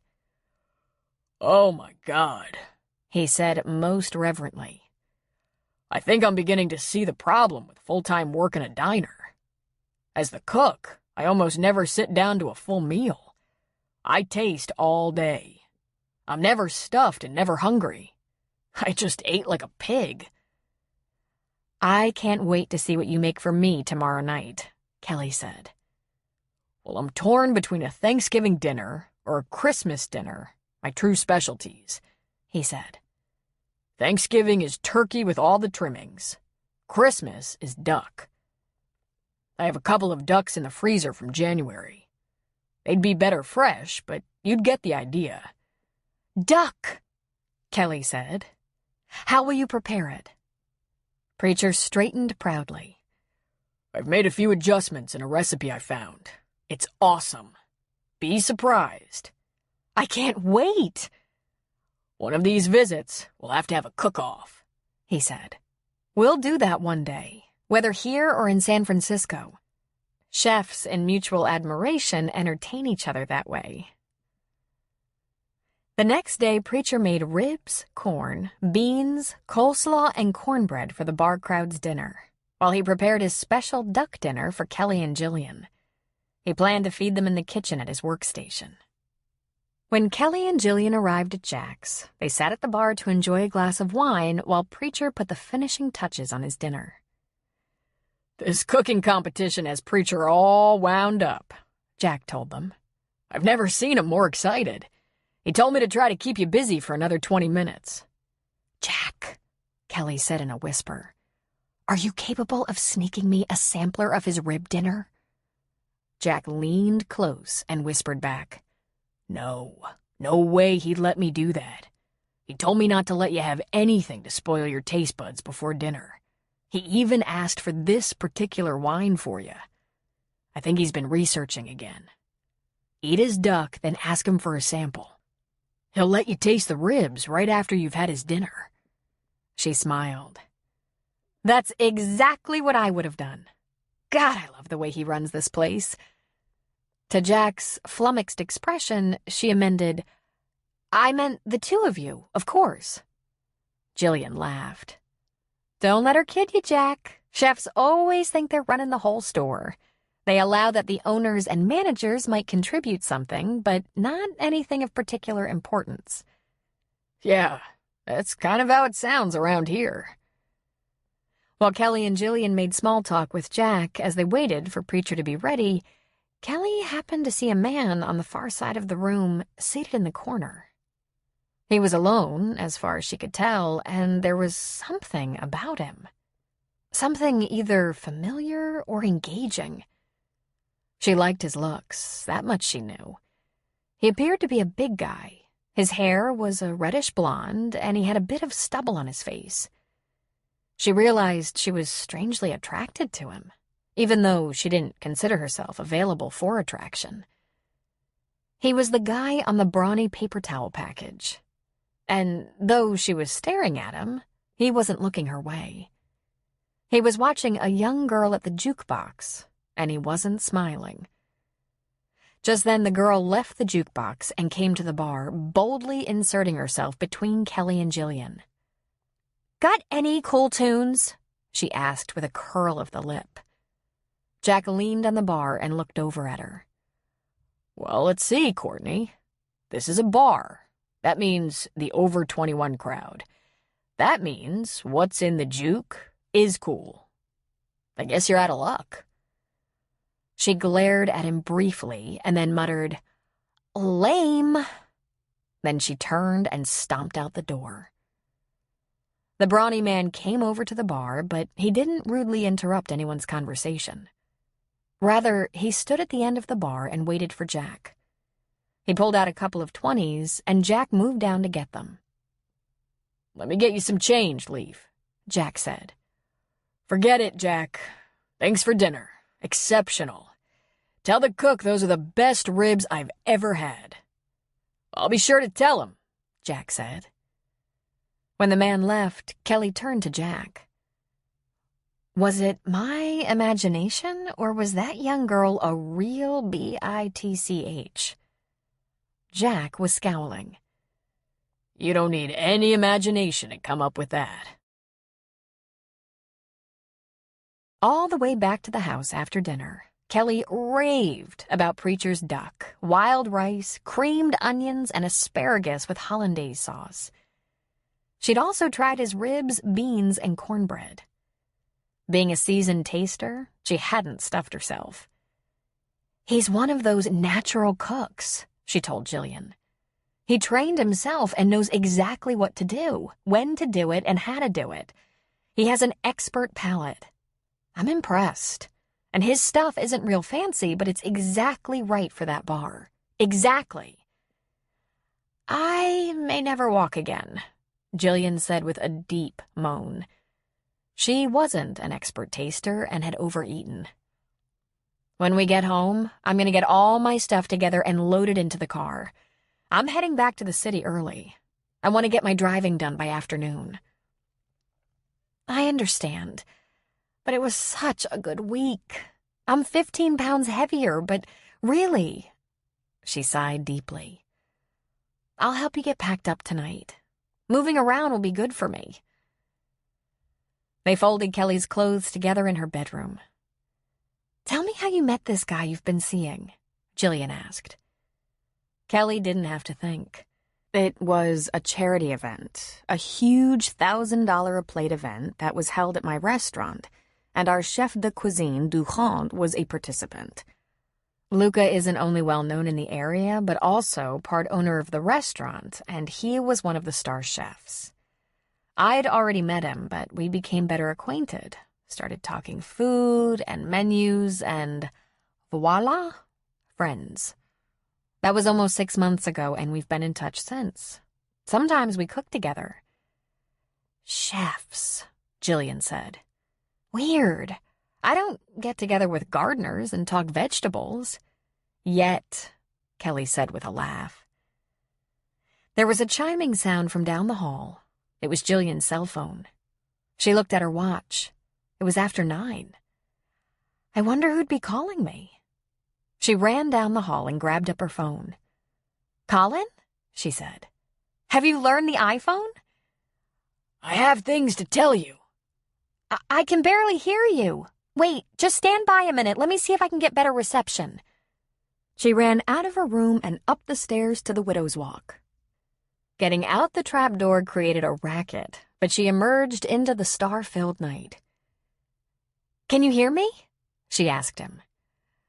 "I know where you are," he said with a laugh. "You're on the roof." "Oh, that's so much better. Where are you?"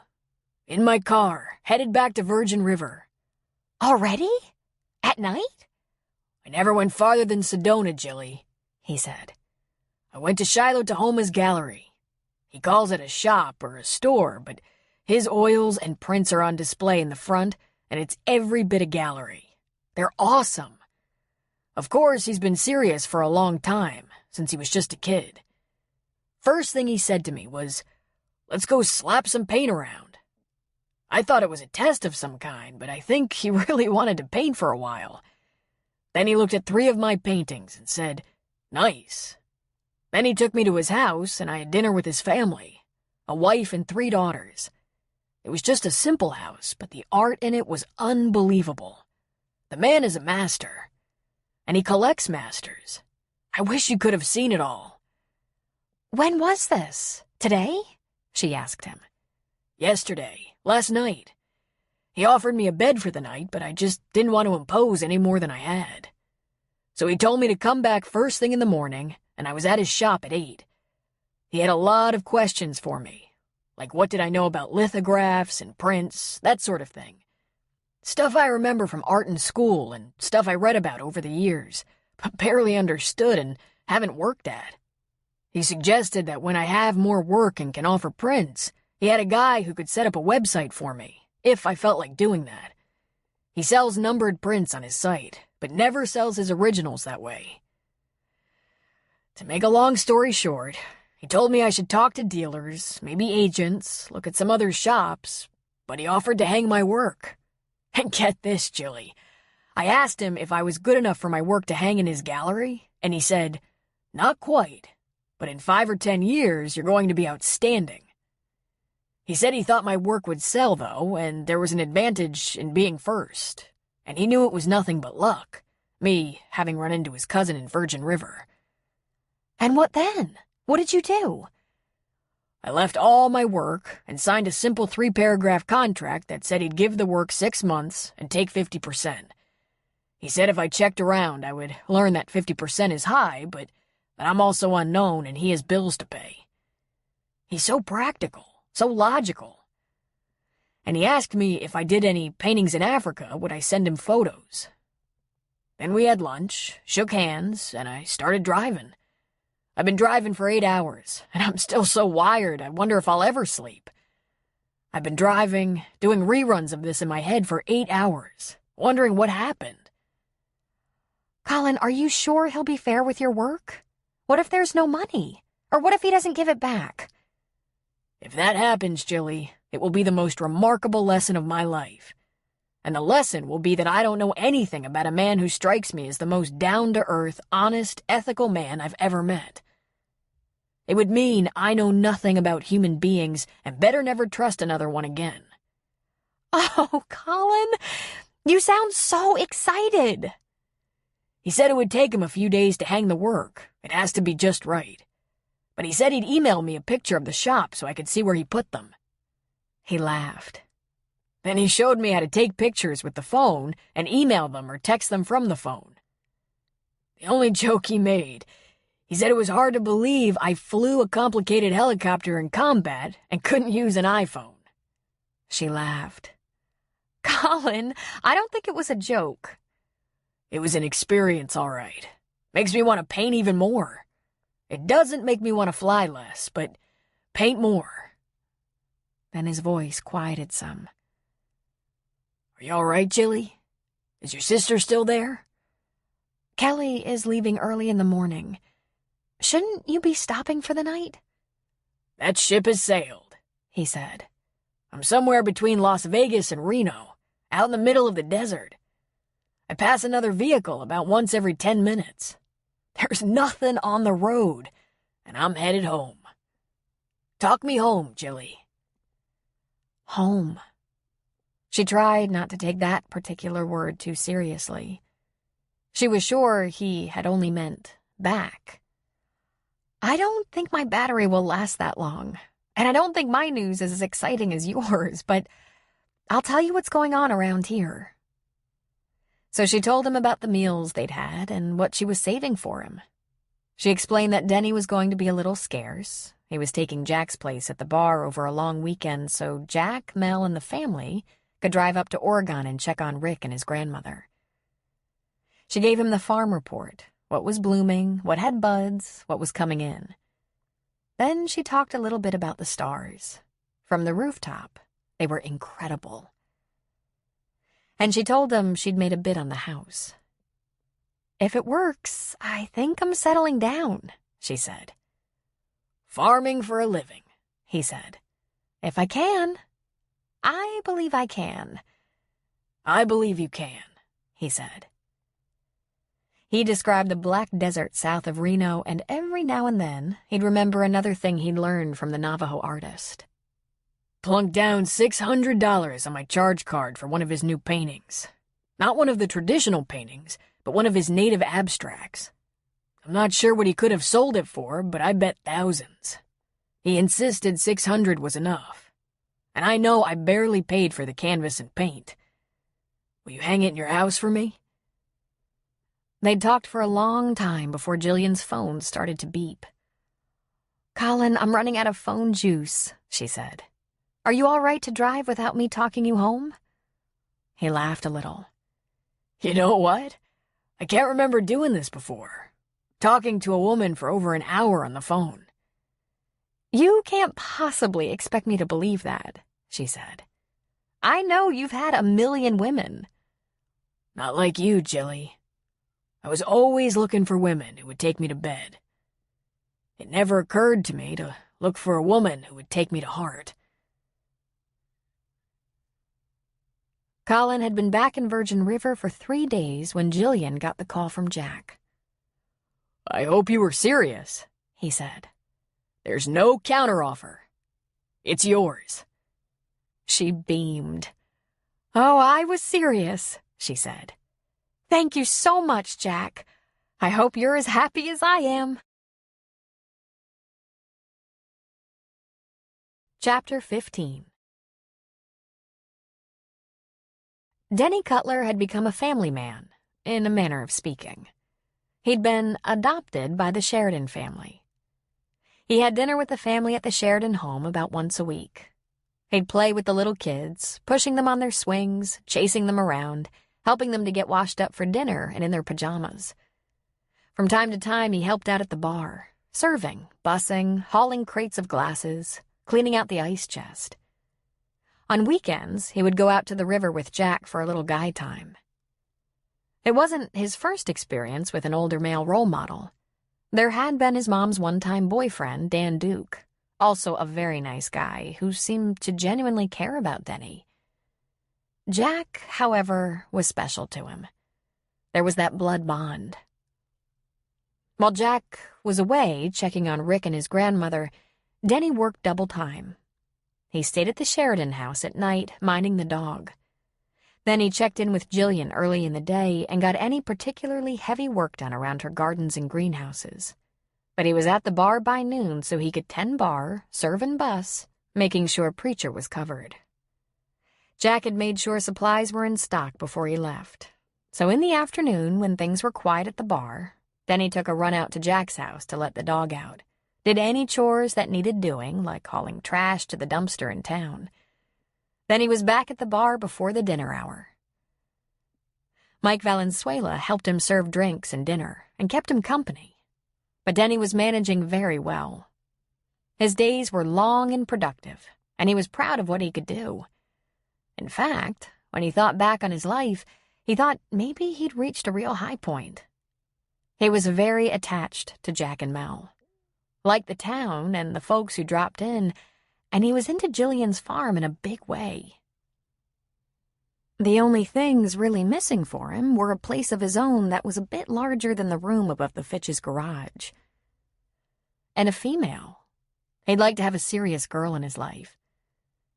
Jack might have avoided commitment till he was 40, but Denny didn't necessarily want that life.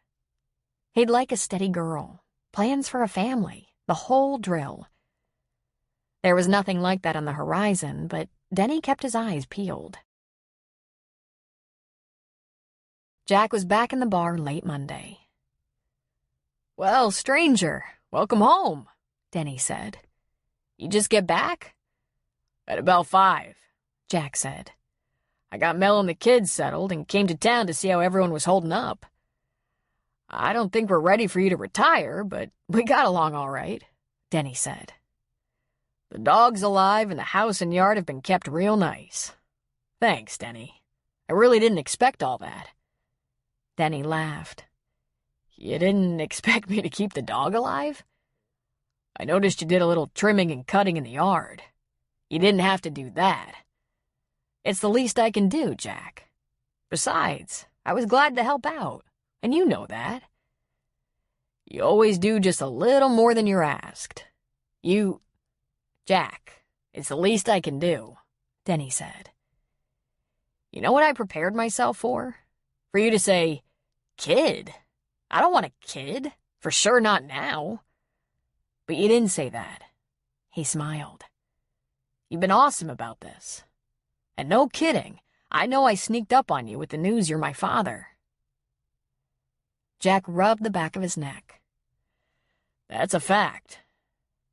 I've been meaning to ask, you about ready to do that blood test? Denny asked. Jack lifted a brow. Want a little confirmation? I'm good, but I thought it might give you some peace of mind, since you were the one who mentioned it.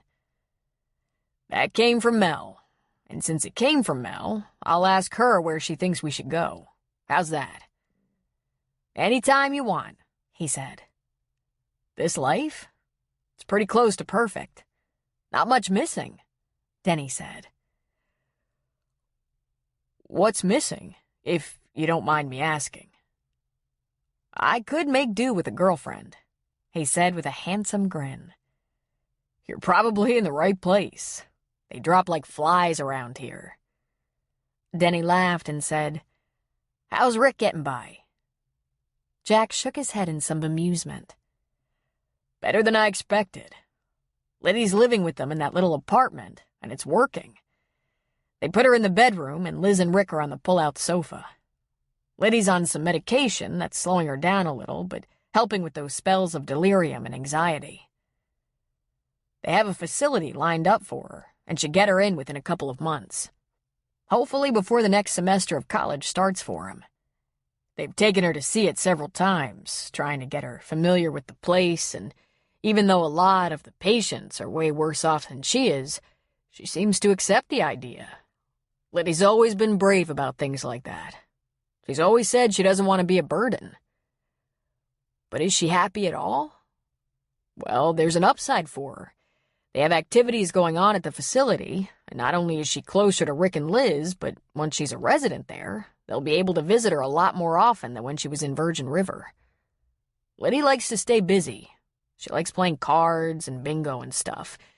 And Rick can swing by and spend a little time with her most days on his way home from school or work. He was going to go to school all summer, but he's taken it off to see about Liddy. They're doing real well with a batch of big adjustments. That's the best anyone can ask. Sounds like it's gonna work out the best it can, Denny said. Yeah, sad time for Rick, but it's not like it's unexpected. With what Liddy's gone through health-wise, we're all real lucky she's had what she considers to be a good, long life. That's all anyone wants. Denny's chin dropped briefly. He couldn't help but think about his mom. She'd always seemed strong and healthy, yet was taken from him way too soon. Yeah. Listen, Jack said, pulling something out of his shirt pocket. Here's a little something for your work. He slid a check, folded in half, across the bar toward Denny. Don't even think about it, Denny said with a laugh. It's a favor for a friend. You do the same for me. Not exactly, Jack said, trying to push it toward him again. I'll help out where I can, son, but if you get the flu or something, don't expect to see me out at Jillian's spreading chicken shit on her fancy plants. I'll be sure to tell her that, Denny said, pushing the check back. Get rid of it, Jack. We don't have that kind of relationship. I always paid Rick. I don't work for you, Jack. I just help out sometimes. Friend to friend. Jack was touched, and it robbed him of words for a moment. Something that didn't often happen with Jack. You know what, kid? The day you showed up here, that was one of my luckiest days. Thanks. June passed in a warm rush, and by the 1st of July, Jillian was pulling and picking some of her earliest vegetables. The Roma tomatoes were healthy, deep red, and delicious. Her miniature beets were in, as were carrots, scallions, leeks, and some of her small eggplant. Together with Denny, they lifted one end of the fence and rerouted the pumpkin and melon vines so they wouldn't overtake the garden. They could grow their large fruit outside the fence. Deer and bunnies wouldn't bother with hard-shelled fruits. What does a person do with this?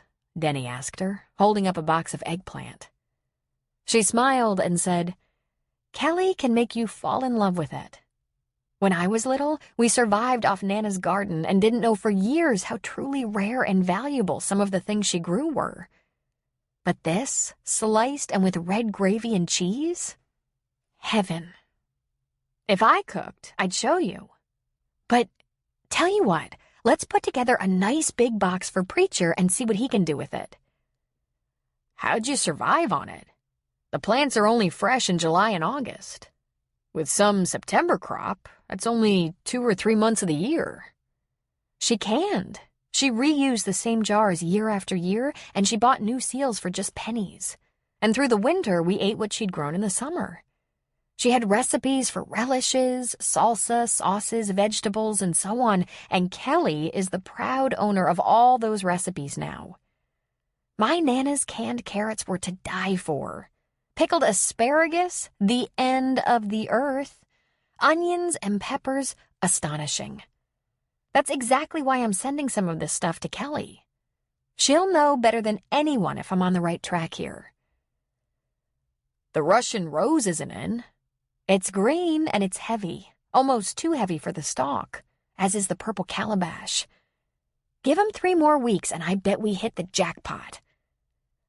But Jillian, Denny said. I don't think we're making it with the asparagus. She laughed. It takes a good 3 years to get an asparagus bed, but once you achieve it, you've got asparagus forever. Cover it, deprive it of sunlight, and it's white. It's a natural companion plant for tomatoes. It repels the tomato beetles. She smiled at him. Check out those Brussels sprouts. By the end of September, by pumpkin time, I'm going to have a lot of them. But she eyed him and noticed he was frowning slightly. Is it working? He asked. Yes, she said emphatically. Yes, Denny, it's working. Oh, I think I missed the boat on a few plants, but most of this stuff is coming in strong.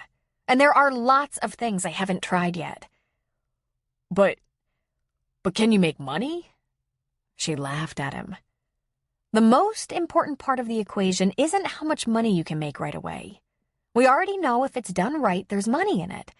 Right now, the important thing is, can we develop the product? That takes commitment. It takes patience and determination. When I went to work for BSS, we had investment seed money, some support staff, and some software engineers. We had a business plan and a product in production, accounting and money management programs. 5 years later, we had one of the biggest IPOs in the industry. IPO? We were selling our software products at a profit and took the company public. Initial public offering. We'd been in business long enough to turn a consistent profit and did that with a skeleton crew and inventors. Now, for this garden, look at it this way. We need to know what we can grow, whether it's desirable and delicious, who wants it, how much it brings the company, and then we concentrate on the most profitable crop. You know why we can afford to do that? Because it's me and you, and we're concentrating on a good balance between generic and the rare exotic stuff. And because we understand that it takes time and dedication. Right, he said. Ultimately, this farm will have to expand, but that's something to worry about when we've perfected the product. Expand to where? She tilted her head. First, we'll clear the back meadow. Then the land to the east, then we might terrace down the hill to the west. One thing at a time. Come on, Let's cut open some sugar baby watermelons and see where we stand." "Sure," he said, going outside the fence to pluck one. "Largest or smallest?" Grab one right in the middle. We're going to collect a couple from each plant type for tasting. Then we'll put together a large box for Preacher to work on. Maybe for the 4th of July picnic in town. Damn, I wish I was a baker like Kelly. The rhubarb is coming up, and my great-grandmother's rhubarb pie was to die for. Denny chuckled. "Well, I think I'm glad you're the farmer. It never once crossed my mind to do something like this. And now I keep hoping those other jobs I applied for don't come through anytime soon. At least, not while we still have harvesting to do." "We'll be harvesting straight into October, young man. And in September, it's time to plan the winter garden. We're going to see what we can produce in greenhouses. These small, portable 8x12s are functional and cheap. And if they serve our purposes, I can invest in large custom shelters like you would see in an established commercial farm. But one thing at a time." One of the first things Jack had added to his bar when the building was complete was a large brick barbecue. It allowed Preacher to turn steaks and hamburgers outside and host summer gatherings in the big yard behind the bar. He and Preacher had initiated the annual 4th of July barbecue just a couple of years ago. They'd added some picnic tables and had plenty of space, especially with the bar, porch, and churchyard next door. They filled a couple of big plastic trash cans with ice and added canned sodas, beer, and bottled water. There were several vintners in the area, and some would bring wine. Uncork the red and let it breathe on picnic tables. Uncork the white and chill it in the ice. If they moved a few tables from inside the bar and set up a buffet outside, people filled them with potluck items. As for Jack and Preacher, their job was to turn burgers and dogs on the grill. All day long. Even though they had the picnic tables, people tended to bring their lawn chairs and blankets. There would never be enough seating. And it didn't take any time at all for events like this and like Buck Anderson's end-of-summer picnic to become traditions. "I could use your help around the grill if you're not too busy," Jack told Denny. "Especially since Rick isn't going to be here this year." "I bet you really get to missing him," Denny said. "I sometimes miss his company, but he's in a good place in his life. It's a lot easier on me than getting a phone call from Iraq that he's in a hospital in Germany and might not make it. Right now, he's healthy and happy, even with Liddy declining. I can live with that easy." So Denny was posted at the grill with Preacher and Jack, sometimes running back and forth to the kitchen for more buns and meat to grill. And Jack was grateful to have him there, helping out. Jack figured he'd been damn lucky with the people in his life. He had good, solid extended family in his dad and sisters. He had his Marine brothers. He had Mel and the little ones. He discovered Rick when the boy was only 13, and now, Denny. Jack kept an eye on the gathering crowd. Even Aiden and Aaron Reardon had decided to make the drive up from Chico for a mini reunion. It made him grin to see Colin and Jillian arrive holding hands. That guy must be down for the count. All the usual suspects were present. Paul Haggerty and his family, the town minister and his family, his sister Bree and her husband and daughter, Cameron and Abby Michaels with their twins. And then the couple he'd been watching for. Darla and Phil Prentice came walking from down the street. Phil was carrying their little son, Jake. Jack's glance shot to his wife and watched as Mel slowly rose from a picnic table and moved toward them. Her back had been to the road, and it was as if some kind of maternal radar had tipped her. She was smiling as her arms reached out for Darla, and after the women hugged, Mel automatically reached for that baby. Mel was smiling, laughing, cuddling the baby.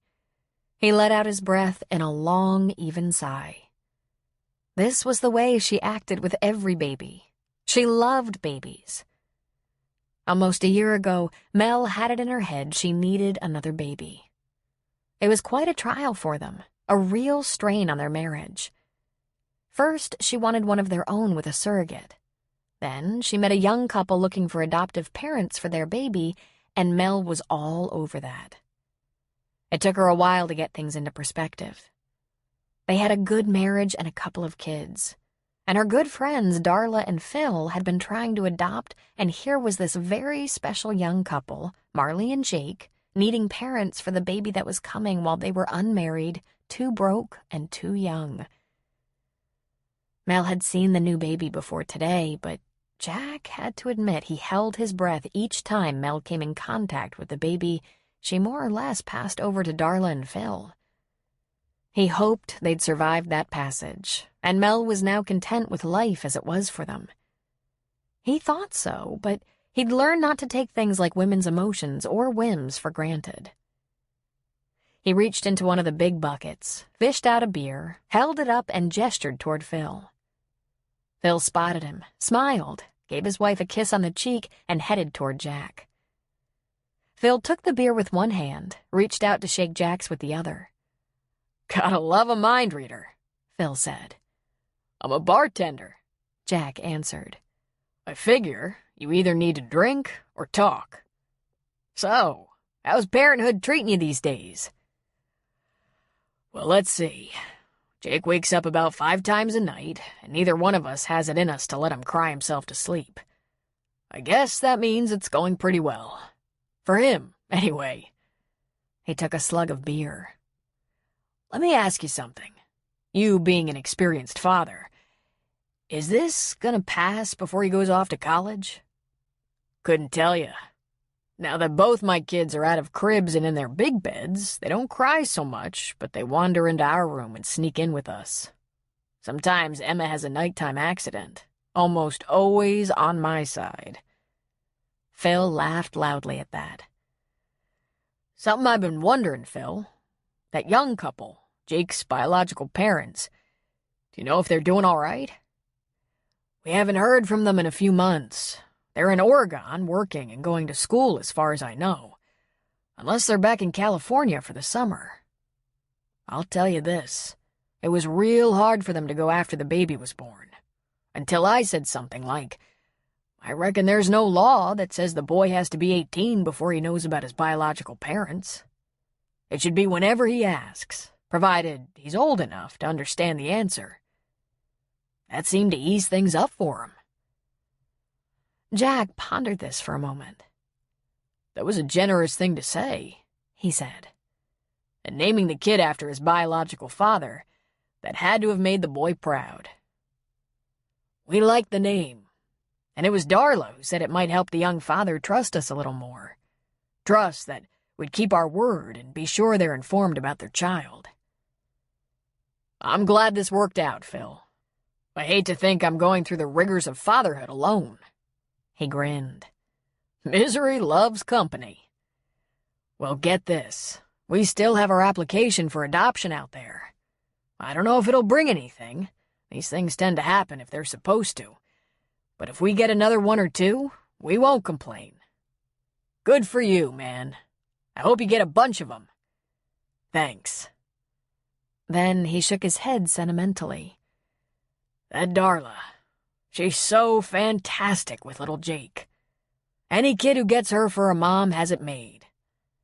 Darla always says the best thing you can give a child you love is happy memories and a foundation they can be proud of." Something like a bugle started to sound inside Jack's brain. He barely heard as Phil continued to brag about his wife. "We were young when we got married. God must have given her to me because I guarantee you I wasn't smart enough to know what I was doing." "Right," Jack said absently. "I mean, you're still not all that smart," he added with a smile. Then he dug into that big can and pulled out his own beer. Suddenly, he remembered her. He remembered Susan. Like it was yesterday. Colin Reardon was standing around with his brothers, Aiden and Luke, in a little group that included Brett on his father's hip, talking about the fact that Maureen and George had taken the motor coach north to Vancouver, looking for some cooler temperatures in July. So, Aaron wants you all to come out to the cabin for dinner tomorrow, if you can get away. We'll grill some salmon. We're staying until next Sunday. Marcy and Ian might come up for a long weekend. It's still up in the air for them. And Aaron wants to see this big house of Jillian's. I'm sure that can be arranged, Colin said. Her gardens are flush right now. Some of the early stuff is in, and I swear it ripens as you watch. Maybe you can talk her out of some vegetables. You still have your cabin? Aiden asked. Sure, he said. Mostly at Jillian's, though. 2 reasons. She has a dynamite sunroom on the 2nd floor, a great place to paint. And she's busy with the farm all day long. Especially now that they're watching every plant to see if it's ready. Well, he added, 3 reasons. That's where Jill is. Then he smiled. Oh, by the way, Luke, I already mentioned this to Aiden, but haven't told you yet. In a couple of months, I'm taking off for Africa. Luke actually spewed a mouthful of beer and started choking. Africa? He finally got out when he recovered. Yep, I'm all booked on a couple of safaris in the Serengeti, mainly to photograph big game for models. But I'm also going to check out some of their air cargo and touring companies. He shrugged. I might get in some flying time over there. Jesus, how long are you staying? About 6 months. And then? Depends. If I have a flying job I like, it could be longer. Or I could go somewhere else. I'm going to have to get something on the resume that looks a little better than rehab if I ever want to work in this country. I'm thinking they don't look too closely when hiring bush pilots. Man, aren't you just full of surprises? Luke said. And that gallery owner I told you about? The one I left my paintings with? I gave him your address. I don't expect a check, but hey, you never know. When I figure out where I'm gonna be, I'll get you an address. You're not coming back? Luke asked, astonished. I'm sure I'll visit, but I'm not planning to live around here. You knew that. Yeah, but does Jillian know that? Sure, she understands. I need to fly. I need to do things like go to Africa. I'm not ready to retire. You sure she understands? Luke asked. You two look pretty tight. I'm crazy about her, but look, I didn't say anything about Africa because even though I had the ticket, I was still limping, and I know you, Luke. You were gonna give me a lot of shit about it, about not being ready. I'm ready, and I really need a little action. Have you seen a doctor? More or less, he said with a shrug. I've been getting my shots, for travel, you know? Luke looked at Aiden.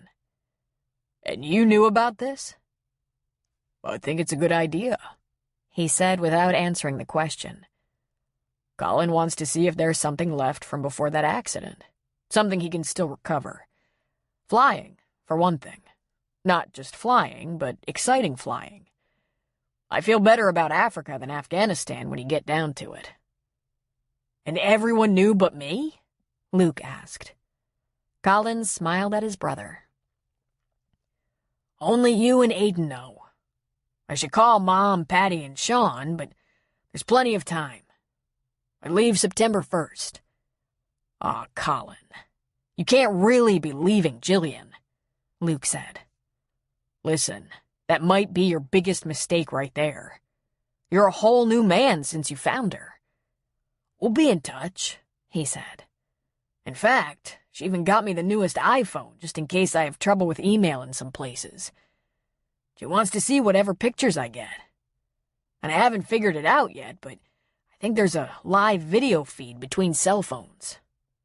And the travel agent I used said they have disposable international cell phones, like we used in Iraq and Afghanistan. Who knows? Maybe she'll visit me. I'll visit her. But I agree with you. She's good people. He turned to look at Aiden. When do you want to bring Aaron over to see the house and gardens? In a couple of days. After we have dinner at the cabin? Great.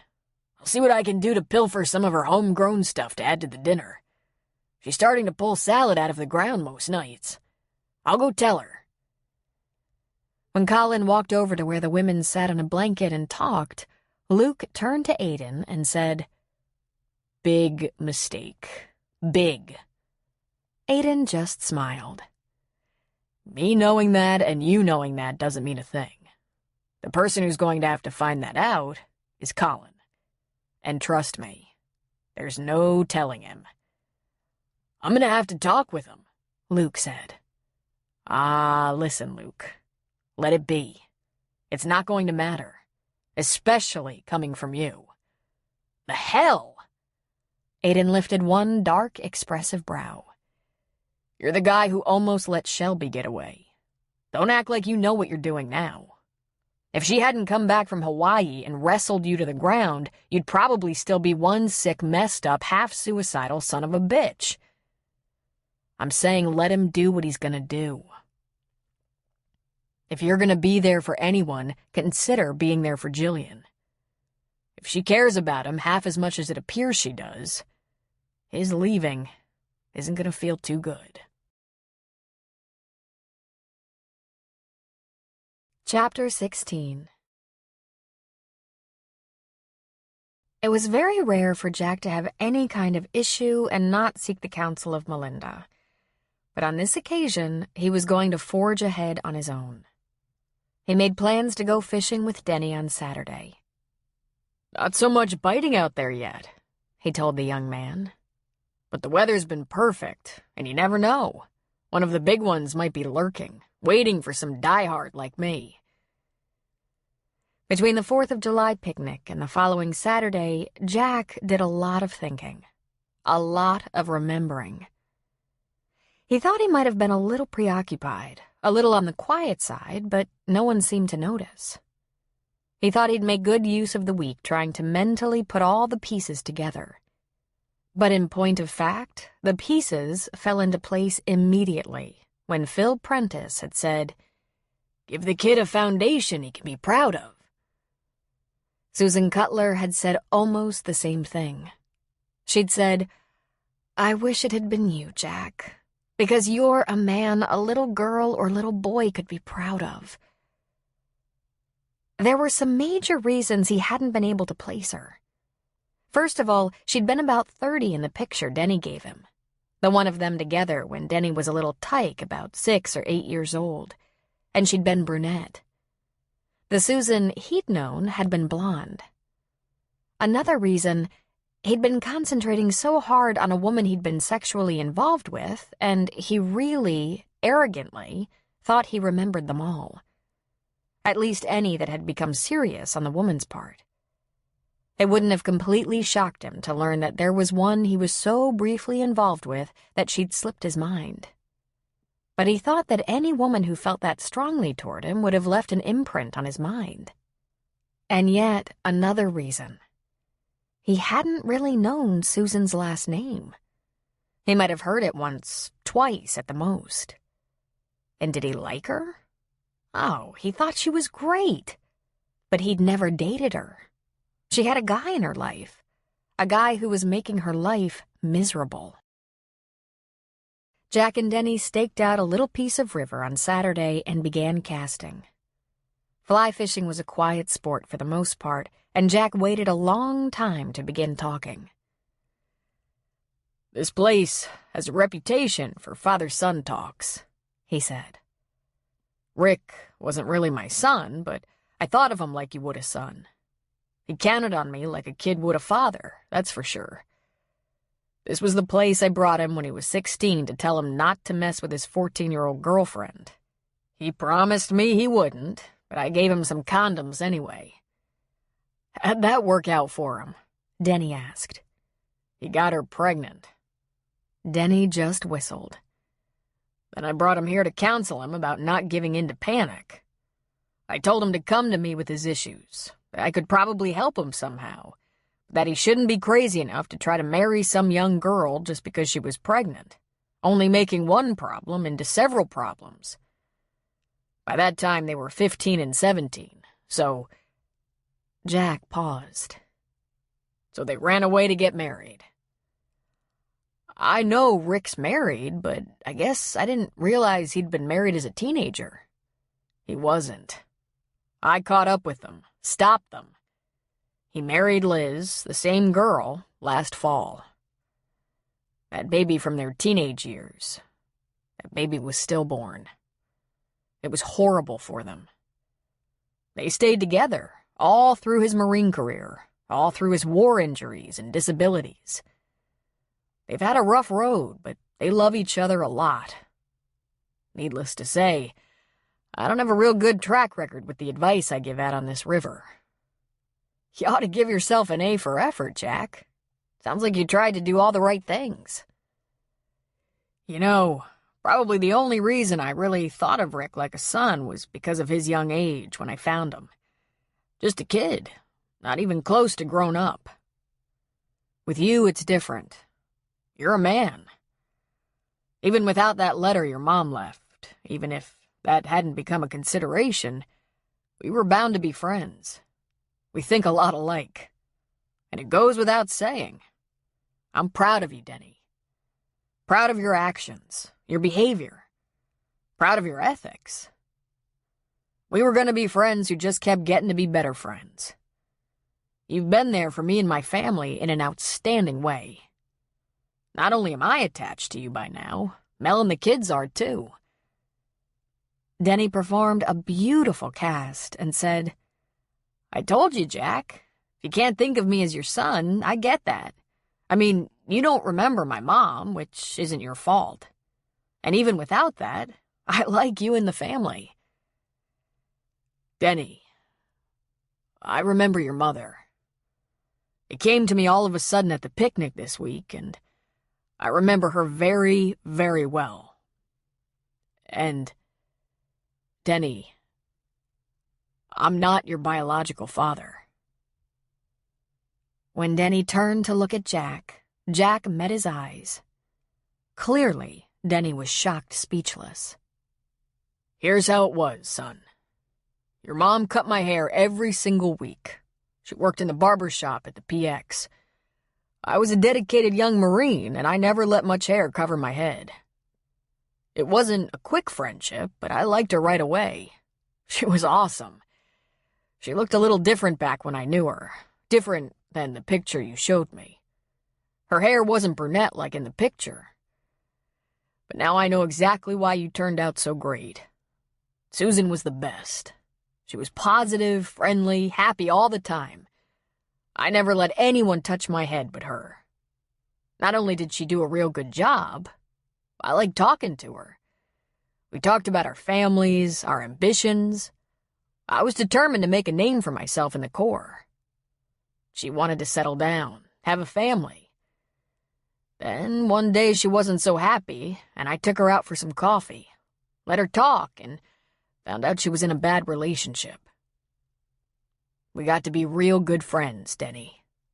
I was willing to do just about anything to help her get out of that bad situation.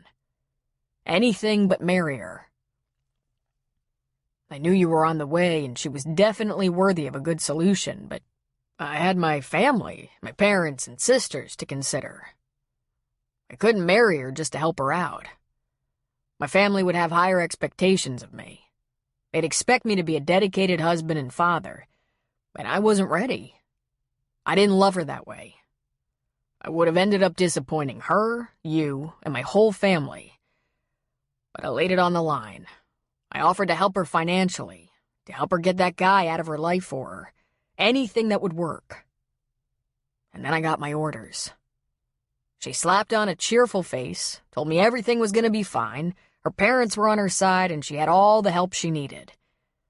She also said she wished she'd have met me first, that I was the kind of man her child would be proud to have as a father. Jack took a breath. I had no idea what that might mean in the end. And now I understand why she did what she did. And I understand why you turned out to be a fine young man. Denny was quiet for a long time. Finally, he let out a breath with the word, God. Jack gave him some time to absorb all that. He fished a while, grateful nothing bit. He didn't want to be distracted. When Denny didn't speak, Jack said, I don't see that it changes anything. It changes everything, Denny said at once. No, Denny. It just alters a few biological facts. But the important things are the same. My mother lied to me, he said. My mother never lied. And she implicated you when you had nothing to do with me. She reinvented your past. I know she had a reason, probably a good one. And from what you told me, she didn't expect you to hunt me down. She just wanted to give you some comfort. I'm good with that. Because you don't know the guy, Jack. If he's my true father, I have issues to worry about. Why? Because he wasn't a good guy? What's that have to do with you? You're a good guy, and I have witnesses. She made you part of her drama, and stop right there. The Susan I knew didn't have drama. She had survival instincts. For all the good that did her, Denny said with a bitter tone. I don't think there's a lot we can do about serious illness, son. You don't have to call me that, he said, anger at the edges of his voice. Okay, listen up, kid. Last year, Mel had it in her head we had to adopt a child. She just wasn't done having children, but she'd had a hysterectomy, so her body was done. When you came along, she reminded me that we were ready to take on a child with different biological parents, and she never doubted for a second that we'd accept that child as our own. She thought we, you and me, should do the blood work, if for no other reason than to know who was a potential candidate if anyone in the family ever needed help, like a bone marrow transplant. But she reminded me that the outcome of the blood work didn't really matter in relationships. Relationships are connections you make. What that means, Denny, is you don't have a connection with the man you always knew as your father because he was indifferent and cruel. You don't owe him anything either. Let him go. You're free to create your own family. Think about that. Let me tell you what's different, Jack. I came here to find you, thinking you were my father, thinking that meant I belonged here. I don't belong here. You do if you want to. I came here not knowing a soul, and I dare you to argue I don't belong here. It's different and you know it. I'm sorry. It was all a lie, and I'm sorry. Okay, I understand that you're disappointed. Suck it up. We're still good friends. You're still important to the family, to the town, to a lot of people. Yeah, maybe. Until they find out the truth. I haven't said anything to anyone about this. You have to tell Mel, Denny said. Of course I'll tell Mel, Jack replied. But I don't see why anything has to change between us. I don't see why we have to alert the town. Give your mom a break here, kid. She had a dying wish. I don't know if it was as much for you as for herself. She regretted that relationship. The only thing about it she didn't regret was you. She wanted you. She loved you. She raised you right. Yeah? Maybe so. But even considering that, I don't feel like living a lie. I know you're offended. It wasn't what you expected, Jack said. How about you just remember, it doesn't have that much to do with us. We were friends for months before you laid this on me. Denny reeled in his fly. Yeah, I understand. Listen, if it's all right with you, I think I might be done fishing for today. Jill and Colin attended a great salmon dinner at Aaron's cabin. Jill brought a nice assortment of salad vegetables to contribute. Of course, she already knew that she got along very well with Colin's family, so no surprise there. And she not only offered a tour of the Victorian, she threw together a light dinner and invited them all to stay, including Denny. But the real excitement in the weeks following the 4th of July picnic came in the form of harvesting some of her most precious fruits and vegetables. The Russian rose was in. Not quite as large as her Nana used to get, but big, dark, delicious, and beautiful. There were teardrop-shaped yellow tomatoes, a bush in the garden, a hanging basket on the porch. She had baby melons, miniature eggplants, a variety of colorful peppers, red lettuce, red Brussels sprouts, tiny beets smaller than cherry tomatoes. Jillian and Denny boxed up some of her best samples of most rare and beautiful fruits and vegetables and shipped them off to Kelly via overnight express. She would know if they were just the sort of thing that high-end restaurants could use. Since they were free, Jill didn't have to worry about licensing her farm and crop. The rare heirlooms aside, she had a delicious assortment of organic fruits and vegetables. Her zucchini, yellow hook squash, cucumbers, carrots, leeks, and scallions were out of this world, and she made baskets of them daily to be taken to Preacher. She even shared some of her rare lot with him. She couldn't save it or eat it all. She did photograph everything, however.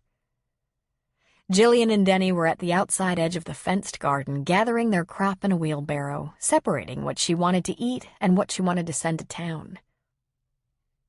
"Don't you want to take it to him, Jillian?" Denny asked her. She shook her head. "No, go ahead. You were as much a part of growing it as I was. And don't you usually stop there after work anyway?" "Sometimes," he said with a shrug. The way he glanced away and shrugged wasn't the first time she noticed that he might be a little quieter than usual. In fact, he'd been less excited than she'd expected. "Hey, is something wrong? I thought you were all keyed up for the harvest, and this is just the beginning." He just ducked his head shyly. She grabbed the sleeve of his shirt and pulled him back to face her.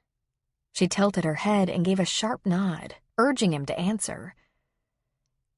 "Yeah," he said. "It's better than I expected. You've got something, Jillian.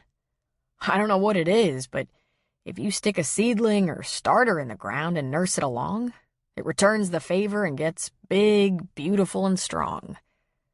I never thought I could get so jazzed about that." "Unless we want it small, precious, and rare," she said with a smile. "What's up with you?" "I don't know." "Spit it out," she demanded. "It's too soon to say, really." "Say it anyway." "You know I like this, right? And you know it's been working, right? At least I think so. But Jillian, I don't know if it's gonna work for me in the long term. I'd never run out on you during your harvest, especially your first harvest, but I think I'm gonna have to get serious about finding something more permanent. And no offense, something that has more security and benefits and pays a little, sorry, but a little better. I've been kicking around going home." "Home?" "San Diego," he said. "I grew up there." "I thought you decided to relocate." He shrugged and looked away again. "I don't know if that'll work." "But Jack's here," she said, because everyone knew the story about how this young man had come here to find his father. "Nothing stopping me from visiting sometimes," he said. Jillian shook her head. "Something else is going on here. Something—" She stopped talking as she was distracted by the sound of a vehicle. She automatically assumed it was Colin in his Jeep, then remembered the Jeep was already here as Colin was in the sunroom painting. She squinted toward the drive that ran along the side of the house and recognized the BMW convertible. "Ah, shit," she said. "Christ on a crutch, son of a bitch!" I take it you're not happy to see this guy?" Denny said. "You armed? If you're armed, just shoot him right now." "Jillian, maybe you should just take a few deep—" but Denny watched as she stormed away toward the BMW. A man got out and stormed toward her. He was about 5'10", blonde, tan, slender, dressed like a city boy. But he had a sneer on his face. It was nothing to the grimace Jillian had on hers. There was a part of Denny that thought it would be best to give her a little space to deal with whatever this was. Clearly it was private. It might be an old love affair gone sour. Hell, it could be an ex.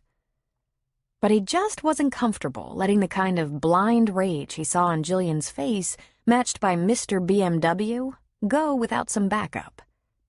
So he moved toward what was certainly going to be a conflict, but he tried to go slow to let her have her privacy and fast enough to intervene if necessary. "Kurt! What the hell are you doing here?"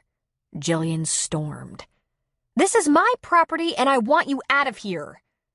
Get off your high horse, Jillian. I'm here to tell you I'm going to sue your ass for everything you think you've got. "I believe you missed that opportunity, you jackass. We settled. Now get the hell out of here before I find a pitchfork and—" We had a confidentiality agreement, Matlock, and you violated it. And for that, you're going to pay, and pay large. She couldn't quite stop the stunned expression that floated across her features. "Huh? I didn't do any such thing." "Oh, yeah, you did. They told me at Intel that word leaked about my... Now, what did they call it? Transgressions? That's right, transgressions. I didn't have a real big fan club, they said. And since they weren't very attached to me, they invited me to leave. No package, by the way. No one else would have done that. Only you." For a second, she was shocked. But then she started to laugh. She laughed so hard she doubled over. So, the women Harry wasn't supposed to mention? They went after him. She straightened and wiped at her teary eyes. "Why, Kurt," she said, humor in her voice. "Is it possible you lied to more people than just me? Possible you used more women than just moi? Because I haven't talked to anyone, Kurt." She laughed some more. "I've been gardening." He stepped toward her, his posture and expression threatening. "You lying bitch. You're nothing but a lying bitch." And then he shoved her, and she stumbled backward a couple of steps. But she recovered and was right back in his face. Hey, hey, hey, Denny said, inserting an arm between the two of them. Kurt suddenly smiled meanly. "What's this?" he asked. "You doing the pool boy, Jillian? Just your speed. A liar and a slut." She pulled back an arm and slapped him across the face with all her might. He actually moved back from the blow. It left a red patch on his face. His hand went to his cheek and he wobbled a little bit. "That's assault and battery.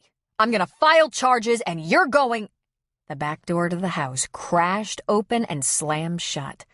But by the time the noise reached the side yard where they all stood, Colin was upon them. He moved Jillian out of the way, pushed past Denny, grabbed Kurt by the front of his shirt, and landed a blow to his face that knocked him 3 feet back and right on his ass. "No, that's assault and battery," Colin said, towering over him. "Want to go a few rounds? You look kind of little, but I could promise to go easy." "Seriously," he said, holding his face and struggling to his feet. He moved backward out of Colin's reach. "You're going to jail." "Seriously," Colin mocked. "You might have a little trouble with that. But hey, go for it. We'll hash it out with the sheriff, if you can find him, if he has time to deal with a little bitch slap. Things work a little different out here in the mountains, sweetheart." He grinned at the slight blonde man. He winked. "They have work to do. They don't have a lot of time to screw around with little boys and their whining. Out here, when men get into it, they just fight." He raised a hand. Best of luck, asshole. Now get the fuck out of here before I get mad. Kurt took several steps toward his BMW, still holding his cheek and jaw. He turned back toward Jillian, and at that moment, Colin draped an arm over her shoulders. He was at a safe distance, so he lobbed a few nasty insults. This guy know you're just a low-class, blue-collar whore who slept her way up? Just a poor girl who came from nothing and brought it with her? Jillian just smiled. She shook her head. You'll regret this, Jillian, Kurt said. I'm gonna sue you. She shrugged. Knock yourself out. You'll be sorry. I highly doubt it. Once Kurt was gone, Jillian brought Denny into the kitchen. Of course, Colin followed, listening. You deserve an explanation about that, she said. Would you give me a pass on that? It was both personal and professional and, well, and embarrassing. I misjudged him and it cost me. Sure, Denny said. Total pass. Thanks. Here's what I want to say about your situation. I wouldn't think of getting in the way of you taking a better position. It would be selfish of me because I have no guarantees for you. I have ideas, of course, ideas that I might not be able to bring to fruition. When you're starting a company or a farm, as the case may be, you always have to fly high and loose. I have to plan to succeed while keeping my alternative options in my vision. And by that, I mean, I'm not going to be a fool. The minute this doesn't seem to be working and I can't see a solution, I'm not throwing good money after bad. You with me so far? I think so. Okay. I have ideas. I'm buying this property and I'd like to farm 10 acres of organic fruits and vegetables, much of it dedicated to specialty items. It'll take me some more time. It'll take buyers. But it's looking like it's going in the right direction, and I'll continue to develop my line. I don't want a lot of employees. I'll want to supervise my own gardens, watch my plants. But I will want a farm manager. If I reach that point tomorrow, that person would be you, and the position would come with higher pay, benefits, and about as much security as you'd get anywhere. That is to say, job security is always at some risk. After all, I lost a job with a company I helped to build, and I never saw that coming. She smiled. You probably had more security with the Marines. He smiled back. You're not planning to send me to war, are you, Jillian? I'm not going back that way. I'd appreciate it if you wouldn't talk about my plans. I'll keep you informed, show you my business plan as it evolves, as I make changes. But it's sensitive information. Can I count on you to keep it to yourself, Denny? Sure, but... She held up a hand. I only tell you this so you have a few options to weigh. Pretty iffy options, I know. Still, there's no reason for me to keep that from you. We've worked together since March, almost 5 months. I trust you. If I manage to grow this little farm, you will be my first choice for a manager. But if you have to follow other opportunities, she shrugged. That's the chance I'm taking. She leaned toward him. I have one piece of advice. Choose work you love over everything else, especially over money. Yeah, he said. He stood up. I'll take those veggies into town for you. Want a sandwich before you go? She asked. I'll make you one. No, thanks, Jillian. If I give Preacher food, he'll give me food. He smiled at her. I'll think about everything. If you get the right phone call, Denny, I understand. That was our agreement from the start. Then he gave her a brief salute, then left the house. She watched him from the window as he transferred the vegetables from the wheelbarrow to a couple of boxes and put them in the back of his truck. She still stood in front of the kitchen windows until he'd pulled away. Then she turned toward Colin. I worked like a mule all day and was holding up pretty well.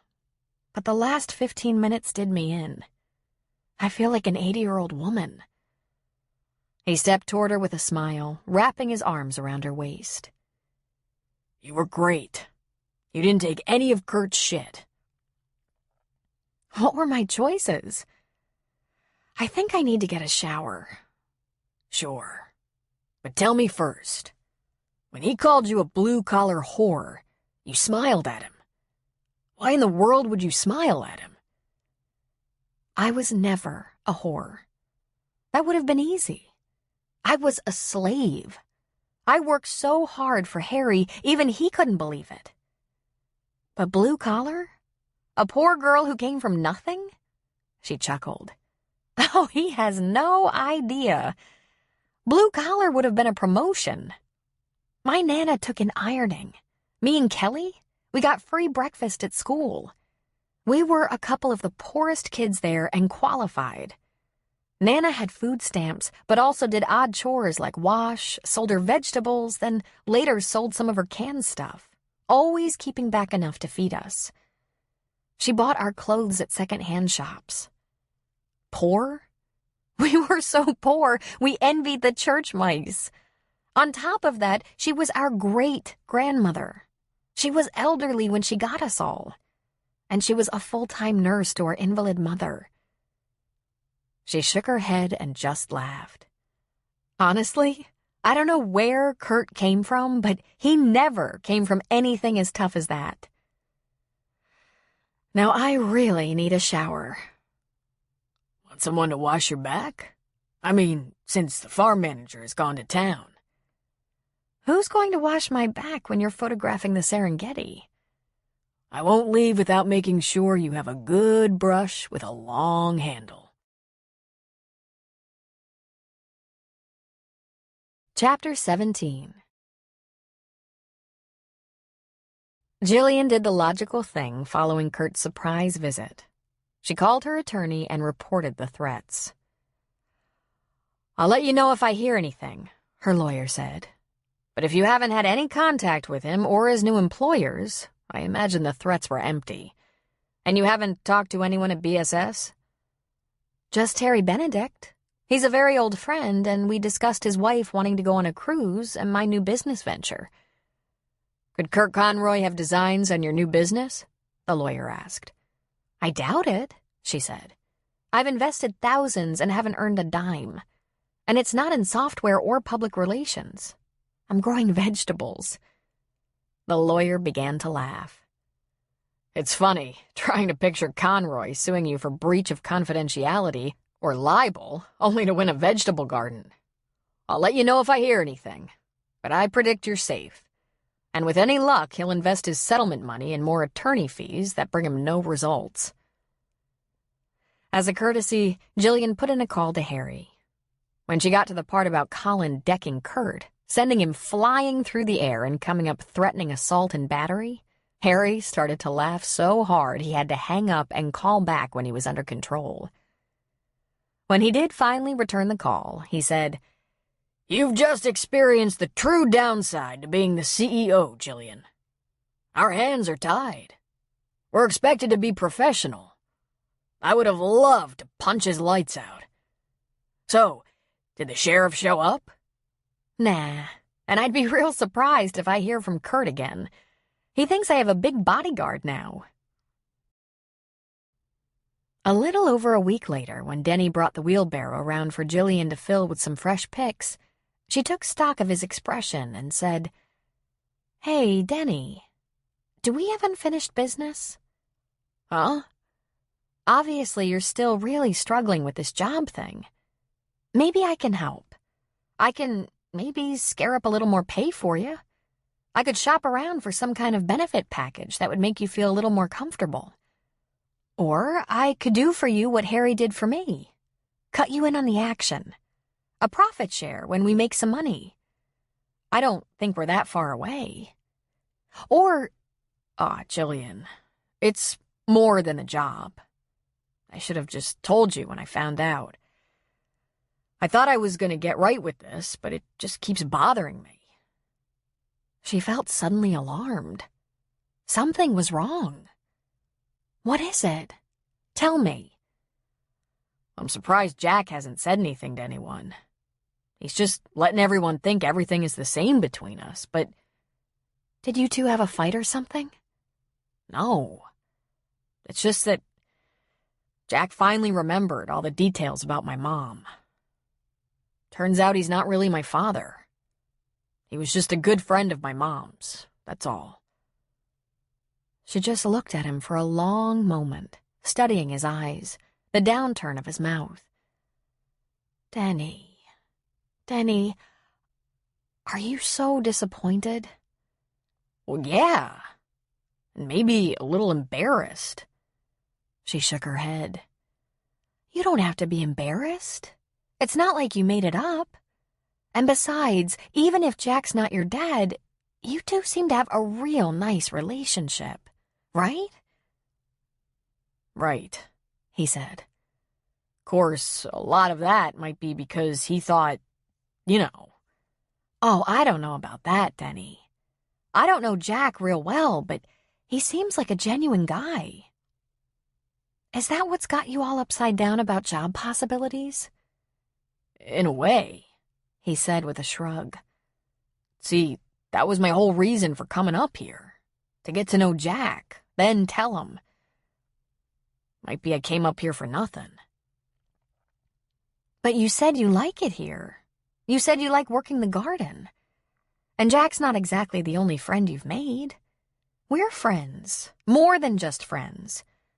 Colin's your friend. You're on good terms with most of the town, aren't you?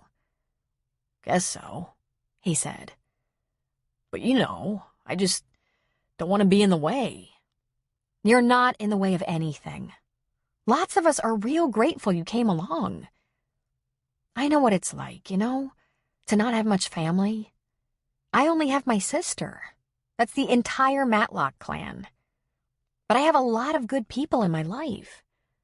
You being one. That's nice of you to say, Jillian.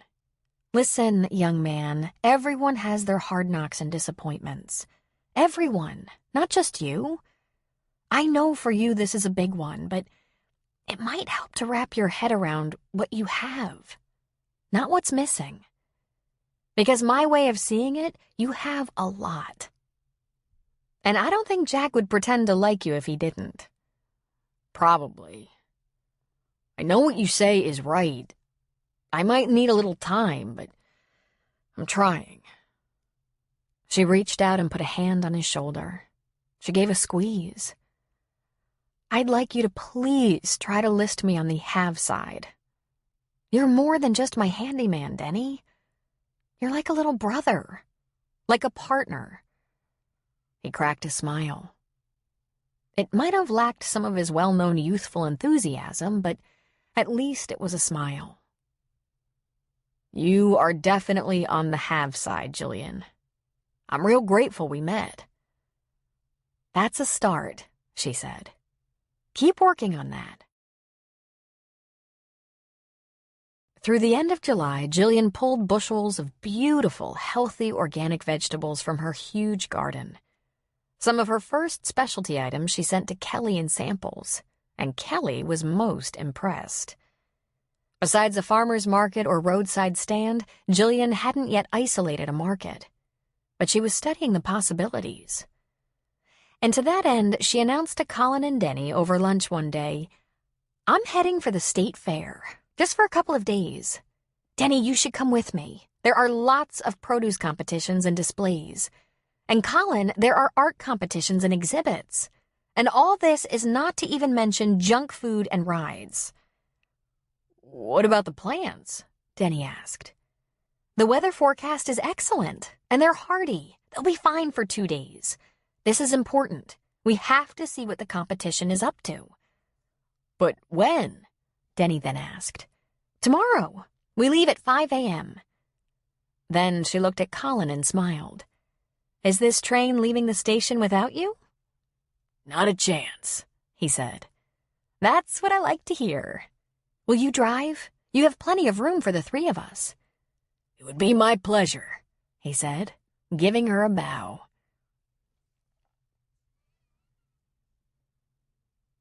Jillian and Kelly had gone to the state fair when they were teenagers, but money was too tight, their Nana too elderly, and Mother too infirm for the family to go when they were younger.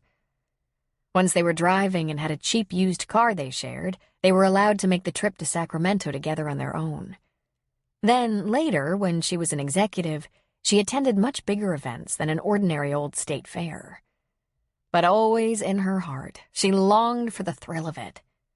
She wanted to see best-of-show horses, bulls, even chickens. She loved the displays of flowers, the clowns, the rides, even the sideshows.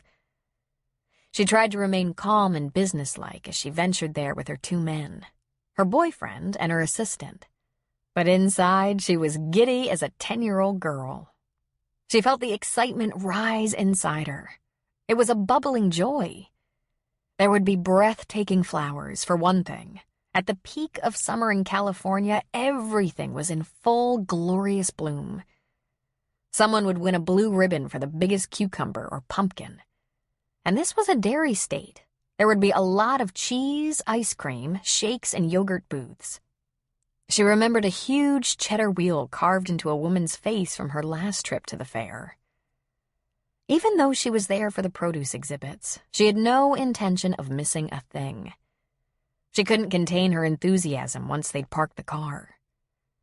"We'll check out the vegetables and flowers, and I want to see the art since I already know how wonderful Collins is. But I can't wait to see the prize-winning bull or the biggest pig. Denny, have you ever been to the fair?" "Can't say I have, Jillian," he answered with a chuckle. "They'll have everything here. Probably a 2,000-pound wheel of cheddar, a 200-pound pumpkin, a zucchini that can feed a small town. But then they'll also have crafts, jewelry, even furniture. This is California. There will be redwood furniture displays and a huge wine and home brew competition and wine tasting. But also rides and contests and prize booths. If you were here with a girlfriend, you'd have to spend your last dollar trying to win her a stuffed dog, and by the time you actually get the dog, you've spent more than the stupid toy is worth. And we do not leave without a ride on the Ferris wheel. Then, since we have more than one day for this excursion, tonight we'll dance. You'll be free to actually pick up pretty young girls, as long as you're ready to hit the fair again bright and early in the morning." Denny laughed at her. "Sounds like great fun, Jillian."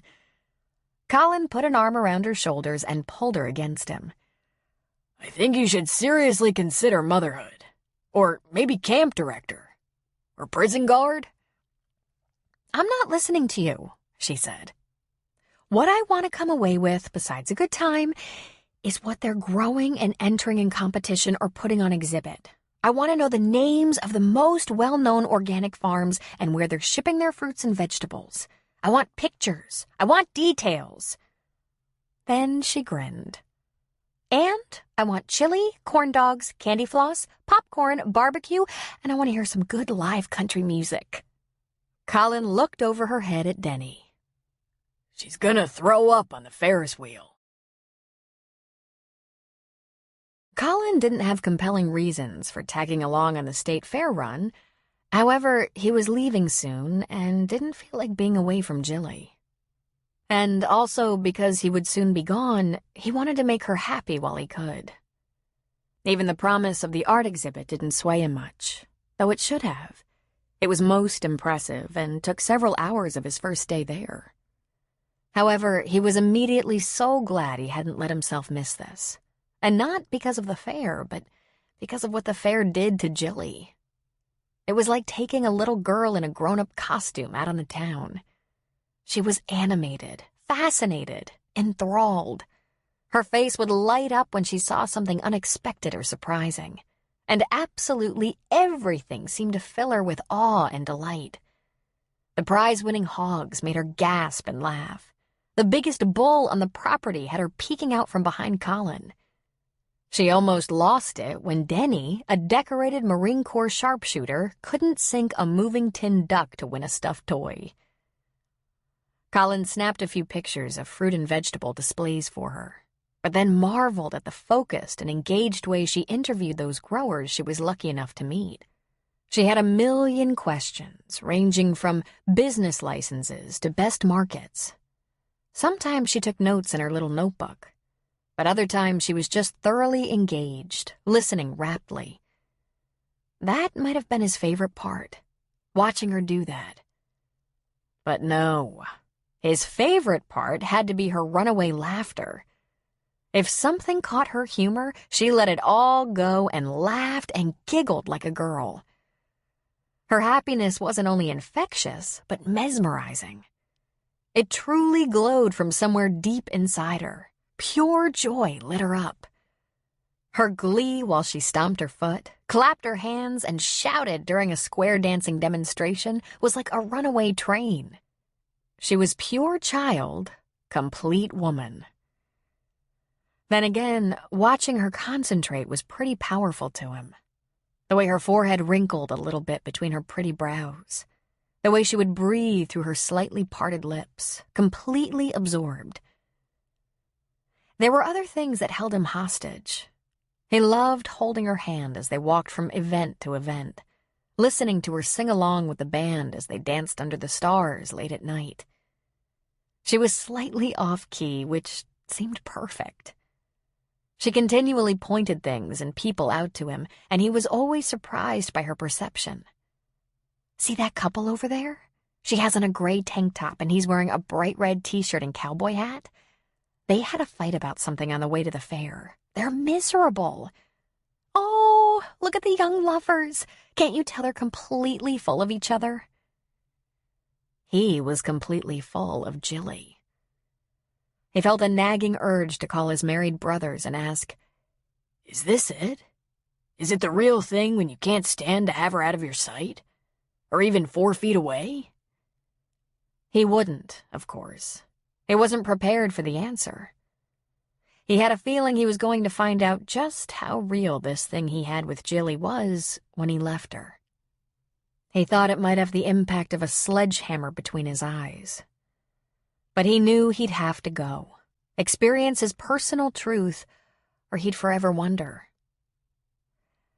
When I was a little girl, the state fair was a magic place for me and Kelly, she said, telling him about their first day there.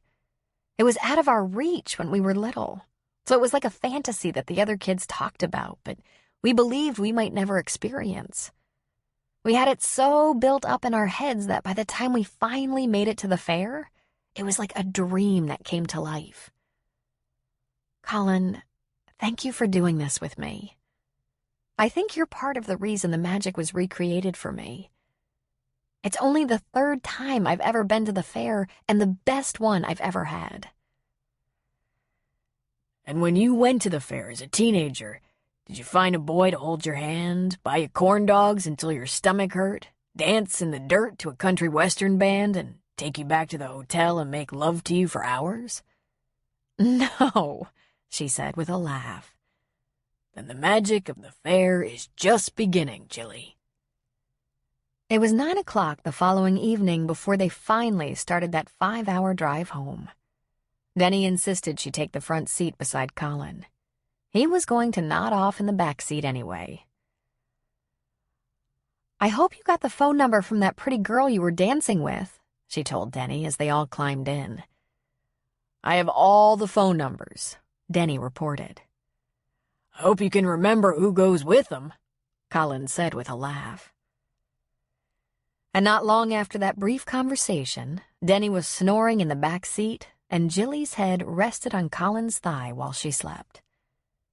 Every few moments his hand would drop to her head to run through her silky hair or to her shoulder to caress her arm. He never so much as yawned. He was determined to get his precious cargo home safely. Jillian learned a great deal from the internet and from the people she'd met at the state fair. There was work to do, work that required organization. While she continued to bring in a plentiful harvest through the month of August, she also registered a trademark, applied for a business license, and filled out forms to be approved by the Department of Agriculture County Branch. Maybe she couldn't zero in on her specialty market this week or this month, but she could begin to develop her reputation. During the late summer, when the weather was hot and steamy, she spent many nights with Colin in his little rented cabin along the creek. That wonderful old Victorian she'd just purchased didn't have central air conditioning. The cabin, buried under the tall trees in the forest, was cool. There were such wonderful sounds deep in the woods from the calling of birds, a quack or a honk from a Canada goose, not to mention the rippling of the brook over the stones. She loved her big house, but she also loved his little cabin, the first place they'd ever had a full night together. She liked the mornings sitting in his doorway, watching and hearing the forest come alive at dawn, frequently observing wildlife visit the creek for a drink. It was a magical place. In fact, it seemed like everywhere she went around this area was filled with dreams, fantasies, unimaginable beauty. While Denny continued to tend and harvest, Jillian registered her trademark, Jilly Farms. All natural, all organic, all delicious, all sentimental. No one but Colin had ever called her Jilly. It was as much because of Colin as her own personal and business needs that she was so glad she wouldn't be making a territorial change right now. It was as if leaving the Victorian was as hard as having him travel to Africa. She wanted that sunroom there in case he came home to paint. She put a healthy sum down on the property, and the bank approved her loan immediately. She owned Jilly Farms. All this made her late summer extremely busy. She had paperwork to file to allow her to sell her produce, appointments with an inspector from the Department of Agriculture, and loads of produce to harvest from her garden. Since she owned the property, she was ready to get another large garden plot cleared, mulched, and ready before the winter cold. She started early and worked hard all day, keeping lists of things she had to do in preparation for a season change. And for this, she was just so grateful. It kept her mind off the fact that in just 2 weeks, Colin would be leaving. "I have a surprise for you," Colin said. "I stopped by Luke's today, and there was a letter for me. The Eagle and the Buck sold. Shiloh sent me $1,200. "Oh my God," she said. "That means they sold for $2,400. The Eagle for 18 and the Buck for 6. The point is, they sold. I'm pretty surprised." "You shouldn't be, Colin. They're awesome. You're awesome." "My fan club," he said, kissing her nose. "There's a lot going on for both of us right now. You're busy with the farm. I have Reardon's coming to Virgin River for a gathering before I go. I know this transition with the farm, getting inspected and licensed, demands your time and attention. You're under no obligation to take time off for their visit." "I want to be busy. I'm trying very hard not to do a countdown in my head. But of course, I want to see your family. Who's coming?" "Everyone but Patrick. He's spending another 3 months in the Gulf. I'm not real keen on this. I'd rather have a quiet couple of weeks with you. But this was the price of convincing my mother and George they'd cramp my style by heading for Africa, too." She grinned largely, shaking her head. "I love that woman. Nothing intimidates her."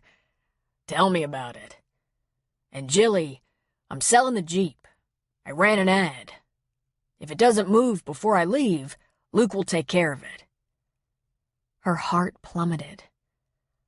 "Of course," she said very softly. This was something she hadn't even considered, yet she should have. It was a very expensive late-model Jeep Rubicon. Why would he keep it if he wasn't coming back permanently?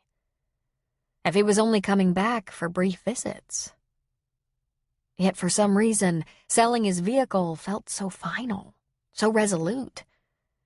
He was really leaving for another continent, for another life, for at least 6 months. And if this trip proved successful, it would be for much longer. If there was any doubt about that, he'd probably store the Jeep with her, or his brother. "Yes, I suppose you would have to. If Luke's too busy, I could take care of that for you." "He doesn't mind. I have a favor to ask." "Sure." "I'd like to pack up the cabin," he said. I don't have much there anymore. It all seems to move over here anyway. Would you let me stay here until I leave? I could clear out now and have that behind me. Luke will store everything I'm not taking with me. Or you could leave your stuff here. I have 3 floors, 5 bedrooms, and an office. She laughed lightly. I knew there was a reason I wanted to buy this place. He smiled but shook his head. It's okay. He's got it. Colin, are you declining my offer to store your things in case my life changes while you're gone? Or in case yours does?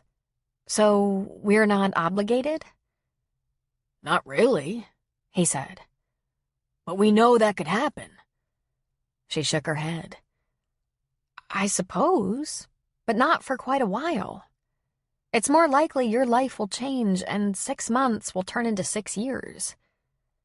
Not without seeing you, Jilly. I promise. The longest it'll be before I visit you is 6 months. Unless... I know, she said. Unless I tell you otherwise. But I still believe it would more likely be you telling me otherwise. I have something for you. Stay here in the kitchen. I'll be right back. Jillian took a lot of deep breaths.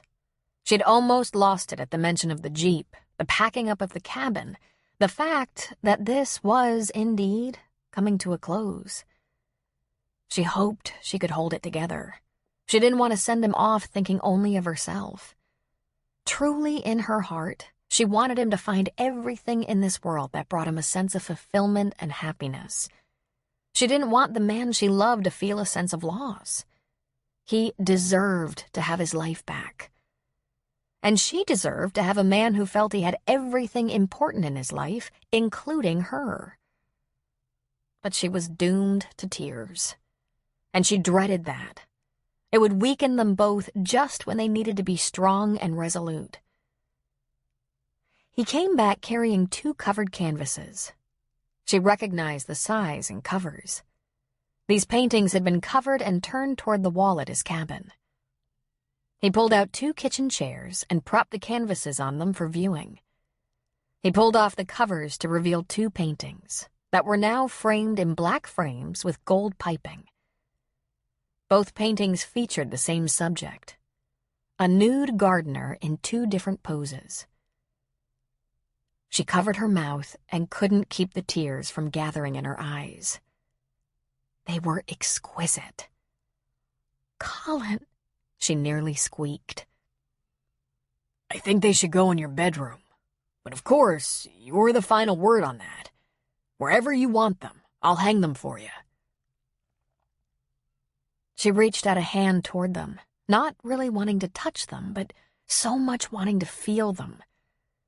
She'd suspected he was painting something for her since he wouldn't let her see them, but she'd expected more wildlife. These were not only personal, but simply stunning. The bedroom, she said in a breath. Of course, the bedroom. I'll hang them tonight. And then we can go to the cabin if you... I want to sleep under them. We can go to the cabin tomorrow night. Colin, you couldn't possibly have given me anything I would love more. Luke was host for the gathering of the Reardon clan during the 3rd weekend in August.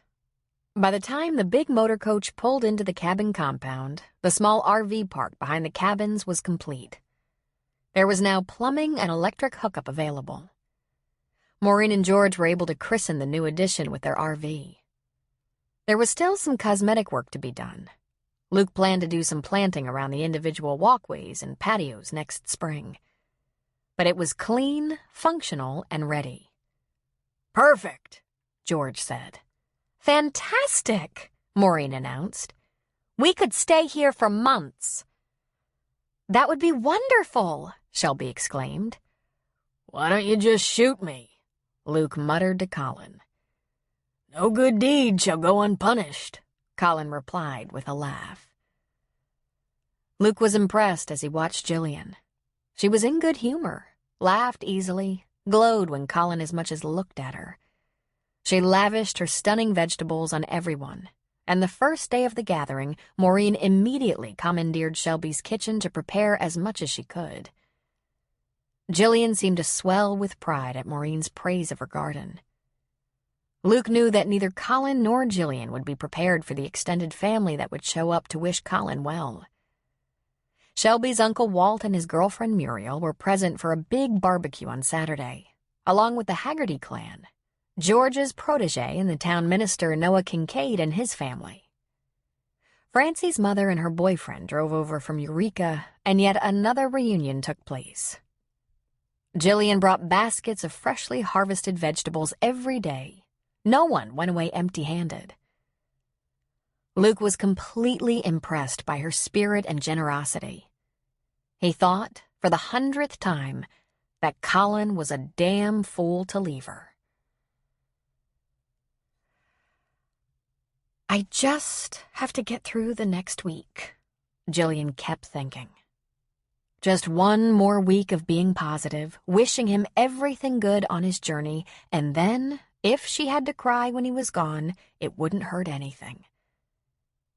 But Jill was just a little afraid that her throat would ache and her eyes would sting for the rest of her life from the strain of holding back emotion. Chapter 18. The end of August remained warm and sunny, which continued to nurture Jill's gardens. Her melons were coming in large and strong, and the pumpkins were so beautiful that she began to plan a pumpkin patch giveaway. She decided she'd put up notices in the bar and church for local families to come out and pick their own pumpkins, free, for Halloween. She'd get Denny's help to decorate the house and yard. The leaves would begin to turn in a couple of weeks, and there was a feeling of fall in the mountain air as September approached. There was plenty of occasional light rain, and the only tending needed was a bit of weeding and harvesting. If one thing had been made perfectly clear in 6 months of gardening, it was that she could grow fantastic produce. Her business license was granted, her trademark registered, and the county commissioner of agriculture assured her that her crop met all the standards and her registration would be approved. Colin packed up and shipped to Sedona those few paintings he had completed since meeting Shiloh Tahoma. Shiloh had sent another check and was happy to hang whatever new work Colin sent him. Additionally, Colin sent a very nice wedding gift to Clay and Lily Tahoma, in part gratitude for making that connection for him. Then, too soon, the day came. Jill was more than willing to drive Colin all the way to San Francisco for his flight, but he'd made other arrangements. Luke would drive him to an airport shuttle pickup in Fortuna. "I want to say goodbye to you, leave you on your back porch, and go. Even though we both know this is how it should be, I don't expect either one of us is going to like it too much. Especially the morning we say goodbye." When they had their last night together, Colin's large duffel and camera case packed and ready, Jill took herself to a remote place in her mind. She thought about the pure happiness she'd had for months, and it brought her comfort. She thought about the hundreds of thousands of soldiers who'd left their families to go to faraway lands where they'd be willing to risk their lives for their homeland. Surely this couldn't be as difficult. She concentrated on Colin. They made sweet, slow love, and she wondered how she would endure without this in her life. She wondered how long she would have to make do without it. Then they rested, curled around each other. She didn't sleep and suspected he didn't either. In the morning, they shared the shower and one last and more frantic coupling. As he was emptying himself inside her, her legs around his waist and his lips against her neck, he whispered, "I don't know how I'll manage even a day without you." Any other woman would have taken that moment to say, "Don't go! Don't go! Let me be what you need. Stay with me." Not Jill. "You'll have to manage," she whispered back. "You're going to renew your strength, to get your life back. You'll send me wonderful pictures. And you'll come to see me when you can." Then she sighed and added with a whisper, "I'll be right here." They were having coffee on the back porch, the sun barely up, when Luke pulled into the drive. They both stood up. It was time. Colin grabbed his duffel, tossed it in the back of Luke's truck along with his camera case. But then, of course, he went back to her as she stood on the top step of the porch. He stood one step below her, giving them equal height. And with his arms around her waist, he kissed her deeply. She'd saved the words. She'd never intended that her feelings would manipulate him or attempt to change him. "You should know something, Colin. I love you. Please travel safe. And in all the exciting things you do, please take care." "Of course I will," he said, showing no surprise. "I love you too, Jilly." She smiled. "I know. I felt it." "I knew it too," he said. "You showed me every day, every night. That's perfect, when you think about it.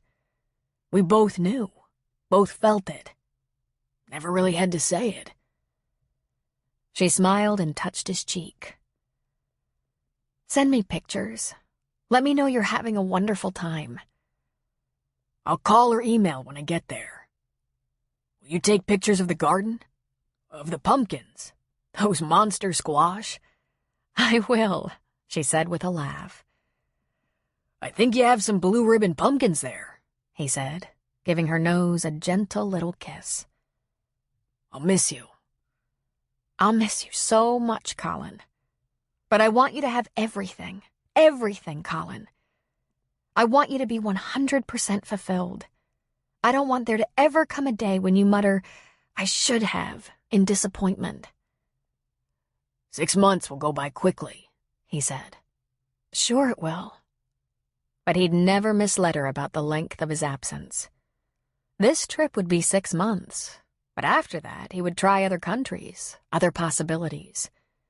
If he found a satisfying, fulfilling flying job, he was only coming back here for visits. Colin had wanderlust and hungry adrenaline. He needed to keep moving, keep challenging his easily bored spirit. How many years would this passionate love last with a short visit every 6 months? "Take care. Watch out for Denny. He feels like a little brother to me." She laughed a little. "I told him that too. Don't worry about Denny. He's in good hands." "Goodbye, Jilly," he said. "I'll talk to you soon." "Soon," she echoed. And then she watched him get in his brother's truck and disappear down the long drive.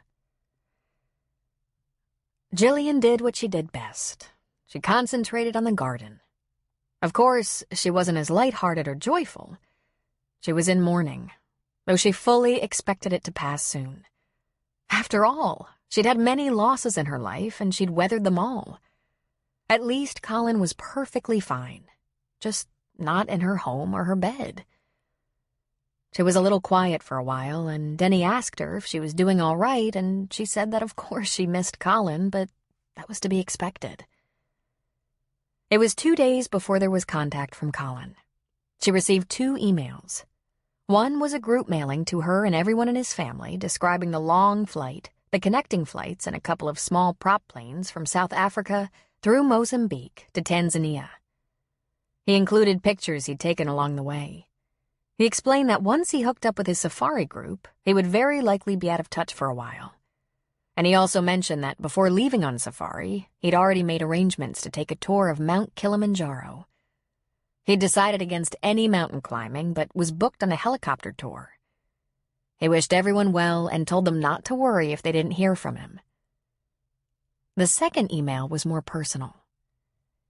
"Jilly, I'm not too far from where my brother served in that disaster that was Somalia. I was so young then. If you'd asked me even 5 years ago if I'd ever be interested in this place, I would have said no. Yet what I've seen of this continent so far is heart-stopping in beauty. I can't wait to get to the park, to the safari. It could be as long as weeks before I can send pictures, but I picked up a couple of international cell phones. I'll try to call, though I'm told communication is limited. Meanwhile, tend your prize-winning crop and think of me sometimes. Love, Colin. She spent more time indoors after that, while Denny did some chores around the gardens. Not surprisingly, she did some crying.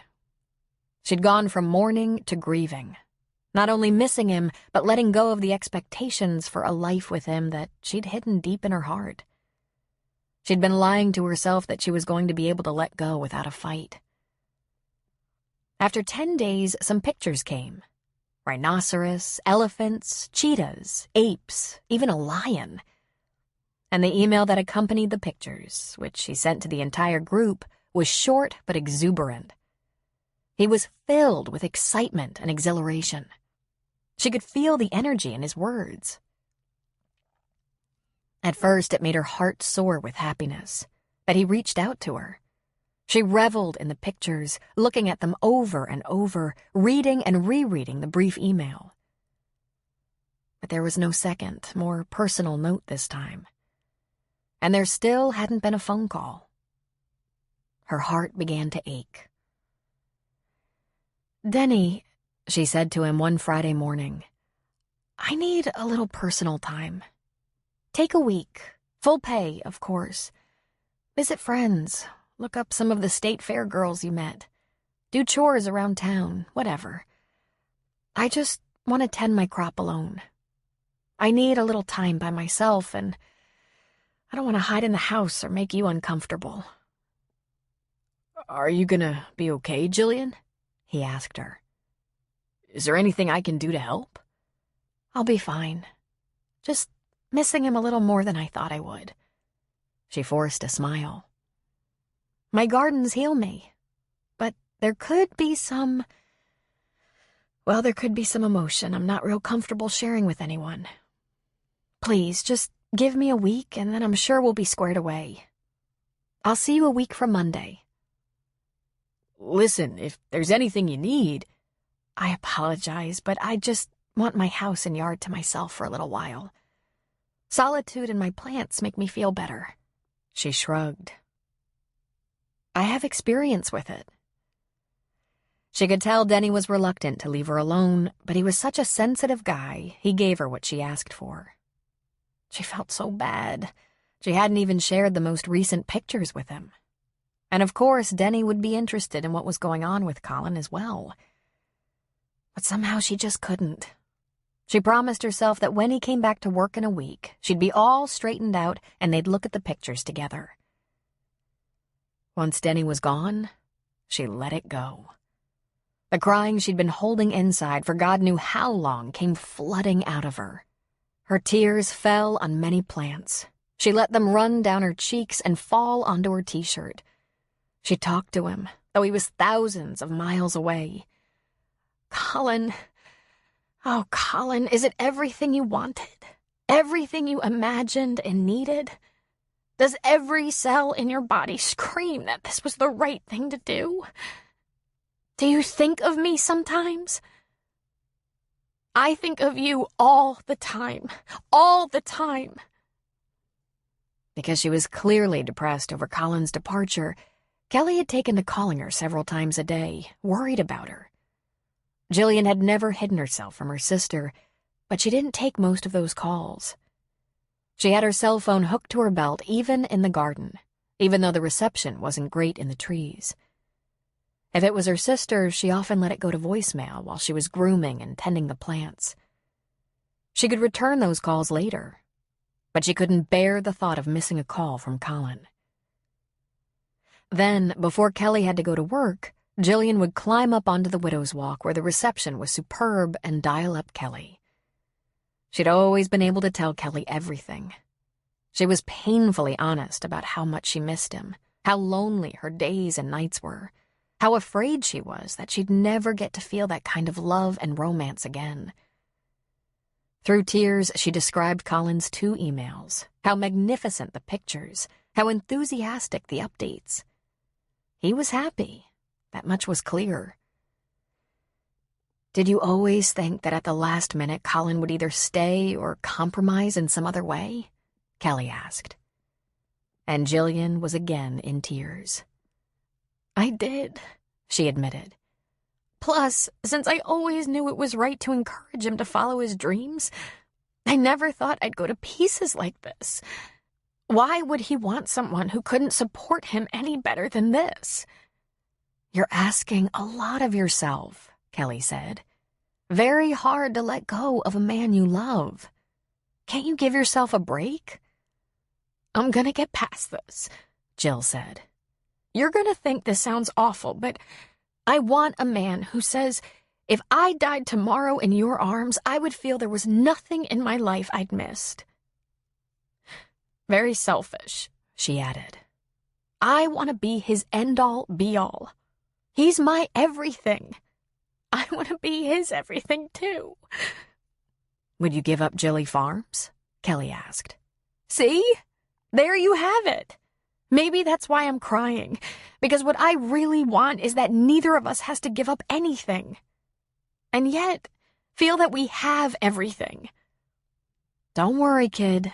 This is gonna pass. It just takes time. Yeah, Jill said. Yes, time. I guess at least 6 months.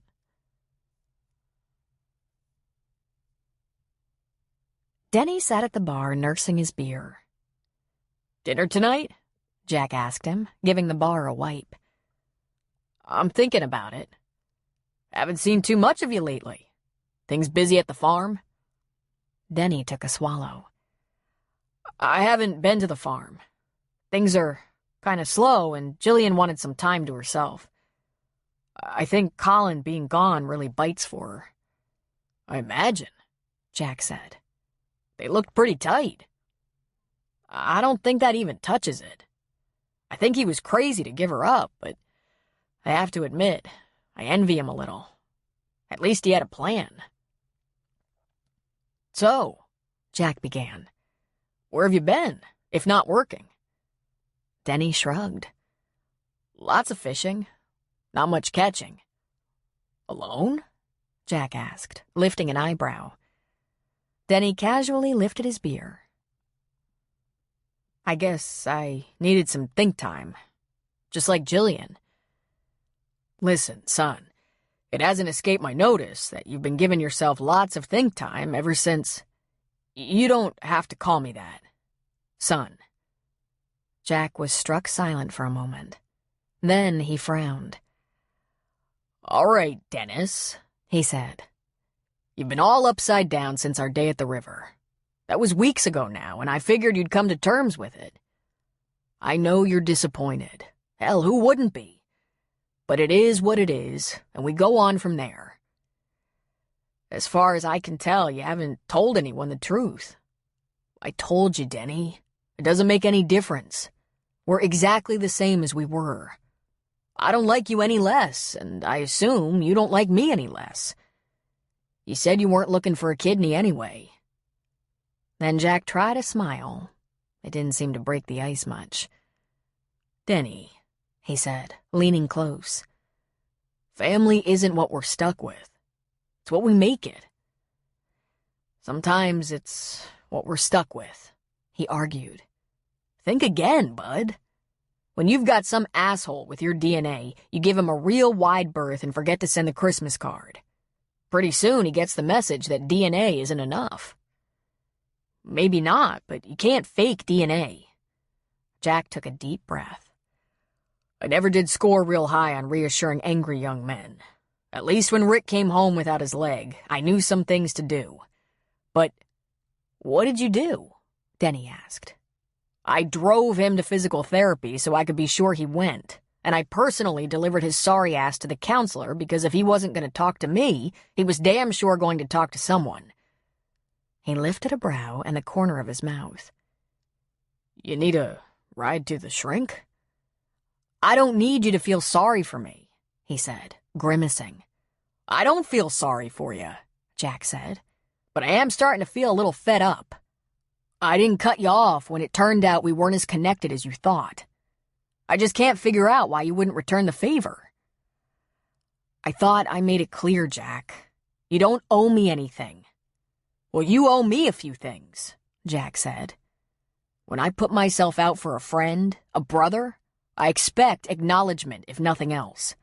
Trust would be good. Maybe a little goodwill. Or how about this? How about my friend doesn't act all pissed off all the time, like I just don't measure up? You know, I told you the truth because it's what you deserve. You expected me to bail out, but I never expected you to. Denny was quiet for a moment. Then he slowly drank about half his beer, put a couple of bucks on the bar, and stood. Sorry, Jack. Looks like I disappointed you from the start, and I just can't stop. And then he turned and walked out of the bar. Jack scowled blackly, insulted to his core. Then he picked up the money and threw it over the bar. Buy a fucking drink in my fucking bar? He muttered, rubbing a hand along the back of his neck. No fucking way. He turned around, steamed.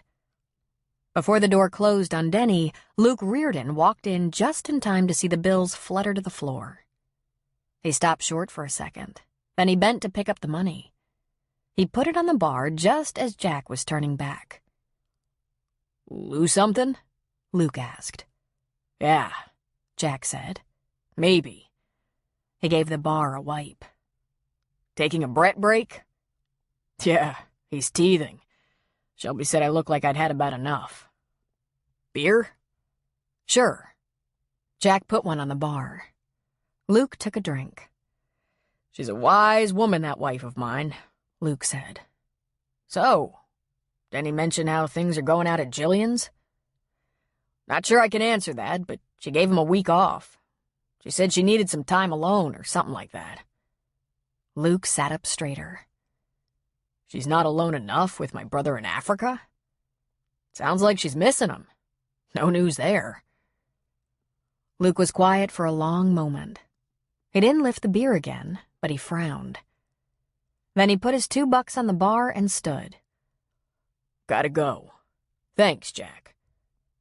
Jack was completely aggravated. Doesn't anyone finish a beer around here anymore? It was just a little after 4 in the afternoon when Luke made the turn onto the drive that led up to the Victorian. Colin had been gone 3 weeks. Luke wanted to kick himself for not coming over sooner. He'd called Jillian the first week, and she said all was well, though she missed him. Ironically, so did Luke. The second week, he'd run into Denny at the bar, and the young man said Jillian was a little on the quiet side. No big surprise. But there were no problems to report. But Luke hadn't seen her since Colin left, and there was simply no excuse for that. Even though Colin had stupidly left her for 6 months of fun and games on another continent, this was Colin's woman. It was an unspoken commitment the Reardon men had. They looked after each other's families. Jillian was as close as it had ever come with Colin. Luke pulled along the house to the rear, expecting to find Jillian in the garden. But she was right there on the porch, feet drawn up under her in the chair, multicolored quilt wrapped around her shoulders, big furry slippers sticking out. He flashed a brief grin as he got out of his truck, but the grin slowly faded. She didn't look so good. And she was still wearing her pajamas. It was doubtful she'd dressed this early for bed. More likely, she'd never dressed for the day. Maybe more than one day. He stepped up onto the porch, looked at her gaunt, tear-stained face, and said, "Aw, honey." That's all it took for her shoulders to begin to shake with the strain of barely audible sobs. "Don't," she said in a tense whisper. "Don't you dare tell him." "Here," he said, reaching for her hand. She had little choice but to comply, and he pulled her to her feet, then took her chair and brought her down on his lap, holding her like a small child. "It's sure no crime to cry when you miss someone. he said. She leaned her head against his shoulder and sobbed. It is, she choked out. Because I understand what he needs. I do. This is so important to him. This is what I want for him, to feel like he's 100% again. To feel like himself again. That doesn't seem to be working for you, Jillian, he said. You're falling apart. That's why you can't ever tell him. The thing he loved best about me was that I was strong enough and loved him enough to encourage him to go, to do what he had to do. If going was what he needed, I wanted him to do it. Ever consider telling him what you need? She shook her head. What I want, you mean? What I don't want is a man who did what some woman asked of him, even though it left something empty and unfulfilled inside him. That would be like asking him to give up what he needs, just so I can be more comfortable. I couldn't do that to Colin. Jill, you should have told him you love him. Of course I told him I love him. That I love him and want him to have everything he needs. Luke, that accident, it cost him more than any of us can relate to. It left not only his body broken, but his spirit too. If he doesn't get that back, what good is he? To me or anyone. I love him. I want him to be whole again. Luke snorted. It looked all right to me. She shrugged her shoulders. I thought he was in good shape too. But I can't count the number of times he told me he just wanted to fly again, to challenge himself again. He told me painting was good, but too tame. He's 40 years old, and since he was 20, he's been flying, traveling, skydiving, and who knows what else. He said he'd be ready to slow down someday, but he wasn't about to let that accident and the problems that followed do it for him.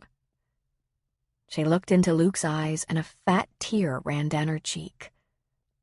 I sure wasn't going to be the second thing in his life to force him to settle for less.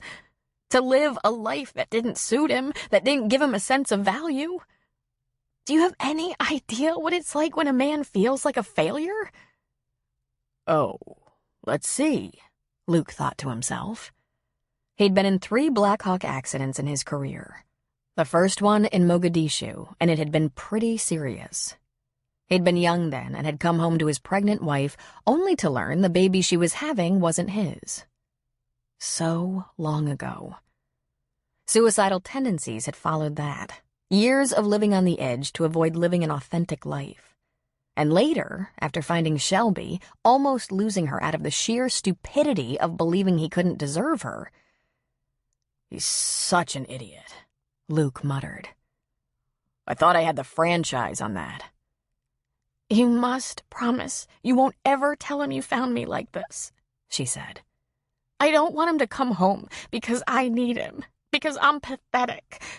I want him to come home because this is where he wants to be. Do you promise? He wiped a tear off her cheek. I promise. Have you heard from him? Just the emails. The same ones you got. And there was one short one just for me. 2 weeks ago. No phone calls? Luke asked. He's in the jungle, Luke. Don't they have some kind of communications? I don't know, she answered. He told everyone not to be worried if he was out of touch. I just wish it would have been nice to hear his voice before he went into the wild. You know? Do the two of you have some kind of plans for after this? Like when he comes back? Because... But she was shaking her head. He said he'd keep looking for a good flying job. An exciting flying job. Something that can compete with flying for the army, I guess. If not Africa, maybe New Zealand or Alaska. And he said he'd paint, but he couldn't be happy just painting. I think I'm smart enough to know he couldn't be happy on a farm where the most exciting thing that happens is the first Russian rose tomato comes in. He had no idea what's next for him? because he never suggested to the rest of us that this was just the beginning. He said 6 months. She shook her head. Unless he found that flying job he's looking for, she said. He said he told you all that if he found something he liked, it could be longer than 6 months. Yeah, I guess he said something like that. Maybe that's what's so hard now. He might find he does just fine without me. That it's time to move on. Luke started to laugh. Funny? She asked. Yeah, it's funny. I really thought I was the biggest blockhead in the family. Good of Colin to outshine me in this area. Remind me to thank him. Sure, she said. Can I show you something private? Luke frowned. I don't know if I want to see anything private. Could be embarrassing. You'll get over it, Luke. You might not know all about your brother. Come with me, she said, getting off his lap. She let the quilt drop in the other porch chair and walked through the kitchen and up the stairs. As Luke followed her, he was vaguely aware that she'd grown thin. Well, she didn't have much to spare to begin with, but it seemed she'd been more solid before Colin's departure. He followed her into the bedroom, and there, over the bed, were 2 large oils. Nudes. A woman in a big straw hat that hid most of her face. Only the curve of a breast or roundness of her butt were visible. But just the line of the jaw and tilt of the smile made these portraits out to be Jillian. And the Jillian in the paintings was much rounder, fuller, more muscular than the one who stood before him, her pajamas hanging off her trim frame. He gave me these before he left. They were a complete surprise. My brother painted these? Luke asked, though he knew the answer. She nodded. Luke shook his head. He whistled. I was never exactly jealous of this, that he could do this. I don't have any interest. But damn. I wonder if that pain-in-the-ass brother of mine has any idea how much he has to be grateful for. He turned to look at Jillian. I kind of doubt it. He's got a gift, but he's not all that bright. Jillian laughed in spite of herself. Stop.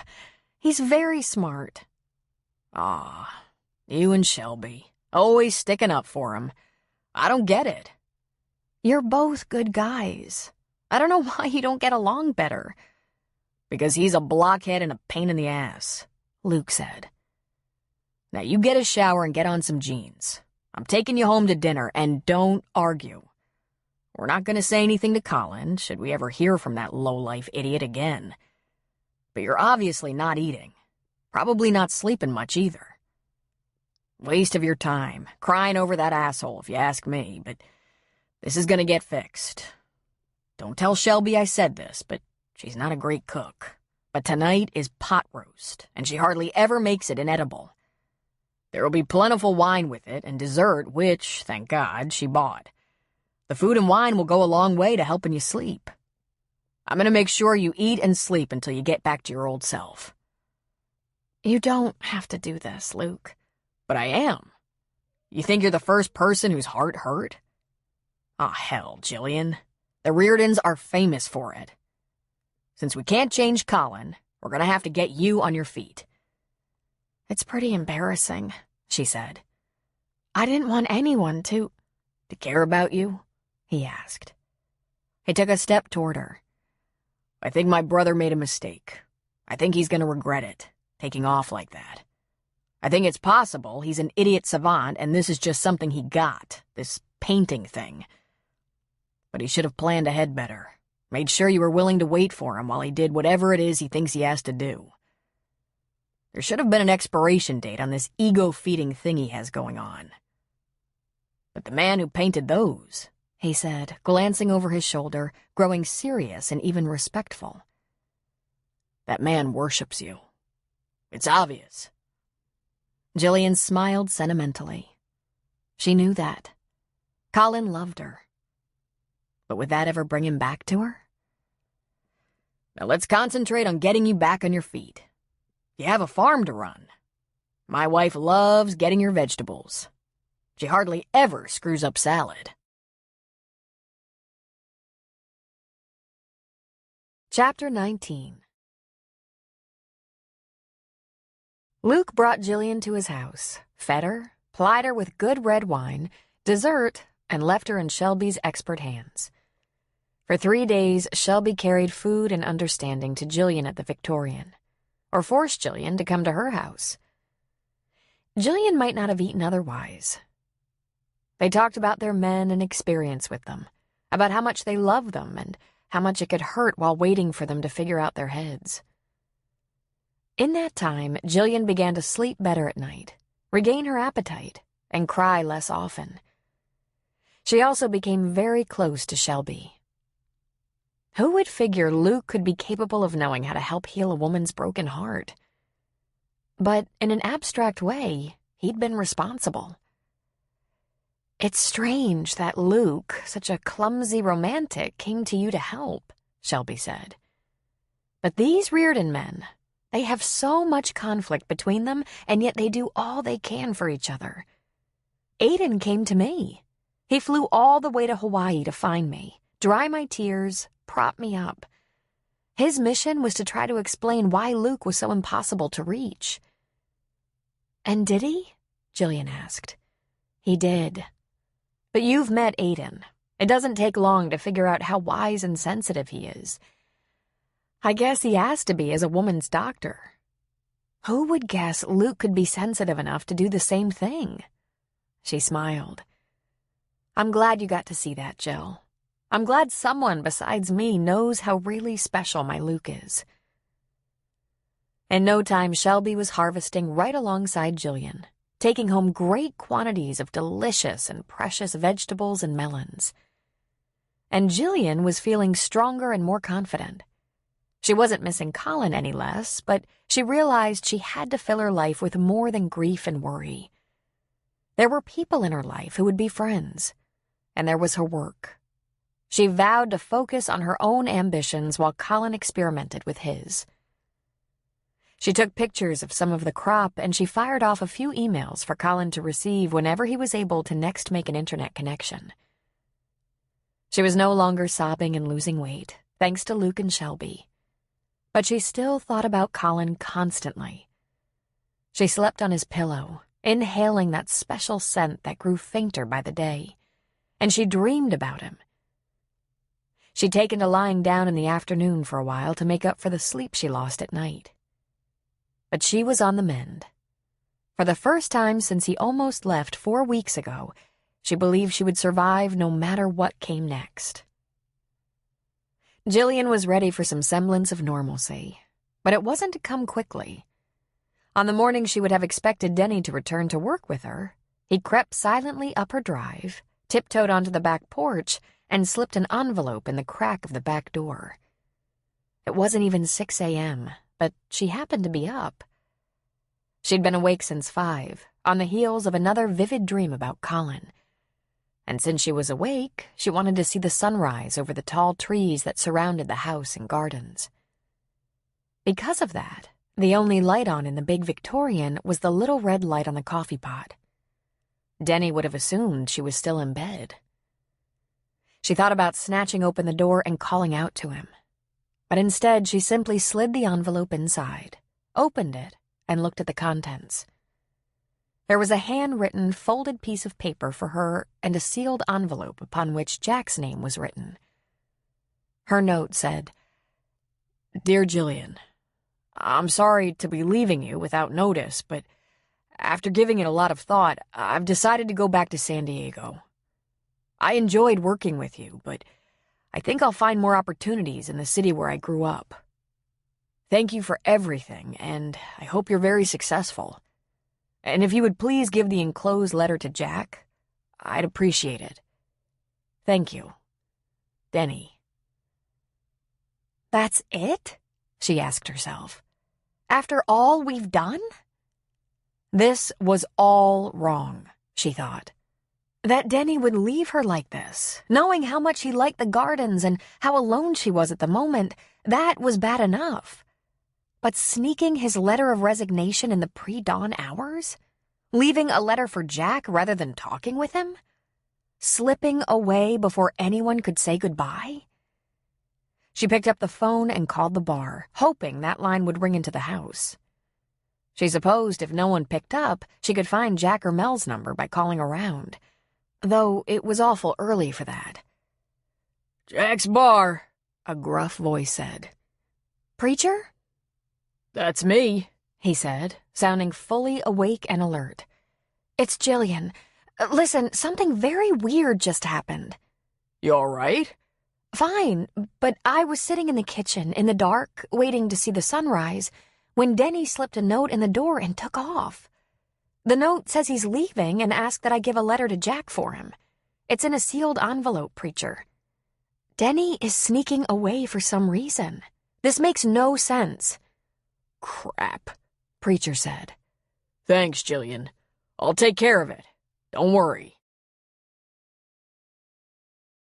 Preacher called Jack, and Jack called Joellen Fitch, Denny's landlady, while he was pulling on jeans and boots. "Joe, sorry about the early hour. "I'm up, Jack. I start early." I need you to check and see if Denny's around. He left a note for Jillian saying he's leaving town." "Leaving town?" she echoed. "He didn't say anything to me. Why wouldn't he say anything to—" She stopped talking, and Jack could hear her opening her door. "What in the world?"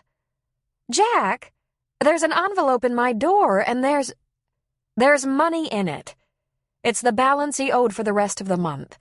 He paid by the week, and his truck seems to be gone. You want me to read the note, Jack?" "Never mind. That's all I needed to know. I'll get back to you later." He put the phone on its base and muttered, "Son of a bitch." Mel sat up in bed, her hair all a mess. What in the world is going on? Denny bolted. He left notes for Jillian, Joe Fitch, and one for me. Says he's going home. "And where are you going?" she asked. "Possibly all the way to San Diego. Can you get the kids together without my help before going to the clinic?" "Sounds like I'd better be able to," Mel said. "What are you going to do?" "I don't know yet," he said. He leaned down, gave her a kiss, and said, "We don't do things like this. We don't leave notes."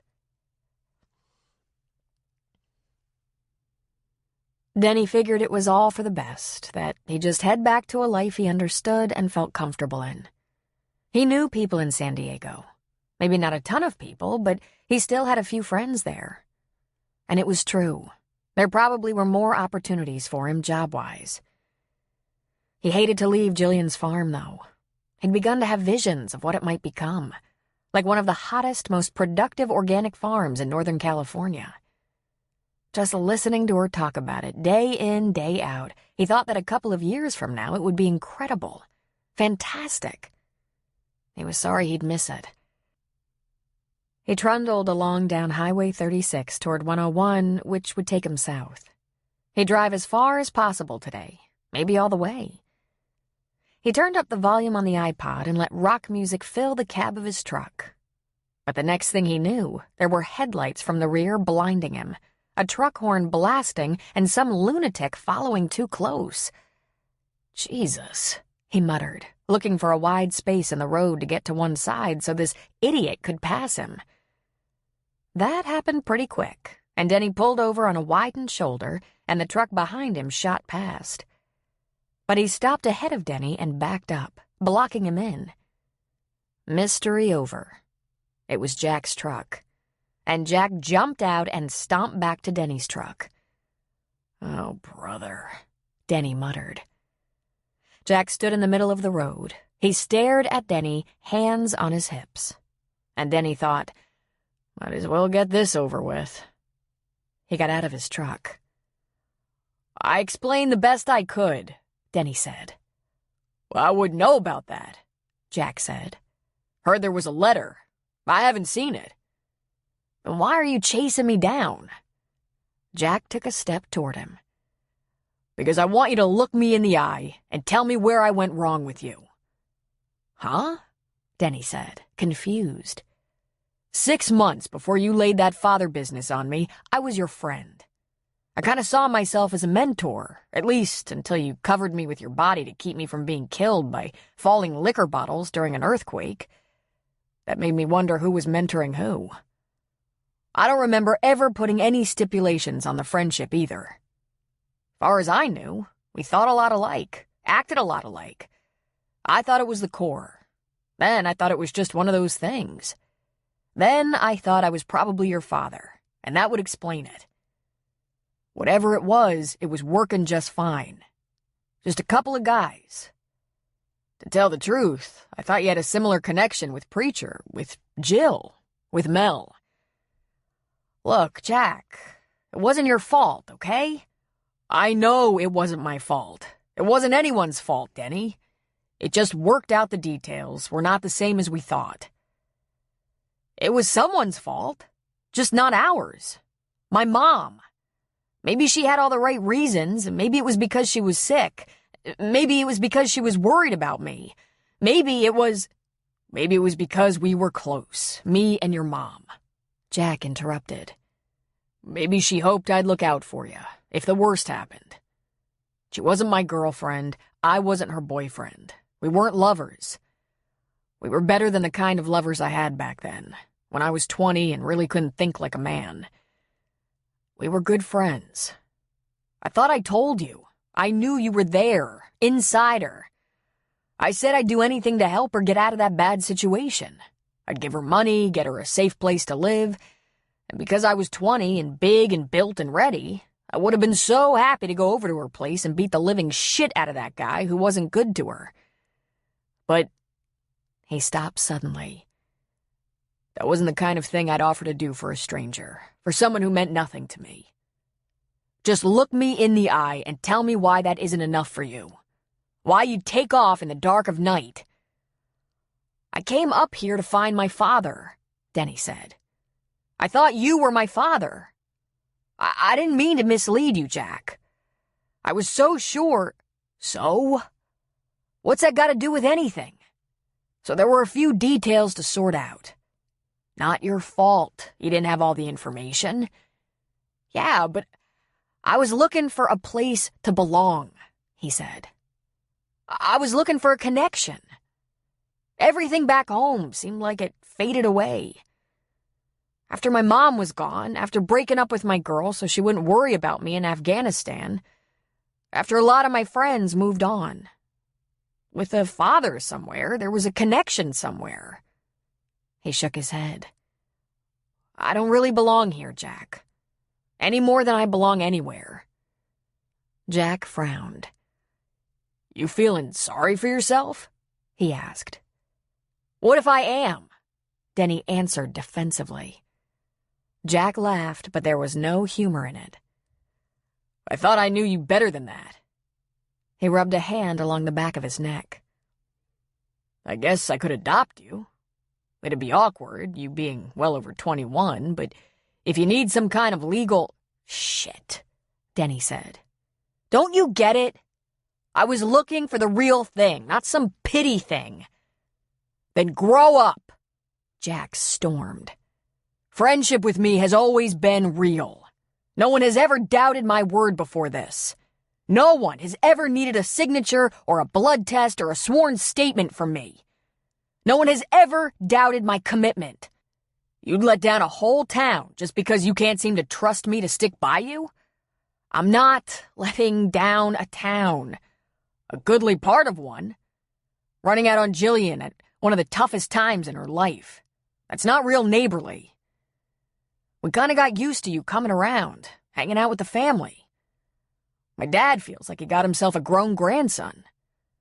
I doubt the way he feels about you is likely to change when the details come clear. Preacher? He treat you like you don't belong? We put you on a little old lady's couch to keep her safe at night. We don't do that with someone we don't have a lot of confidence in. Kinda looks like everyone but you felt you belonged. It was artificial, in a way, Denny said. Hey, It was from the heart, son.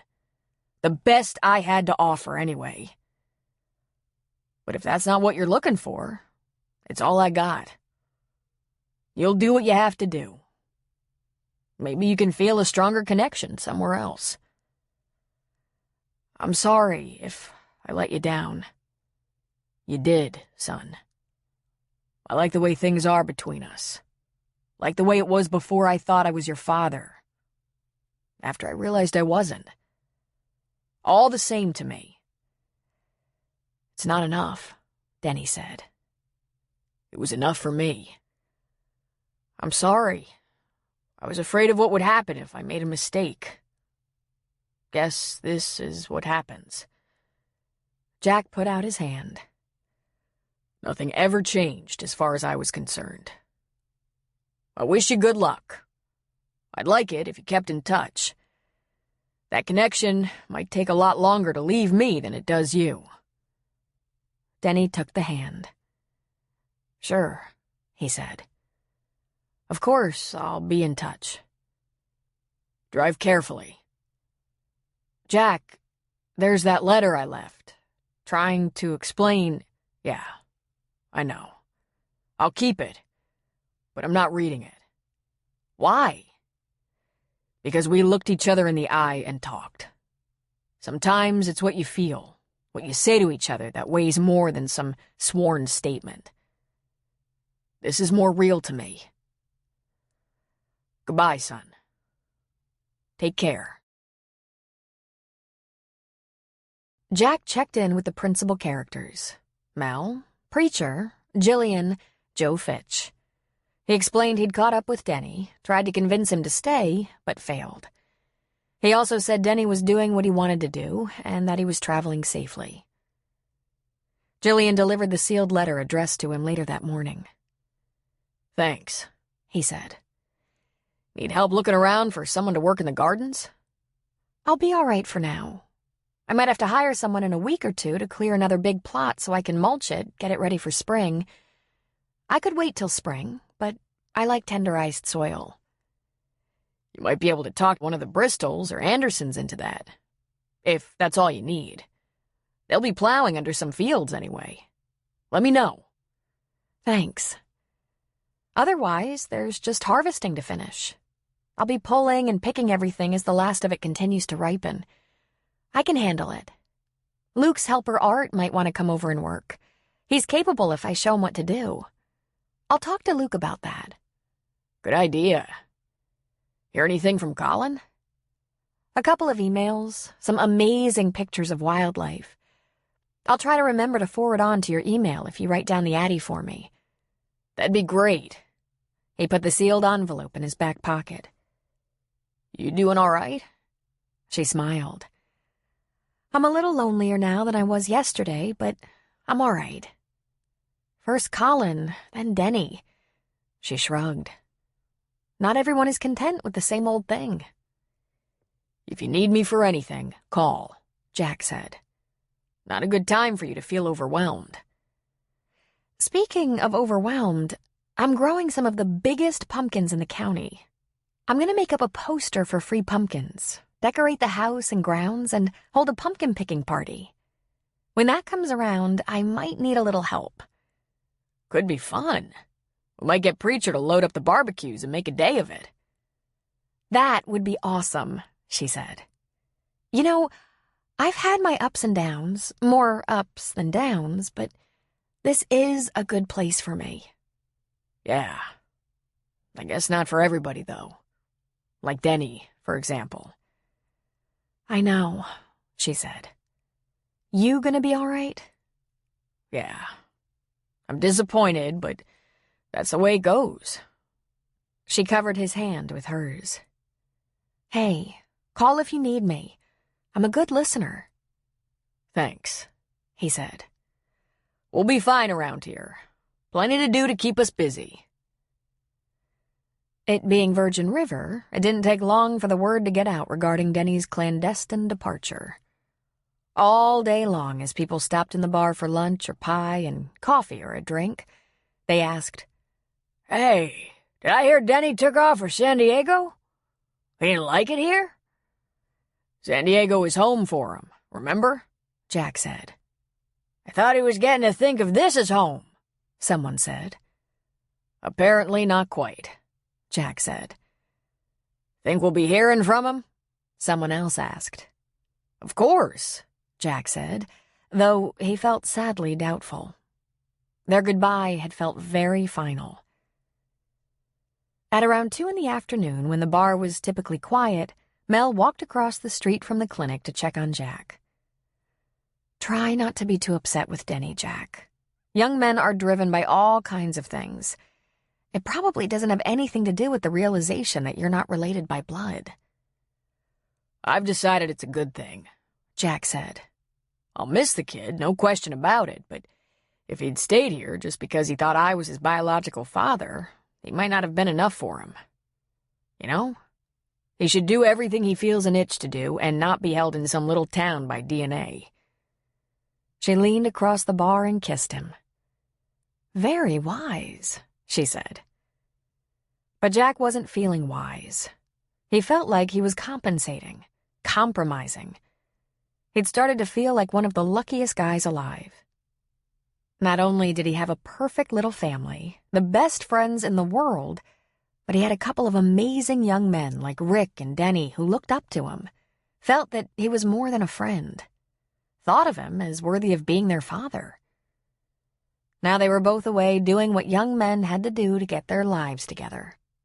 He wanted to just count his blessings, but he was a little disappointed. He went from slightly overwhelmed by his good fortune to a cup less than half full.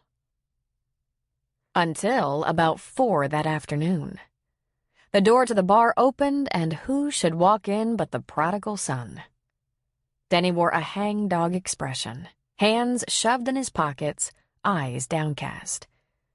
Jack quickly picked up a spotless glass and his towel as a means of keeping his hands busy, to keep from grabbing the young man up into a fierce hug. He wasn't sure he was able to keep the grin off his face, however. How far'd you get? He asked Denny. Almost all the way to San Francisco, he said. What turned you around? Just some little insignificant thing. Turns out the guy that really is my biological father not only never married my mother, never tried to support us after he left, but he also never once tried to have a relationship of any kind with me. I got in touch with him when my mom died. He said he was real sorry to hear that. That guy was my father, and he always seemed to ignore the fact. You, on the other hand, seemed real sorry to learn you weren't my father. True, Jack said with a nod. Once I got used to the idea, I liked it.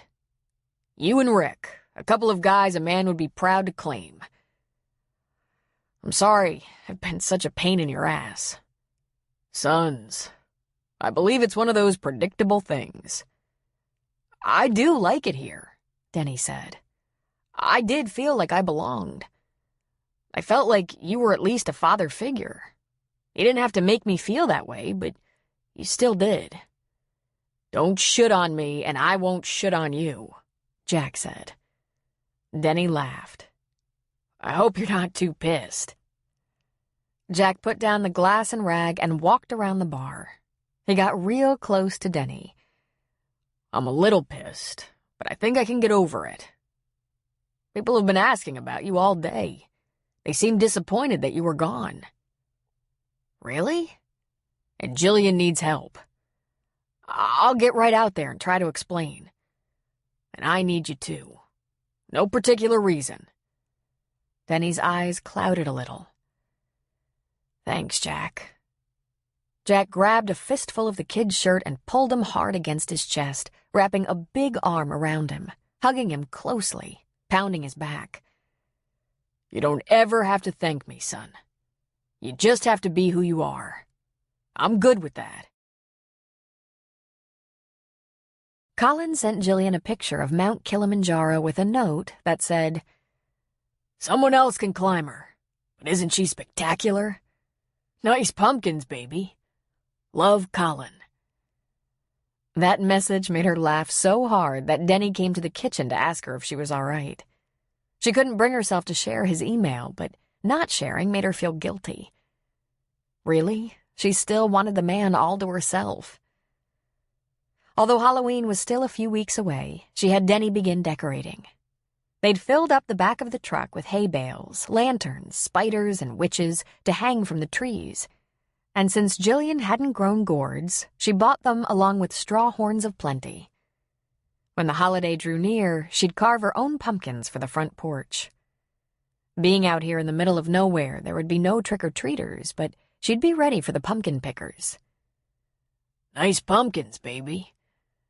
She missed him, but with a kind of joy and possessiveness in her heart. She knew he thought about her. The picture of the mountain hadn't been sent to everyone, but just to her. Jill liked to go up to the Widow's Walk every afternoon and look at her grounds from that great height. She liked to watch Denny at work. He was staking scarecrows in the pumpkin patch. She was so glad to have him back. She enjoyed watching the advancing color of the leaves, still just in the early stages. And then she would lie on her back on the roof, bask in the warm afternoon sun, and fantasize about that first time they made love on the roof. She could remember every single touch, every kiss, every sweet word Colin spoke. She smiled to remember half their clothes disappearing off the top of the house because they'd been so lost in pleasure, in sweet satisfaction. Sometimes she actually dozed while she thought about her gardens, her harvest, her faraway lover. Life wasn't as perfect as it was when Colin was here, but it was good. She wasn't feeling sorry for herself. She wasn't losing weight or prowling the big house in search of memories and solace late at night. After a nice half-hour stretch in the sun, she sat up and looked down at the grounds, the garden nearly plucked naked, the lilac, rhododendron, and hydrangea bare of flowers. Her 6 months had been well spent. She planned to experiment through the winter with smudge pots, grow lights, and inside irrigation in the greenhouses to see what could be done during the off-season.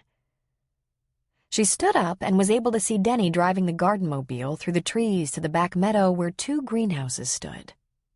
Her hands on her hips, face toward the back of the property, she heard a piercing whistle. She turned and looked down in the opposite direction and saw a mirage. It was a man in fatigue pants, long-sleeved green army t-shirt, camel-colored vest, and straw cowboy hat. He carried a great big duffel and worn brown leather camera case. "Now, I'm just hallucinating," she murmured to herself. He dropped the duffel and camera case and waved his arms at her. "Dear God, if I'm crazy, can I please stay crazy?" And then she scrambled, stumbling, breathing like a marathon runner, down 3 flights of stairs to the front of the house. She burst open the front door, crossed the porch, leaped off the porch stairs, and ran like her pants were on fire across the yard and down the drive toward him. She was crying as she ran. He was laughing as he walked toward her, his arms open to catch her. She flew into his arms with such force she caused him to laugh harder and stumble backward while he grabbed her. Her arms went around his neck, her legs around his waist, and she shut him up with her lips. "God, oh God, oh God," she said as she took possession of his mouth. His hands were running up and down her back. She grabbed his hat off his head and threw it, plunging her fingers into his hair. "You're here," she whispered, kissing him, wanting him, holding him so hard he might never get away. "Yeah," he finally said against her mouth. "It was supposed to be 6 months." "I know," he said. "What was I thinking, huh?" "Why didn't you tell me you were coming?" "By the time I could call you, I was in San Francisco. I woke up one morning in a small African village and thought, this isn't working without Jilly. And I bought a ticket home. You have no idea what I had to go through to get here on such short notice. I've been on way too many props flying over the jungle. I was in San Francisco before I could have called you." He grinned. "Right then, I decided to surprise you. See if you acted like you were happy to see me." She looked over his shoulder. There was no car. But how did you get here? An airport shuttle. Then I hitched. She whacked him on the shoulder. You should have told me you were coming, so I could have been ready, cleaned up and pretty. He lifted her with hands under her butt. He shook his head. I like you dirty, he said, laughing. You couldn't get any prettier, Jilly, and I just can't make it without you. Is this just a visit? Are you leaving me again? Maybe, he said, but never for long. And if you can find times the farm doesn't need you, maybe you'll come with me. I'll paint while you grow. We'll travel when we can. Maybe I'll get to be a better painter and Shiloh can send me money for plane tickets. He held her up with one hand, and with the other, he smoothed her hair back away from her face. Did you miss me? A little bit, she said with a shrug. You have tears running down your cheeks, he said with a grin. I think you missed me more than a little. You never called me. You barely emailed me. I was in the jungle, and I missed you so much my whole heart felt broken. I don't ever want to miss you that much again. And the flying? He gave a shrug. I took a chopper up just to see how it felt. Felt pretty good, but not as good as being with you. He leaned his forehead against hers. Not as good as being inside you. I think it's time I made a few minor changes. Minor? Might slow down, just a little. Maybe I'll take short trips, like a week or two. Maybe you'll come too if you want to. Maybe we'll admit this thing we have is perfect, not worth messing around with, and stay together forever. If you're interested, that is. She glanced away. I could think about that. He buried his face in her neck. Think fast, he growled. I might peel your clothes off in the driveway. She leaned back and put both her palms on his cheeks, staring into his eyes with heat. Are you done fooling around now? Are you mine now? I'm totally and helplessly yours. I'll get a tattoo if you want. I'm in love with you, Jilly. Like I've never been in love in my whole stupid life. And you feel you have your life back? She asked him. Not exactly like that, he said. I feel like I have a whole new life. One I didn't even realize was waiting for me. You're everything I need, Jilly. Without you, I can't even think about it. But what about your adventure? Do you need more adventure to feel like you're alive? He kissed her long and hard, and then in a throaty whisper he said, You're my adventure, Jilly. You're what I need to feel alive.